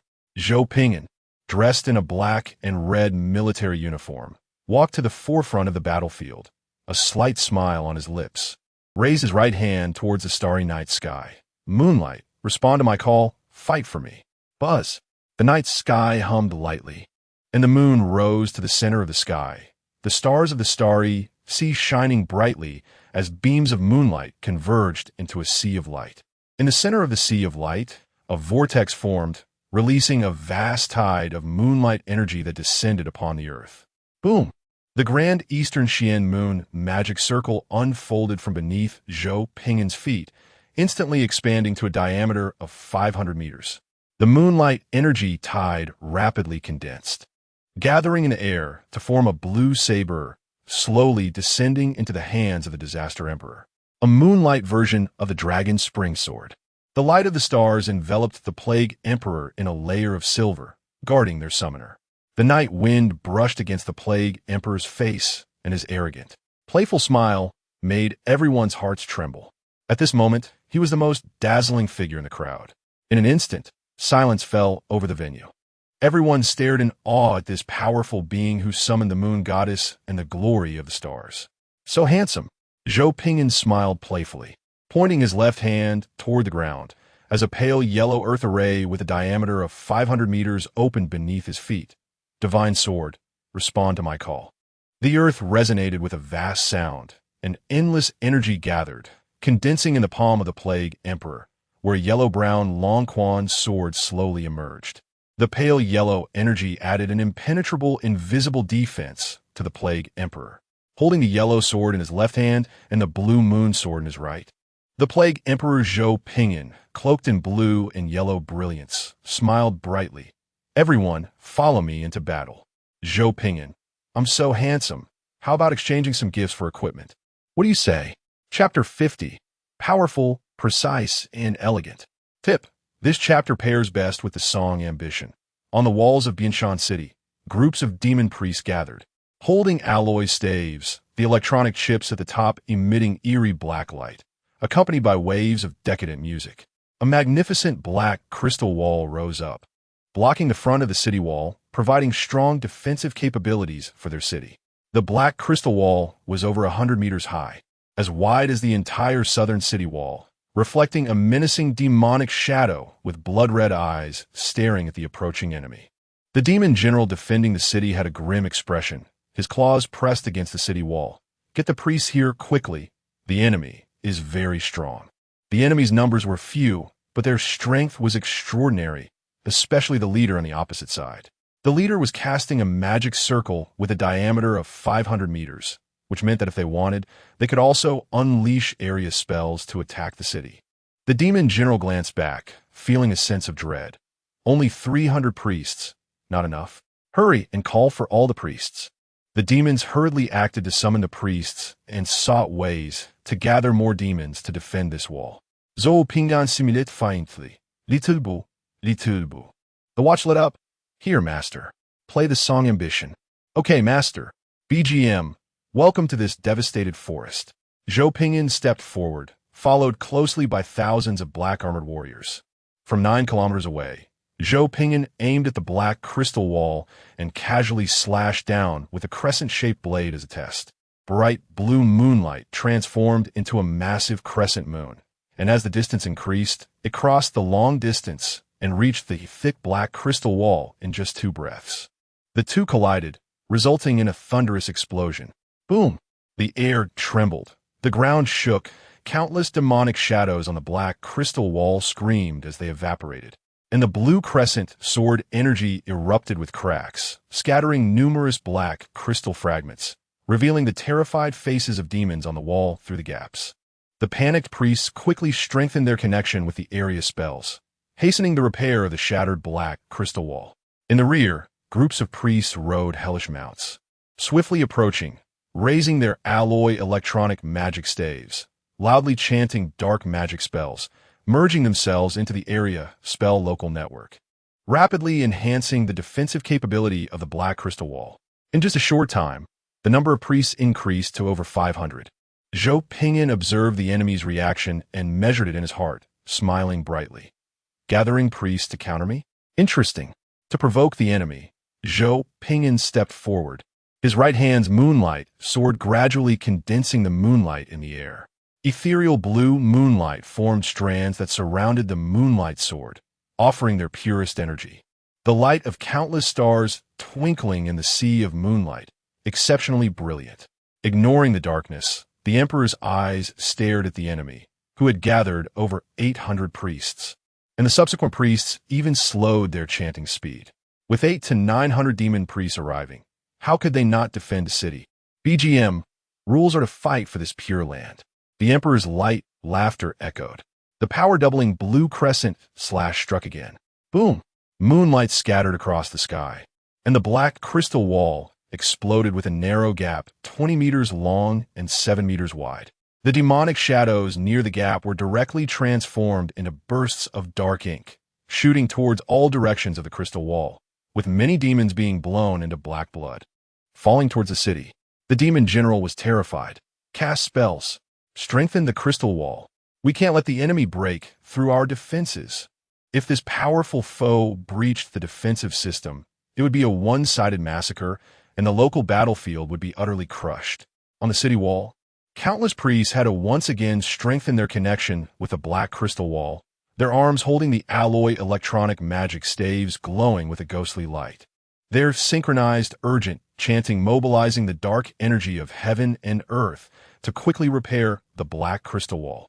As long as they waited for the enemy to approach, these demonic shadows on the black crystal wall could leave the wall to charge into battle, creating a suitable fire suppression area for their side. The enemy was only 5 kilometers away. As long as they got within 3 kilometers, it would be the best fire suppression distance, no matter how strong they were. What could they do? Fire suppression. I don't believe you can still be so arrogant. The demon general gritted his teeth, counting the distance slowly, his claws tightening. His eyes fierce. Wait, just wait. Once we reach the best suppression distance, we can kill this enemy leader. The Disaster Emperor showed a satisfied smile, and the demon priests further deepened their connection with the area spells to hold the city wall. BGM, cover the twisted ambition with pure white gauze. The Disaster Emperor slowly moved forward, raising the moonlight sword in his right hand, crazily absorbing every drop of blue moonlight in the night sky. As countless moonlight stars gathered like a sea, bowing like stars. In just a moment, the massive blue blade light descended upon the world once more. This time, the Disaster Emperor intentionally added a resonance effect. The first slash was to understand the composition of the black crystal wall and the casting methods of the priests. The second slash was to stimulate the priests to strengthen their connection with the spells. These preparations were for delivering the most lethal third strike. Some like pure power, mindlessly crushing everything. But Zhou Pingyan preferred a powerful, precise, and elegant strength, wasting not a drop of energy, achieving the expected results with the most exact force. The massive blue crescent blade light struck the black crystal wall, directly ignoring the layered dark magic array's defensive effects. Passing through the outer layer of the dark crystal wall at the same energy frequency and landing on every casting node of the core layer priests. The Disaster Emperor smiled. 1,006 demon priests. 1,006 casting nodes. The demon general turned his head in horror, looking at the nearby demon priests. The demon priests stood dazed on the city wall, maintaining the action of raising their alloy electronic magic staves to cast spells. Moonlight quickly spreading from the tips of their staves to their arms, necks, heads, and their entire bodies. Resonance can cause objects to disintegrate.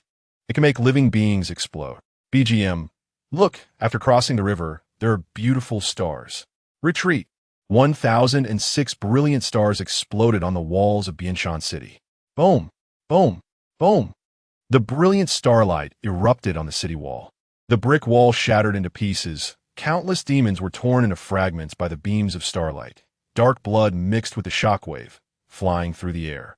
The black crystal wall exploded, disintegrating into circles of energy debris scattered on the ground, corroding the ground into a dark land, and the bound demonic shadows screamed, dissipating into illusions. BGM, I have surrendered my brave flesh as a guide.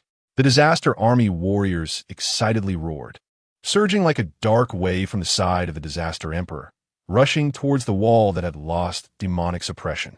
The fearless Disaster Army warriors did not know what fear was.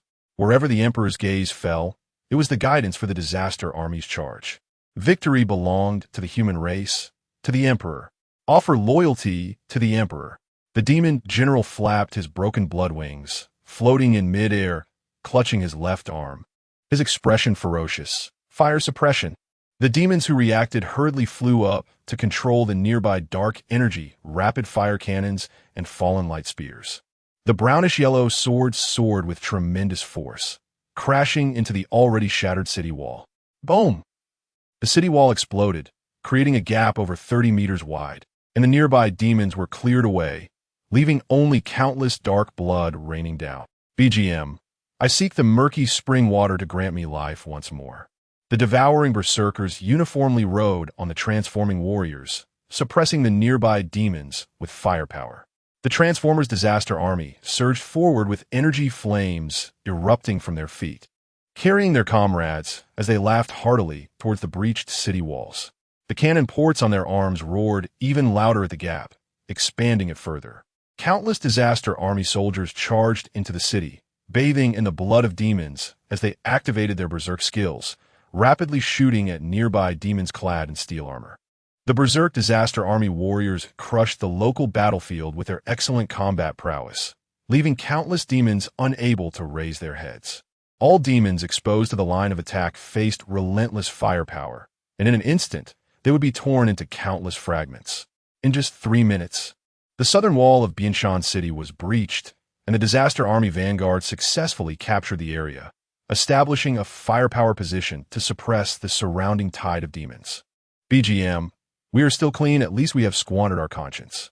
The Disaster Emperor, Zhou Pingyan, walked slowly through the pool of blood, the blood rippling outward, reflecting the rising laser beams nearby.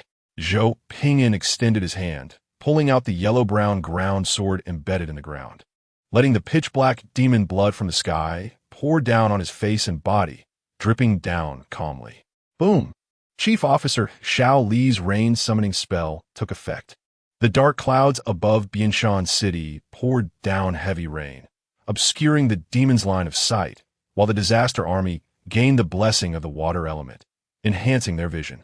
Zhou Pingyan looked up at the demon general hovering stubbornly in midair, refusing to retreat a single step. The demon general tore apart a transformer, gritting his teeth as he looked over, his eyes filled with frenzied rage. BGM, I look at you, your eyes unwilling to retreat, unsure if I represent the light. Zhou Pingyan released his right hand, allowing the moonlight sword to embed itself in the ground. Pointing his index finger at the demon general in midair, gathering the most lethal dark spell energy beam. Circles of black energy waves converged towards Zhou Pingyan's fingertip. The demon general looked horrified as the pitch-black beam reached his forehead in an instant. Bang! The demon general's head exploded. His face froze as he fell to the ground, crashing into the pool of blood and splattering a wave of blood. BGM, in the darkness, we do not need pity. The Disaster Emperor Zhou Pingyan hummed a tune, grasping the moonlight sword and walking deeper into the battlefield of Bianshan City. The correct use of high combat power. Destroy the enemy's spellcasting units, breach the city, kill high-level enemy units. The rest can be left to the soldiers. Countless Disaster Army soldiers sacrificed their lives for their emperor, letting out excited battle cries. Gifts for the red sheep. Oh yeah. The heavy rain continued to fall, and blood flowed. The Disaster Emperor walked slowly, surrounded by Disaster Army soldiers who built the frontline positions, repeatedly clearing the demons that charged forward. Faced with an endless tide of demons, the Disaster Army soldiers displayed their best state to protect the Emperor. The Disaster Emperor gazed at the towering hell beasts, more than 10 meters high, running toward them, clad in made-to-order hell composite armor, red hellfire burning on their bodies, causing the ground to tremble. Nearby Disaster Army soldiers urgently called for firepower suppression, but could not intercept them all at once. They possessed a significant rank and size, capable of unleashing terrifying effects on the battlefield. Bang! The bright blue sword light suddenly surged to over 20 meters in a violent sword wind, tearing their heads apart in the most brutal manner. The hell beasts collapsed on the street, blocking the road, their remaining red hellfire igniting nearby houses, only to be continuously extinguished by the heavy rain until one side's energy was completely exhausted, and this cycle of burning and extinguishing would cease. The first echelon retreated. The second echelon went berserk to take over. General Xiao De, clad in armor, stood behind the emperor, using his light magnetic gun to blast the elite demons that charged forward, ensuring no obstacles were in front of the Emperor. Zhou Ping'an paused, summoned the war panel to scan, and chuckled. The enemy's demon towers and portals are constantly replenishing. The quality of the demons is relatively poor, but their numbers are indeed endless. Behind these demons stands a civilization, a complete demon civilization. The Disaster Wolf Empire has just landed not long ago, and in terms of numbers, it is indeed difficult to compare with this long-accumulated demon civilization. This is not just a battle for a city. This is a battle for a civilization. To take this place, we must destroy those portals, demon towers, and all the demons.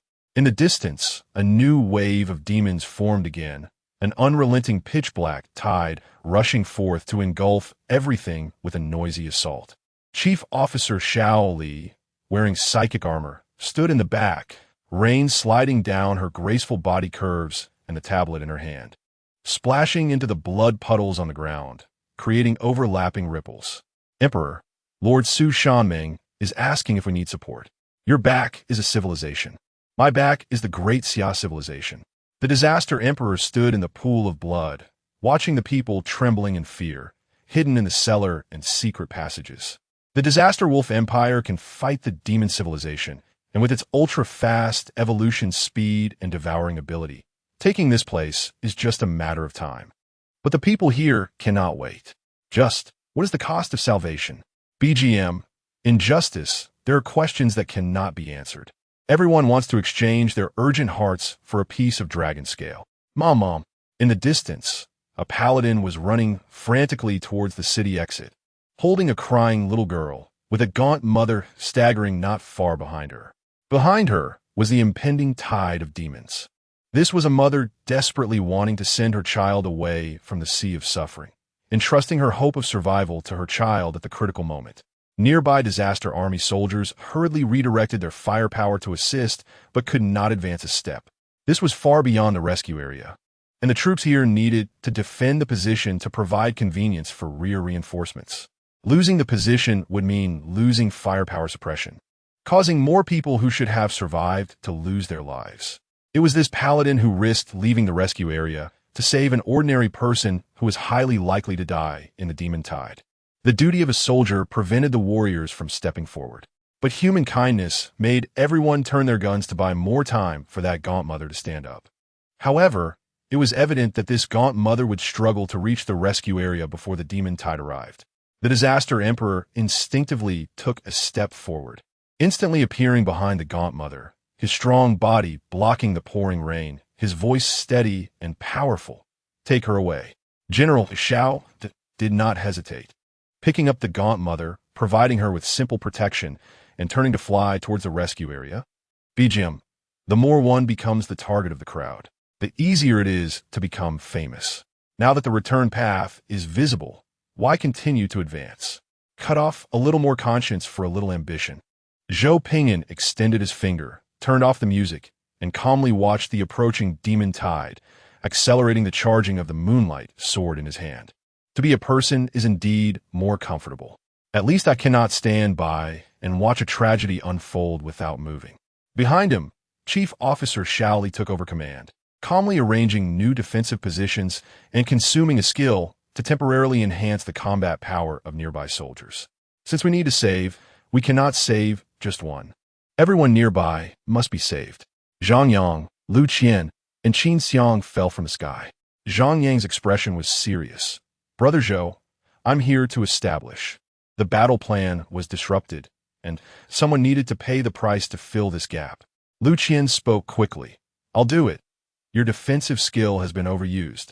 I can hold for 10 minutes. Qin Xiang looked anxious. Let me do it. I'm the second strongest. Let Ping'an reserve his strength to suppress the city. Zhou Ping'an smiled faintly. Notify Su Shan, request support. The scene fell silent for a moment. The three people present looked incredulously at the war criminal who was not supposed to be there. You fight and burn the Alliance's money. And now you want to drag him down too? Zhou Ping'an's expression was calm. What are you looking at me for? If he doesn't like being a good person, then this is something he should do. Chief Officer Xiao Li spoke cheerfully. The emergency transmission coordinates have been sent, and the War Alliance is in transit. The signal was sent. The sky lit up with circles of transmission light, and standard frigates and transport ships, each over 100 meters long, quickly appeared. The brilliance of the great Xia warships dispelled the dark clouds in the sky, casting a bright white light to illuminate the battlefield, making it easier to bomb and deploy soldiers. The light shone equally on everyone. Su Shansai followed. Although I know you're not a good person, seeing it with my own eyes still makes me feel you're a beast. I just politely asked, and you didn't hold back. They started by attacking a city occupied by a T0-level demon civilization. Realizing the problem was serious, they quickly shielded themselves and the Alliance, and burned the Alliance's primary resources for war. Su Shan, wearing smart battle armor, descended from the sky, landing in front of Zhou Pingyan, who was in military uniform. He glanced around, stunned, and understood what was going on. It wasn't that they couldn't fight back. It was that the people here needed rescue. Zhou Pingyan chuckled lightly and extended his hand. Am I not a citizen of Great Xia? Su Shan shook it and smiled. Yes. Great Xia has the obligation to protect every citizen in distress. Zhou Pingyan turned around, pointing at the tide of demons charging from afar, and laughed. Look, someone is bullying a citizen of Great Xia. Su Shan laughed heartily, feeling great. Behind you is the Great Xia Empire. We will always defend your safety. Lord of Great Xia, let's go to war. Saying this in front of Zhou Pingyan felt truly exhilarating. In an instant, heavenly fire descended, accurately wiping out the tide of demons, leaving countless craters on the ground. Over 40 warlords arrived at Bianshan City, representing over 40 war civilizations. UT0, level demon civilization. How dare you bark? Over 40 warlords, clad in advanced battle armor and wielding various weapons, descended from the sky, unleashing various lord skills to enhance the combat power of their allied soldiers. In the sky, countless warriors covered the entire southern district with saturated firepower. Your demons are numerous. My back is the Great Xia. The Disaster Emperor smiled slightly and directly cast a city-level lord blessing. It's not that I can't fight back. It's that I'm giving you a chance. Su Shan felt the empowerment of the domain on him, his smile slightly stiffening. Can you not show off? The Disaster Emperor patted the Alliance leader's shoulder, smiling. Don't forget to reimburse me for the primary resources. I'm fighting for the Alliance. Su Shan's face twisted in anger. You're not fighting for the Alliance. You're a war criminal lord who scrapes the Alliance's resources. You want to eat from the bowl and pack up the pot. Zhou Pingyan, I still have a few technologies I can sell. Automated research, you can always trust. Su Shan tightly grasped his brother's hand. Zhou Gu, you're being polite. You're being polite. Brothers, get ready. Didn't you hear Zhou Gu say there are rewards? Last time, the hydroponic farm saved the morale of the War Alliance, making a huge profit. This time, I wonder what good things I can fish out from my brother's fingers. On planet L6. In the second month of the Lord's Year 0, the War Alliance and the Disaster Wolf Empire captured the first major city, Bianshan City, occupied by a T0 demon civilization. The inner city's nobles who opposed the Disaster Wolf Empire's garrison were all executed publicly. In the cleared Bianshan City Lord's Hall, Zhou Pingyan sat at the head, looking at General Luda, who was half kneeling on the ground, hands clasped, pondering slightly. General Luda looked guilty. Beside him knelt the paladin who had rashly rushed out to rescue people. General Luda, I sincerely apologize. It was my poor management that led to a severe battlefield command error. Because of a small soldier's mistake, the Allied leader had to face the tide of demons directly, altering the defensive layout, which is a major battlefield taboo. Moreover, it led to the Allied leader gathering more troops to engage in battle. The battlefield changes rapidly. Once this error occurs, it could result in the loss of the hard-won advantage, requiring more people to fill the gap. The outcome was good, but we cannot overlook the fact that it forced the Allied leader to change the layout and face the tide of demons. Zhou Pingyan tapped his fingers on the table, smiling. I'll do this good deed just this once. I hope that when you return, you can show our battlefield recorder to the church. Let the church appreciate our outstanding achievement of capturing Bianshan City overnight. Kindness should be rewarded. The power to annihilate everything should also be appreciated. I can make the artillery rain down on the demons. I can also make this artillery rain down on you. The Great Xia Alliance is not a soft persimmon. I'm certainly not a soft persimmon. This was a successful show of strength. General Liu took the projector, his face bitter, ultimately bowing his head in thanks and leaving the hall with the paladin who had made the mistake. Su Shan rubbed his temples. I have to say, sometimes it's shocking how such a civilization filled with errors can operate normally. Zhou Ping'an leaned back in his chair and tossed an apple over. So why do you think the Great Xia Empire is a super empire? Su Shan caught the apple. Helpless. All right. Great Xia cultivates us to save the suffering, not to belittle their ignorance. The War Alliance primarily focuses on eliminating demon disasters, which is within the scope of rules. You don't need to overthink it. Many warlords are eager for a refreshing war, with a little maneuvering. This is a rich political capital. This is also a good opportunity to showcase the strength of the Great Xia Alliance to the native civilizations. Taking this opportunity, the members of the War Alliance officially connected with the Disaster Emperor, making further developments smoother. Everyone benefits mutually. You have technology, I have resources and money. Zhou Ping'an nodded. That makes sense. Remember to leave me a share when dividing the cake. Su Shan's expression darkened. Can you not be so greedy? Leave me a bowl of soup. Zhou Ping'an. Oh, you mean I don't get any profits from leading this? The name was mine. I led the charge. I called the alliance. Do I still have to pay? Su Shan's face turned dark, not wanting to say a word. Quickly calculating how much he earned and how much he lost this time. This kid really has grasped the rules, constantly legally shearing the sheep. Su Shan took a deep breath. 30% profit. I'll let the church make up for the losses. The T0 level demon civilization's extermination coordinates are yours. Zhou Ping'an's face lit up with a smile. Not bad. Su Li, calculate the accounts. Chief Officer Xiao Li adjusted her glasses. The Alliance has covered the primary production. The secondary resources of the production team haven't been used yet. The T0 level demon civilization's extermination coordinates 30% profit, plus a war evolution baptism, and numerous T3 mining technologies. The T3 mining technology is the core technology of the former noble families of Bianshan City. Now only the resources of Bianshan City remain to be divided. Zhou Ping'an took a sip of tea. I have T1 level 25 mecha technology.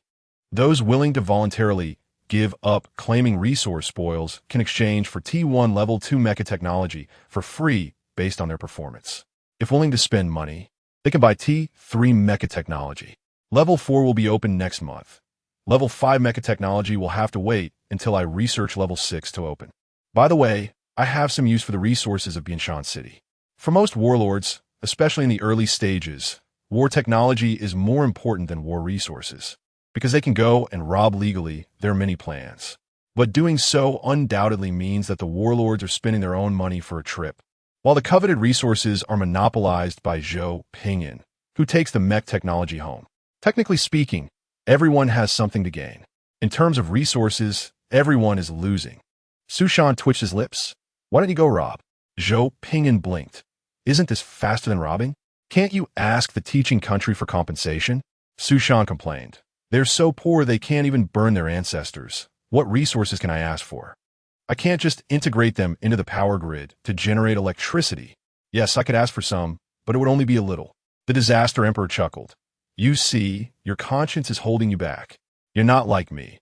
I've already made these indigenous people sign repayment contracts, and they're all down in the mines for me, working like cattle during the day and generating electricity at night. When they finish repaying, then they can return to normal treatment. It's impossible for me to save them for nothing.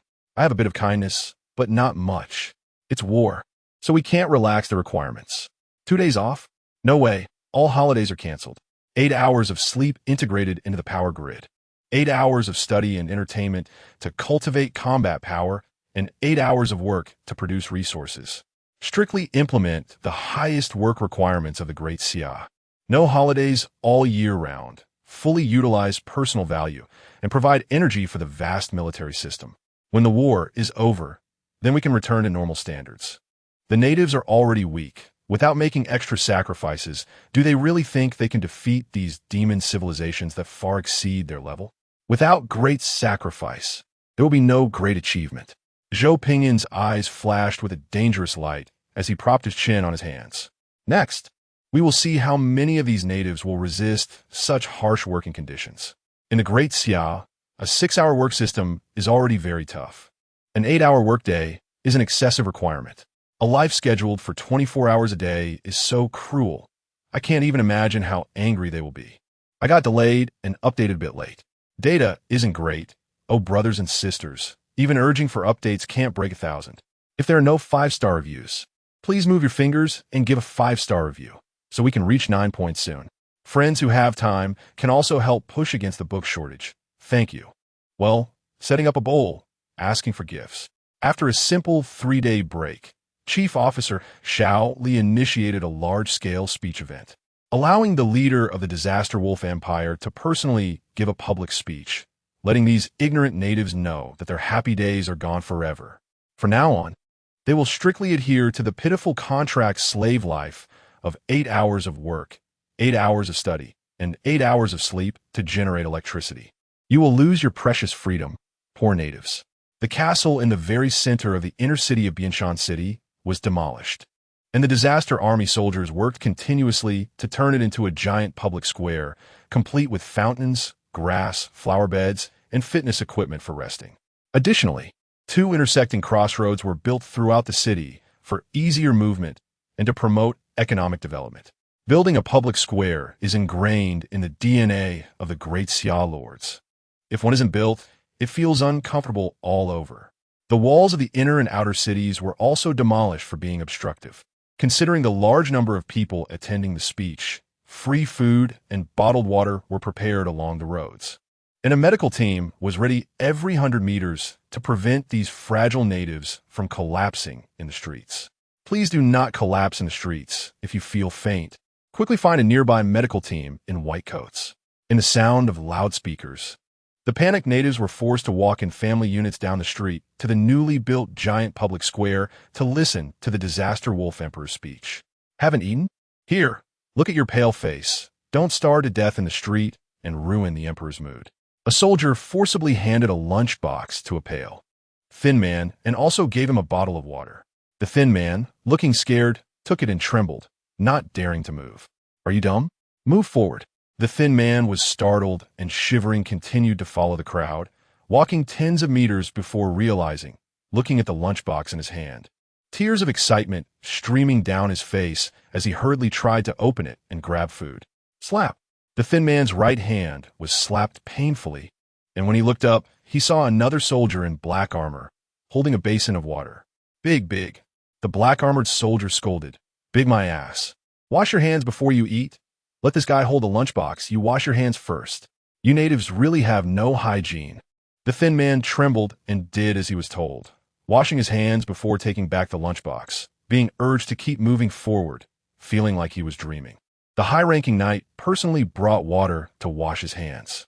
The thin man came back to his senses, hurriedly opened the lunchbox again, grabbed a handful of vegetables, and put them in his mouth, tears streaming down immediately. So delicious. I've never eaten such good food in my life. This is worth it. On the side of the street, the black-armored soldiers distributing lunch boxes quietly discussed. These natives are really pitiful. They are all scared to cry. My God, if I can only eat this kind of bland and nutrient-deficient food in the future, I cry too. Yes, it's too cruel. I can't even imagine how angry they will be when they find out they only get 3 meals a day, no late-night snacks. Right? The only benefits left are the 5 insurances and 1 fund, the beverage subsidy every Wednesday, the fitness subsidy on Friday afternoons, and the transportation subsidy every evening, all of which are gone, and they still have to work 8 hours a day. I can't imagine how cruel this treatment is. Yeah, this is terrifying.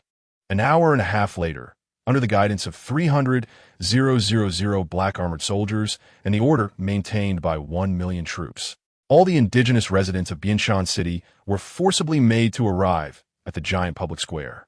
All residents were forced to sit on chairs to facilitate listening to the emperor's great speech.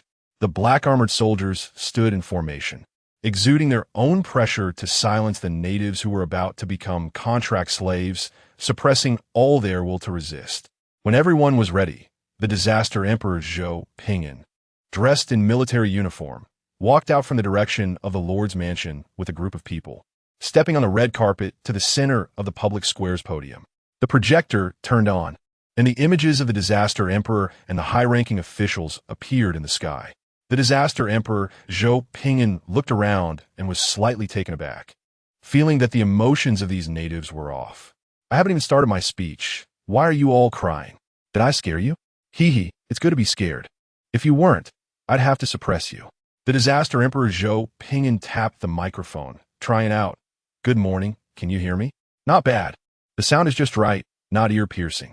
All the black-armored soldiers simultaneously enhanced their pressure, keeping the venue silent.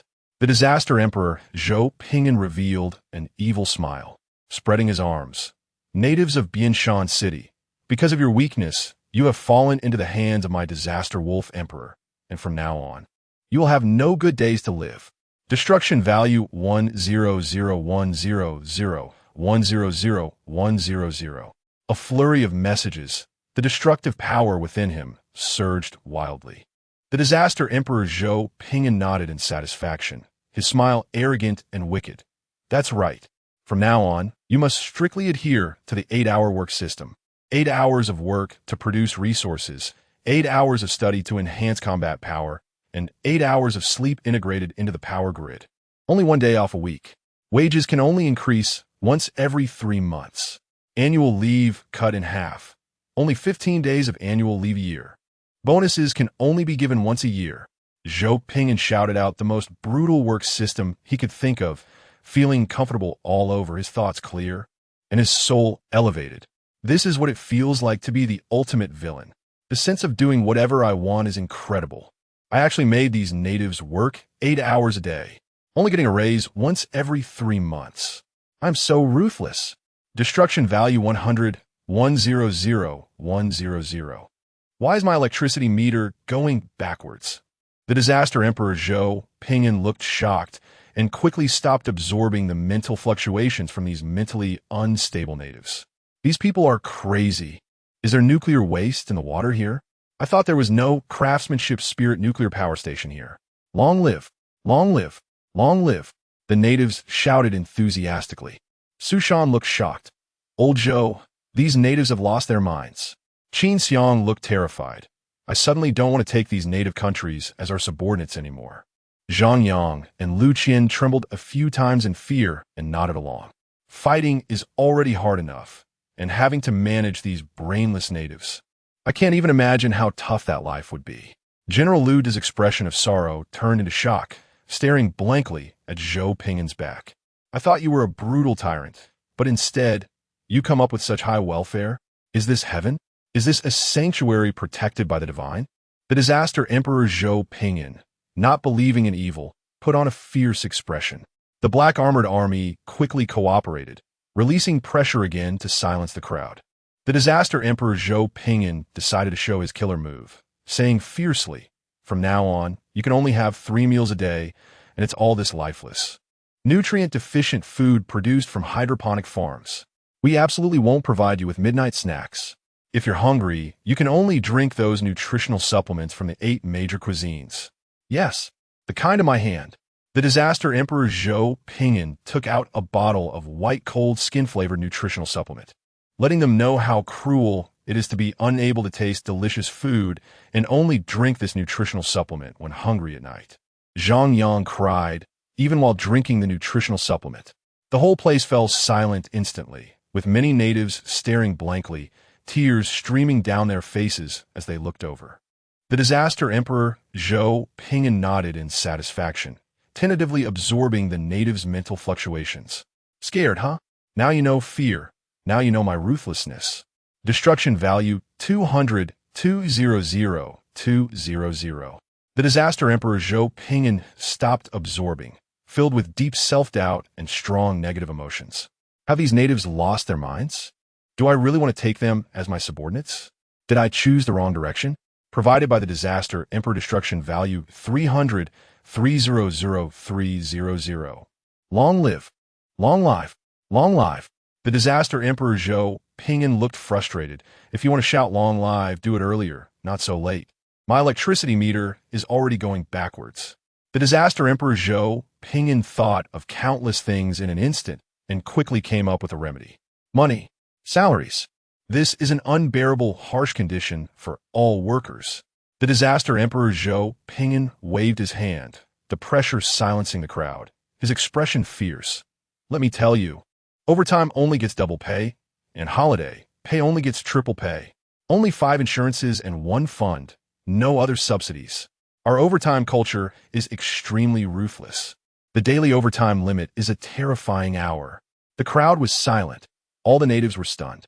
The disaster Emperor Zhou Ping'an did not rashly absorb their mental fluctuations, patiently waiting for 3 minutes, even letting the black armored army explain to the natives how terrifying it is that overtime only gets double pay and 5 insurances and 1 fund with no other subsidies. Such a terrifying thing must have scared them. Long live! Long live! Long live! The disaster Emperor Zhou Ping'an had a blank expression. Disaster Emperor. Destruction value 400. 400,400. It's over. I have collected a group of foolish natives. These fools only know how to shout long live. 100 a day, and it's still dropping. I can barely hold on. Do you all still want me to continue writing? If you want to see it, I will continue. At worst, I'll just generate power for love and reach the peak of the power grid. The disaster Emperor Zhou Ping'an decided to skip the speech segment and directly enter the military merit reward segment. These natives' brains are sick. There's no saving them. Let them be. Chief Officer Xiao Li immediately arranged for the most outstanding genetic warriors from this siege to take the stage. The disaster Emperor Zhou Ping'an patted the shoulder of the devouring berserker, smiling. Your performance was very good, second only to General Xiao. What reward do you want? Wang Lei looked excited, standing very straight. Your absolute loyalty is the highest reward for me. The disaster Emperor Zhou Ping'an laughed heartily. That won't do. Then I will reward you with virtual realm enhancement. You can fly above 200 meters. Wang Lei quickly summoned his pitch-black armor. Layers of dark streams quickly appeared on his body. In the blink of an eye, it transformed into a cool and muscular battle armor. The black battle armor's feet emitted energy flames, quickly flying into the sky, precisely stopping at a distance of 200 meters from the ground. The disaster Emperor Zhou Ping'an opened his arms towards Wang Lei, his eyes turning purple. In the name of my virtual realm emperor, I grant you the thunder attribute enhancement. In the sky, a pair of huge purple eyes slowly opened, occupying the entire sky, and the daylight instantly darkened, all light converging on these massive purple eyes. Dark clouds rapidly gathered, and lightning dragons weaved through them, targeting Wang Lei and unleashing the most ferocious thunder. Boom! Countless lightning bolts wrapped around Wang Lei, rapidly enhancing his body, being absorbed repeatedly by him. A dense purple beam shot from between the disaster Emperor Zhou Ping'an's hands and entered Wang Lei's body. Whoosh! Wang Lei hovered in midair, arms outstretched, letting out excited shouts. Awesome! Wang Lei's body turned purple, surrounded by blue lightning. The enhancement process lasted for a minute. Wang Lei fell from the sky. His eyes turned bright blue. His hair stood up like a hedgehog, and his body surface turned purple-black, radiating strong energy brilliance. With lightning dancing between his mouth and tongue, Wang Lei felt filled with power, howling to the sky, woohoo! Thunder rumbled in the sky. With lightning dragons flying along with his roar, the entire sky enveloped in alternating blue lightning. After a while, Wang Lei stopped howling, his face flushed, looking at the emperor with admiration. The disaster Emperor Zhou Ping'an smiled broadly. Is there anything else you want? Wang Lei stood straight, excited. I want a wife. The whole place burst into laughter. Wang Lei shyly scratched his head. After following the emperor in battle for 4 years, I didn't have time to date. Zhou Ping'an laughed so hard he almost cried. All right, the emperor grants it. Everyone remember, our hero is named Wang Lei, Virtual Realm Thunder System Enhancement. Are you satisfied? Wang Lei stood straight, excitedly shouting. Thank you, Emperor. Go down now. Wang Lei quickly grabbed the emperor's hand, shaking it hard for 3 seconds. Then swiftly took out his phone for a selfie and sent it to his circle of friends, only to be lightly kicked by Xiao and hurriedly left the stage. The disaster Emperor Zhou Ping'an announced with satisfaction. Su Li arranged the rest of the rewards. Natives, did you see? Only the blood-soaked warriors can receive such rewards. The native residents looked on with fervent admiration, hysterically shouting, "Long live! Long live! Long live!" The smile on Zhou Pingin's face faded by 3 points in an instant. If it weren't for the previous experience, he would have laughed heartily. Now seeing these natives continuously shouting "Long live!" Zhou Pingin only suspected that they had not received the baptism of 9 years of compulsory education and had IQ issues. No, I must arrange for 9 years of compulsory education later. There can't be so many fools in my territory. The disaster Emperor Zhou Pingin stepped down and handed the remaining tasks over to Chief Officer Su Li. In the City Lord's Hall, Su Shan and Zhou Pingin argued for an entire day. Su Shan slammed the table. The Empire stipulates a work limit of 6 hours. Your 8-hour work is illegal. Zhou Pingin remained calm, reclining in his chair. I've studied it. 8 hours of work and 8 hours of entertainment consumption perfectly achieve a cycle. This has been scientifically proven. So stop barking. My extreme operation is flawless. Su Shan was so angry that his veins were popping. Then at least manage the midnight snacks. You have to let people eat enough, right? What's with making them drink nutrient solutions? You have food, and if that's not enough, the Alliance can cover it. 40 million people's food, the Alliance can afford it. Zhou Pingin chuckled. You reap what you sow. If they can't even endure this little hardship, how can their civilization rise? Are we supposed to protect them for a lifetime? Su Shan took a deep breath. 6-hour work system. Zhang Yang walked in, pale and trembling, his hands shaking, supported by his bodyguards as he sat down. Brother, I've personally experienced it. Their overtime is inhumane. While Su Shan and Zhou Pingin were arguing, Zhang Yang had personally broadcasted live throughout the city to work in the mines, just to show these natives how cruel and inhumane an 8-hour work system is. Zhou Pingin nodded in satisfaction. This was the effect he wanted. Someone escort Chief Su out. Su Shan was dragged away by Xiao De, cursing, "You heartless war criminal. 6 hours is already inhumane, and you actually push for 8-hour extreme operations. You have no humanity." The disaster emperor scratched his ear and whispered, "Where's the value of destruction if there's humanity? Xiaoyang, where's the test video? Let me take a look." Zhang Yang, pale and shaking like a vibrating mode, had his bodyguard quickly give him a sip of nutrient solution, easing his tremors considerably. Zhang Yang suddenly cried out, "It's inhumane, so inhumane. Brother, their overtime is inhumane." While crying, Zhang Yang uploaded the video to the team channel. Zhou Pingin opened it to see. Ding, ding, ding, ding, ding. A group of natives was mining with pickaxes, sparks flying, all with happy faces. The disaster Emperor Zhou Pingin was horrified. Have they gone mad?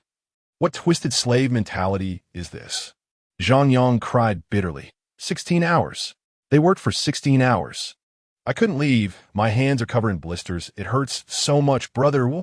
If it weren't for the natives being forcibly integrated into the power grid to sleep, Zhang Yang wouldn't have had a chance to leave the mine. These natives would rather give up learning and entertainment just to swing their pickaxes until they smoked. It's so inhumane. You can't treat them this way, Wu. Zhang Yang was directly overwhelmed with tears. Zhou Pingin shuddered in fear, quickly closing the video, only to find a second one, the cover showing a group of natives kneeling and begging for mercy. Zhou Pingin's expression eased slightly. So this is when they finally felt the cruelty of the 8-hour work system? Let me see. Please, my lord. Let me work 4 more hours. I used to sleep 4 hours a day and work 20 hours without the noble lords giving me any money. My lord, I want to earn some overtime pay. Let me work overtime. Please, I want to earn more money to buy nutrient solutions. Even double overtime pay is fine. I want to drink more of the cool, skin-flavored nutrient solution. Then the natives were forcibly dragged away by the black armored army from the mine, sent to the apartment side, pressed onto beds, fitted with holographic helmets, entering a sleep state, uploading their excess bioelectric energy to the power grid. The disaster Emperor Zhou Pingin closed the video, his expression dazed, his worldview shattered. They wanted a 20-hour work system and to cut overtime pay in half, using the money to buy nutrient solutions to drink. Are you all insane? Qin Xiang looked dazed. I've never seen such a situation at school. Lu Qian looked dazed as well. Me neither. The disaster Emperor Zhou Pingin supported his chin with both hands. His worldview collapsed. His expression dazed. They want a 20-hour work system and to cut overtime pay in half to buy nutrient solutions. Are you all crazy? Chief Officer Xiao Li opened the work panel and looked, her expression dazed. Brother, the average working hours are 16 hours, with a productivity efficiency of 416. No natives are engaging in learning or entertainment. They're all working themselves to death producing resources. This is the limit of 16 hours of work, not the limit of the natives. The disaster emperor Zhou Ping'an shivered. Their overtime is inhumane. I thought the 200 productivity efficiency of the disaster empire was terrifying. I didn't expect the natives to have an even more terrifying 416 productivity efficiency.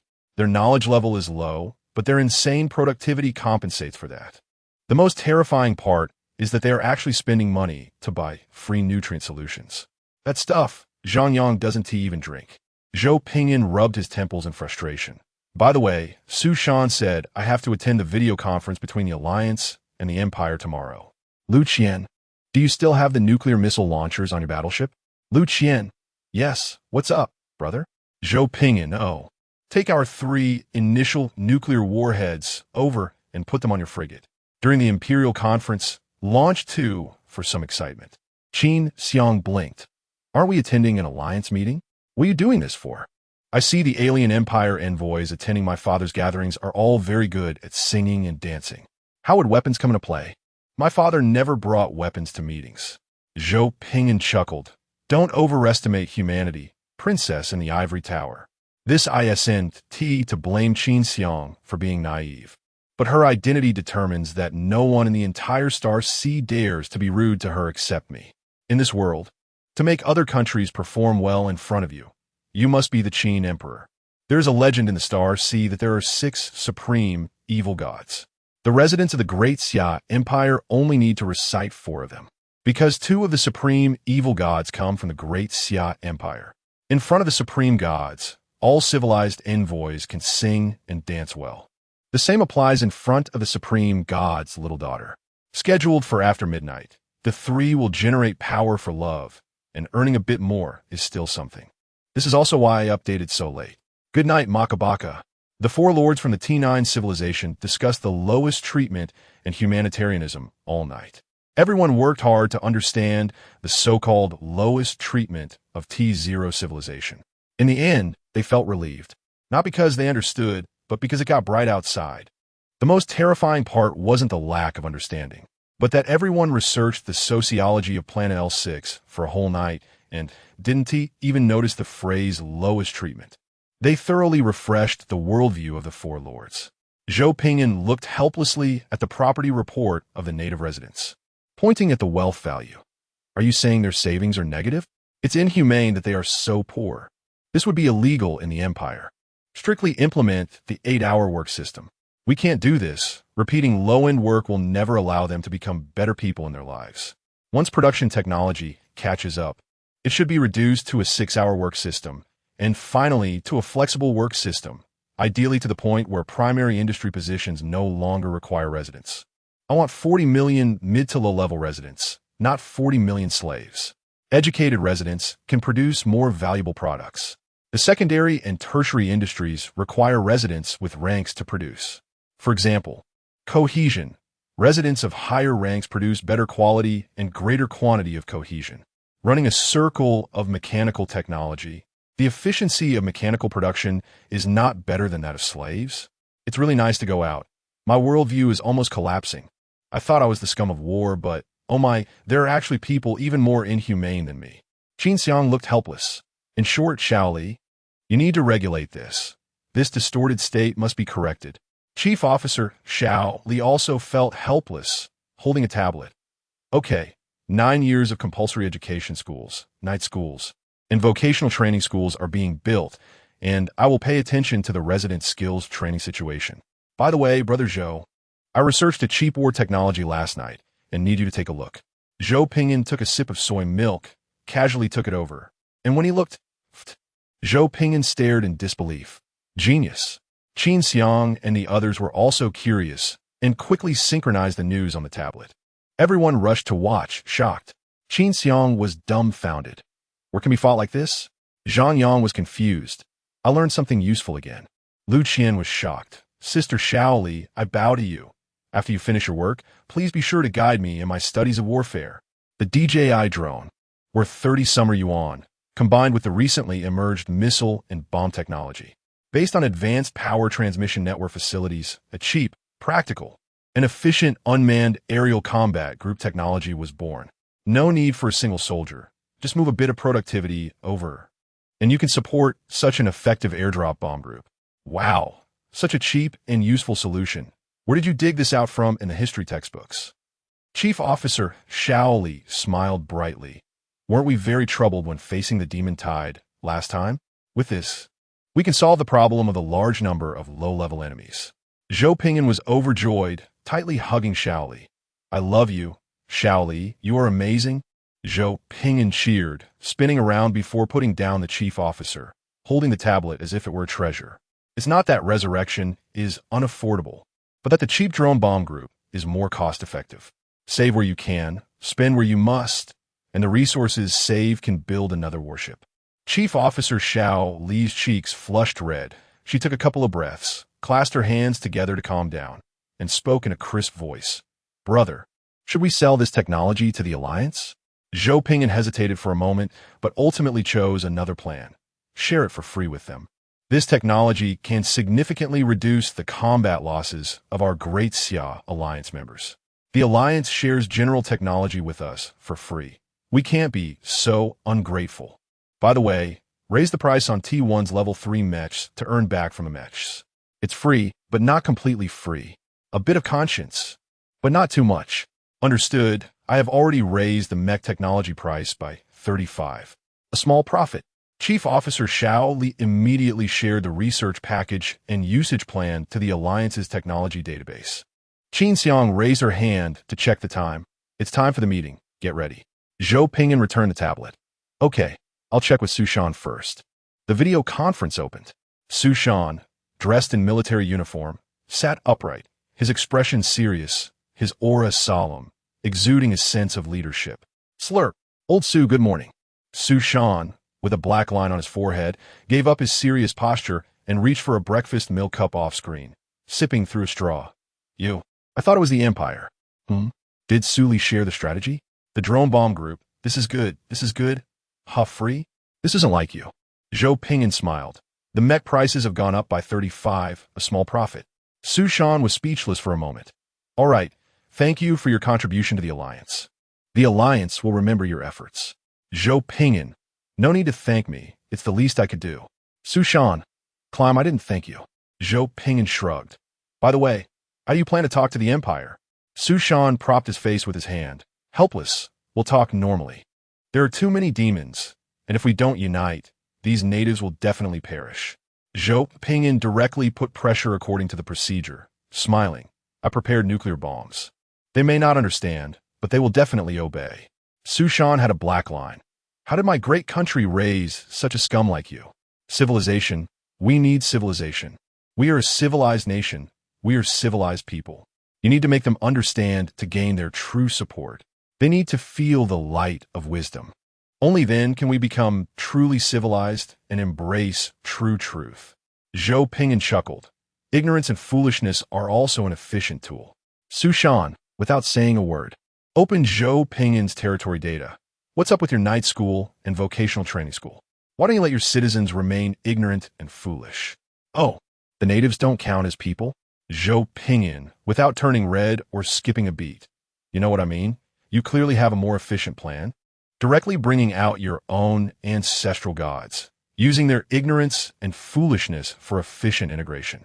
Not to mention bringing out your own ancestors, just building a statue of Sun Wukong, Erlang Shun, or Guan Yu. Let these natives feel what it means to have faith realized, with no delay in responding to prayers, crushing their divine network. Conduct a divine war crush, achieve religious unity. Isn't this all it takes? Is the heavenly deity system not useful? Or is the knowledge system of deities in schools incomplete?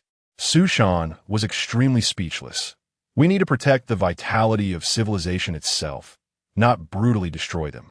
If you do it that way, what about the spiritual corruption of 3 or 4 generations? What if the backbone is shattered and the spiritual homeland becomes empty and desolate, unable to survive and develop independently. Zhou Pingyan smiled lightly. That's why I prepared nuclear bombs, not statues of the Qin Emperor. People are like this. When you say you want to open a window, everyone disallows it. But when you say you want to tear off the roof, everyone agrees to open the window. Su Shan, no release. The alliance will only help you finish the fight. TSK, window opening failed. Su Shan's sense of morality is too strong. Zhou Pingyan shrugged. All right, wish us a smooth alliance. Su Shan sighed in relief. Good. Half an hour later, Su Shan's face was flushed, veins popping on his forehead. Fists cracking. Your reasons for disagreement are merely because of different ideologies? And you only sent one envoy to negotiate with our Great Xia Alliance and the Holy Teaching Nation? The envoy of the Kaisha Empire looked arrogant. The Holy Teaching Nation is closed, sealing off technology, discriminating against any non-human races. The Kaisha Empire cannot extend a helping hand for their safety. We haven't kicked them while they're down. We are already looking out for our fellow humans. The Kaisha Empire is a country with strong inclusivity, having good relations with multiple races. The projection of the Pope nearby sighed. We have many differences with Kaisha. They will never trust us. Su Shan took a deep breath. The video has already been sent. The demon disaster has long appeared, and all civilizations must unite, or they will not be able to resist this disaster. The Kaisha Empire envoy laughed. Ha! Those who die are from the Holy Nation. What does that have to do with our empire? Little brat, don't think you can act like an ancient noble just because you got a bit of technology. In front of true ancient nobles, you'd have to kneel on the ground and lick our shoes. Lowly commoners, humph. The Kaisha Empire envoy directly hung up the video link. Su Shan stared blankly at the disconnected call. The Star Sea Super Empire, the capital of the Great Xia Empire, Su family's young master, son of the War God General. One of the inheritors of the Heavenly Court War God system, his father commanding the War God system across the 8-star regions, himself an extraordinarily excellent warlord. A benchmark for war gods, honored with countless accolades, recognized by numerous strong individuals and deities, Su Shan. With a single command, 800 million war gods descended from Su Shan, the guardian of the divine, only to be belittled as commoners by a native. Moreover, Su Shan had been working hard for a long time to protect them. As the leader of the Great Xia Alliance, it was the first time in his life that he had faced such humiliation. Zhou Pingyan quietly remarked, when a race splits into two empires, the conflicts are bound to be intense. How didn't he expect them to be this intense? He had sensed something was off, and thus prepared nuclear weapons. But he didn't anticipate it would be this provocative. Su Shan stared blankly at the position of the Kaisha envoy, his eyes glistening with red and tears. Zhou Pingyan sighed. I hope we don't have to use nuclear weapons even more than you do. Like you, I wish for more goodness in this world. Su Shan wiped the corner of his eye. Don't deploy them. Zhou Pingyan face-palmed. You really are too kind. Your nobility will only become an excuse for them to humiliate you. Su Shan gritted his teeth, furious at the ignorance and stupidity of these natives. The Great Xia protects human civilization, right? Zhou Pingyan retorted, yes, so what? Su Shan's eyes turned red, his face a mix of anger and pity as the war goddess halo appeared behind him. I protect humanity, not these idiots. Lao Zhou, let us eliminate these fools together. Just the two of us. Zhou Pingyan laughed heartily. Why don't you continue being merciful, haha. Su Shan slammed the table and cursed. I'll show mercy to your grandpa. I want to slaughter their entire family. Don't think you're T3, you're just a double T6. I'll still make you smoke. I'm a good person, not a pushover. Zhou Pingyan laughed until tears came out, and had to let Qin Xiang lead the team to clean up the demonic disaster while he and Su Shan headed to the Kaisha Empire. The leaders of the disastrous Wolf Empire and the Great Xia Alliance boarded a guard ship heading to the Kaisha Empire. The Kaisha Empire, like the Holy Teaching Nation, retained a relatively complete knowledge and production system. However, due to a break in the lineage, many things became lost knowledge with the death of the older generation. The reason for this break was the realistic struggle for power. To address this, the Kaisha Empire established ancient academies specifically to study ancient knowledge, achieving some results, but not much. They still could not stop the entire empire from sliding into the abyss. A bad atmosphere spread throughout the Kaisha Empire, corrupting their social system. If the atmosphere were a bit more normal, they wouldn't do such foolish things. Zhou Pingyan browsed through the information, frowning more deeply with each page. What were you thinking before? Didn't you investigate? Su Shan replied helplessly. I did investigate, just didn't expect them to make the worst choice. A bad result must have a series of bad causes. Zhou Pingyan was confused. Didn't you explain the Great Xia Alliance's value? Su Shan said. They told me I was dreaming well and asked me to be more realistic next time. They even wanted me to work at their ancient academy and learn real ancient knowledge, instead of being a quack. Su Shan, a top graduate from a prestigious military academy in the capital, was rated as a quack by the natives. Zhou Pingyan gleefully laughed. Ha. Su Shan sneered, you laugh. But when they received the promotional video, the thing they looked down on the most was your shabby warship. If I had known, I wouldn't have let you in. What a disgrace. Zhou Pingyan was speechless. That's because they don't understand the value of my disassembly skills. Forget it. I'll just gather enough power to kill them. Su Shan paused, then slowly said, I've calmed down now. Let us achieve our goal of humiliation.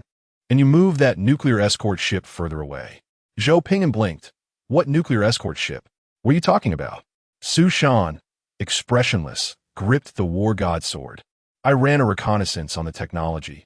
Your 20 holographic projection is useless now. Zhou Pingyan replied, Hey, am I that brutal? Wang Lei, move the ship a bit. I'm just worried it'll break down without a backup. Zhou Pingyan laughed. So now that you're calm, has your mind changed? Su Shan remained calm. No, I'm just considering whether to eradicate them completely. Zhou Pingyan responded, Oh, more thoughtful now. Kaisha, why did you provoke him? Now look, your whole family is going to be sacrificed. Su Shan added, I'm not killing for anger. I'm doing it efficiently. Zhou Pingyan said, You don't need to explain. I'll be a bit harsher later. Su Shan's mouth twitched. No need to be too harsh. I'm just angry that they hindered the alliance. I don't want to wipe out their race. Leader, we can't advance. There's a warning network ahead. Zhou Pingyan stood up, summoned his black and red military uniform, and smiled. Ready to go?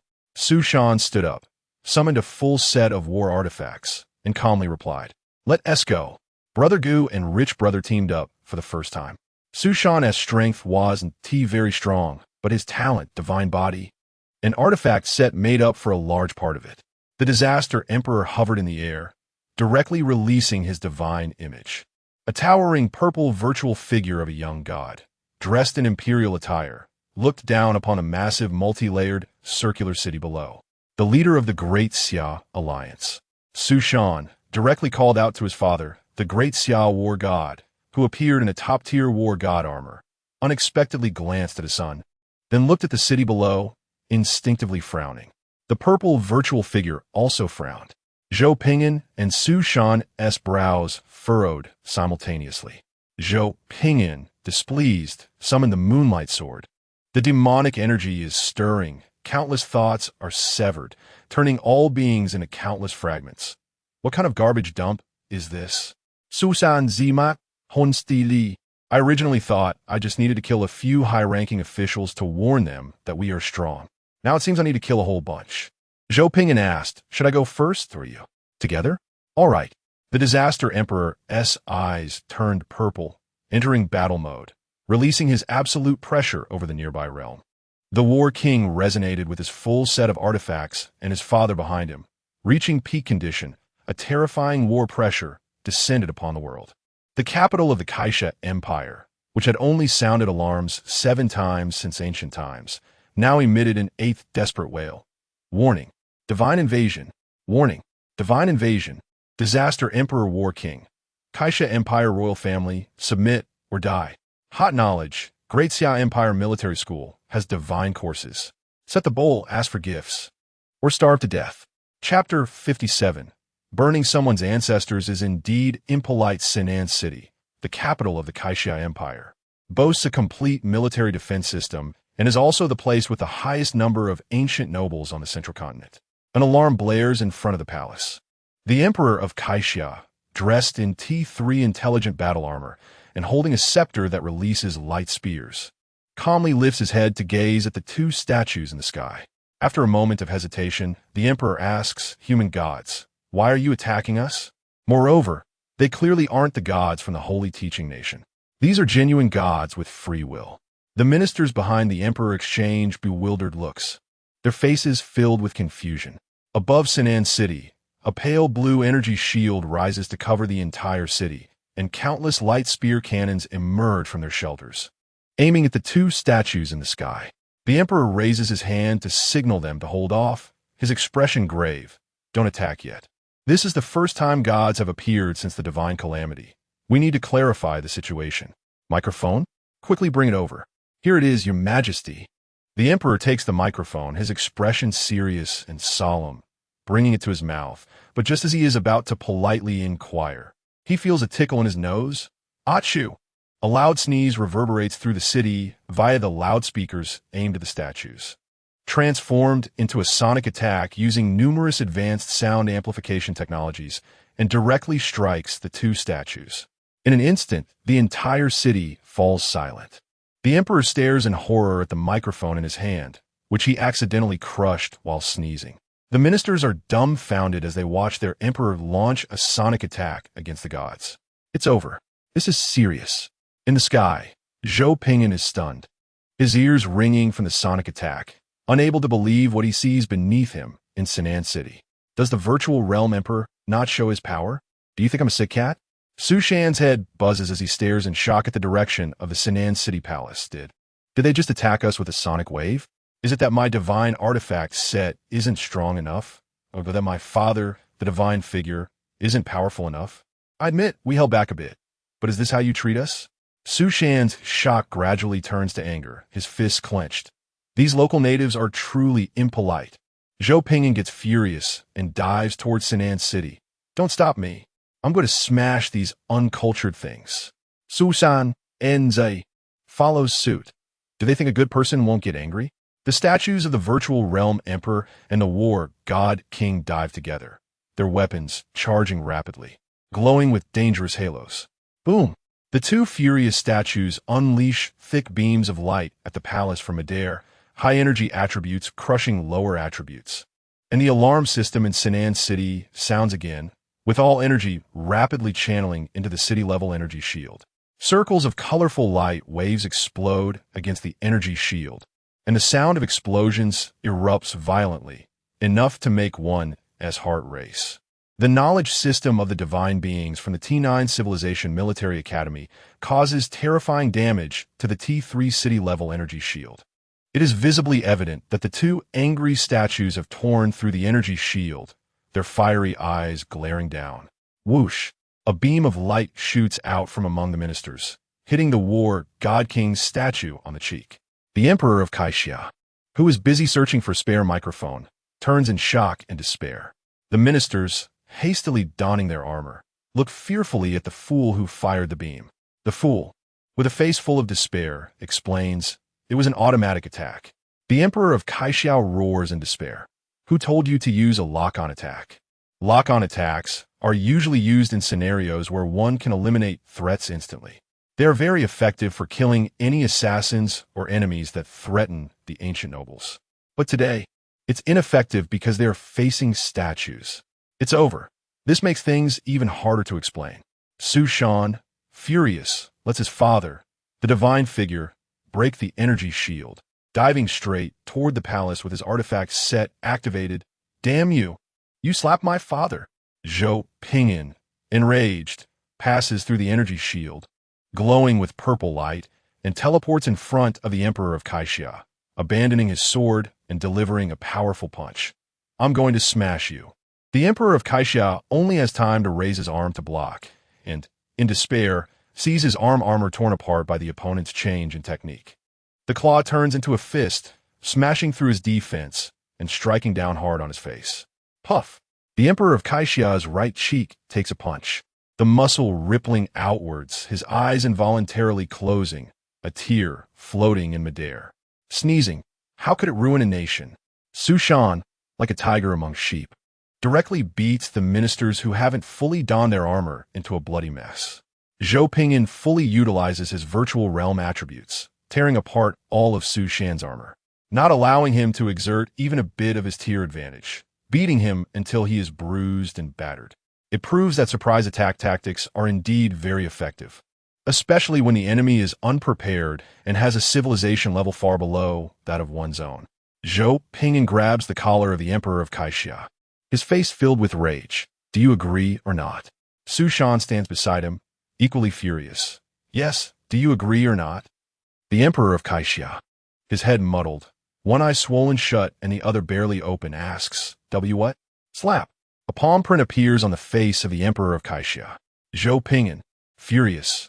Oh, you stubborn old man, you won't shed tears until you see the coffin, right? Old Su, punish him. Su Shan immediately forms a thunder technique with both hands and presses down hard on the Emperor of Kaixia's kidneys. Crackle, crackle.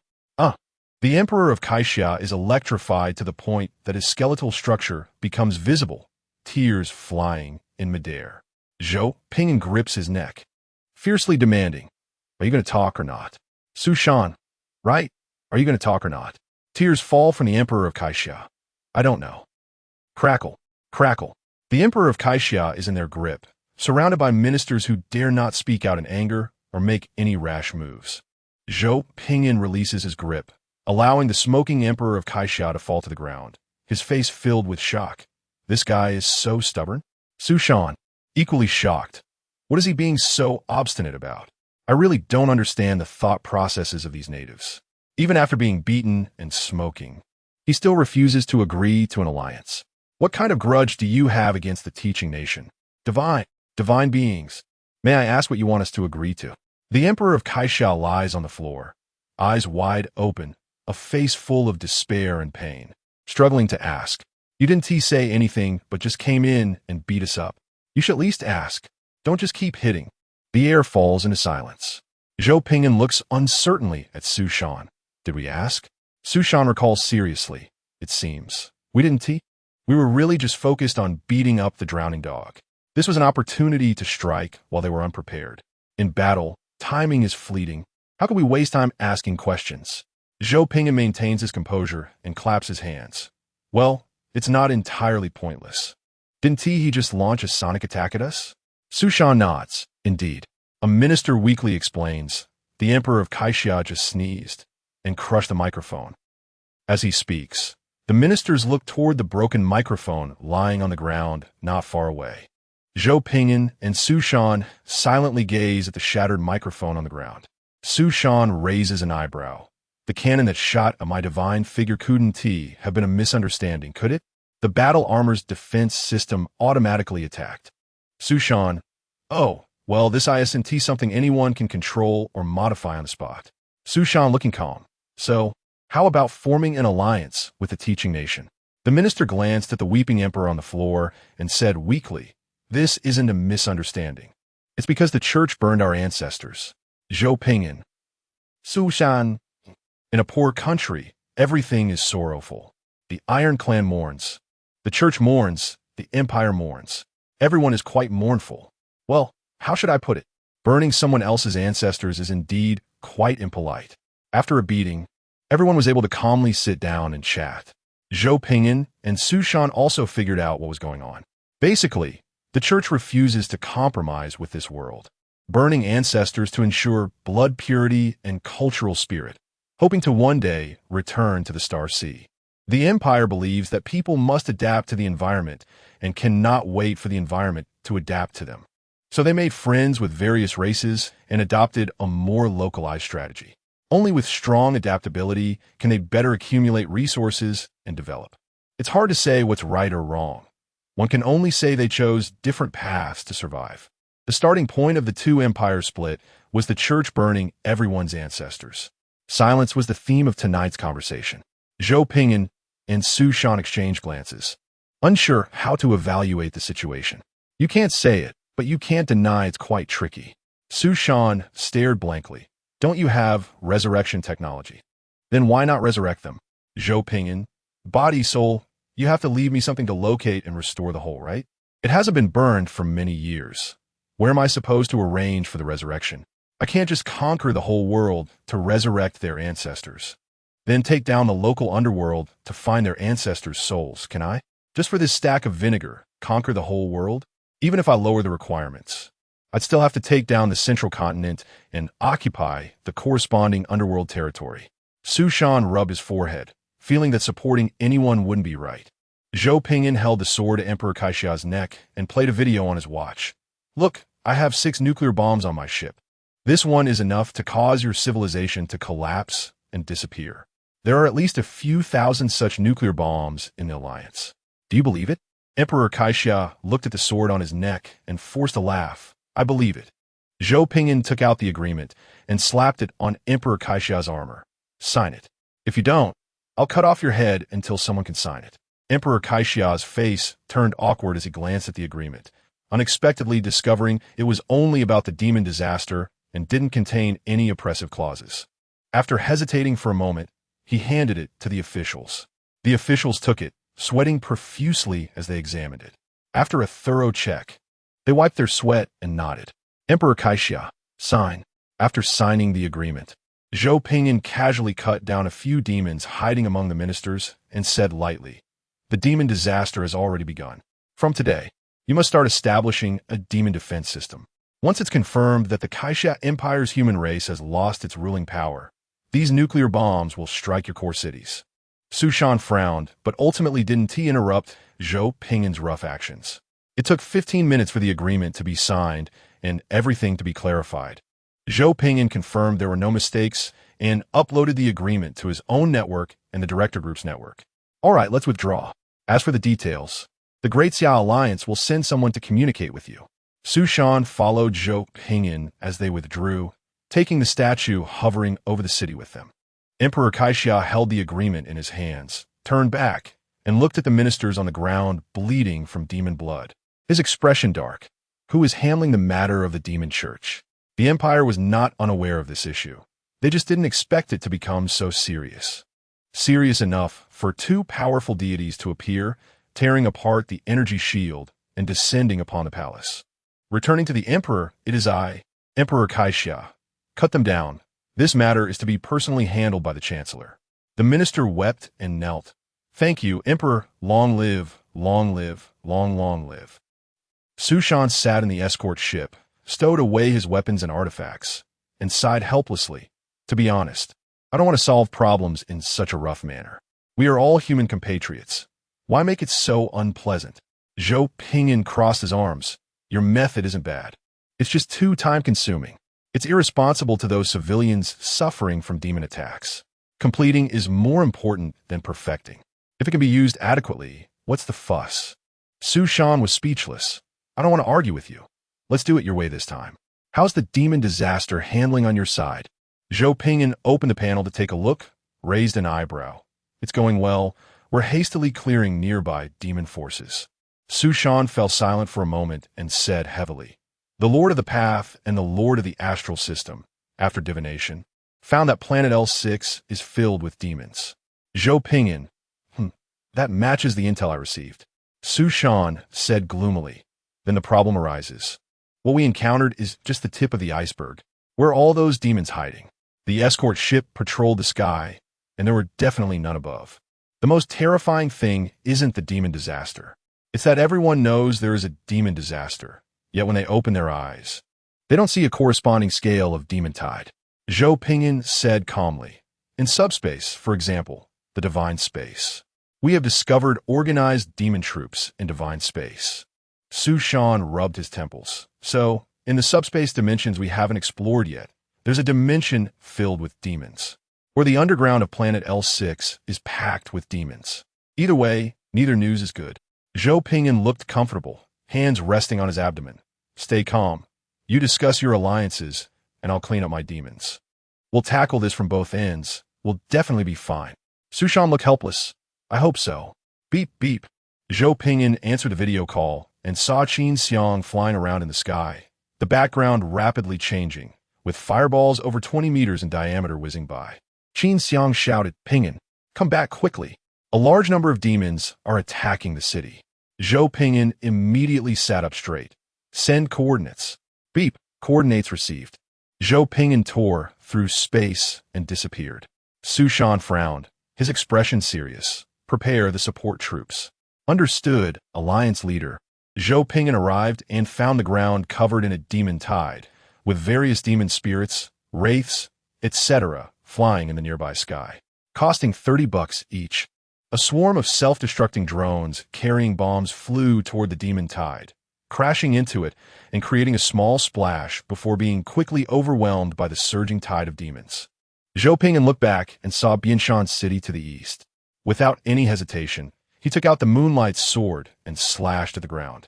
The virtual realm energy transformed into terrifying sword energy that cleaved into the earth, tearing a massive gash in the ground. Boom! A deep, bottomless canyon, over 100 meters wide and several hundred kilometers long, appeared. In the canyon, countless sword energies flew and roared.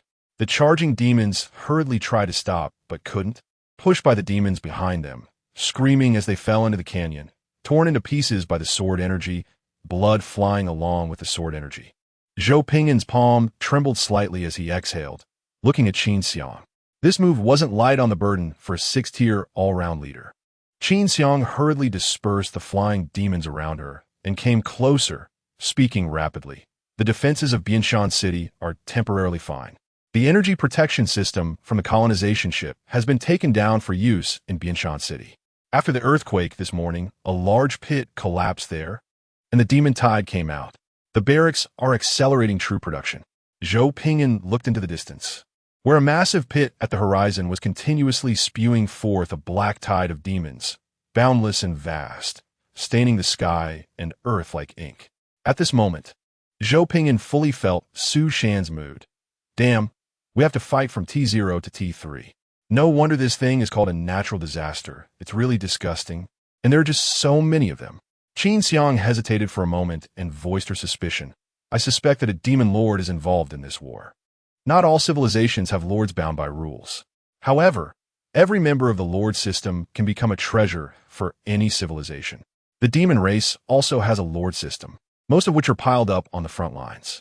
Zhou Ping'an directly absorbed a nearby demon into his hands, his consciousness stirring through its mind to check its memories. Raising an eyebrow, this one really did come from a barracks. Fire Demon King Barracks. A common demon race lord barracks, with a large quantity to spare. Demons that have experienced multiple wars will naturally evolve into higher-tier demon species. And the demon tide we see now is merely the impure demons produced by the demon race barracks. Inferior demons, which are of very low rank in the demon race, are also fundamental troops of the demon race. Inferior demons are the kind of impure demons that are given away for free in considerable quantities at certain levels of demon barracks. Demon lords love to use this trash to exhaust the enemy and probe for intelligence. It has been proven to be both useful and effective. Generally, lords cannot withstand it. Zhou Ping'an narrowed his eyes. You defend, I'll lead the troops for a raid. Qin Xiang worriedly asked, Can we do it? Zhou Ping'an replied, You guard the home. I'll kill them all without a problem. In battle, I'm not afraid of losing. I'm afraid of teammates giving up. Zhou Ping'an took a breath of virtual energy to restore his state and contacted Xiaoda. You defend the home. Send me 10,000 troops. I'll go take a look at what's going on. Understood, Emperor. Seeking gifts. Help push my book. It's so miserable. 5,000 devouring berserkers. 5,000 transformers. Over 10,000 troops took to the skies, clearing the nearby, flying demons, and opening up space for the natural disaster Emperor to advance. After automatic upgrades and several battles, many troops had already reached 2nd or even 3rd tier strength, combined with T1's level 5 smart battle armor. They were capable of substantial firepower to suppress the enemy. A temporary stalemate was formed with the demon tide. Emperor, it has been confirmed that the demons are T3 inferior demons. Detailed data is pending from the Research Institute. Zhou Ping'an raised an eyebrow. Interesting. If we don't take some harsh actions, this battle might take a long time. T3 demon lords. Just thinking about it is exciting. Natural disaster technology panel opened. National concept. Assimilation warriors. Troop tech tree skills unlocked. Biological assimilation. All flesh and blood life will become our kind. Mechanical assimilation. All mechanical life will become our kin. This world does not need noise. It only needs the voice of one race to resonate throughout the universe. This race can only be us, the natural disaster empire. Gene assimilation source of fire assimilation. Unlocked. Gene assimilation requires no words. Directly infusing energy can assimilate the enemy into our citizens. Source of fire assimilation is a bit special. Transformers inject energy into the enemy, turning them into living metal, and then transforming them into our kind. The devouring berserkers were pleasantly surprised, capturing a flying inferior demon. Releasing surging black energy from both hands, and 3 seconds later, a T-10 tier devouring berserker floated in mid-air, bowing to the mother body. The Transformers laughed heartily, capturing a flying inferior demon, their chests spraying out a torrent of source of fire energy into the enemy. The inferior demon screamed and struggled for a second before solidifying into a silver metallic state. 2 seconds later, its eyes lit up with a glow, and its whole body transformed into a transformer, with a blue light of source of fire glowing from its chest. The natural disaster Empire's civilization level is relatively low, but it does not follow reasoning. The natural disaster technology that can ignore ranks compensates for this slight strength. Your demons are numerous. My assimilation is endless. The natural disaster Emperor Zhou Pingyan smiled brightly, pointing at the dark demon tied ahead. My people, assimilate them. The disaster army soldiers laughed heartily, charging forward to forcibly embrace the nearby, flying inferior demons and inject energy into them, adding a new novice comrade to the soul network within seconds. In just a few breaths, the dark demon tide in the sky was covered by an even more terrifying tide of black-armored warriors. 10,000 assimilated 10,000. The number became 20,000. 20,000 assimilated 20,000. The number became 40,000. 40,000 assimilated 40,000. The number became 80,000. 80,000 assimilated 80,000. The number became 160,000. In less than a minute, the true count reached nearly 200,000. This was still at the initial level of the assimilation skill, without the effects of upgrades. And this is the value of exponential assimilation growth.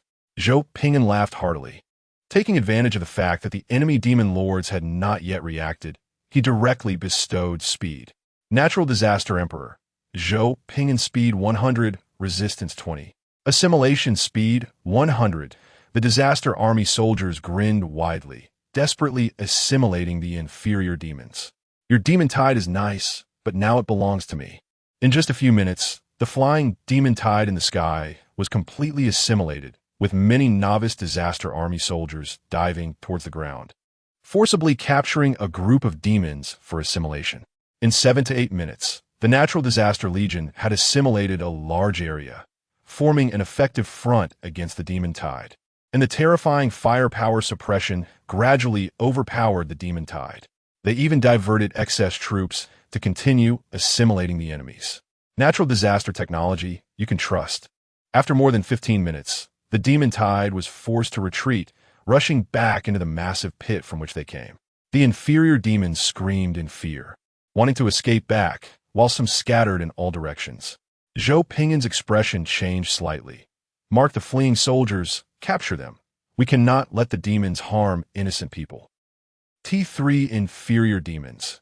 Any one of them is enough to slaughter a village. War should not involve the innocent. Once the world is understood, it still cherishes the green grass and trees. Wang Lei understood. The Soul Network marked all fleeing demons and dispatched the corresponding number of soldiers to pursue. One disaster army soldier, after flying far, casually caught a flying eagle that didn't manage to dodge in time, consuming more energy and flesh to assimilate it into a novice warrior and assigning it an encirclement task. Those inferior demons that could escape a distance from the battlefield either had good brains or their own strength was not low. But regardless, these fleeing demons had already been marked by the Emperor's will, unable to escape the fate of death. Under the effect of the assimilation warriors, Zhou Pingyan flew to the front of the giant pit and saw groups of demons frantically fleeing inside, causing a traffic jam. An abnormal energy fluctuation was detected. Please retreat. Zhou Pingyan raised an eyebrow slightly, signaling the army to fall back. Boom! The crimson hellfire filling the entire giant pit surged upward, turning all the demons, blocking the way into ash. The terrifying hellfire twisted and rolled the air, casting the whole sky in a particularly bloody hue, with the smell of sulfur from hell permeating the entire area. The power of darkness descended with the hellfire, beginning to pollute the nearby environment. As the hellfire dissipated, the traffic jam in the giant pit was resolved. Zhou Pingyan raised an eyebrow and tightened his grip on the moonlight sword, preparing to take some drastic actions. A voice from hell whispered, incredulous, surprised, yet filled with doubt. Disaster Wolf, Zhou Pingyan? Zhou Pingyan looked at the pair of enormous blood-red eyes lighting up in the giant pit, raising an eyebrow. Familiar demon? In the giant pit, the massive blood-red eyes stared fiercely at Zhou Pingyan, filled with ecstasy and rage. Just wait. You just wait. I'm calling a truckload of demons to kill you. Zhou Pingyan was perplexed. After checking the information on the other side, he suddenly realized, oh, it's that unlucky guy from when I blew up the planet. As long as he had enough world destruction counts, he wasn't afraid of having few enemies when he went out. How should he put it? First, his temperament was extremely bad. He liked to offend people, and then he enjoyed seeing them wanting to kill him, but failing to do so. Secondly, the more enemies he had, the more his destruction value automatically increased. He would rather have the entire star C as his enemy. That was Zhou Pingyan's previous thought. His current thought was different. He wanted to burn the star C as firewood. As he grew older, his mindset really became more peaceful. Zhou Pingyan decisively raised his hand to gather energy and give this guy a quick end. His civilization level might be a bit low, but his strength was not weak. Just wait. I'll kill you sooner or later. A massive roar echoed angrily, followed by a strange sound in space, and the bottomless darkness in the pit vanished, leaving behind a pit over 3,000 meters in diameter and 400 meters deep. There was also a group of bewildered demons surrounded. Zhou Pingyan was speechless for a moment and dispersed the energy in his hand. They run pretty fast. Well, only such guys could survive to see me a second time. Anticipating the official start of the demon disaster, please check the message, Emperor of Disasters. Zhou Pingyan blinked and leaned back tactically. Huh? What is this? Is this all just an appetizer? The World Fall ritual has begun. Please try to eliminate the demons to reduce the regional fall value, Emperor of Disasters. A map panel popped up, showing the world map of planet L6 filled with red dots, some large, some small, densely packed enough to cause a panic attack for anyone with a fear of crowds. Zhou Pingyan closed the panel, doubting whether he was awake. He opened it again. What the hell? So everything before was just a trial period, and this is the real demon disaster. Chapter 60. I only allow you to cry for 5 minutes. The ritual of world corruption can permanently transform a planet into a dark one. Demons will naturally be born in the darkness, and life forms that meet the corruption threshold will also be corrupted into demons. Zhou Pingyan did not dare to delay and directly contacted Su Shan. This was serious. He needed to quickly find the overly righteous and good-natured Su Shan to take the blame. When Su Shan connected the video call, he breathed a sigh of relief. Did you handle it? That's good. Zhou Pingyan replied, I have some intelligence to share with you, but don't be afraid. Su Shan laughed heartily. Afraid? Are you kidding? Zhou Pingyan blinked. I want to drag planet L6 into the virtual realm for purification. Su Shan's expression darkened. Can you not run your Doomsday technology? Can't we just clear the levels honestly? Zhou Pingyan sent over the intelligence about the demon disaster's world corruption ritual and the fully red map. Su Shan looked at the red map, covered his mouth, and after a moment of internal struggle, he said seriously, what's the survival rate for virtual realm purification? Should we give it a try? Brother Su, I admit I spoke a bit loudly just now. Zhou Pingyan rolled his eyes. I was just joking. If we really drag it into the virtual realm, planet L6 is done for.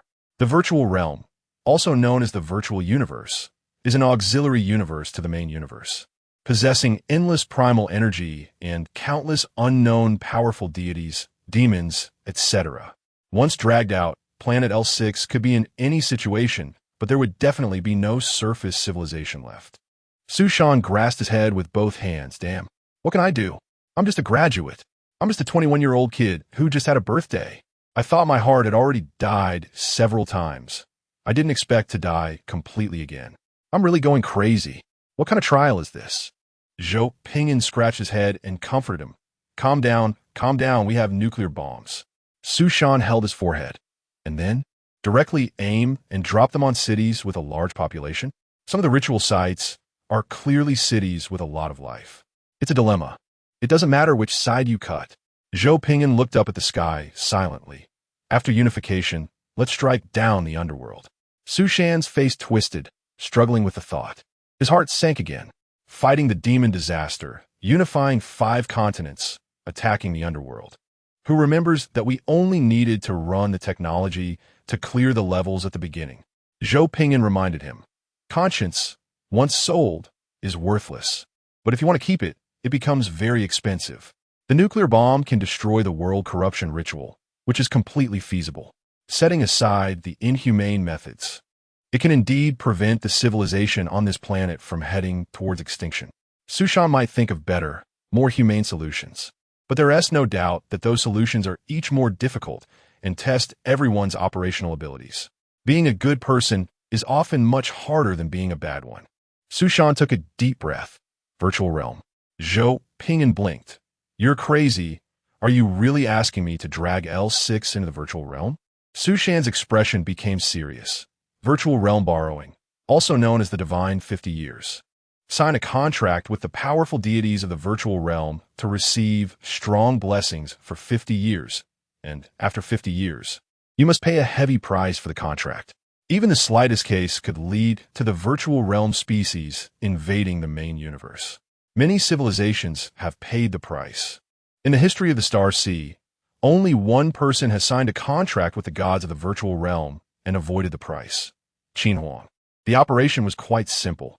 He beat up all the gods that came to collect debts. Zhou Ping'an stroked his chin. You're crazier than me. The price 50 years later is not something an ordinary civilization can afford. Su Shan gritted his teeth. You have the title of Virtual Realm Emperor, and the Alliance can propose a contract using you as a coordinate to solidify your title. After 50 years, at least there will be room for maneuver. We can't go to other gods in the virtual realm. They hate the Great Xia Empire to the bone and would punish us to the highest extent possible. It's safest to find our own people. Zhou Ping'an blinked. My title as Virtual Realm Emperor does exist. But if you want to strengthen it, I accept. Outsiders think it's just an honorary title, unaware of its true value. Zhou Ping'an quickly calculated with the Soul Network and squinted. Not enough. We can only protect the central continent. We can't shelter the other 4 continents. The nuclear bomb still has to be dropped, and the underworld must be attacked. But the pressure will be much less. Su Shan's expression changed several times before he finally sighed. Being able to protect the central continent is enough. Devoted to protecting his fellow humans, Su Shan ultimately succumbed to the harsh reality. Zhou Ping'an asked, can we drop the nuclear bomb? Su Shan's lips turned slightly pale. He closed his eyes and nodded heavily. Drop it. Tears silently fell. The righteous person ultimately bloodily betrayed his own kind in the face of harsh reality. Not dropping it would only make the world fall faster.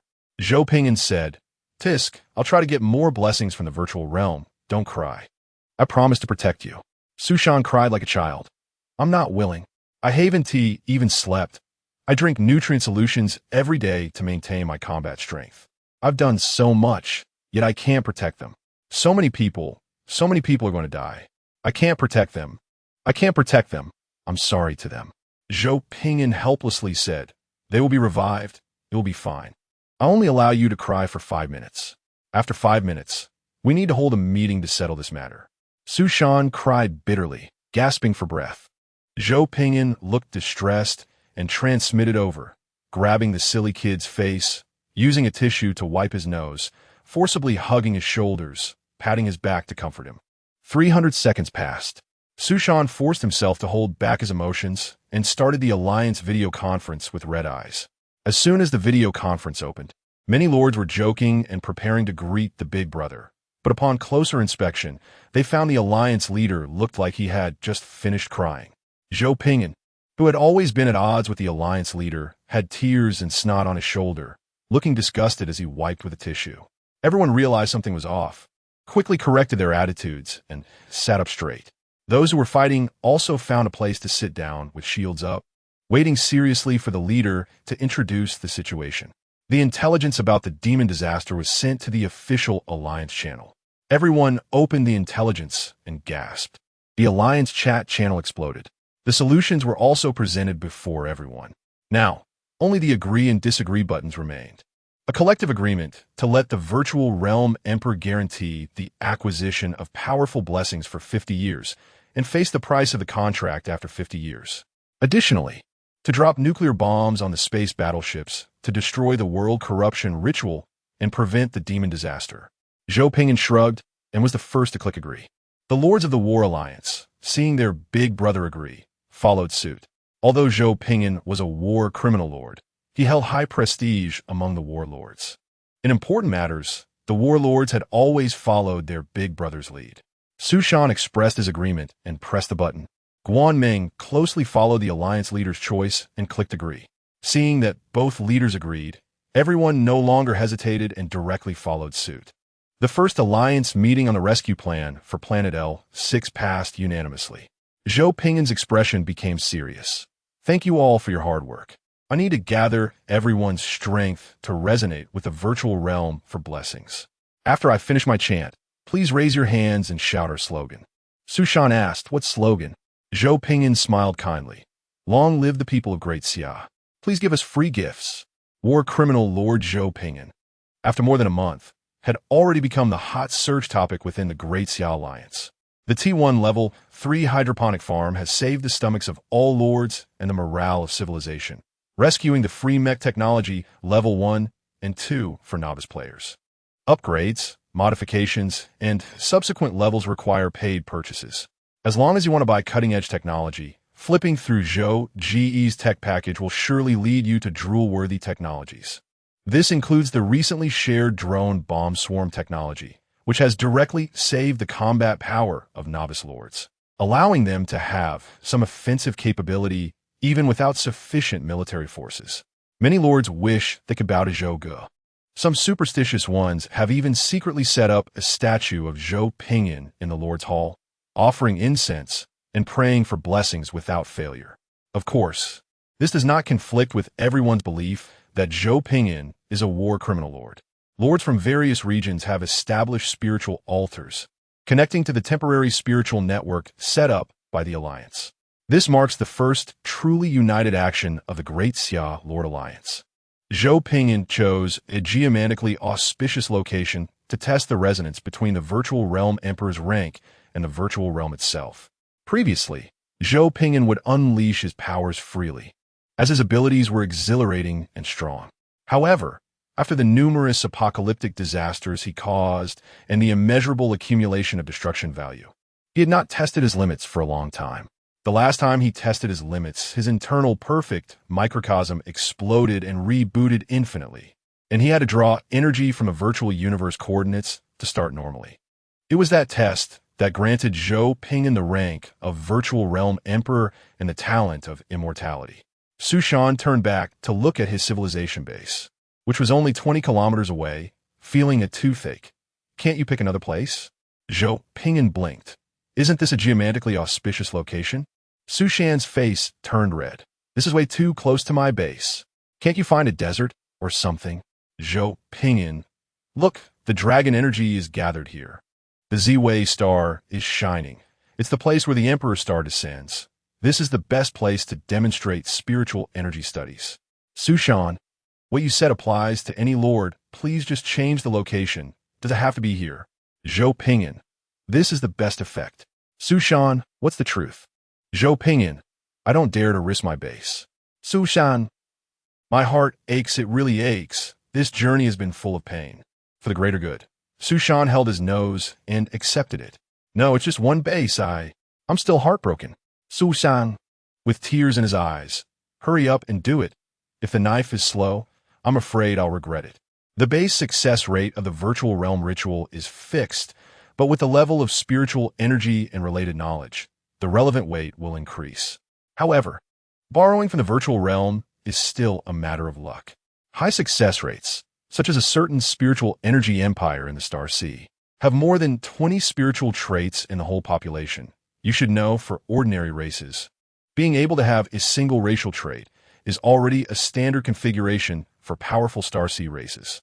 Unfortunately, after one failure, Only the head of the household remains in the household registration, leaving behind a mad spiritual energy emperor wandering in the ruins of the star domain, calling out to his subjects who can no longer return to him. For those with low success rates, when the ritual starts, civilization fireworks explode, becoming history on the spot. Su Shan dared to mention it because there were descendants of powerful beings from the capital star region on this planet. For example, Qin Xiang, and again, Qin Xiang. The gods of the virtual realm give no face to anyone, but they are especially tough on Qin Huang. Perhaps because they have personally experienced the might of Qin Huang. The ritual began. Zhou Pingyan ascended into the heavens, radiating purple light. As the surrounding space-time gradually twisted into the environment of the virtual realm universe. At the same time, thanks to the prepared spiritual energy network, all risks were isolated to avoid threatening the survival environment of planet L6. Su Shan raised his hands high and shouted, "Long live the great Xia people!" Throughout the central continent, Guanmeng also raised her hands and shouted, "Long live the great Xia people!"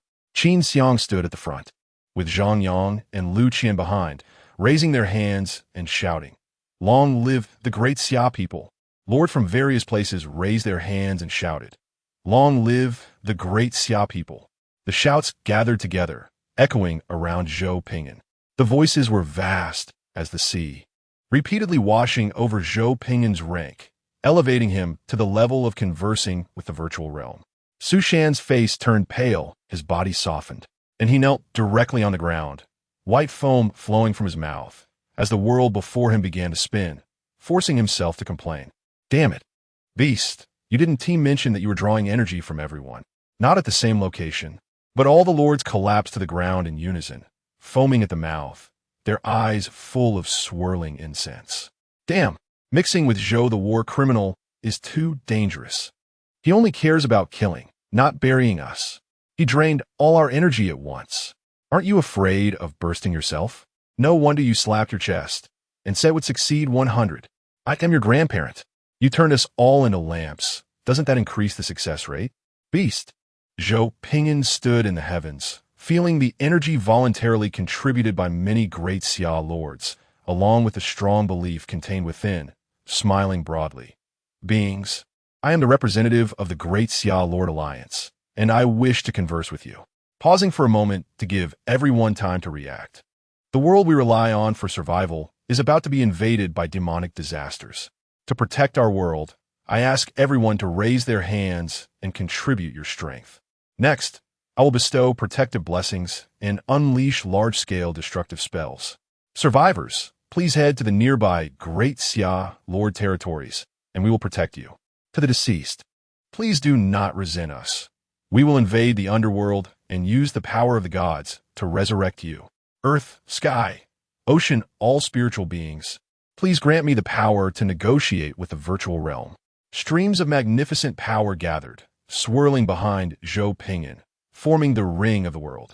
The world will of planet L6 awakened, casting its gaze over, willingly pressing the power of the world upon Zhou Pingyan. As many great wills following the world will also press their powers upon him. The world will knew of the matters of the star sea, was aware of the existence of the great Xia Empire, and also knew that there were powerful beings on this planet capable of influencing the situation of the star sea, thus having a very high trust in Zhou Pingyan. Zhou Pingyan sensed that the energy was almost charged, his smile radiant, and he directly shouted at the opened virtual realm cosmic passage. "I, the virtual realm emperor, wish to converse with the virtual realm." The virtual realm rift murmured in confusion. A magnificent consciousness descended to examine, and the atmosphere froze. The next second, a furious, frenzied virtual realm storm lingered at the rift. Zhou Pingyan blinked. "Huh? What's going on?" "Apocalyptic ascension. Your Majesty, a warm reminder. You are the mortal enemy of the virtual realm. And last time you relied on the infinite reboot of the universe to steal the rank of the virtual realm emperor. Oh, so that's how it is. This virtual realm is stingy. It can't even spare a mere rank of virtual realm emperor for me." Zhou Pingyan began to browse the apocalyptic technology tree.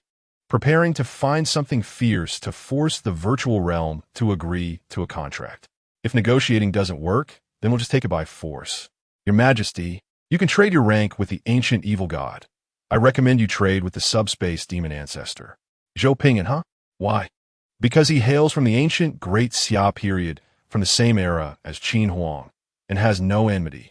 And it is rumored that he once helped Qin Huang threaten the Star-Sea Alliance to unleash a subspace storm. Pausing. The rumor is true. When others suspect you of being an ancient evil god, you'd better actually be one. Zhou Ping'an, good. We're on the same side. When it comes to doing business, it's all about connections. However, there's a difficulty. The virtual realm is too vast, and contacting the subspace demon ancestor is challenging. But Zhou Ping'an chose a very safe solution. Using his status as the emperor of the virtual realm, he directly opened the Everyone channel in the virtual realm and shouted, I, the emperor of the virtual realm, a citizen of the Great Xia, want to trade with the subspace demon ancestor. Soon, a dark will descended, forcefully pushing away the enraged will of the virtual realm. Many angry wills of the virtual realm gods also turned their attention, but upon seeing it was the subspace demon ancestor, they could only glare in anger, not daring to speak out. It wasn't that so many gods couldn't defeat the subspace demon ancestor, but rather that this trash was a more powerful incarnation of a certain supreme evil god. This being, after the ancient era, became obsessed with the Great Way, gradually retreating from the spotlight. But his fist is harder than the Qin emperor's. His face is even tougher. The later generations knew little about this. But those who lived long enough to have hunted down the Qin emperor and the Great Xia civilization in ancient times certainly knew. Don't ask why they hunted together. It was love. It was because the Qin emperor and his companions were worth it. The Dark Will examined Zhou Ping'an and revealed a satisfied emotion. Not bad. We want. Zhou Ping'an quickly laid out the difficulties he and the Alliance were facing. Dark Will, I can guarantee that everyone will survive, but I cannot guarantee whether their minds can withstand this kind of blow. Zhou Ping'an was taken aback, not expecting the top guy to be so powerful, directly ensuring everyone's lives. The Dark Will sent over specific blessing information. Life evolution. Undying means everlasting. Everlasting yet not extinguished. Zhou Ping'an looked at the blessing, pursed his lips, realizing the weight of this statement, and understood that not all beings could bear this blessing. Without an eternal mind, one cannot bear an eternal lifespan. There are also cases where the mind decays, and an eternal body turns into rotten flesh that exists in the world, eventually collapsing and dissipating into nothingness. You don't need to rush. You can think it over. I can pause time for you to consider. Zhou Ping'an's hand trembled, shocked, and he looked up. Huh? Looking around, time froze, and everything came to a halt. Silently, the strong members of the director's team stood outside the ritual site, ignoring the constraints of the flow of time and space, quietly watching the ritual. They were observing this dangerous, ancient, evil god. A few gods of the virtual realm broke free from the flow of time and space, cursing through gritted teeth, but did not dare to step over the line. Zhou Ping'an watched enviously. Is this what it means to be a big shot? Stopping time to think directly. Big shot, I'm hungry, take me along. Zhou Ping'an was no longer in a hurry, seriously considering and using the soul network to calculate relevant data. After a long while, Zhou Ping'an exhaled. If their minds can't bear it, then grant them a gentle long night. Blessings cannot be fully enjoyed. From the Warning Words of the World Volume 3 Wang Engshi's 3 Difficulties with Scholar Su. Leave some margin, and you will comprehend the Great Way. Let the dead enter the underworld, and then find a way to revive them later. There will be plenty of time to solve subsequent problems. This is already the best choice within our capabilities. Dark Will, good, but it's a pity my main body isn't here. Otherwise, this wouldn't be a problem. Hee. Kid, do your best. I look forward to you reaching the Great Way. All beings on planet L6 receive 50 years of life evolution blessing. Those whose minds collapse enter the underworld for reincarnation. The Dark will begin to leave, and before departing, kindly close the cracks in the virtual realm. At the last moment before closing, a series of dense slapping sounds echoed. Zhou Ping'an. In the almost disappearing cracks of the virtual realm, The gods of the virtual realm were spun around like tops in space, and some of the stronger ones quickly stabilized themselves, directly greeting the subspace demon ancestor's 18th generation ancestors, furiously chasing after them. Zhou Pingyan. Big shot, you are so mischievous. Of course, it was also clear that the big shot strength was not weak. Otherwise, he would have been punished long ago. The virtual realm blessing ritual concluded. Li Xiang rubbed his temples. Next time you do such a dangerous virtual realm ritual, inform me in advance. Zhou Pingyan blinked. Is there such a rule? I didn't know. Li Xiang took a deep breath. The dangerous one is you, not others. Others can at most die out as a family. You went up and made the will of the virtual realm furious, easily triggering a war between two universes. Zhou Pingyan smiled cheerfully. Didn't I find a reliable one behind me? Teacher, isn't that ancient evil god reliable? Li Xiang's expression turned strange as he recalled some very bad memories. Damn, so reliable. He is also a master who manages killings but not burials. If you ask him to do one thing, he will guarantee to solve it, but don't care about the solution. Just ask if it's resolved. Last time, he was sent to mediate a war between two alien civilizations, and it almost affected our agricultural star. As a result, he went up and gave those two alien civilizations the racial traits of delicious, unintelligent, highly productive, directly turning them into livestock made into canned goods, and dumped across the entire star sea. Not only did he physically mediate, but he also increased agricultural and livestock production, moving the agricultural leaders to tears, who then begged the Empire never to send such a big shot to handle problems again. His attitude towards humans is excellent. His attitude towards other races is extremely poor. He has a racial cleanliness obsession. He fundamentally solved the issue of whether the Star Sea War would affect the Great Xia Empire's industrial chain, and fundamentally deepened everyone's stereotype of the Great Xia Empire. Zhou Pingyan shrugged. Is there anything else, teacher? If not, I'll continue with the exam. Li Xiang scanned planet L6 with his divine sense, confirmed there were no issues, and sighed. Go ahead. Next time you do something illegal, be sure to notify me. Whether this behavior is illegal depends on whether there are strong people standing next to you who ignore the flow of time and space during the ritual. Zhou Pingyan blinked. If I notify you, doesn't that mean it's not illegal? No, it just makes it easier for me to drag you to a military court. Zhou Pingyan laughed. Teacher, you're really mischievous. I'm not mischievous. Zhou Pingyan. The strong members of the director's team repeatedly scanned the entire planet with their divine sense, confirming everything was fine before withdrawing back to their floating cities to continue overseeing. The blessing from the subspace demon ancestor is similar to a weakened version of the Imperial Local Network resurrection mechanism, allowing these lives to survive nuclear explosions and filtering out unsuitable lives to enter the underworld for eternal rest while waiting for reincarnation. Don't think the subspace demon ancestor is weak. He completed this task in less than a second, installing an adaptive resurrection mechanism for every being in the entire civilization. Not the same set, but a personalized resurrection mechanism, along with an interface for underworld teleportation. He achieved this not because of the limits of his abilities, but because the tolerance limit of the beings in the L6 planet civilization is just like this. The big shots gradually dispersed, continuing to provide protection for the new generation of the Great Xia Empire during their trials. Zhou Pingyan looked at the clear sky, silently smiled, feeling that the burden on his shoulders had lightened a lot. With big shots covering him, it's great. So, he needed to hurry through the trials and become a big shot like them. After all, those are the three great natural disasters that make the Star Sea civilizations tremble in fear. Zhou Pingyan landed on the ground, watching Su Shan struggling to get up from the ground and drink a mouthful of nutrient solution, gritting his teeth. Zhou Pingyan smiled brightly. You see, the problem is solved. Bang! Zhou Pingyan rubbed his face, helpless. Doing things involves risks. You have to understand this. Borrowing from the virtual realm is indeed very excessive. Many operations were not in the originally discussed plan. Starting from a step of drawing strength, it was no longer in the plan. This was done just to extract the most complete energy when everyone was in their best spirits. The behavior was that of a war criminal, but the result was good. Su Shan clenched his fists, gritting his teeth. You almost killed everyone. If you had left a little room in case of an accident, everyone would have had some operational space to maneuver.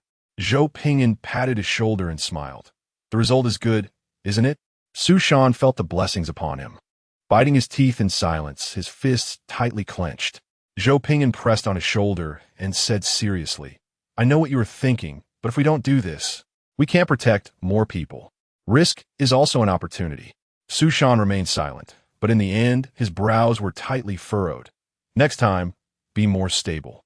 Zhou Pingyan rubbed his face, helpless, doing good deeds and still getting beaten. You should apologize to me. Su Shan tightly hugged Zhou Pingyan, his voice filled with pain and helplessness. You are also a citizen of Daxia.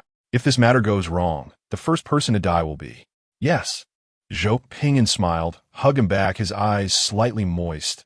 Yes, I'm also a citizen of Daxia, so the Alliance must protect me, a citizen of Daxia. Su Shan, I swear I will. I don't know who the new readers of The Big Shot are. You can check out my last book. By the way, Seeking Gifts. My daily income has fallen below 100. I work hard for love. Everyone should also work hard. Chapter 63. The big mushroom smoke is straight. The constant core's setting sun is round Zhou Pingyan. At this moment, I want to compose a poem. Su Shan, you understand poetry? Zhou Pingyan, with his hands behind his back, looked at the information display screen. The big mushroom's lonely smoke is straight. The constant core's setting sun is round. Su Shan, you really are hell. 8 hours after the blessing, Zhou Pingyan spent his destruction value points to unlock the shelter technology. The lords rushed to build shelters, fearing that if they delayed, they would become dust in the physical sense. All the lords had moved into the shelters, while the citizens donned intelligent battle armor. And all buildings provided emergency energy shields, striving to withstand the upcoming nuclear explosion waves. Nuclear bombs rose, soaring through the air, detonating at predetermined locations.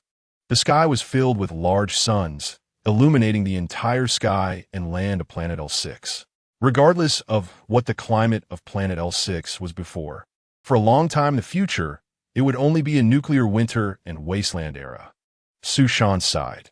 Do you think that if I were as strong as Teacher Li Xiang, I could solve the demon disasters on my own? Zhou Pingyan, you could. But remember this.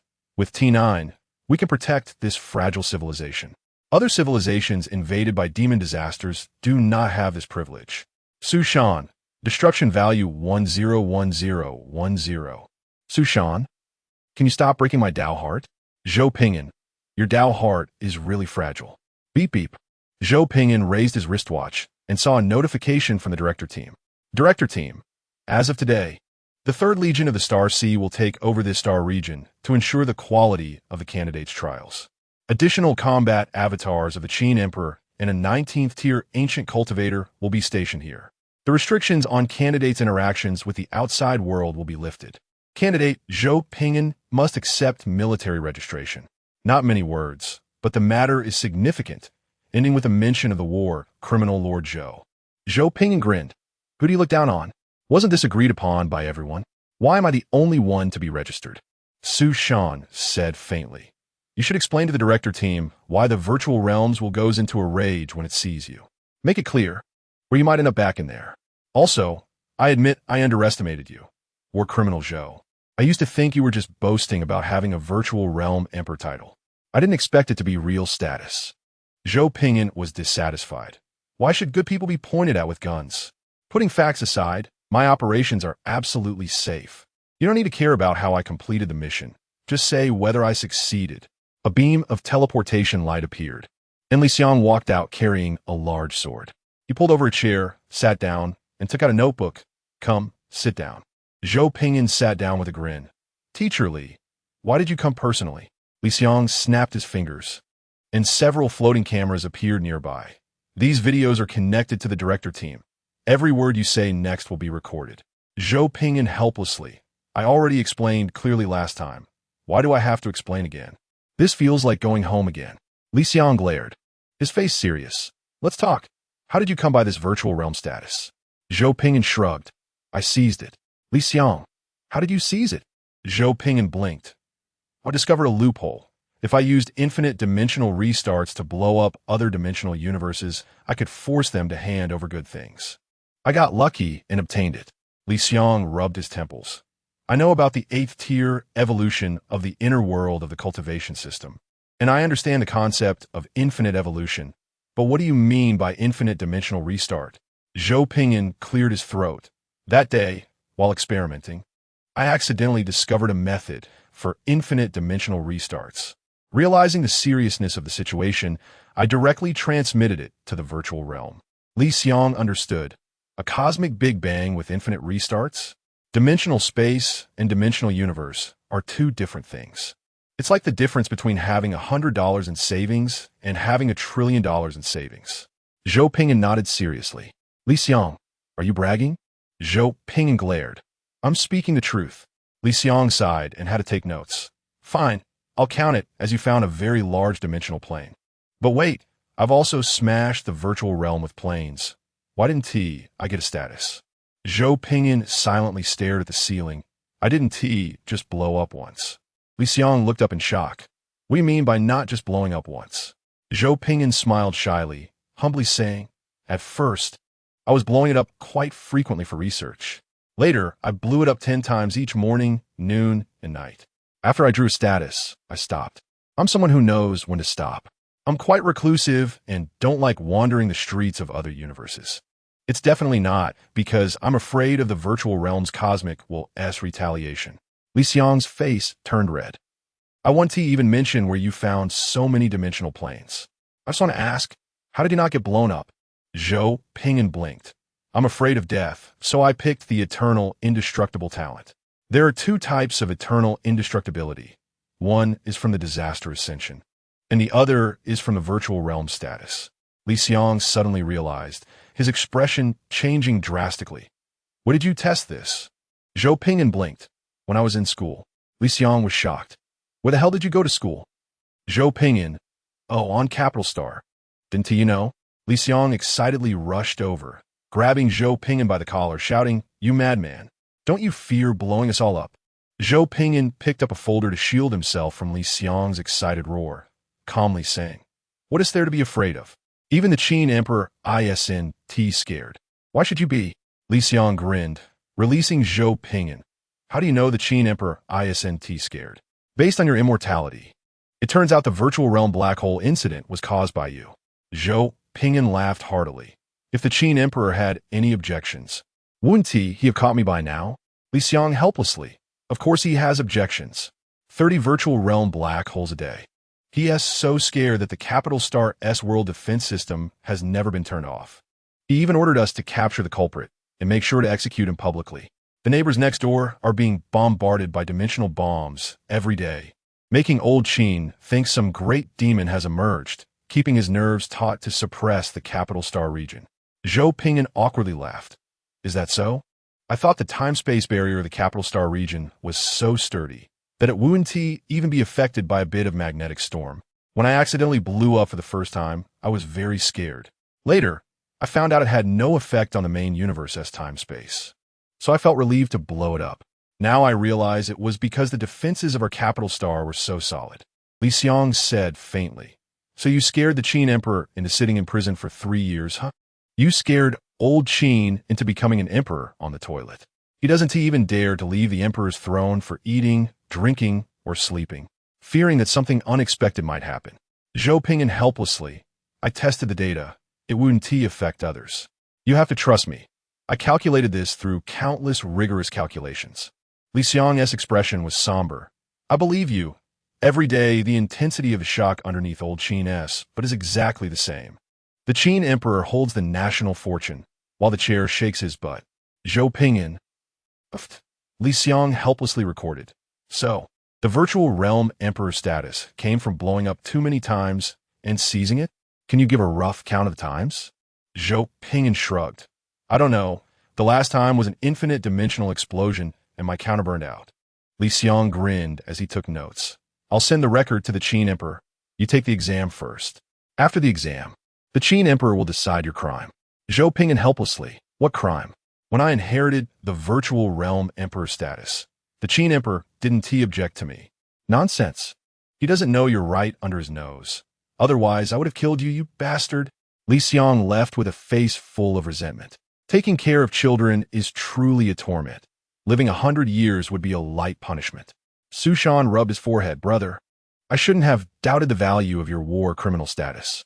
In other people's universities, they earn credits, take exams, win awards, date, play games, and prepare for graduate school. In Brother Zhou's university, Bi Qin Xiang, become a war criminal. Bi Qin Xiang, become a war criminal. Bi Qin Xiang, become a war criminal. War criminal lord. Sir, the bowl. Gifts, please. The nuclear winter has arrived, and the ecology of planet L6 has been entirely changed, with countless beings dying suddenly or tragically. Those who withstood the mental strain were resurrected, feeling either gratitude or resentment towards the Daxiao Lord Alliance. Those who couldn't withstand it had their souls transported to the underworld to sleep. A hand struggled out from the soil, the palm desperately clawing at the dirt, slowly forcing the soil aside, followed by an arm, and then another. Gradually, a man with a shattered upper body emerged from the ground. His blood and flesh stitched together by an invisible force, a faint black glow emanating from the broken flesh, preventing him from succumbing to death. Ugh! The man knelt on the ground, supporting himself with his hands, spitting out clumps of dirt mixed with stomach acid. Excruciating pain coursed through his body, an uncontrollable agony, an unquenchable rage. Daxia, Lord, Alliance. The man raised his head, his eyes filled with bloodshot madness and fury, hands tightly clenched, nails digging in his palms, blood flowing with the piercing pain. Unwilling. So unwilling. Why? Why can't we even choose death for ourselves? Why must I endure this inhumane suffering? Revenge. I will take revenge on you all. The man didn't know how many days and nights he had walked.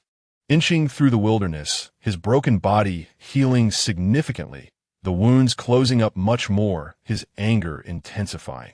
Immortality is not a blessing, but a curse. The world has been destroyed, all resources exhausted. The hunger tearing at his stomach, the thirst driving his soul mad, the irreversible weakness, the endless torment from the dark environment.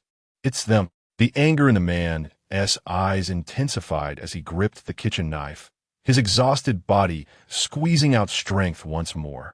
His footsteps quickening. Ahead was a temporary rescue base formed by a group of black-armored soldiers.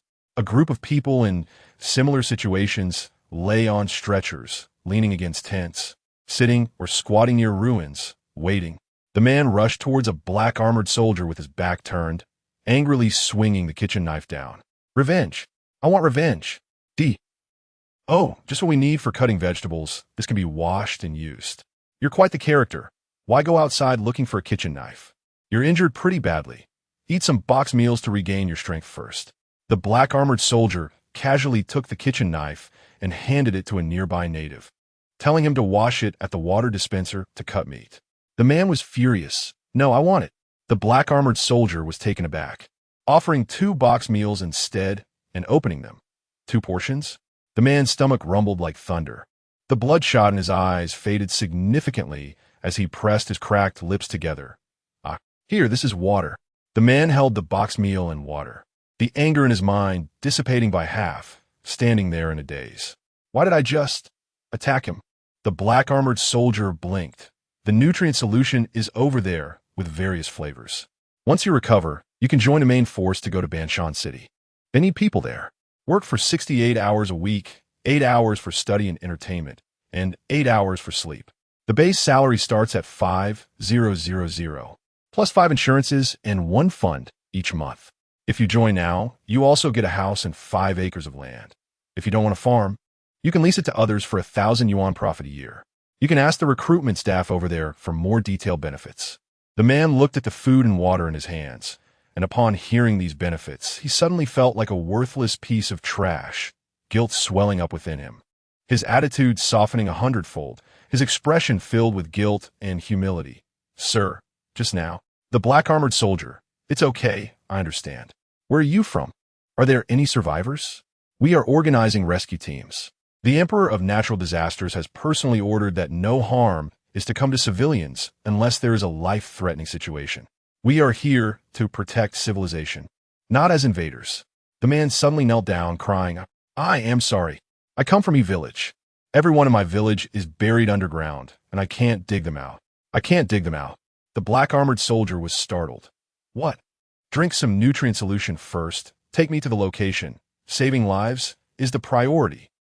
Zhou Ping'an listened to the report. Feeling helpless. Weakness is truly the original sin.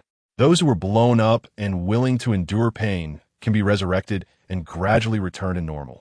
The unfortunate ones are those who endure immense suffering and ultimately collapse mentally and die. The abyssal space demon ancestor left the decision to voluntarily die and go to the underworld. But here's the problem. The natives don't know. It's already quite simple. They just need to communicate the power within them to understand. But this step is akin to a dream for the natives with no cultivation experience. It's like throwing a smartphone to a monkey, waiting for it to press the power button to wake up the screen. It might manage to turn it on, but without luck, it will take a long time. Sadly, even a civilian from a T1 civilization would have access to this knowledge. Residents from T1 to T9 civilizations can handle it in a foolproof manner. Only in T0 backward civilizations is there no such widespread education. Being backward and weak is truly tragic, sad, and an original sin. Chief Officer Su Li's eyes were filled with compassion. Yes, I'm beginning to understand why Lord Su Shan wants to do better. Zhou Ping'an patted Su Li's little head. Time and conditions are limited. We have already done well. Once we pass the trial, everything will get better. Look ahead with your eyes. Chief Officer Xiao Li collected her emotions. The lords in various places have begun rescue operations, and psychological counseling is underway. The city-level energy defense shields are also being upgraded. Protective suits for wasteland work are in full production. Gene clinics have also been established. Xiao Li reported one by one. Zhou Ping'an listened and approved, occasionally changing the operational direction. Zhou Ping'an knocked on the table. His expression serious. I entrust the development work to you. How is the intelligence investigation going? Chief Officer Xiao Li flipped through her tablet. Frowning, some areas have already formed demon nests and are gradually being cleared. Although we intercepted some world corruption rituals, the remaining ones are still in effect, causing the planet's environment to deteriorate significantly. The demon invasion took at least 100 years to plan. Nuclear bombs disrupted their plans, preventing planet L6 from falling into darkness. But some locations could not be targeted due to insufficient nuclear warheads. The number of warheads is limited. This wave has directly drained everyone's resources by half. The remaining half is not kept out of caution, but because it belongs to the sniper cannon series, which cannot be used for large-scale strikes, and is regrettably shelved. This incident also directly activated the instinct of the lords. Most lords have abandoned strategies centered around credits. All they think about is wanting the demons dead. Before coming, they were ready to tackle challenges. After arriving, the lords are guarding the national gate. Daxia is our surname. Protecting humanity is our destiny. JPG, when have the Daxia people ever suffered such grievances, forced into such a predicament? We won't let the demon disaster go unpunished. Everyone can't swallow this anger. What can the T3 demon disaster do? Do they really think our T9 civilization lord system is weak? Zhou Ping'an pondered for a moment. Give me the toughest one. I'll personally lead the team to eliminate it. Chief Officer Xiao Li handed over the tablet. The demons have already established teleportation anchors in multiple locations. We need to clear these anchors to prevent them from descending upon planet L6. In the Hebingyu area, there is a 7th-tier demon lord from the Annihilation demon civilization. And this place has mineral resources. We are researching troop technology, which requires a large amount of minerals. If we take this place, we can immediately upgrade our troop technology. Disaster intelligence. Friendly reminder, the demon garrison in Banshan City comes from T0 Annihilation civilization, but it is connected to a higher-level civilization's familiar demon. Unfortunately, they ran away too quickly that day and didn't leave their lives behind. Zhou Ping'an supported his chin. What technology to upgrade? Chief Officer Xiao Li blinked. The T0 level 5 giant mechanical mecha technology. Big is beautiful and strong. Don't underestimate T0 technology.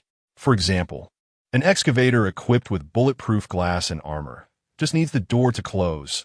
Placed in certain environments, its combat power is like a god. One shovel down, low-tier beings are evenly crushed. Not to mention, the T0 level 5 giant, mechanical mecha technology. This level is enough to crush mid to low-tier demons from T0 to T2, and can be used for attacking and defending cities. Some may wonder why T2 demons can also be crushed. Isn't it strange? The ancient shop assistant and the modern waiter. Just because of different eras and salaries, does the latter need to be stomped on by a level 5 giant mechanical armor to become evenly crushed? T2 demons are smarter than T0 demons and wear better equipment. But that doesn't mean these small combat units can withstand a blast from giant combat units' mechanical armor. The difficulty of T2 demon disasters lies in the fact that ordinary civilizations find it difficult to deal with the high-ranking generals on the opposite side. But this can be compensated by our disaster emperor. Zhou Pingyan stroked his chin, looking at the enemy intelligence in front of him, 7th tier. This is indeed challenging. The gap between 6th and 7th tiers is quite large. 7th tier can manifest the domain of laws. He Bingyu is a tough nut to crack. We need to figure out how to tackle it. Zhou Pingyan thought for a moment and then opened the disaster technology tree. I, Disaster Emperor Zhou Pingyan, have walked on thin ice throughout my life, relying on my strength and effort to reach this point. Now, Disaster Ascension, let me see your limits. Disaster Technology, allocate points. Disaster Empire's War Penalty can strike morale against enemies once a day. Our side receives random blessings daily, while enemy forces receive random curses daily. In a state of war, our overall status increases by 30, while enemy attributes decrease by 10 and gain a state of panic. Zhou Pingyan was overjoyed and decisively clicked. Great, I'll choose this. Ding dong, the Disaster Wolf Empire has declared an extermination war against the Annihilation civilization, and we have gained war bonuses. The opposing civilization has received a penalty state. We have received blessings. Overall production increased by 10. The enemy has received a curse. Random citizens' beliefs changed to light faith. Zhou Pingyan was stunned. Huh? Close. Open. Upon closer inspection, random demon beliefs have changed to light faith. Zhou Pingyan was puzzled. What is this operation? And he Bingyu, the 7th tier demon Lord Bashan, surveying his territory, looked bewildered at the encircling demon subjects. The demon subjects were dressed in white robes, holding up holy crosses, looking devout, chanting loudly, for love and peace. Eliminate demon hegemony. The light of justice shines upon all beings. Evil demons, accept the justice of punishment. Liberate all beings. Love and justice will surely prevail. 7th tier demon Lord Bashan was dumbfounded, feeling chills all over, sweating profusely, unable to stop retreating. What is going on? A 3,000-word chapter, generating electricity for love, reaching the pinnacle of the power grid. Good night.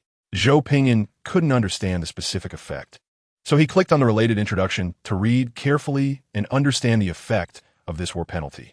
After studying for a day, he figured out one thing. Zhou Pingyan's expression was strange.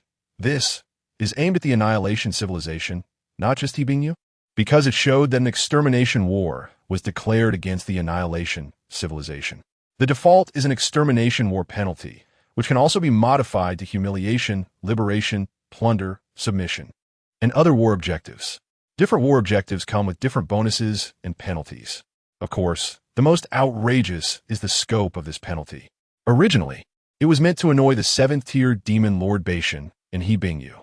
Now it seems that not only is the area ruled by demon Lord Bashan suffering, but the entire civilization on the opposite side is affected. Today's blessings and curses have refreshed. We have received blessings. Overall production increased by 10, along with damage by 10. The enemy has received a curse. Random citizens' beliefs change to light faith, and the morale of citizens with counter-mainstream ideologies is locked at full value. Nice if this continues without fighting, just hanging like this. The opposing civilization will eventually perish. This disaster ability is truly disgusting. Luckily, it's being used by me.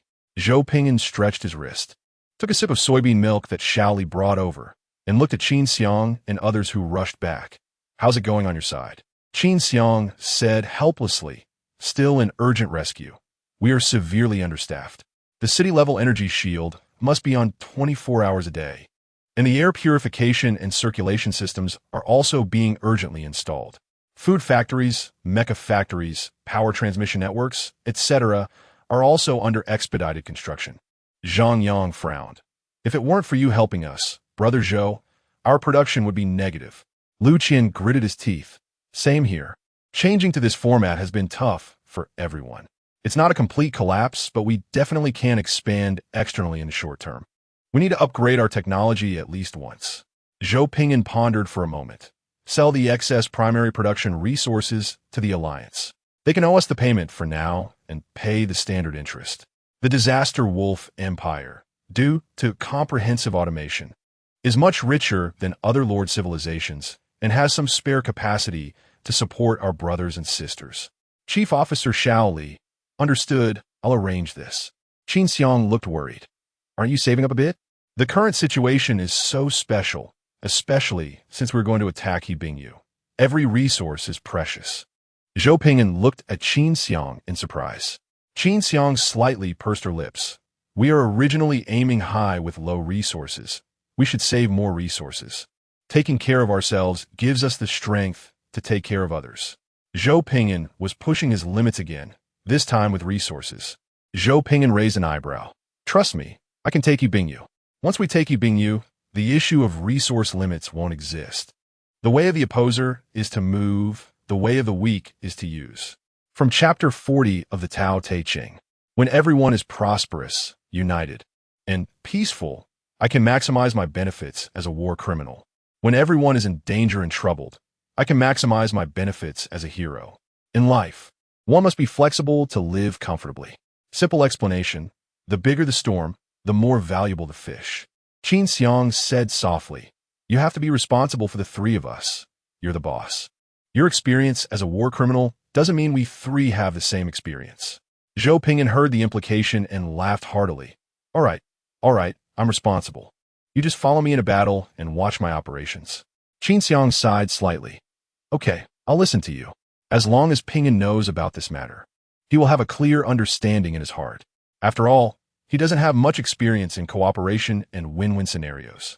This is different from his usual mode of operation with his gang.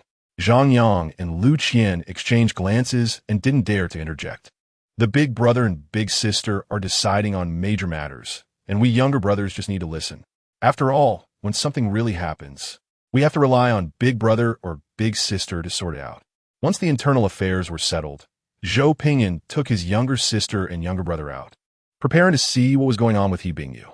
After leaving the City Lord's Hall and walking on the road in People's Square, they hardly saw any pedestrians. After walking for a few hundred meters, Zhou Pingyan saw Wang Lei blocking a group of civilians and reprimanding them. The civilians were crying and pleading. Zhou Pingyan was surprised. Wang Lei, what are you doing? Wang Lei hurried over, saluted, and looked helpless. They refused to implement the 6 to 8 hour work system, and their reasons are very sufficient. We have relaxed some execution requirements, but their current demands are too outrageous. Zhou Pingyan was speechless. Didn't we agree to strictly implement it? Bring them over.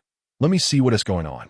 The civilians were brought over, and one middle-aged man in casual clothes quickly approached, kneeling with tears.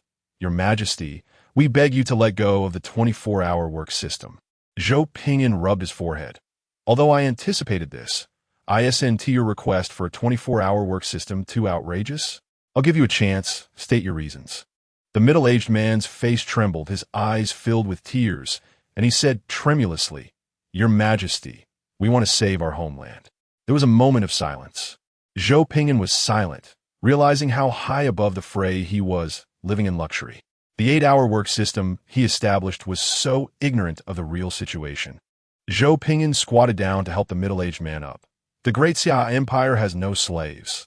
There's no need to kneel. What's your name? Lu Gong. With tears streaming down his face, replied, Your Majesty, I am called Lu Gong.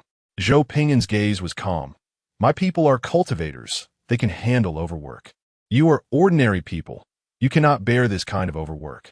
Lu Gong cried, Your Majesty, if I mine one more block, I can feed the Night Lord one more meal, and the Night Lord can save our families and drive away those demons. This is our home, our home. In the face of natural disasters, There is no question of whether one can bear it. There is only the necessity to act. Zhou Ping sighed, grasping Lu Gong's hand. We will lift the 24-hour work system and provide unlimited supplies of nutrients.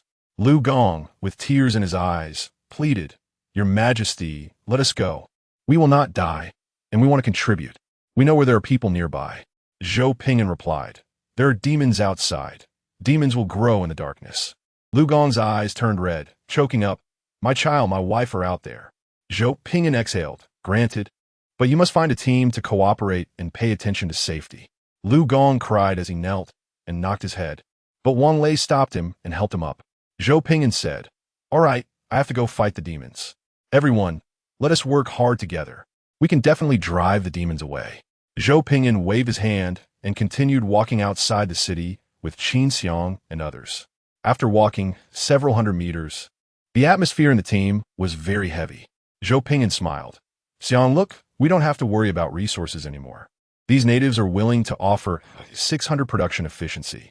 Qin Xiang's eyes were red as she wiped her tears with a tissue, but it was never enough. Zhang Yang and Lu Qian were shedding tears, wiping their eyes with the back of their hands. Zhou Ping laughed heartily. Smile, I have violated the imperial law. After this trial, I still have to go to the military court. Destruction value 1,000. Violating the law can yield a large amount of destruction value reward. Qin Xiang rolled her eyes. Go away. My territory also needs to implement a 24-hour work system. I've found that earning as a war criminal is really profitable. A 600 production efficiency is simply cheating. Zhang Yang laughed through his tears. I also want to be a war criminal. Being a war criminal is great. We can definitely win. Lu Qian wiped away his tears and extended his hand. Brothers are secretly getting rich, right? Take me with you. I also want to be a war criminal. Zhou Ping, Qin Xiang, and Zhang Yang tacitly placed their hands together. Zhou Ping laughed. Let us all be war criminals. 3, 2, 1. The four lords shouted in unison. Let us all be war criminals.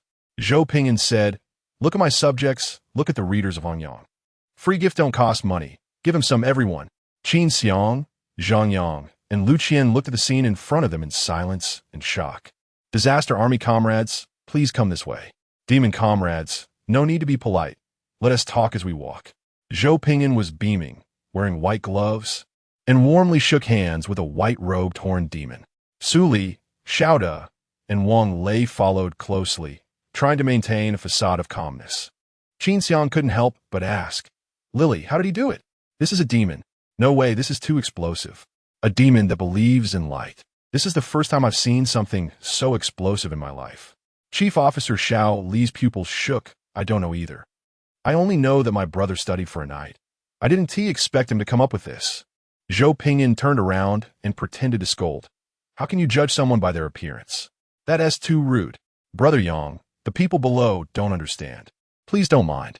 The horned demon named Yang Zhengyi looked benevolent, holding a holy cross to his chest. Though our appearances may differ, our hearts pursuing justice are the same. As long as you pursue justice, we are comrades. Zhou Ping swallowed hard. Comrade Yang, your hand is about to burn. The spot where Yang Zhengyi's hand touched the holy cross was making a sizzling sound, visibly becoming red and swollen. Faith can change a demon's inner nature, but it cannot make them immune to the energy of light. Yang Zhengyi sadly put down the holy cross and stored it in a pendant made of demon stone at his chest. It's all right. This kind of pain is trivial compared to the suffering of all beings. Disaster Army comrades, we share the same great ideals. We are comrades walking the same path. As they moved forward, they reached the armory base of Hebingyu. As long as they took this place, Hebingyu would be unable to receive fire support. Zhou Ping opened the intelligence and glanced at it, clicking his tongue. This is indeed very important. Yang Zhengyi really brought us to the lifeline base of Hebingyu. Yang Zhengyi looked sorrowful and clasped his hands. Disaster Army comrades, please overthrow the demon hegemony as soon as possible and bring precious justice to all beings. All right. Yang Zhengyi bowed. I will take my leave.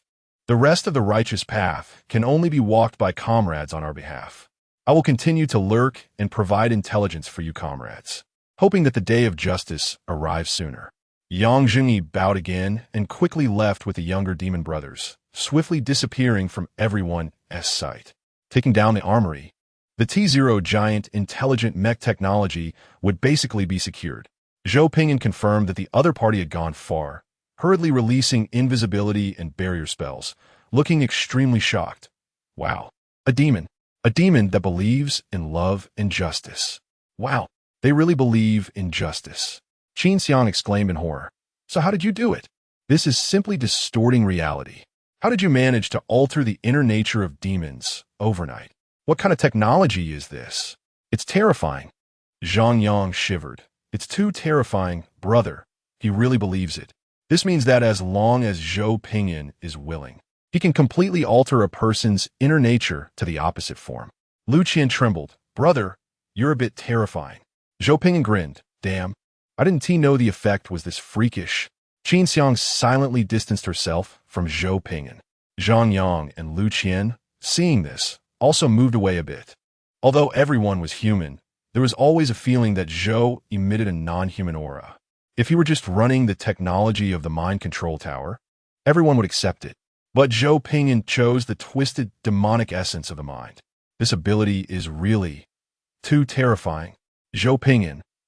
Hey, why are you looking at me with eyes that suggest I would use this technology to do some unreviewable things? I'm a war criminal, not a lecherous scum. Qin Xiang reluctantly said. Then I'll trust you once, Xiao Zhang, Xiao Lu. You two help me run the psychic mind protection technology. Zhang Yang and Lu Qian awkwardly smiled but did not agree. How to put it? If anyone among the three was most likely to be taken by Zhou as a test subject, it would definitely be Sister Xiang. Qin Xiang glared at them and huffed. Zhou Pingyan's expression became slightly serious. No more jokes. How many troops can we mobilize now? First, we need to take out a few key bases in the He Bing domain to weaken their forces. Destroy their buildings and racial bonuses. Force Bomb Mountain to leave the He Bing domain for battle. Within the He Bing domain, there are many bonuses for the demon race. We need to weaken the enemy's advantages as much as possible to maximize our benefits. Chief Officer Shaoli, including the other three lords, we have a total of 500,000 troops that can be mobilized. I suggest dividing the troops into 3 routes, with 2 routes making a feigned attack to attract the enemy, and 1 route making a main attack to take this place. Zhou Pingyan nodded. All right, the 2 feigned attack routes will each have 200,000 troops. The main attack route will be handled by me and Qin Xiang, with 100,000 troops. Zhang Yang, you only need to take care of one thing. Zhang Yang stood at attention. Zhou Pingyan opened the map and pointed to the logistics area of the He Bing domain. Troublemaker Sansaw. If the enemy attacks, you harass. If the enemy defends, you harass. If the enemy is stationed, you harass.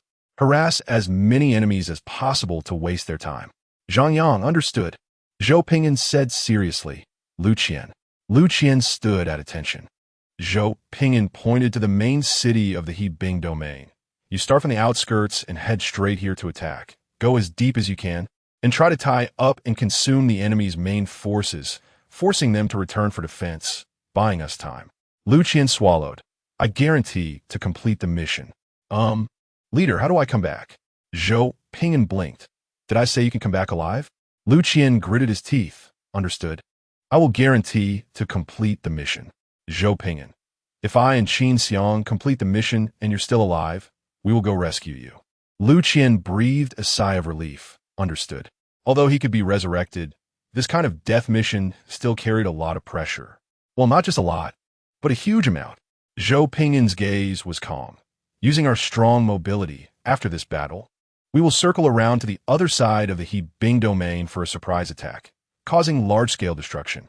When they concentrate their forces to counterattack, we will find an opportunity to execute a decapitation operation.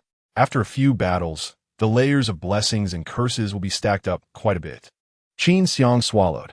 How do we decapitate? It would be more likely for them to decapitate us. Zhou Pingyan smiled faintly. Do you know what the most important thing about our plan is? Qin Xiang blinked. What?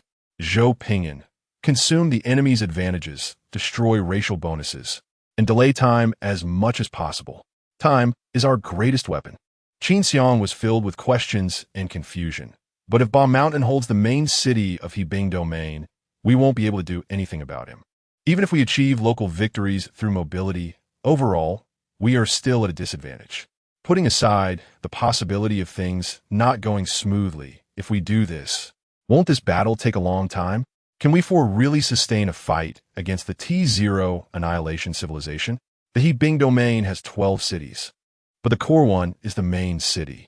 As long as the main city is intact, even if other cities are destroyed, it only hurts the flesh.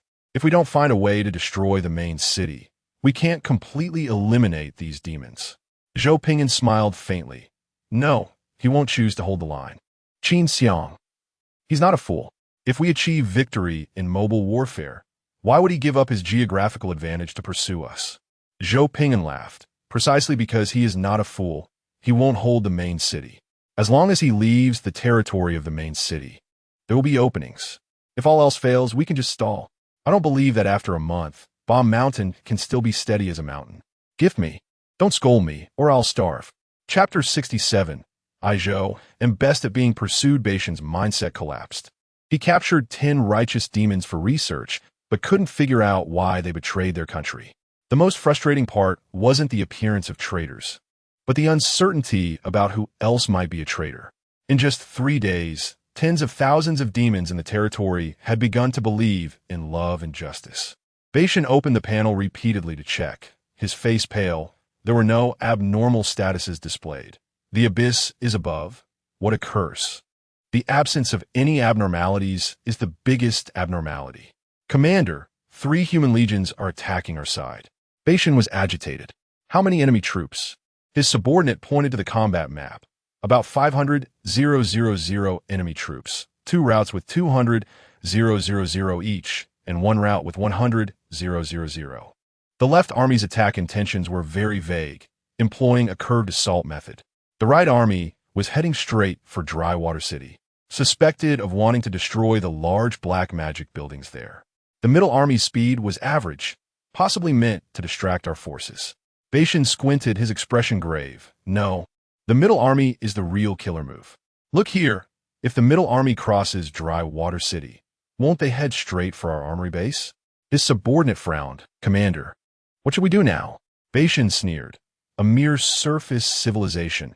What can 500,000 do? Let the nearby cities send troops to suppress them. The subordinate hurried to carry out the order. Wait, where did these 500,000 human legions come from? Are they coming for Bianshan City? The subordinate looked puzzled and shook his head. I don't know, but judging by their equipment, they seem to be from the Church Kingdom. Beishan breathed a slight sigh of relief. The Church Kingdom, then it's nothing to worry about. Just perform as usual. Those old folks can't stir up much trouble.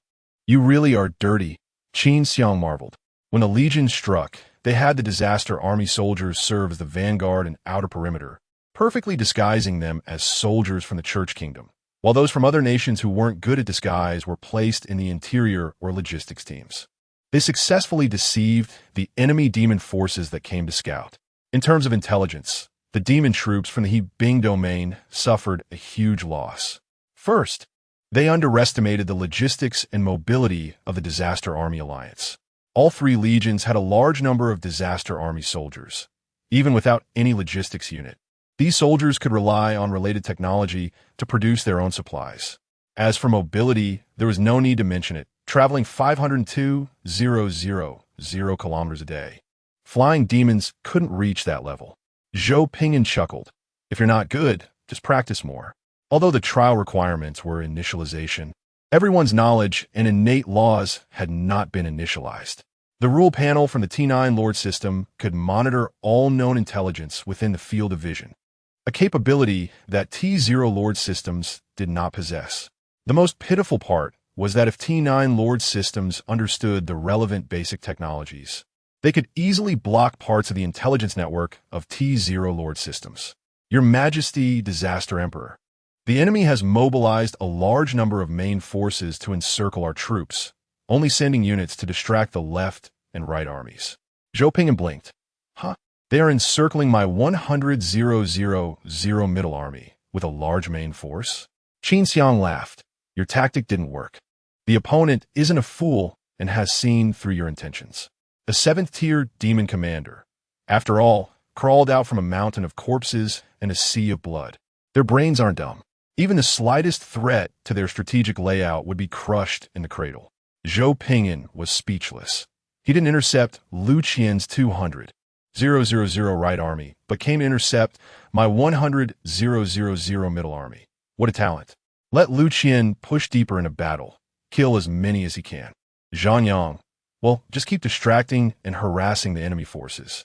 As long as the He Bing Domain Demon Army can't hold back and come to aid, the middle army can completely break through the defense line and take down the armory in one go.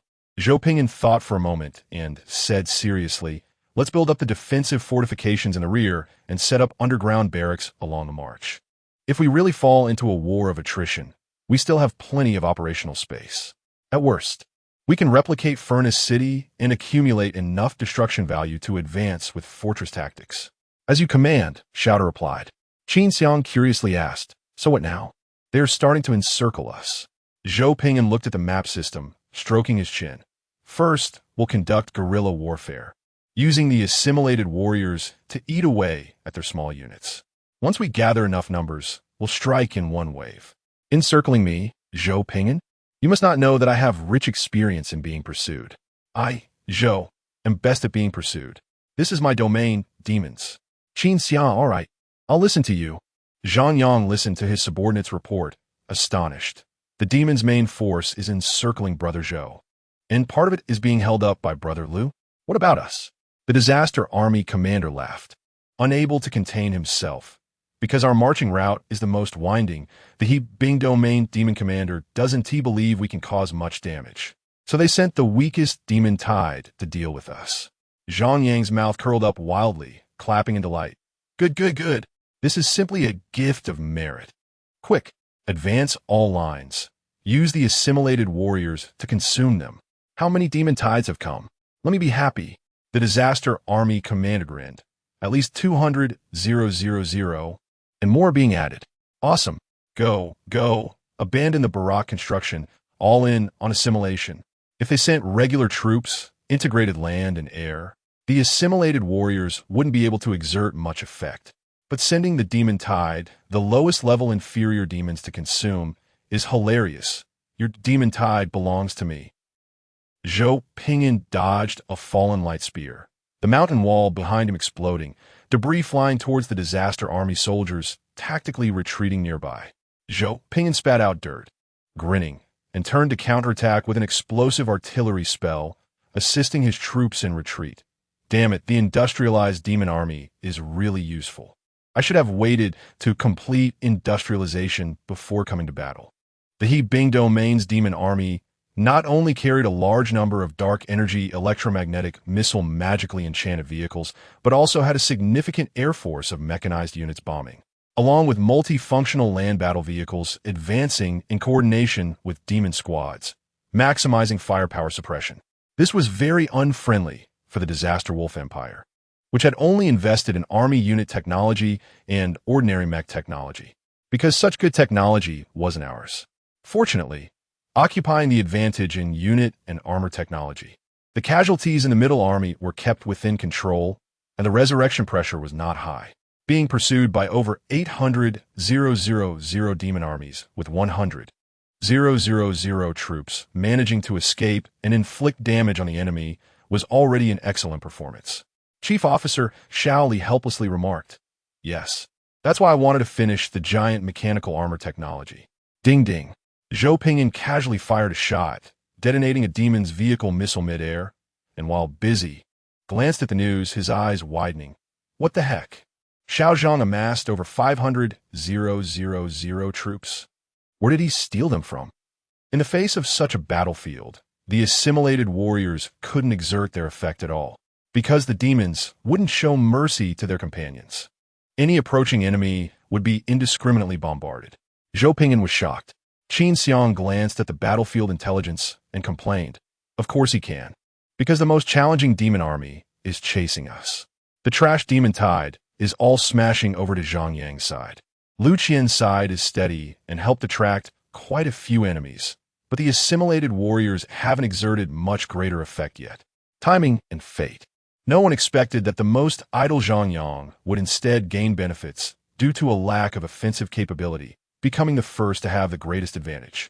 Zhou Pingyan was overjoyed, with Xiao Zhang as the main force. Let him break through the defense line of the Hebing region and meet up, completely devouring the 800,000 demon army. After that, we will gather to take down Ganshui City, assimilate all the demon inhabitants inside, and absorb the demon technology.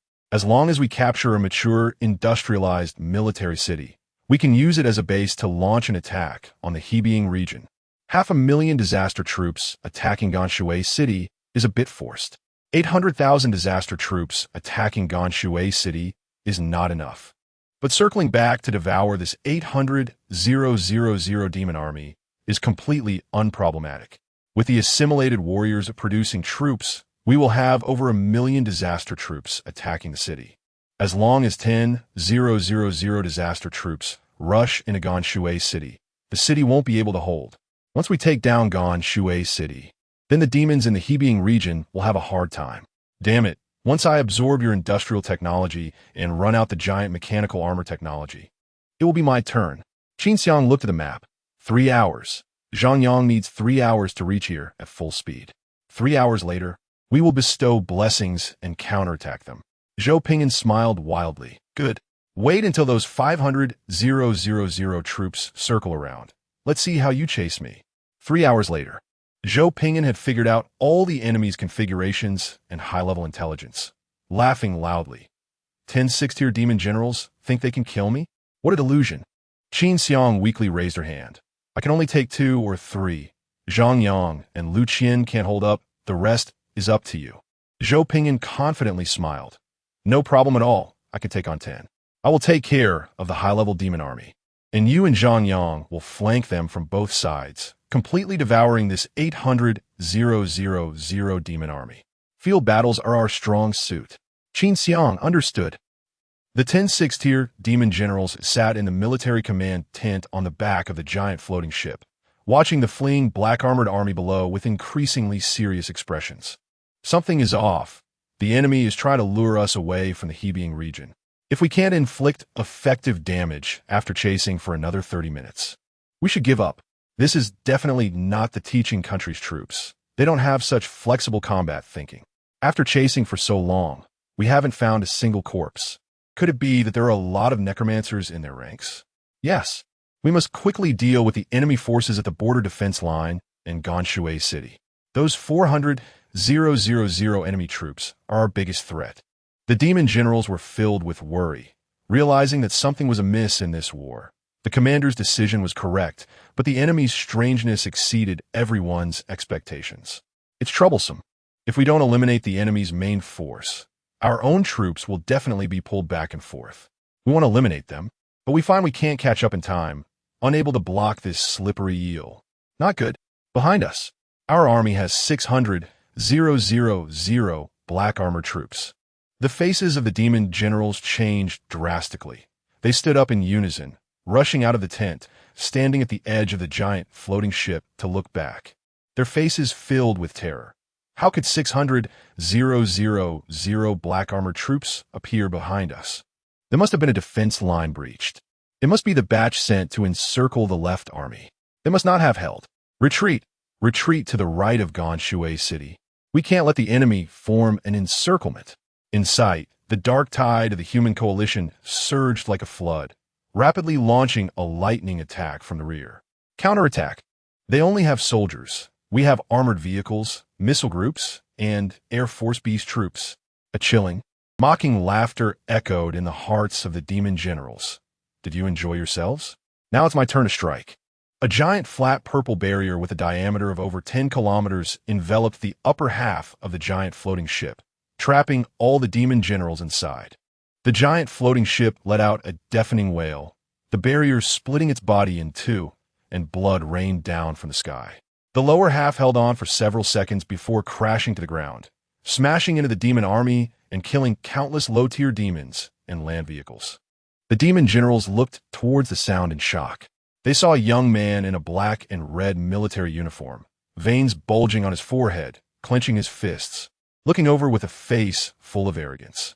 Zhou Pingyan grinned. Damn it, you've chased me for half a day. Now, none of you will escape. The enemy high command was trapped and unable to command the lower-tier legions.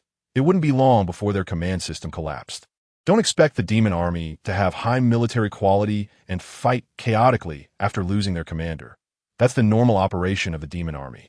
On the ground, the left army, led by Zhang Yang, advanced in an orderly fashion, using firepower suppression and battlefield division to quickly assimilate and efficiently consume the enemy's numbers. Occasionally, a fifth-tier demon would forcibly open its domain to escape, but would be instantly killed by concentrated fire. Report to the Emperor.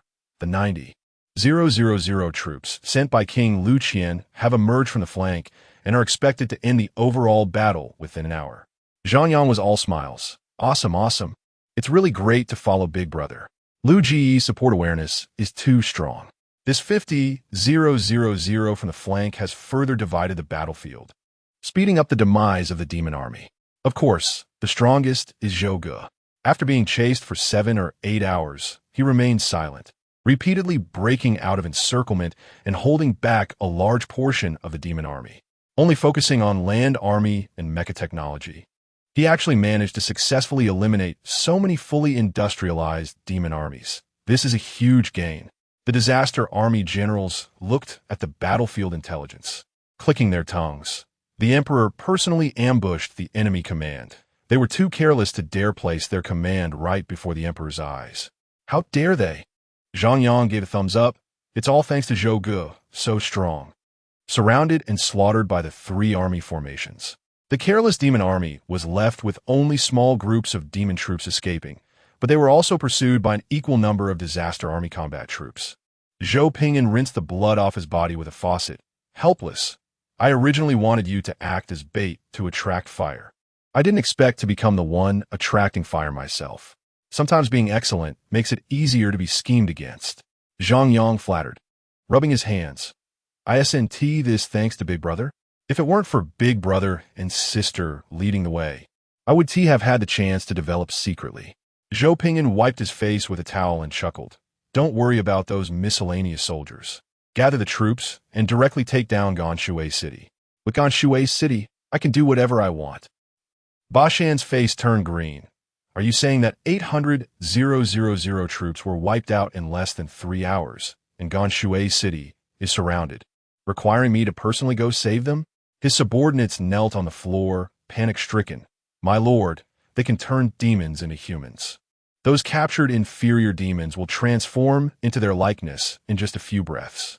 Ba Shan recalled those demons who believed in light, whose spiritual essence had also turned into the righteous standards of humanity, and his expression darkened.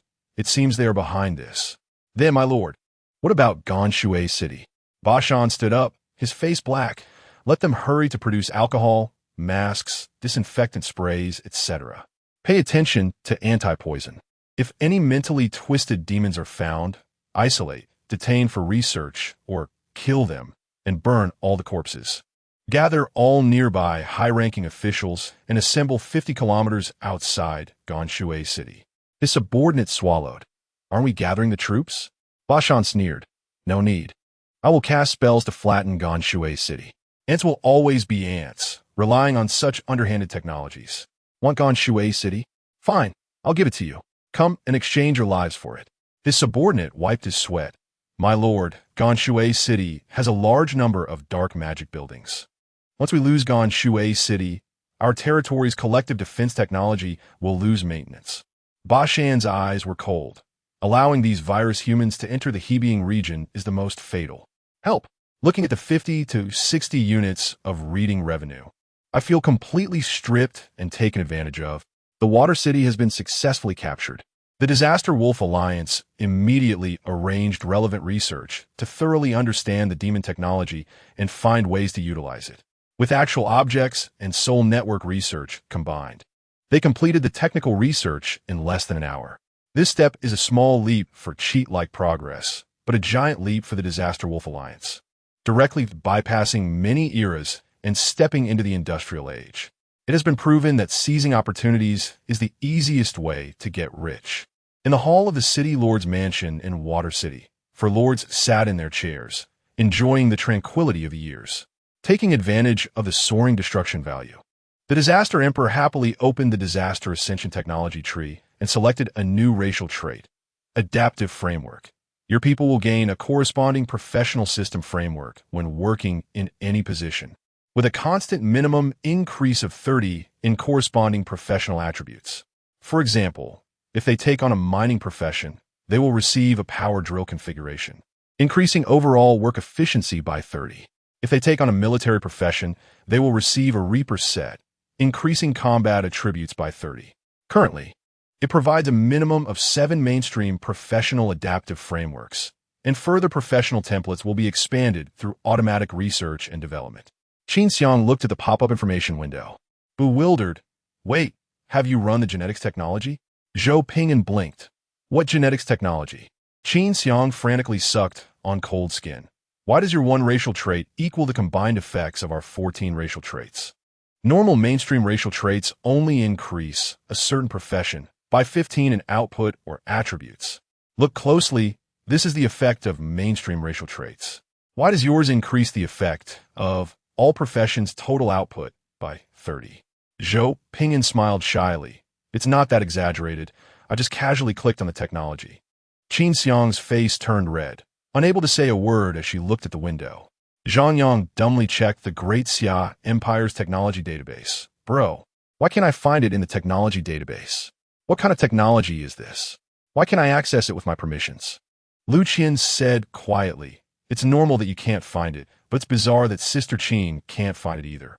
Qin Xiang bit her handkerchief, tears in her eyes, enviously saying, can you sync it to me? I want it too.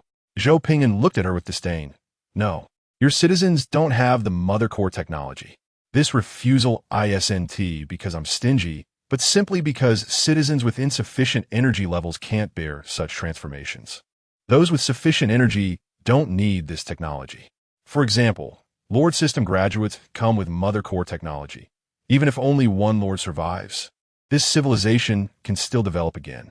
Now the question arises, what is the use of giving the Lord a full output trait? Would a civilization really miss out on 30 of production benefits because it lacks that one Lord?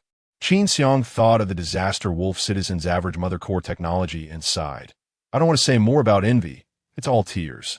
To this day, we still don't know how many perverse technologies the War Criminal Lord has secretly run.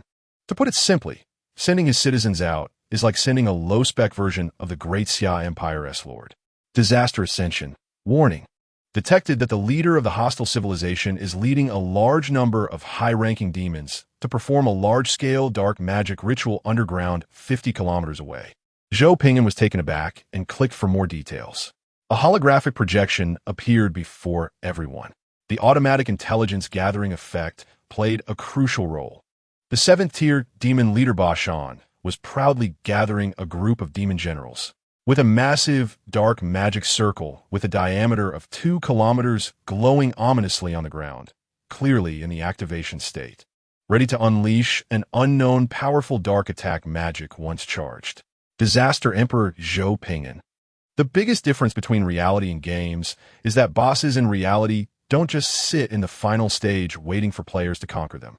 Zhang Yang, dumbfounded. They lost a city and immediately unleashed a big move, erasing everything along with it? Do you demons work so carelessly? Lu Qian stammered. Bro, is it too late for us to run now? Qin Xiang rubbed her forehead. I think I've grasped the chaos and disorder of the demon race. It's completely unpredictable what these guys will do next. Facing a troublesome enemy, the normal approach isn't to investigate intelligence, study countertech, and advance cautiously and orderly to crush them, minimizing losses. Instead, they come straight in with a big attack. Very demon-like. Even this war criminal Zhou Ping'an knows to minimize losses before acting. As everyone complained, they looked at their leader Zhou Ping'an. Playing is one thing, but important matters still require Brother Zhou to handle. Zhou Ping'an stroked his chin. Water City has a large dark magic building complex. What do you think? Can we withstand the large-scale magic bombardment from the 7th-tier demons using this? Qin Xiang decisively shook her head. Impossible. A 5th-tier demon can already destroy a city. A 7th-tier demon has a powerful domain effect. We have some resistance to laws, but our citizens do not. Chief Officer Shaoli tapped on the virtual keyboard calmly. The opponent's large magic will be launched in 30 minutes. Zhang Yang weakly raised his hand. Bro, I can withstand it, but I can only do it once in my life. Mid to low-tier defensive lords have corresponding countermeasures, but they can only be used once in a lifetime. Lu Qian was trembling, wanting to leave first, looking at the older brother and sister who were calm and steady. Bro, how about we retreat? We've already made a big profit. Returning to our previous mobile guerrilla tactics would still be profitable. You two don't sit so steady. I'm really anxious. Zhou Pingyan checked the war status, stroking his chin. Our blessing. Total output increased by 10. Damage increased by 10. The highest leader's attributes doubled. And soldier production speed increased by 50. The enemy has received a curse. Random citizens' ideologies changed to light faith.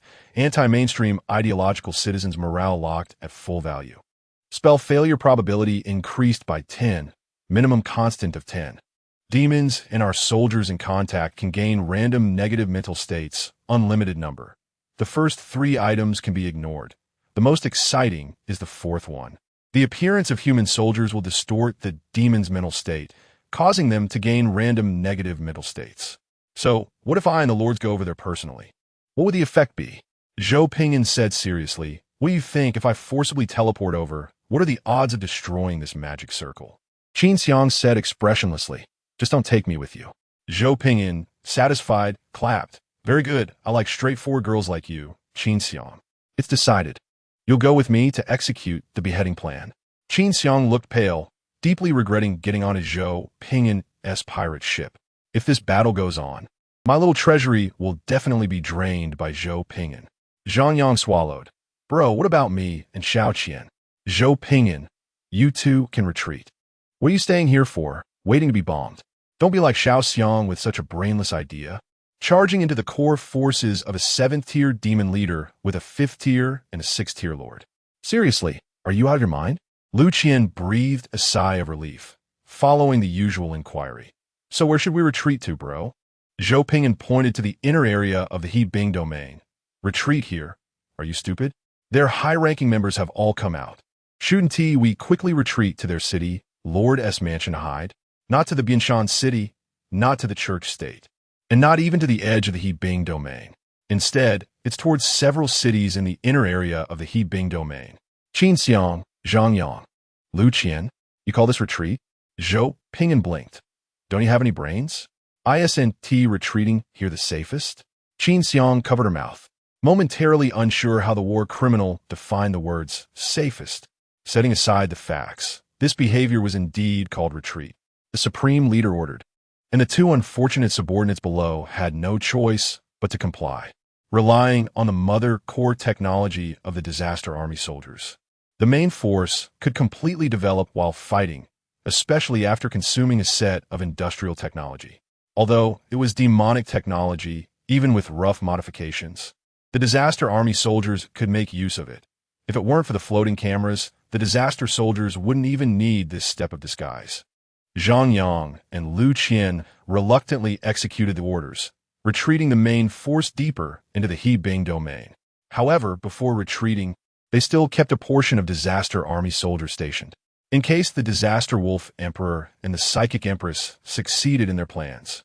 These disaster soldiers could also make use of Ganshui City again to restore production and construction. Near the underground passage 50 kilometers away from Ganshui City, 2 high-ranking demon elites were controlled mentally, kneeling devoutly before Zhou Pingyan and Qin Xiang. Qin Xiang silently activated the artifact. To be honest, the abilities you possess are somewhat sinister. It's common to see demons controlling other beings, human beings controlling demons. There are such cases, but generally, they're not very kind individuals. Zhou Pingyan looked at the last curse obtained by the enemy. Do you believe we can make Bashan give up his evil plan through mental attacks? Qin Xiang sighed. I don't believe it. Bashan has no relatives to resurrect as sacrifices. Zhou Pingyan, mind your own business. Just shout slogans when we go in. Qin Xiang, must we shout? I care about my reputation. I don't want to shout. This is a public broadcast for the whole galaxy. Zhou Pingyan, if you don't shout, I'll upload all your embarrassing videos to the Alliance. Qin Xiang, filled with shame and anger, could only angrily accept Zhou Pingin's embarrassing action plan. Deep underground, Ba Shan was beaming with joy. When the wrath of the Black Goat descends, those humans will surely twist into our slaves. With the dark environment provided by the fallen ritual, plus so many high-ranking demons, and the giant magic circle, the power of the 8th tier Doomsday magic would leave these mundane beings with no chance of resistance. Altering beings? I'm the expert. The scent of Maul. Huh. Why do I have this phrase in my mind? Boom. The wall next to the passage exploded, and a male human and a female human in battle armor emerged. Zhou Pingin, holding dual guns, smiled widely. I, representing the sun, will shoot you down. Qin Xiang, blushing, held her staff. I, representing the moon, will eliminate you. The demon general was furious. SpongeBob, capture these two jellyfish. Ba Shan's expression darkened, keeping his distance from the demon generals, and shouted loudly. Cough syrup. They have cough syrup on them. Ba Shan's face was filled with despair, and he hurriedly switched to mental communication, only to find that normal mental exchanges had turned into a jumble of garbled text. Knowing the truth, yet at the moment of speaking, it was distorted into nonsense. The demon generals changed color, sweating profusely, and hurriedly accelerated their chanting. During the New Year and festivals, don't accept gifts. Only accept brain platinum. Ba Shan hurriedly expanded his domain, sweating from his forehead, and cursed. Happy New Year, big brother and sister. Happy New Year, big brother and sister. Big brother and sister. I wish you a happy new year. Unable to dispel. Damn it. I can't dispel it. Qin Xiang stared in shock. What did you do to them? What did you do to stop them from loading the magic ritual? Zhou Pingin glanced at the status bar on the opposite side, blinking. I don't know. They are quite polite, wishing me a happy new year in advance. Demon aphasia. Beings affected by this will never be able to express their thoughts correctly. Their language system in their minds falls into chaos, randomly loading any human language. Ba Shan exploded in anger, directly forming seals with his hands while cursing. Daddy, Daddy, Daddy. The blood-red magic circle instantly opened in front of him, and a terrifying crimson spear appeared in front of Zhou Pingin in an instant. Zhou Pingin hurriedly dodged. The crimson spear directly struck Qin Xiang's left side, embedding itself into her, and the terrifying force carried her into the wall. Qin Xiang looked at Zhou Pingin, who had dodged in despair, while activating the artifact on her body to dispel the magic effect and releasing a healing spell with her right hand. I really can't stand this old six. Zhou Pingin was shocked. Xiao Xiang, so they still have sign language magic. Truly worthy of being a 7th tier.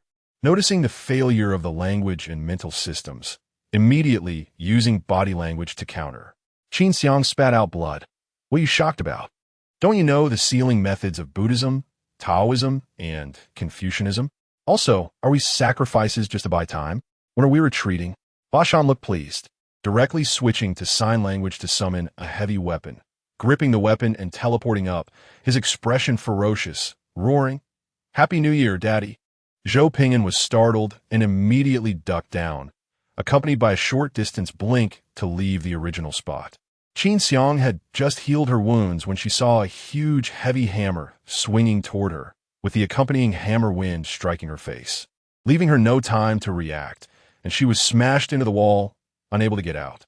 Qin Xiang had no choice but to activate the defense function of the artifact, tears falling. I originally didn't want to rely on my dad.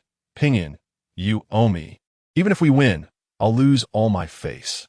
Zhou Pingin looked seriously at Ba Shan's status bar. Hold on, the second negative status is about to form. Qin Xiang cried as she took out the Sword of God Slaying and waved it. Woo-woo, my dignity. Ba Shan bent backward in terror, dodging the sword energy that could tear apart the domain and space in front of him, ignoring any effects. The sword energy that forcibly severed all existence grazed past Ba Shan's forehead. 2 demon horns slowly fell. Also slowly falling were a group of dazed-faced demon generals' heads, summoning the Black Goat using hand seals. Qin Xiang burst into tears, waving the Sword of God, slaying even harder. They bullied me. They all bullied me. They're all bad people. Bad people. Countless sword energies surged like a tide toward the entire underground cave, engulfing it. And the demon generals who could not dodge were directly severed of their life force. Bashan's figure dissipated at the spot, leaving only a final tragic roar. "I will definitely come back, happy sheep." Zhou Pingyan clicked his tongue, watching the second negative status form. Fear demon. Beings affected by this effect will be extremely afraid of demons. Only great courage can overcome this negative mental state. The 7th tier demon Lord Bashan lost the ability to communicate with the demons in short term. A 7th tier powerhouse certainly did not lack great courage. However, overcoming inner demons would surely take a lot of time, energy, and cost. Zhou Pingyan looked at Qin Xiang, who was crying and chasing after the elite demons with the sword of God slaying, and felt a bit embarrassed. What a compassionate war god. Fortunately, this mission went smoothly, scaring off the 7th tier demon Lord Bashan. Ganshui City was saved. Qin Xiang cried, gasping for breath, shouting, "Zhou Pingyan, this magic circle is spinning faster." Woo-woo. Zhou Pingyan focused and saw that due to the deaths of the demon generals, the magic circle absorbed these offerings, increasing its operating speed. Damn it. Zhou Pingyan couldn't care about hiding anything, rushing to the center of the magic circle, modifying the landing coordinates at lightning speed. At the last moment when the progress bar reached 99, Zhou Pingyan changed the coordinates to local. Time was limited. He could only do this much. A feeling of weightlessness struck, and everything beside him began to fly upward. Zhou Pingyan hurriedly grabbed Qin Xiang, who was flying upward, using the virtual coordinate method to stabilize his form, staring blankly up at the sky. The ground above has vanished, and countless soil, stones, and vegetation surge towards the sky like waves. In the sky, an enormous pitch-black vortex has appeared at an unknown time. A black mountain goat with a height of over 30 meters emerges from the vortex, its gigantic blood-red eyes evil to the extreme, with twisted fangs in its gaping mouth that are both menacing and sharp, exuding an ominous aura of light. Long live love and justice. Overthrow the demon's tyranny. Qin Xiang's crying suddenly stops as she stares blankly at the 8th tier, medium-sized fallen divine beast, the demon black mountain goat, in the sky. Zhou Pingyan, wait. What is it shouting? Note, it is not that the demons of the Hebingyu region will change their ideology, but that the citizens of the entire demon annihilation civilization may have a chance to convert to the faith of light. The 8th tier fallen demon divine beast, the black mountain goat, excitedly jumps down from the sky, crashing in front of Zhou Pingyan and Qin Xiang, bearing its menacing demon fangs, and laughs. "Comrade, are you also a partner of justice?" Zhou Pingyan feels like his CPU is burned out, staring in disbelief. Yes, definitely. After much effort, Mountain summoned a demon divine beast with a concept of justice. The 8th tier fallen demon divine beast, the Black Mountain Goat, shakes its head excitedly. Let us together overthrow the demon tyranny and bring justice to this world. Are you happy? If you're happy, send gifts. I'm hungry, hungry, hungry, hungry. Chapter 71. All in is a kind of wisdom, comrade. When are we going to eliminate the demons? The unicorn black goat walked alongside the advancing troops, looking impatient. Zhou Pingyan, riding on the earth dragon, replied helplessly, "Wait a moment, let me sort things out." "All right, comrade, for the great cause of justice, I will be a little patient." The unicorn black goat curiously observed the black-armored warriors and the moving war machine factories that were producing battle vehicles at an accelerated pace. Producing a small number of war machines, including battle cars, missile vehicles, and tanks, which had already joined the ranks. At the back of the column, giant mechanical battle armors were slowly advancing, and in the distant southern sky, a giant mechanical battle armor from Drywater City was descending to join the team. With the large dark magic threat eliminated, the disaster army soldiers left in Drywater City played their role, quickly restoring production and construction in the city. Zhou Pingyan consumed destruction points to establish a barracks and then led the troops to catch up with the main army. Drywater City had been captured, and the border city had also dispatched thousands of troops and small land combat mechanical units in batches to support and accelerate the defense construction of Drywater City. On the side of the Luo Kingdom, Orders have been given for some defensive fortresses to take off and head to Dry Water City to assist in defense. As long as they held on for half a month, Dry Water City would be as solid as a fortress. The evil extermination civilization could not take it without paying a heavy price. If the evil extermination civilization was willing to pay a heavy price, as long as the destruction points obtained were appropriate, Zhou Pingyan would gladly exchange them for the irresistible surge of destruction points. Qin Xiang glanced at the unicorn black goat and swallowed hard. Are we really taking it to attack the city? Does your mind distortion spell have a time limit? The unicorn black goat said seriously, "Little girl, this is not distortion. This is my voluntary contribution to the great cause inspired by the light of justice. When I face death, I reflect on my life and will not feel ashamed for my life's mediocrity. I will think of how my life is dedicated to the most magnificent cause in this world, fighting for the liberation of all beings." Qin Xiang became increasingly convinced this was mental distortion, especially since even a famous quote from How the Steel Was Tempered was shouted out. This was a human classic, not a demon classic. How would a divine beast of a demon civilization know the quotes of human civilization's wisdom treasures? Zhou Pingyan checked the intelligence and grinned. I'm not sure how long this will last, but it's currently stable. The relatively unstable factor is the negative mental state interference. That has a time limit. If the demons stay away from our army, or if they are willing to expend mental energy to resist, it can reduce the duration and effect. As long as there's a battle, the demons will inevitably suffer from negative mental states. If we can accumulate to a certain extent, I wonder if we can witness the scene of the demon's rationality collapsing. Qin Xiang's expression momentarily froze as she recalled the scenes from the battle, shivering involuntarily, then wanted to laugh. It's too eerie. Just thinking about the demons shouting Mom and Dad, "Happy New Year," brings both fear and amusement. Zhou Pingyan glanced back at the 8th-tier fallen demon divine beast, the unicorn black goat, and had an idea. "Xiang, do you think we can go all in?" Qin Xiang quickly calculated and shook her head. "No, we've only completed the industrialization at a technical level. We need to be fully armed to have the strength to fight. Going directly into battle now would result in too many losses. The probability of failure is also not low." Zhou Pingyan raised his hand, signaling the entire team to stop. In the Soul Network, the emperors will descended without delay into the minds of every citizen. The entire team seemed to have pressed the pause button, everyone stopping and staring at the emperor. Zhou Pingyan recalled Su Shan crying, those civilians kneeling before him, crying out to save their homeland and family, and those beings that had fallen into the dark environment, dissipating into the underworld. Zhou Pingyan looked at the black winds howling, devoid of life, and the distant wasteland filled with ghostly howls. Twisted trees turned into ghostly hands reaching for the sky. Grass patches dried up and were overgrown with thick green thorns. And pairs of terrifying blood-red eyes flickered with malice in the dark jungle. Zhou Pingyan said seriously, "I don't like this kind of world. Su Shan is right. I don't like his self-sacrificing concept of justice, but I admire his determination to create and protect a world, giving everything he has." Qin Xiang's expression was complex.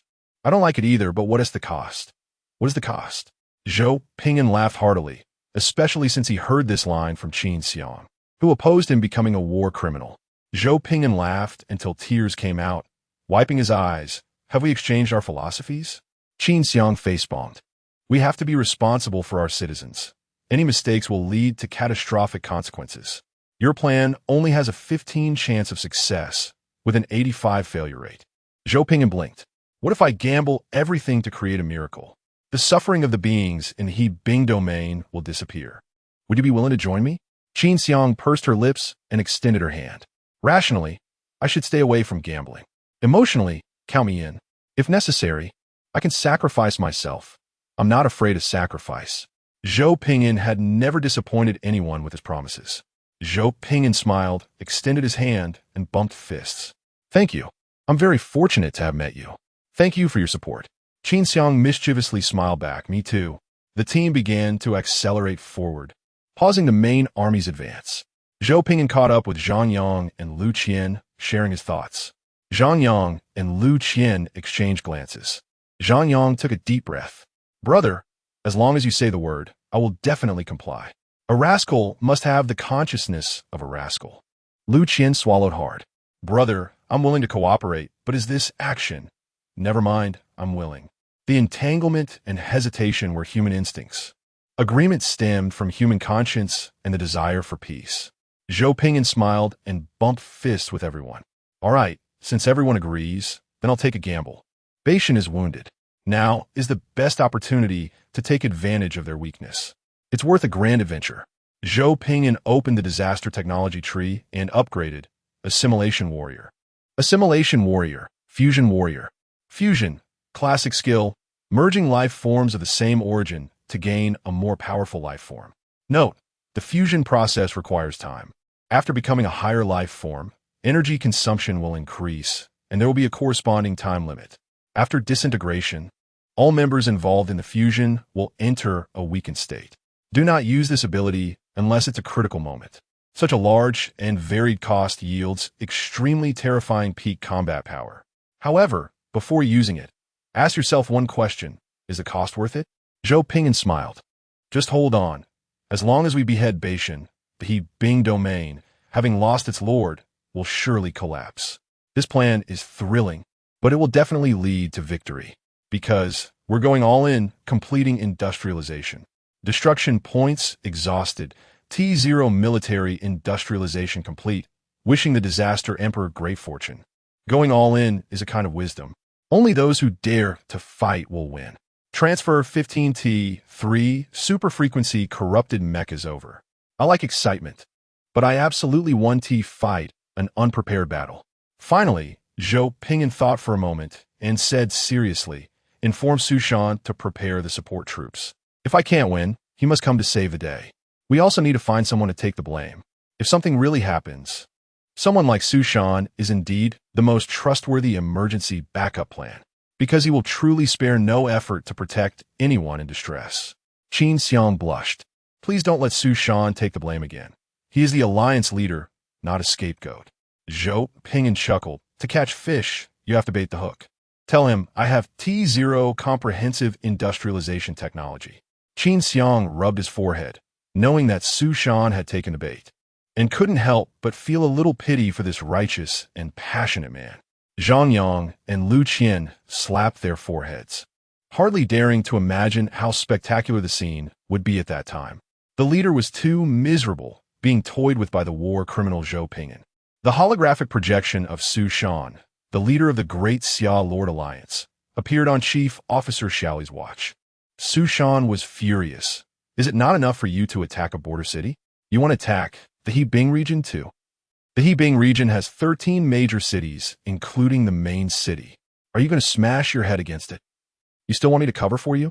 I'll cover your mother. Your mother is in good health. Su Shan quickly stopped himself, almost wanting to curse Zhou Pingyan, wishing for him to ascend to the heavens. Su Shan took a deep breath to calm down. The alliance is a place for everyone to band together for survival. Not Zhou Pingyan's one-man show, and certainly not your reserve army. Zhou Pingyan, with his legs crossed, smiled. I'll just let you know, the Great Xia Lord Alliance is indeed not a one-man show. But in the War Alliance, I really am a one-man show.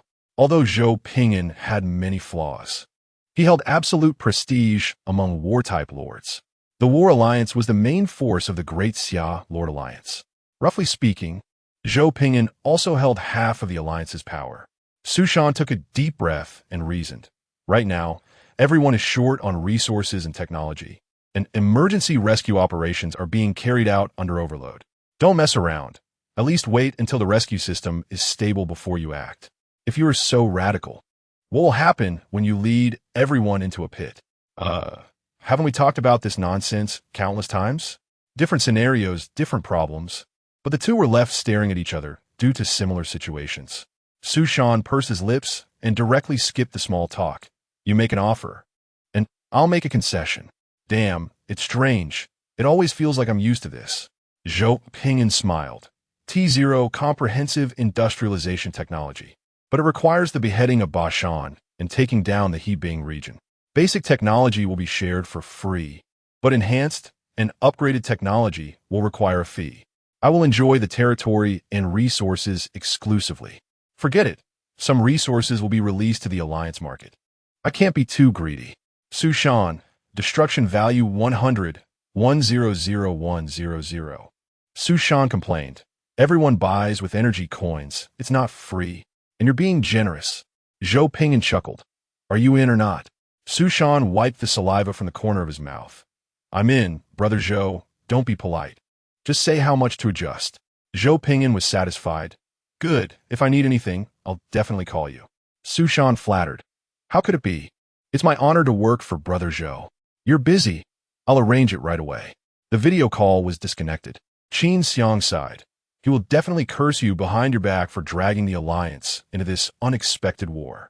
The strongest in the Alliance, Zhou Ping'an, relying on his talent and strength, had only just begun to achieve military industrialization. Others were just starting out. The warlords who entered the war state earliest had only built a core or a few star-class escort ships. There weren't enough troops, and resources were insufficient.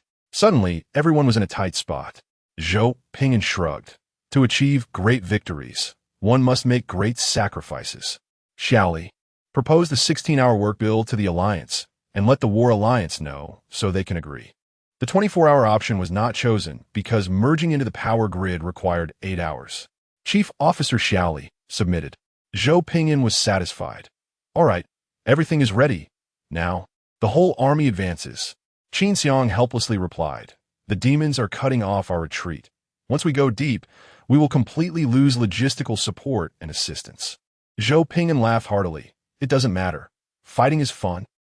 After spending a whole day, the entire army advanced and encountered the intercepting Demon Legion. The 8th-tier fallen demon beast, the Black Mountain Goat, played a significant role as the vanguard, clearing a path without any demons in the way. They did not linger in battle, directly bypassing to launch a surprise attack on the main city of Yibing. The Demon Legion dared to be angry, but could not speak, only able to pursue and exhaust the forces of the Disaster Wolf Alliance, unable to inflict significant casualties, watching helplessly as the enemy army approached the main city. Near the main city, Zhou Ping'an ordered the merging. Giant mechanical armor, missile vehicles, and tank units acted as outer protection, providing cover for teammates to merge. Zhang Yang released his Lord skill, temporarily bestowing a positional energy shield to his faction. His face turning pale. Thousands formed groups, embracing each other to merge. The bodies of the Devourer warriors transformed into clusters of bloodlight, rapidly merging into a giant clad in black mimetic armor, standing about 20 to 30 meters tall.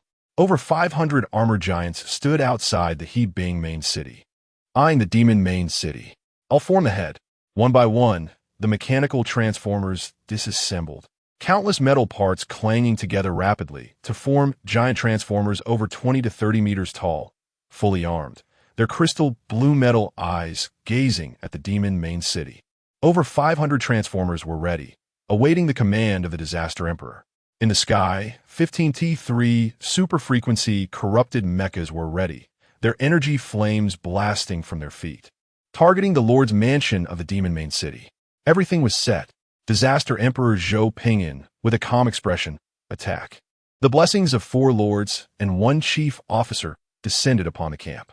The shouts of battle shook the heavens as over 1,000 giants roared and charged toward the demon main city, and the cannon fire instantly engulfed their bodies.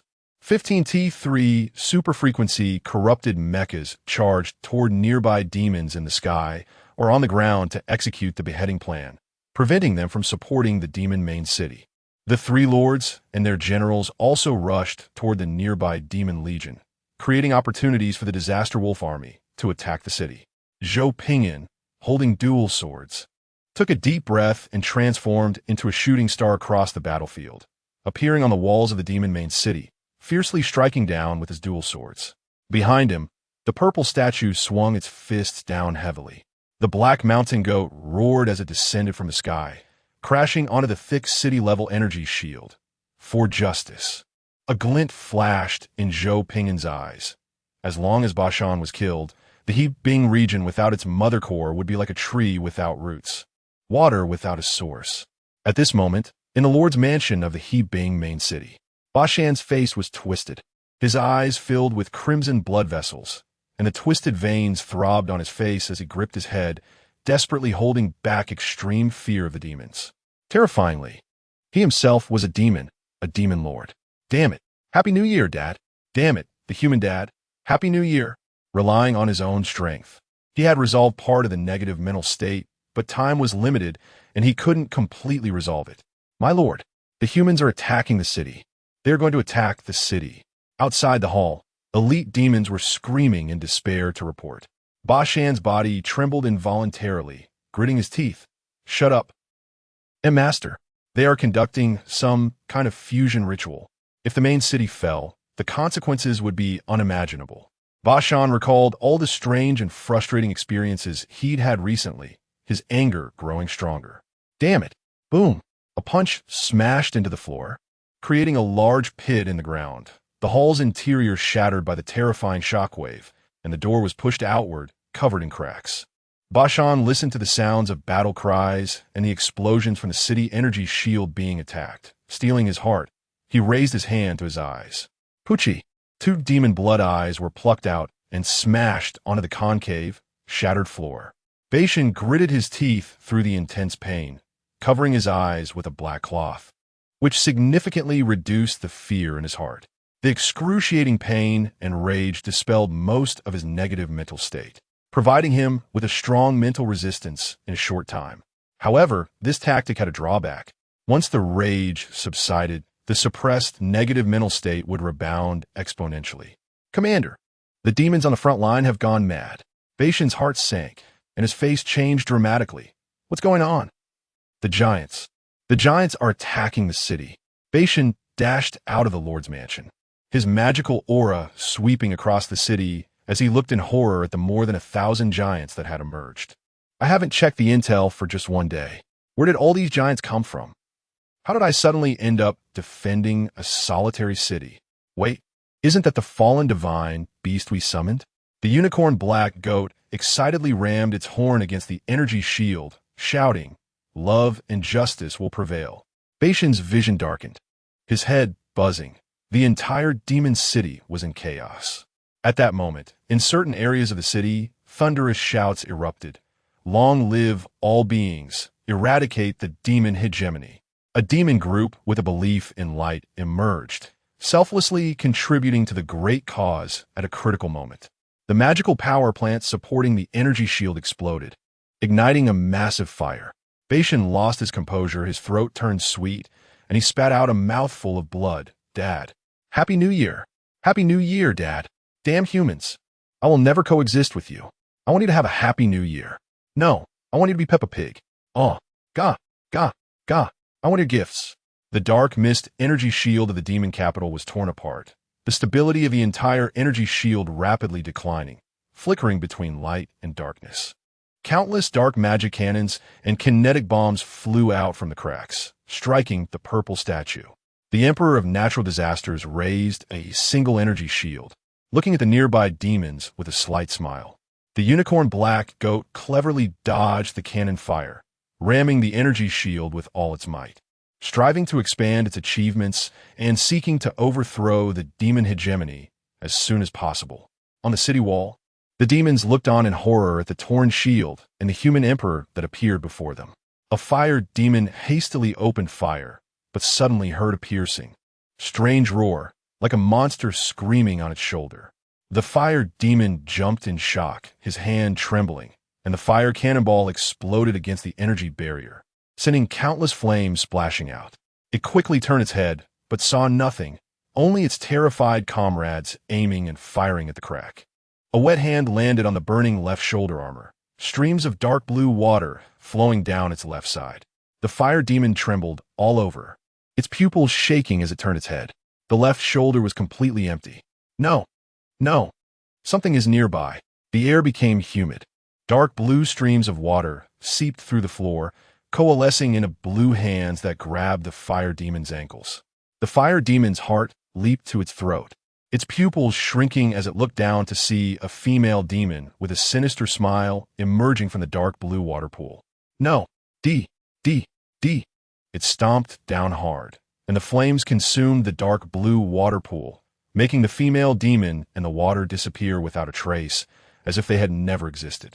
But the dark blue handprint on its ankle was firmly stuck to the blood-red battle boots.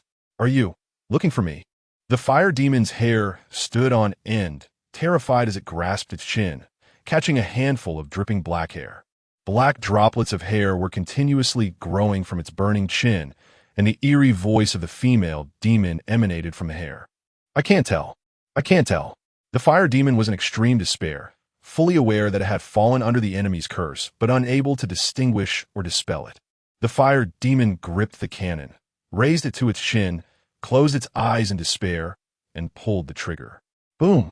The fire cannonball exploded against the city wall, and nearby demons were vaporized by the terrifying heat, while the stronger ones were charred, with flames spreading around and igniting the entire city wall. Without a sound, they were gone. Very cool. On the city wall, the demons looked around in fear at the air or at themselves, on guard against an enemy that did not truly exist. Some demons, unable to bear the torment or differentiate between illusion and reality, chose to self-destruct in despair. A few demons, terrified, aimed their cannons at their own kind. In their eyes, these comrades suddenly transformed into spies of the holy light infiltrating the main city. The Emperor of Natural Disasters, Zhou Pingyan, stood in place in shock, watching them kill each other. "I haven't even exerted myself, and you all are falling." After checking around, he turned back to the statue being bombarded, suddenly realizing, oh, it's the effect of mysticism. I can't blame the demons for not being strong. With multiple layers of curses and enhancements, close contact indeed leads to trouble. The Emperor of Natural Disasters summoned the Zhou Tian shield, ignoring the attacks from demons of the same rank, and stepped through the air towards Beishan. As long as the decapitation plan was completed, everything would be fine. First, he needed to exhaust Beishan, weakening him. When it came time for the kill, that would be when he unleashed his ultimate move. This plan was called the Ultraman Tactics. The Emperor of Natural Disasters hummed a tune as he walked forward. Behind him, armored giants broke through the pitch-black energy shield, their bloodthirsty eyes fixed on the demons on the wall who were either sane, half-mad, or completely insane. More and more armored giants rushed in. The closer the demons were, the faster they went mad, their sanity visibly deteriorating, with various twisted wounds and cracks appearing on their bodies. Enough! A massive pitch-black magic circle enveloped the entire city, restoring sanity to all the crazed demons, who fervently turned their gaze towards the Lord's mansion, then threw themselves into the brutal war. Beishan, veiled in black cloth, appeared in midair with a sword, gritting his teeth. "Humans, you've gone mad. You're seeking death. This is just a temporary surge in enemy strength.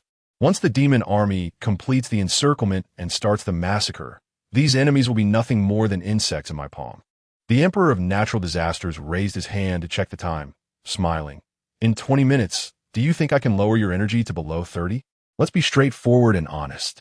Beishan was perplexed, his face darkening. "No matter what tricks you play, I will not let you go." The Emperor of Natural Disasters smiled with satisfaction, gripping the moonlight sword tightly. "I'm so honest, yet you don't believe me. What a pity." With a robust accumulation of 7th-tier energy, he asked, "What do you think I should do to deplete your energy?" Beishan sneered, "I can fight you for a year." The Emperor of Natural Disasters chuckled lightly. Black Goat. Beishan's face twisted in rage as he hurriedly raised his hand to strike at the descending unicorn Black Goat. Cursing, despicable beast, the unicorn Black Goat excitedly opened its mouth to bite at Beishan. For justice. Beishan exploded in fury. "You're a damn demon." The Emperor of Natural Disasters glanced back slightly. Losing the unicorn Black Goat as a vanguard, the city wall began to suffer losses. But the war penalties compensated for this part. For a short time, the battlefield would not face any issues. That was enough. With his gaze returned, Beishan truly lived up to being born of demons and was indeed a strong warrior. Although he was a lord, he was unexpectedly brave in battle.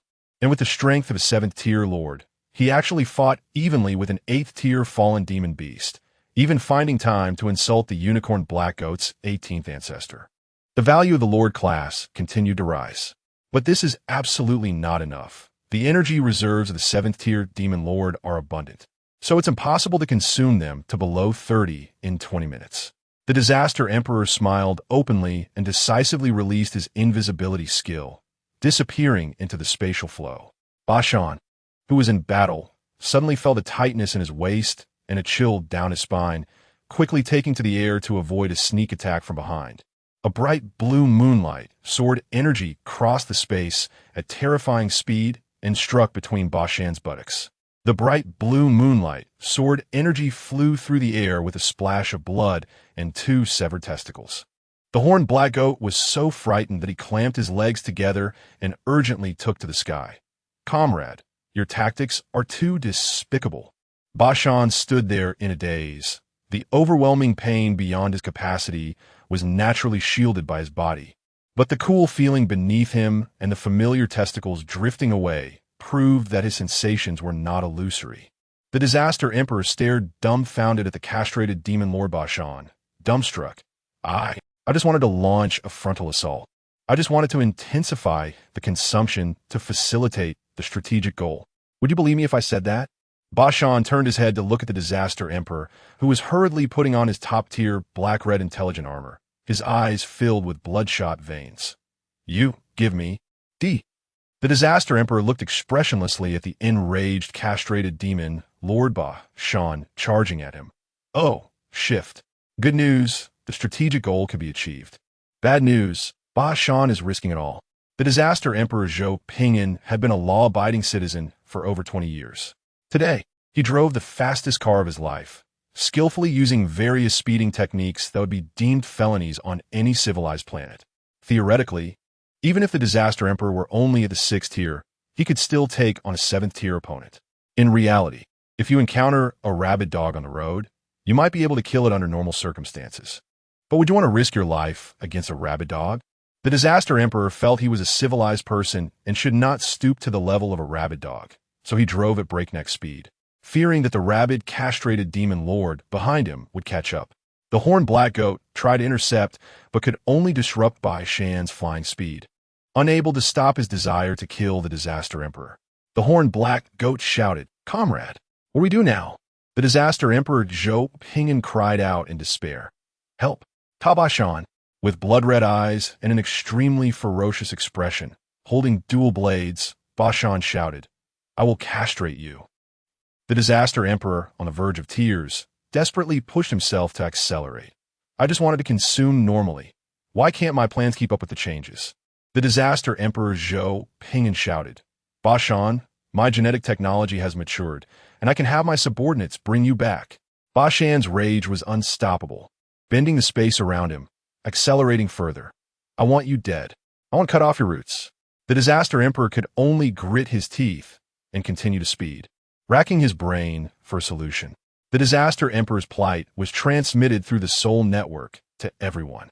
The 3 lords urgently gathered together, staring in shock as their big brother was being chased by the opposing demon lord. Zhang Yang was dumbfounded. I'm not very good at bestowing speed." "What do you think?" Lu Qian's mouth twitched. "I've already bestowed. If I bestow again, I'll lose combat ability." "Sister Xiang, what do you think?" "Sister Xiang, what are you doing with the camera?" Qin Xiang opened the automatic tracking feature, letting the camera fly beside her, looking excited. "This is his black history. We have to capture it." Zhang Yang's scalp tingled. "Sister Xiang, stop messing around and think of a way." Qin Xiang helplessly replied, "You tell me. He has speeding so fast. How can I bestow speed? What can I do?" The 2 looked at their big brother, who had turned into a purple light rocket, feeling utterly helpless. They couldn't just let their big brother slow down, could they? Qin Xiang smirked. "Isn't Pingyan trying to accelerate Bashan's consumption? I can give Bashan a berserk and blood rage to achieve the strategic goal faster." Zhang Yang's scalp tingled, stuttering. "Sister, don't joke around. Someone could die." Lu Qian was sweating profusely. "Seriously, don't do this. Big brother will be reborn." Qin Xiang gathered energy, aimed at Bashan, and threw it up directly, accurately bestowing the speed. Bashan's speed instantly increased by a notch. Zhang Yang said gloomily, "If we can't hit Big Brother, how can we hit Bashan?" Qin Xiang turned her head, feeling guilty. "Luck, just luck. I absolutely won't help him before he dies. Let him bully me. Bad guy."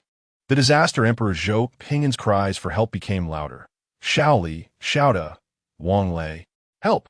In different parts of the battlefield, the three looked at their purple light rocket emperor, feeling helpless, and could only grit their teeth and deal with the immediate problem.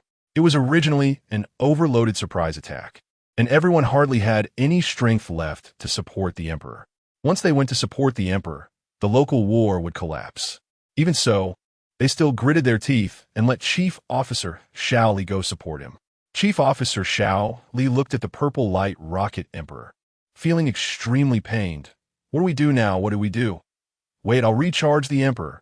Chief Officer Xiao Li hurriedly transmitted her energy to the emperor through the soul network, enhancing the emperor's power.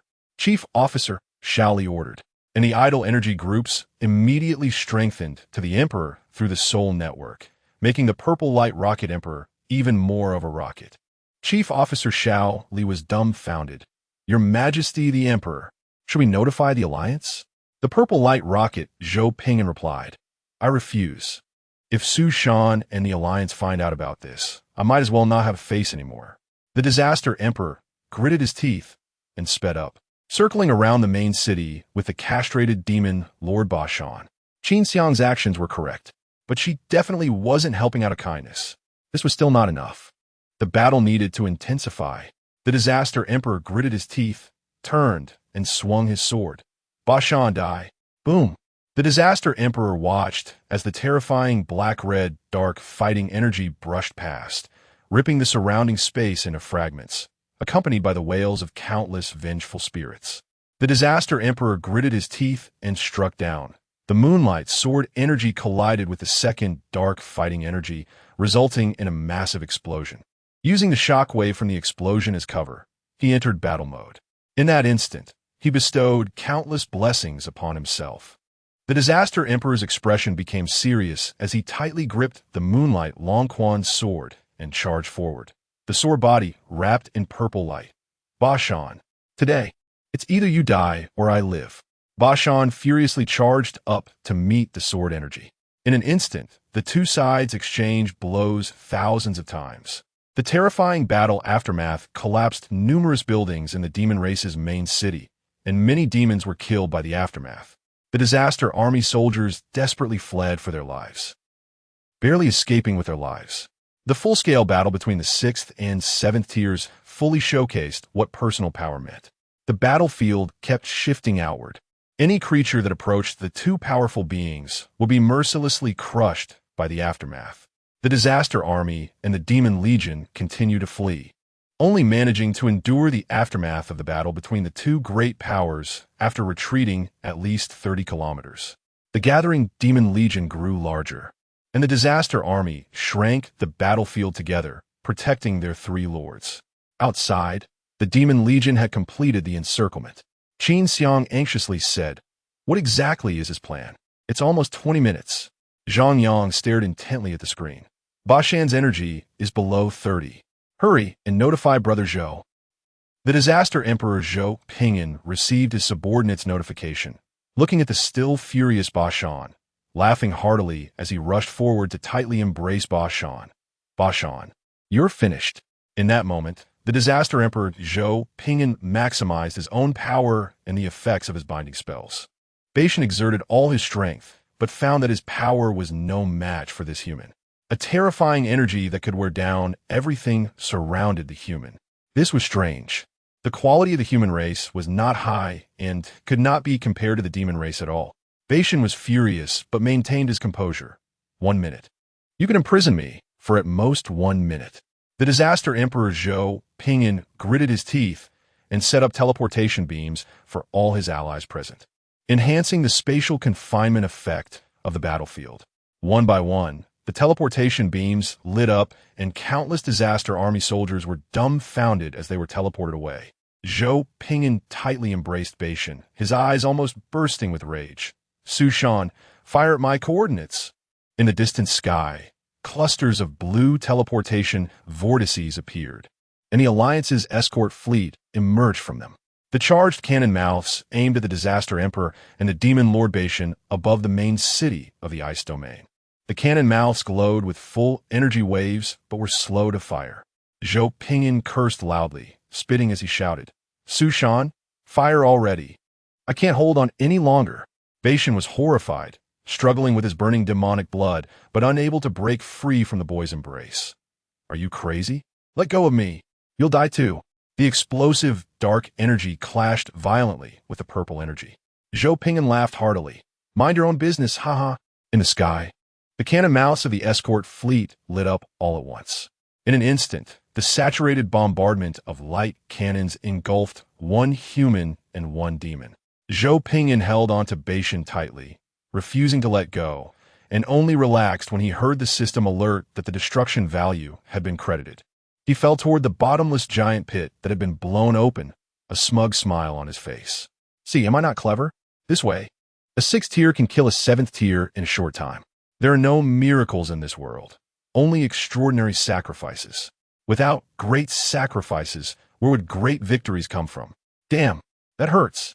Zhou Pingyan tried to open his eyes and saw many figures rushing toward him. Qin Xiang hugged Zhou Pingyan, tears streaming down her face as she frantically commanded the artifact guardian spirit. "Quick, save him," Zhou Pingyan said. Don't disturb me. Let me sleep for a while, I'm a bit tired." The artifact guardian spirit appeared, looked at Zhou Pingyan with his eyes closed, quickly grabbed his wrist to check, and his face looked particularly strange. Qin Xiang cried out, "Hurry and save him." The artifact guardian spirit helplessly withdrew his hand. "I can't do anything." Su Shan was anxious. "How can you do nothing? Aren't you a guardian spirit?" The artifact guardian spirit was silent for a moment, pointing at Zhou Pingyan. "He's just tired. He's asleep." Zhou Pingyan lay there with his eyes closed, his chest rising and falling rhythmically, a faint snoring sound coming from him. "Ooh. Su Shan was dumbfounded. "You took so many cannon hits, and you're just tired and asleep? What does that even mean?" Qin Xiang's crying abruptly stopped. "You are asleep? How can you be asleep?" Zhang Yang cleverly cast a soundproof barrier and took out an electric fan, setting it to silent mode. Qin Xiang held Zhou Pingyan, feeling helpless. She couldn't throw him away or keep holding him, ultimately resigning to embrace him, not daring to disturb his deep sleep. Su Shan rubbed his forehead. "Doesn't anyone know how outrageous his plan is? To be honest, when I was teleported here and received such an outrageous request, my heart skipped 2 beats. I only ordered the cannon to fire after confirming a second time." Qin Xiang carefully released a soundproof spell around Zhou Pingyan's head. Feeling helpless, if anyone here knew, they wouldn't let him act recklessly. Su Shan sighed.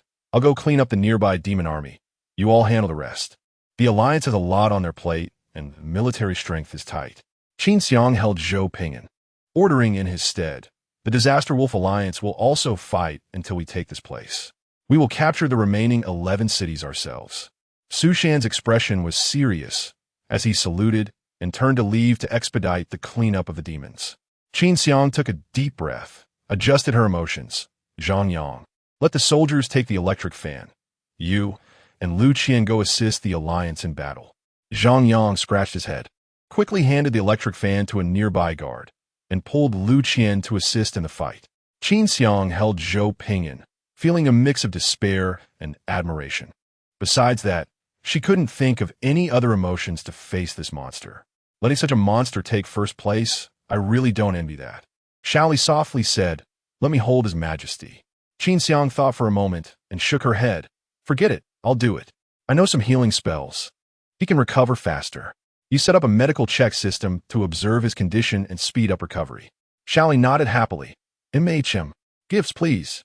Zhou Pingyan smelled a fragrant scent, feeling something soft under his head, and 2 hands were wandering on his chest. "Huh?"